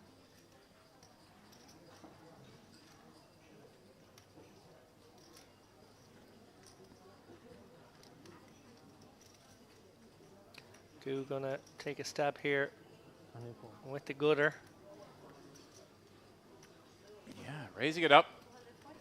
Taking on Leanne's bottom top pair, if you will.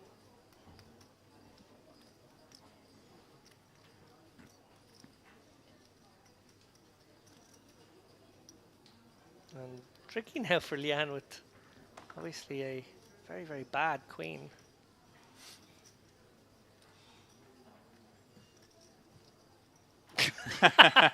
All of them. Give me time. Yes, it's just grim, isn't it? I mean, super awkward. A dry-ish board in the form of no flush draw. It's super awkward. It's like there's an open ender in the form of Jack 10, and there's a myriad of gut shots, but ultimately this kind of just looks like it might be a 2-pair. Yeah, or just a better queen that's decided it can't fold anyway down the streets with these stack to pot ratio, so may as well just raise it up. It's funny, you see people throwing all the time banks, and that's usually to a hand-ending action. It's weird to throw in all your time banks, use up one of them, cool, see a turn card and get your time banks back.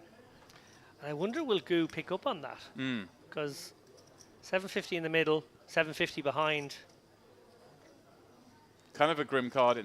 I mean, normally you'd expect one of the hands, the type of hands to continue would be King Jack, King 10, and Jack 10, right? But I don't think people throw all their time banks if they got that hand. They're just going to not think to do that because they know they're always calling, right?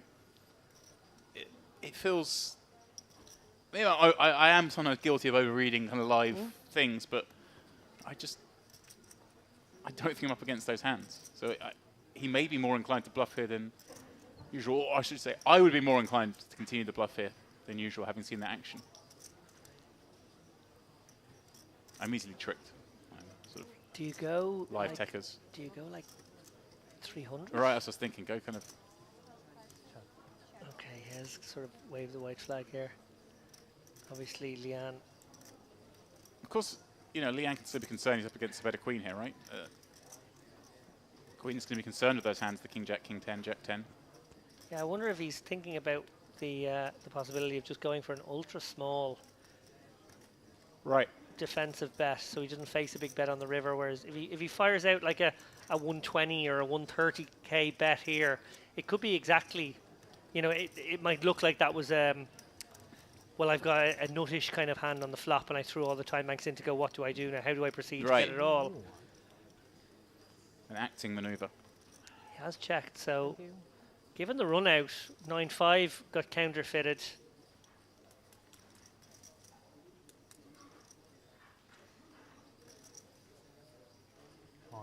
Oh, he's going for goo. Incredible. The delayed. The check raise, check, jam line. This guy's got some moves. Like queen 9 and queen 5 you're now chopping with. Right, and would they jam? I mean... So they're the natural two-pair possibilities. 9-5's been counterfeited. Can Gu have... He can still have Jack 10 as played, right? He could potentially have check raised the flop with the open ender. Can he have King Jack, King 10? Would they sometimes check raise the flop? And will they ever not just bet turn? Oh, maybe they don't though. Maybe he decides to think, hey, I've probably got the best of this now. I want to slow it down a bit. So it's more like the 10 Jack that he's decided I can get in on river anyway. But what are the bluffs at It's this a point? funky line. Like 10-8, 7-8, 6-7, 6-8. They decide to check raise, and you probably have to lean more towards just this kind of hand, the 10-8, the higher ones. Yeah, the 7-8 maybe. Yeah, this is a tough task for Leanne. It's a tough one, but then I also feel like maybe I can find the call here. It's super funky. Right, not a lot makes sense. No. In those situations, you do tend to lean towards the call. But against good players, they know it doesn't really make much sense. You have to put them on one of these gut shots that check raise and then decide to still fire river. A lot of them do just give up. Wow, gets the fold. Sick one. Good the move. Sick one. Absolutely sick one. Stick that in the notebook. Love it. Love to see it. Yeah, I'm liking this new breed of player we have. So often at Merit, we see the same faces, but no. This contingent from China making waves.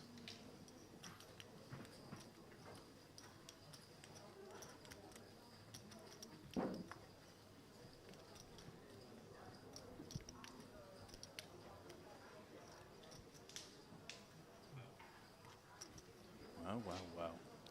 Late into day 3. Setting up this tournament nicely for a final day. And Gu staking a claim. Bossing around. Showing his compatriots how it's done. Wei, the most familiar of the 4. We've seen it Merit before. Just letting go of those 2 3s under the gun. It's not much upside. Leanne now just 15 blinds left. Really wondering, why did I open with Queen Deuce?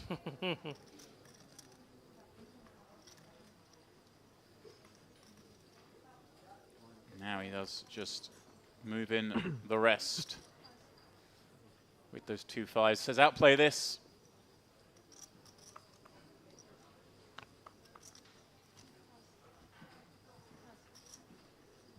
It must be said, it's been relatively slow from an attrition point of view from 26 at the top of this frame to just 22 now. 4 bust outs. You would have expected maybe slightly more than that. One wonders if we're going to see a flurry in the near future as seem likely, wouldn't it? Average stack size creeps down. There are some short stacks around. Looks less likely that we'll make it to the table draw at 18 today, but you never know. That flurry of activity could be around the corner.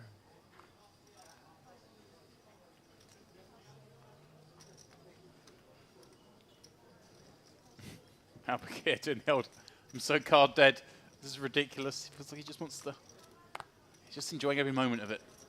Yeah.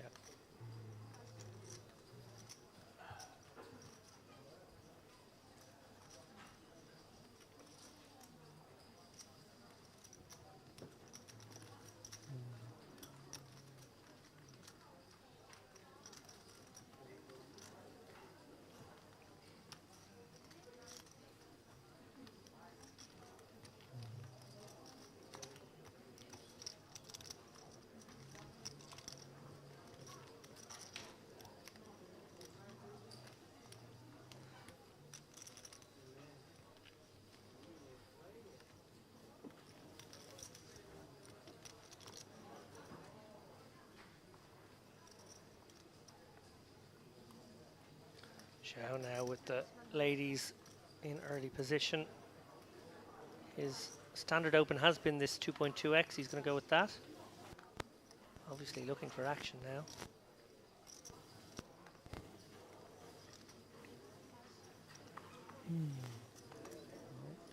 Around to the blinds way.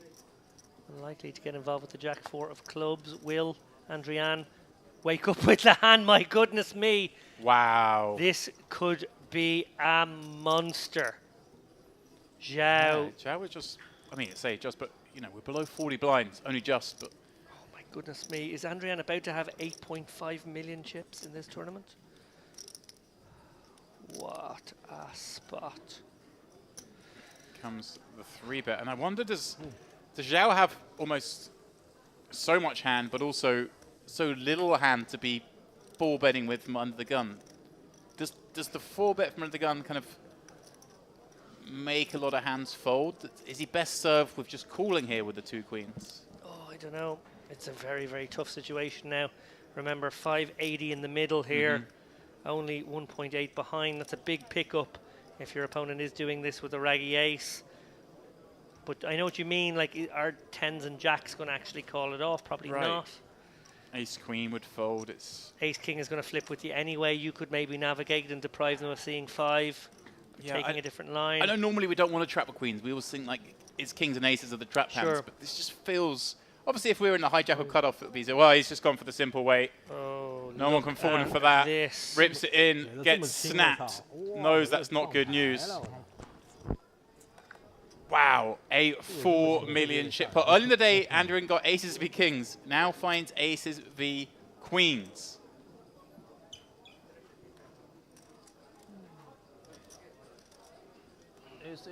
What a monstrous situation. Andrian could be looking at 8 point... Like 20% of the chips in play. 7, my goodness. If he holds. Check 8-8. Right, Zhao going for the early stand-up. He needs to.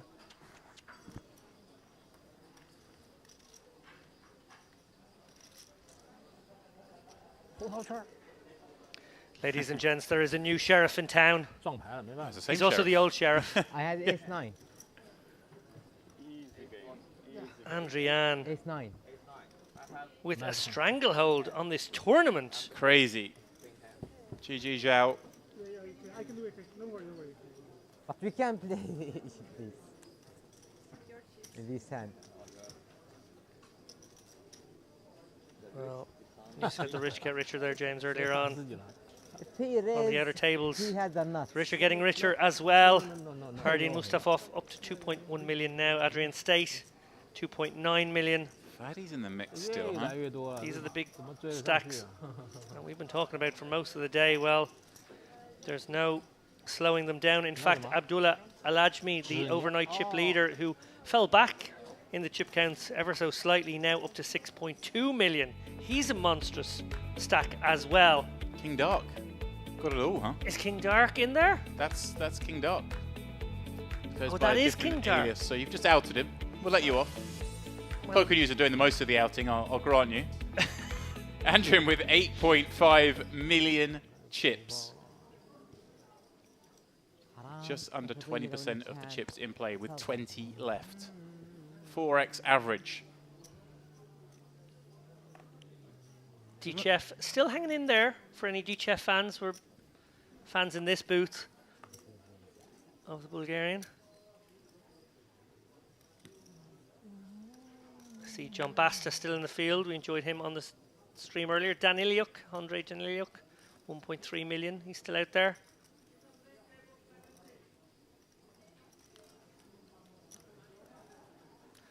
Wow.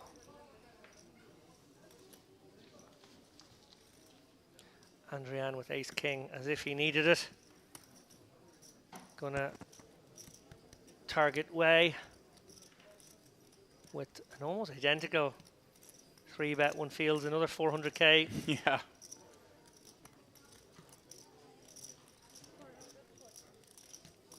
Bigger in fact. Whoa, Lian. Well, if we look at this, Noji has no follow critique. I'm more than happy to get this in against the 3-bet range. Obviously not posturing to create any more action with Andrian, but does have way the opener to act, so wants to perhaps make it look like he might be a little weaker than this.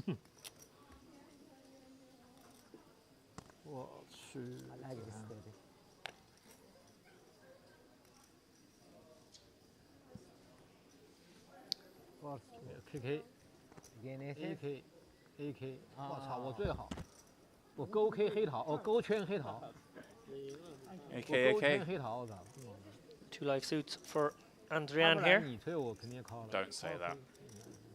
Don't Don't say that, David. 2%. Don't say that. 2%. 5%. Leanne wishing for Don't sweat. say that. He doesn't need the sweat. He's got 7.7 million chips. He's got 8.8 million chips. Doesn't need the sweat of winning more. Oh, squeaky bum time. Oh no! I didn't know it was coming. I swear. I swear I did not know it was coming. Oh my goodness me. That is vile. Oh dear me. The 2 live flush draws were called. 2 diamonds on the flop, 1 on the turn. Andrian wanted just the 1 on the turn, just for the sweat. He's just won aces v queens. Now he wins ace king v ace king. Oh my gosh. He already had a stranglehold. The grips got even tighter. 9.5 million in chips. I feel partially responsible for that one, James. Well, I should hope so. I'd hold you largely responsible. It looks like we are down to 18 players. I did also say a moment ago that the attrition needed some speeding up. Well, we got it. My goodness me.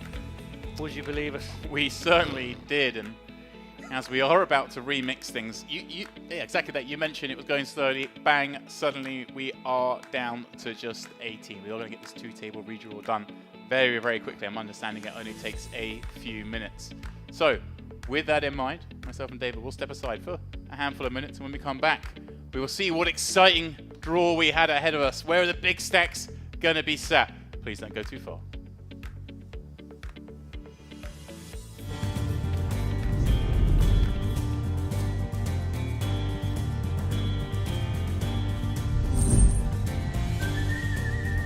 To play poker. Money. To ride a horse. Opportunity. For playing poker. For fun, to get money and to enjoy and experience. I think is making experiences. To get some wild.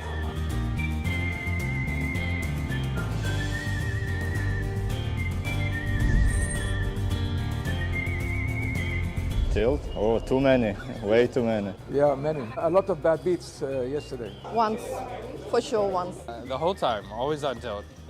It's just my nature now. Tilt is not about me. I never experienced this feeling because I expect to win as I expect to lose. Tilt, I think 37 times. So many times, cannot count.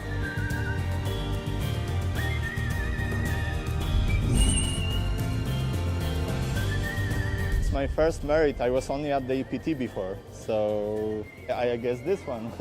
Yeah, they're all fun. They're all nice. Retro series. I guess each one is better than the last. Each one it gets a little better every time. I think the outfits are great. Actually, yes, Wild West. Merit is excellent in all concepts. I think I love all of them. I don't have a certain favorite. Gangsta.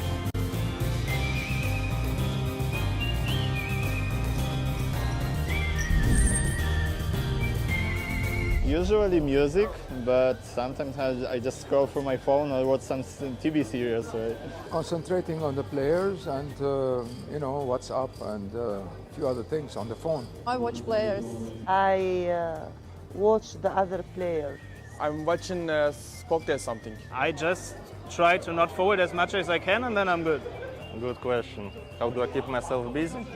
I either try to observe players or watch on my phones. One of two.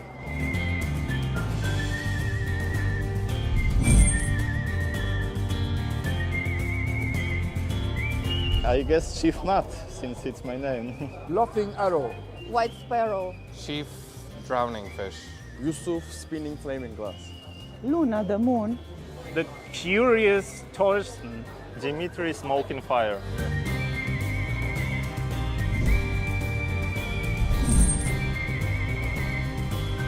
Ace on the river.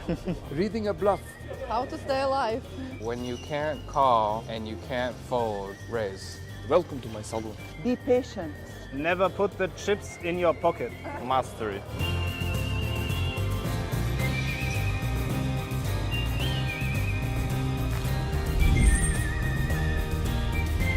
Clint Eastwood for sure. Alive or dead, it's your choice. John Wayne. No, you got me scared. Martin McFly. Marty McFly.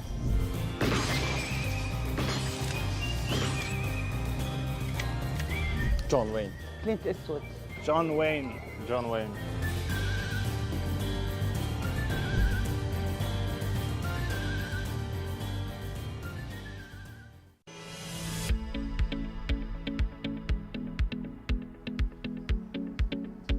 And welcome back for the final time this evening to the Merit Crystal Cove Hotel Casino here in northern Cyprus. We are just finalising that final two-table redraw. It has been a frantic drop from the 22 players, David, down to just 18. And we were just discussing off air how this could be such a consequential part of the tournament, right? With there's just so much hidden luck in the redraw.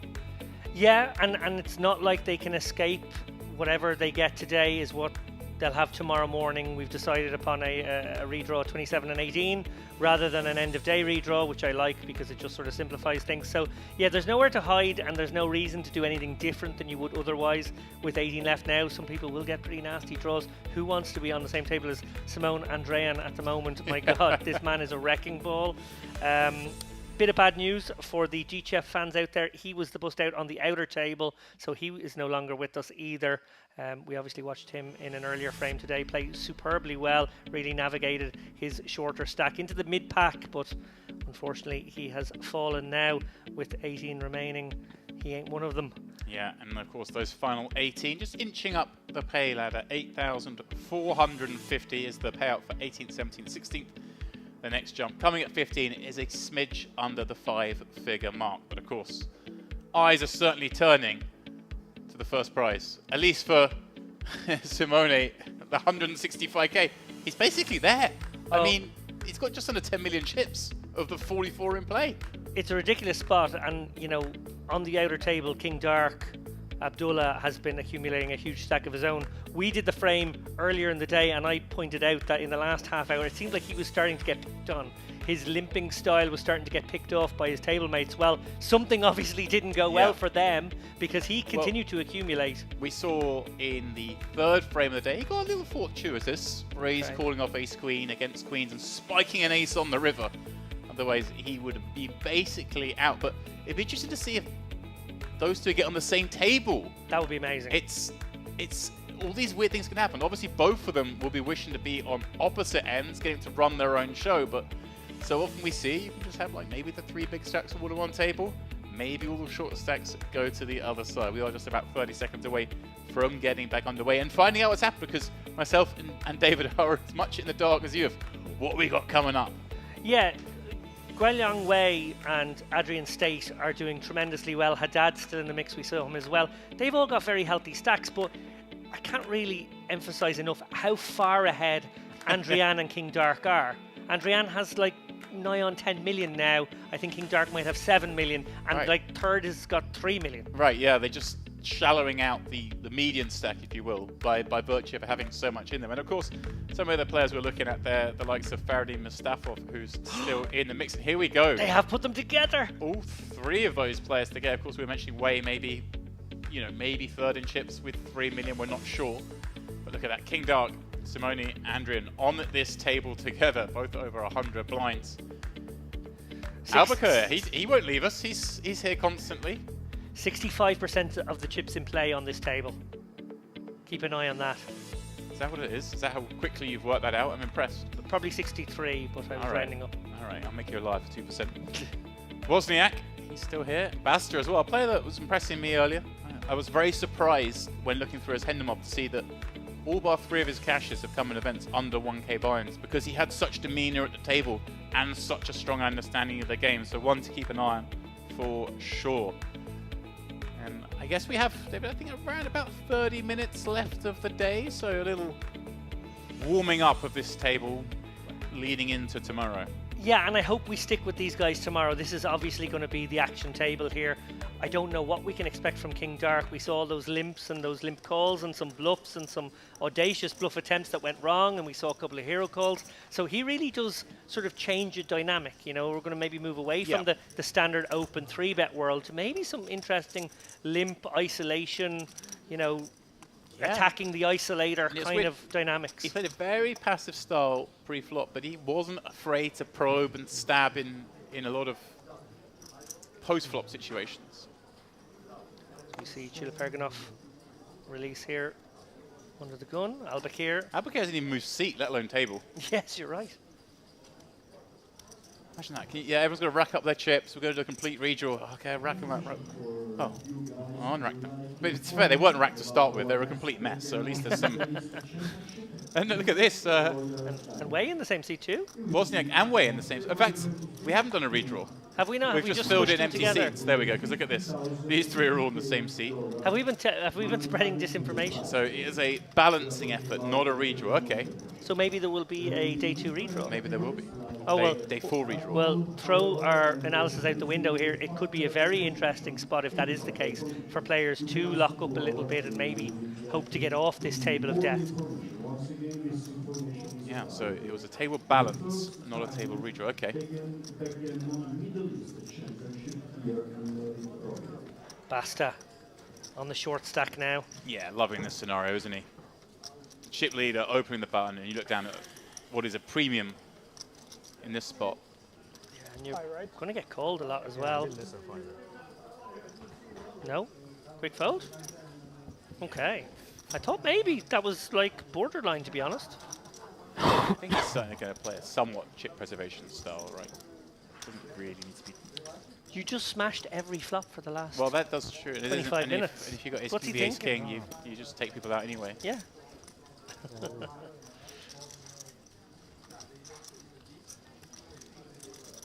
So yeah, perhaps a cagey passage of play, as these guys might be told there will be a redraw tomorrow rather than tonight. I apologise that we don't have the exact information on that one, but it should influence strategy a little bit. Yeah, peculiar there's a redraw at 27 but not 18. That is... I think maybe that's something we've done here before actually in the past. Thinking about it. Especially I guess as they're factoring that there'll be they just have the redraw overnight instead. It does kind of maybe make sense. That might be what's been decided upon. There is often a deference to the pragmatic thing here, which I like. We're not always letter of the law. There's a sort of an instinct with the TDs and with the staff to just go, what makes no sense here? Yeah. And I'm actually quite happy that a lot of poker rooms or poker venues or poker tools around the world have sort of swung back that way, because it used to be the case way back when I was a boy, we trusted tournament directors to come to the right decision. And then it was like, there was a period of a good 10, 15 years where it was like, this is the rule, this is what we're doing. And now it is swinging back to, let's just let these very experienced professionals make sound judgment calls that do make more sense.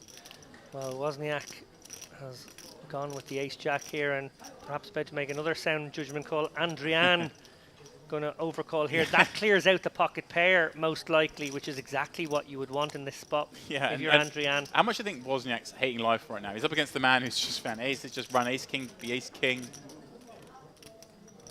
We saw 1-5 folded. I'm not sure it's going to be relevant anyway. I think Panaguide's got to ditch these fives.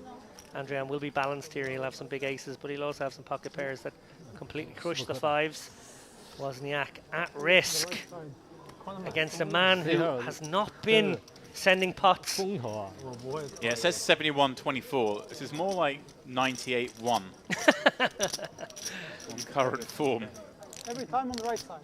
Go side all every time. And 3-4.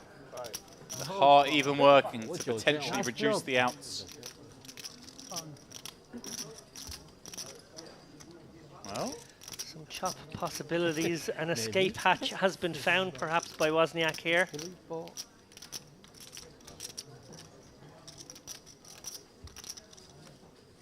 Oh, the original spikes the jack on the river. How bad does Adrian run? Andrew, it's like, I'm fine, I'm okay. Don't wrap me, guys. That's a great attitude to have, actually, in that spot. Obviously, there's some humour as well, but if you're genuinely, unperturbed, it's a very good place to be. Taking the rough with the smooth.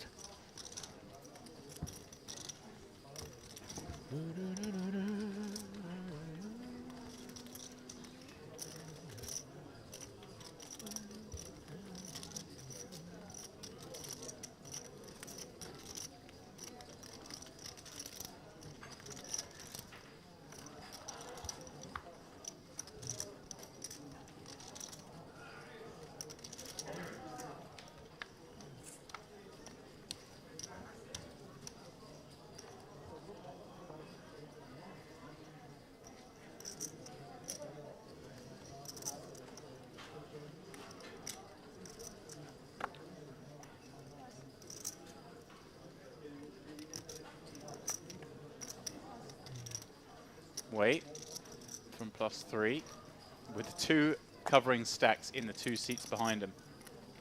Yeah, death row. He's probably the one that, if we're right and there is a redraw overnight, he's the one sort of most to gain from that, right? Because he has the worst seat in the house at the moment. For sure. Albeit all the players with fewer chips in here would quite happily swap with him.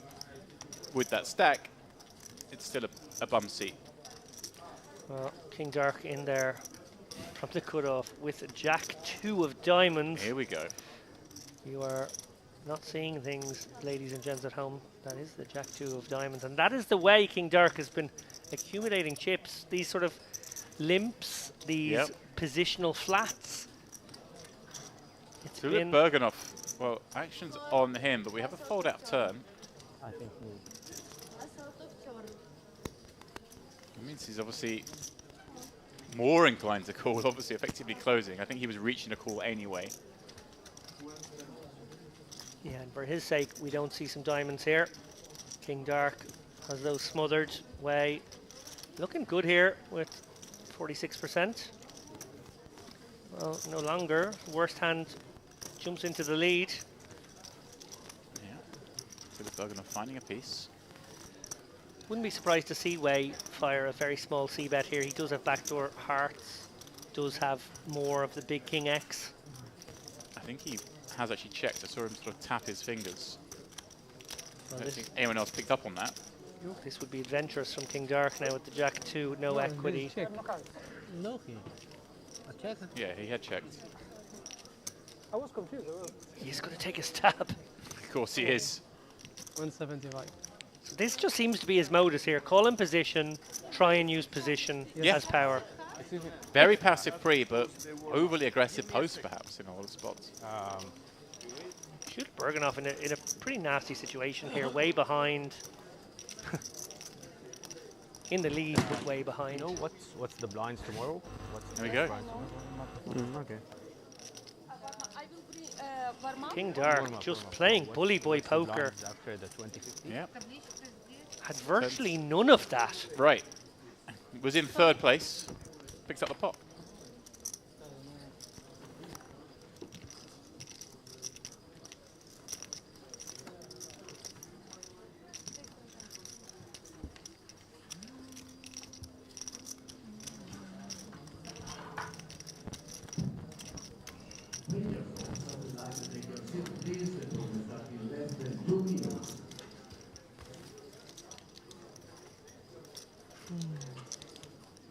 Late stages of day 3. This, the opening event. Here at the opening event of the year. Indeed. Western Series. Kicking off what is sure to be a bumper year Again, every year being bigger than the previous at Merit. Wouldn't bet against it being the case again. Just Merit in general constantly growing. I was in a conversation yesterday with some of the powers that be here and gather there's just another property in planning. Yeah, to be built soon. I spoke to Ashkan after the last series here, which was in late November, early December, and he said that they're planning a hotel that's maybe 2 or 3 times the size of any of the other ones. It's going to take a few years to build, but by gosh. I heard there's a water park involved as well, so. Actually? That'd be a good one for the kids Oh and for the big goodness, kids. that would be amazing, yeah. Oh, I'd love to say that. Yeah, just further down from the premium on the front there. Well, speaking of premium, would you like Pocket Kings here against Pocket Jacks? Yeah, I quite like that situation. This is a cold one. The only thing perhaps going in Wozniak's favour is the fact he has open +1. Very hard to get away here with the Jacks. Well, there we go. Confirmation here in the background. There's 5 more hands of play for today in this event, so there is certainly a redraw overnight, as we had obviously figured out when it wasn't a redraw at 18. Thank you.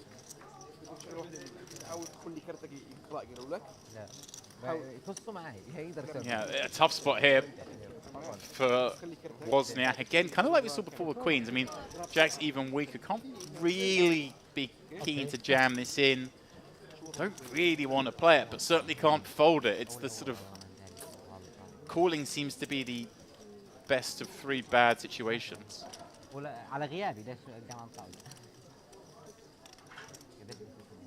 Calden look for some low flops. Also, it waited earlier. Calden, just flop a jack.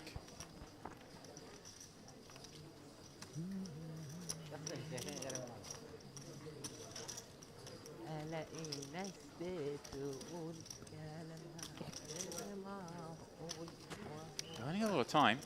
Not sure. He does decide just to 4-bet rip it in. I can't say I'm in love with that move, but at the end of the day, it's Jacks playing 28 blinds. It certainly can't be bad. Looking for the Jack of Hearts again. Yeah. We'll take a return of the Jack of Hearts. Huge moment here for both players. Virtually the same stacks.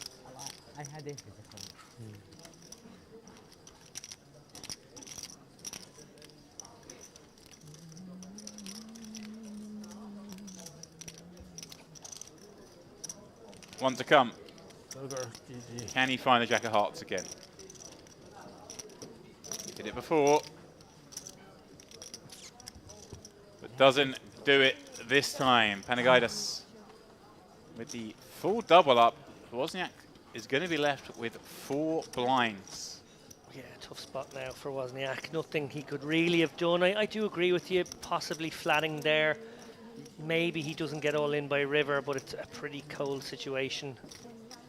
And maybe, just maybe, against that particular villain, shoving is the right thing to do. I don't know. I think it becomes a bit player dependent as well. Yeah, it very much is. That is very much player dependent. If he's the kind of player that you've seen make some light 3-bets from the big blind, then of course the jamming suddenly makes a lot more sense. You want to deny equity. You're happy to just pick up pots with 18 left. Is it the kind of player that you haven't seen do that? You kind of people just the average poker population just don't find enough 3-bet bluffs from the big blind in these spots because every hand's so attractive to call with, right? For sure. I want to see someone prove it to me that they have it in them before I kind of give them the full stack in that spot. But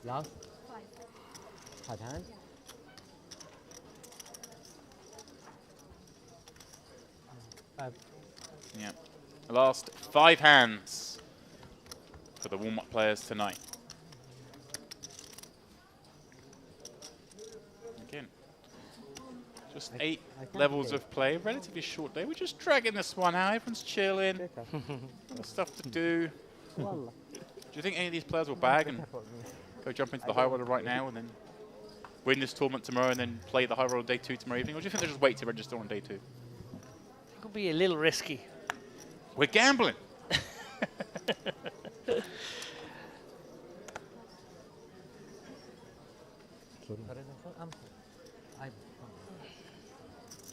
I think what's really nice for all of the players who make it through and find a bag is getting to be well rested for tomorrow. Yeah. Not having to play till 1 a.m. and Yeah. having that thing where you have to sort of decompress, so you probably don't get to bed till 2 a.m. and then you're up again at like 10 or 11 or whatever it happens to be. It's nice to be able to just ease into this evening now. It's a nice move by the powers that be here at Merit. They've gone, you know what? Don't have to push them too hard today. We can easily finish it tomorrow at a reasonable time, so we will bring back more. And like you say, everyone's just that little bit better rested. And they can go off this evening now and have some dinner. Yeah. Obviously, we didn't need a dinner break because we were only playing 8 levels as well, so it kind of condenses the day somewhat. You went to dinner twice, I know. It was the same dinner twice. There's no need to put it that way. I mean, I was at dinner, I left to come down and work, and then I heard I had 20 extra minutes. I went, oh, creme caramel. It's not like I had 2 dinners. It's creme caramel. I said what I said.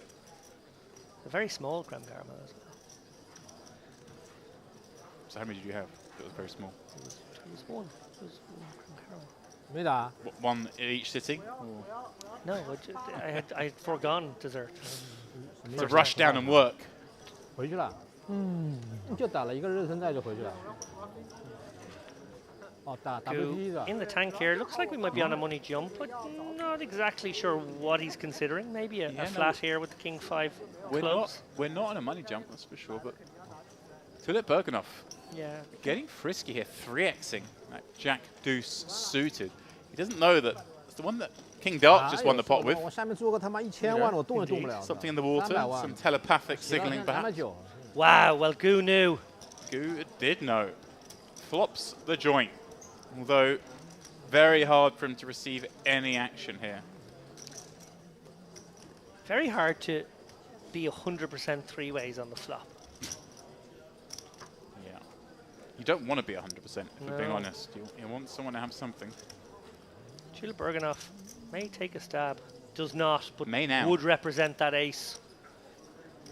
It will be very cute indeed if Gu has the presence of mind to check it on over one more time. I think he will. And Panagaitis is certainly someone who can have the ace as well. It's not out of the realms of possibility peeling from the small to that 3x. Yeah, and it's a beautiful spot if Julep Berganoff represents that ace. Panagaitis has that ace. He calls. Now there's a big pot in front of you.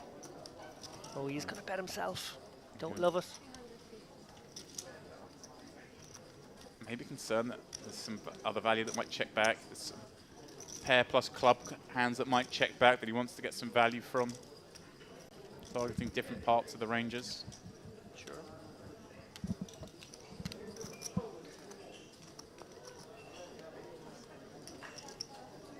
Disappointed face of Gu there. Obviously hoping to be dragging in a much bigger pot after flopping Jin.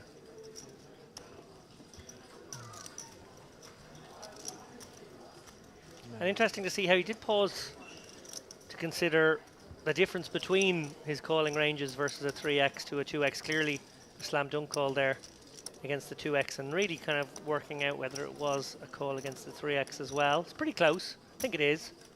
Suitedness is massive in this situation. Really is.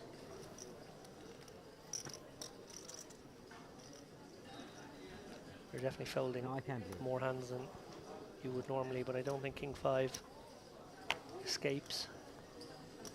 Fortunately for him, it didn't. As we continue to play these last few hands, nice and quickly. Julep Berganoff opened the Jack 2 suited, remember last hand. So ace-ace, pretty cuspy here in the hijack, but you would think must surely be coming in. Min this time though, changing the sizing. Okay. Make of that what you will. If I'm there, I'm going, well, you probably didn't have much the last hand because you had no interest in an ace-high board. Probably just gets it through here. I don't think Wozniak can defend the Jack 3-0. Right. Oh, sorry, he's got the 100k, sorry, yeah. Sorry, he's only got the... He is going to defend it because... Yeah, he gets he to only has realise 2 blinds basically back. all of it. Yeah, sorry. Apologies. We're going for the old school stop and go here, perhaps? Yeah, if he can catch any piece whatsoever, he really has to completely whiff to not go with. It's pretty whiffy. It is but you only need 12%, 13%, something of that nature. Obviously, no fold equity here. Should have Berganoff. Can expect to have the best hand more often than not. Does in this instance. Will have to fade some outs and some runners. Yeah, I mean, there's a chance that he could have knocked out some of those nonsense hands. We just saw the man open Jack Deuce. It's reasonable that maybe he's got like a 10-7 that can't call. Yeah, yeah. Well, queen or a 9 makes a boat. Chop possibility. GG's to Wozniak. Obviously very fortuitous to find that jack in the middle, but then ran jacks into kings. Couldn't get a spin up with the dust, and he's the first to depart the final 2 tables. How many hands now? Maybe 2 more. 2 more, yeah. 2 more hands, yeah? 3, huh? 3 more hands, yeah. So that was my count, was that? 2. 3. 3. Okay. Yeah, this, yeah. It's not a negotiation, guys. There is an actual answer. I think that was confusing as they obviously, in their minds, they were counting the hand that was going on when they were told last 5. Quite often happens. Usually the players that know are the ones that are about to post the blinds. Oh, they do. I can be sure. And you're there, you're like, Wozniak busted, but he busted from the big blind, so it didn't move the big blind round for the final. And that's always the one that gets me. People like, oh yes, I get under the gun as the last hand, and then someone busts, and it's like, well, you don't need more, pal. Yeah. In you go. It's one of the worst bad beats you can take, I feel. I'm sure you just spill a coffee in a situation where you It's one of the most confuse upsetting everyone. Al-Bakir, well, he's lent towards just jamming in these kind of spots, but just going to flat the open. Wow, there's a man who really wants to progress through this tournament. Yeah. In a way, though, by like shoving or 3-betting, you're keeping the variance lower. Certainly by shoving, yeah, you just... So... Andrian will be wary. Al-Bakir, not a man to get involved lightly. Right. Probably won't be putting him on anything as strong as Ace-King, but will be considering his range to be pretty strong. Is he thinking he's like, it's the kind of range that hands like 8s, and 7s, and 6s, the kind of hand that he knows he's going to play, but... Well, it has been Andrian's world. The rest of these players living in it. We're about to find out once again as Al-Bakir gets pretty much as good a board. No, he does this time do that. I thought he might.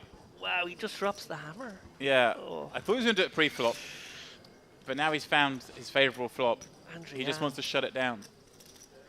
Like, it's... An entrance 6. Like, Can't- how am I not getting to see the turn card here with my flop flush draw? He's thinking, I think, here, just thinking, how likely is it my opponent's got a weaker flush draw, which is very unlikely. They can have a king X flush draw. This player can have the ace X flush draw even. Yeah, it's basically you're hoping he's the Jack 10 flush draw, because that might be the only flat. Come with me, please. If I call, I do think you're happy. I don't think you're happy if I call. I think you're right. Al-Bakir would have been sweating that one pretty hard. Why you didn't call? Was a strange way to play the hand, though, I must say. 2, 3. MPO. MPO. Andrian. Man. A little disappointed by that outcome given the flop he saw.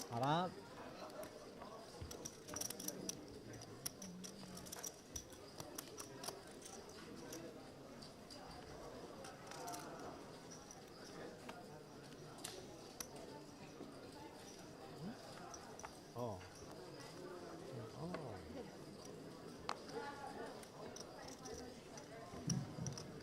Information for all the players that finish the warm-up. Kindly ask to have capital letters, name, last name. Don't forget Best up, to put ripping 10 13 from +1. inside your bag and they It's will like buy. kind of on the looser side, but it's maybe a kind of end of the day thing as well. Like, rather get it going now. Certainly for chips, it's a fine jam. Yeah, it does seem cuspy again. Way, oh, not a call here. I don't think it's even a call for 10 bigs. No, certainly not. And especially when you've still got a player to add behind you. I'm sure everything I've seen from him is very good. I think even if it takes a bit of time, he will come to that right decision. Yeah. Nice pick up for Basta here as we approach the end of the night. One more. Go, final hand. Basta the one with the good seat in that sense. In that got the jam for it +1. He plays the final hand on the gun. And get a redraw before playing the blinds. 5,000. Yeah. Okay. Last. Yeah. 2 big stacks now in the blinds for the final hand of the evening. Simone Andrian, King Dark. Last Is there a twist in the tail, or have these guys psychologically bagged up already? And are we going to keep things tidy and polite? Blind. This last. Tulip Bergenhoff. Certainly a hand worth playing. Question is it in the 2x or the 3x range? 2.5x. One more. That would look so good if we had done it. Tulip Bergenhoff, Queen Jack suited here. Al-Bakir gonna. Look at him, he's happy, he's through to the final day. So pleased. I like this guy. I like the fact that he wears it on his sleeve, Yeah. that he enjoys his poker. It's great to see here. It is good to see. It's refreshing. Yeah.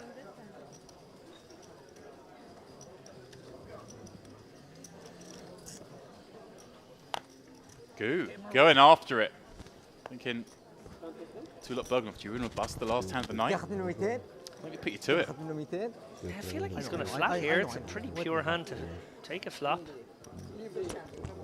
No, that's fine. Yeah, that will be the question. Can you just find a little extra fold equity on the last hand of the night? I think you can, but I think with you, the Queen Jack suit is just too much hand. It's so nice. It's so nice. Considering It's got the body language of a man who's about to fold. Yeah, it's a begrudging fold, I feel. There we go. Goo. Nice pickup, nice awareness. Yeah, very good awareness from a man who's been very impressive.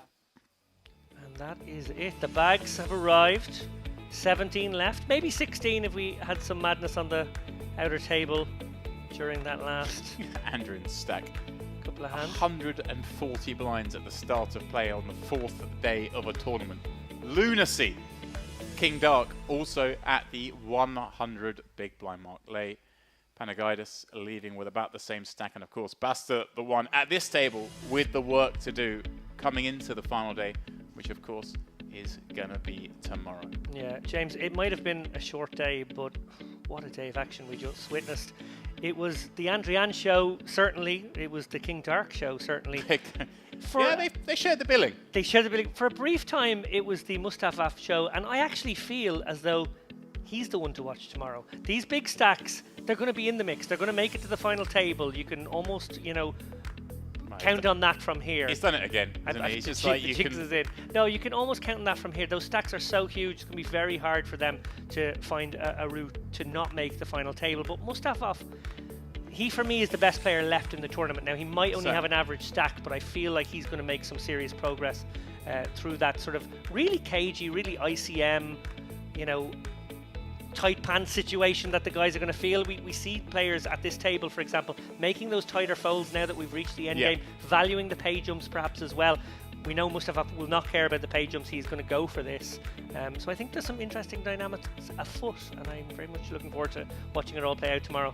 Well, there we go. The players resume play, I believe, at midday tomorrow, and we're going to be in a 1 hour delay, given it's the final day. We just kind of stretched that delay a little bit. It will be your good self and Andrew picking up the coverage tomorrow. So if you do want to see how this one plays out, please do join us tomorrow. But until then, good night.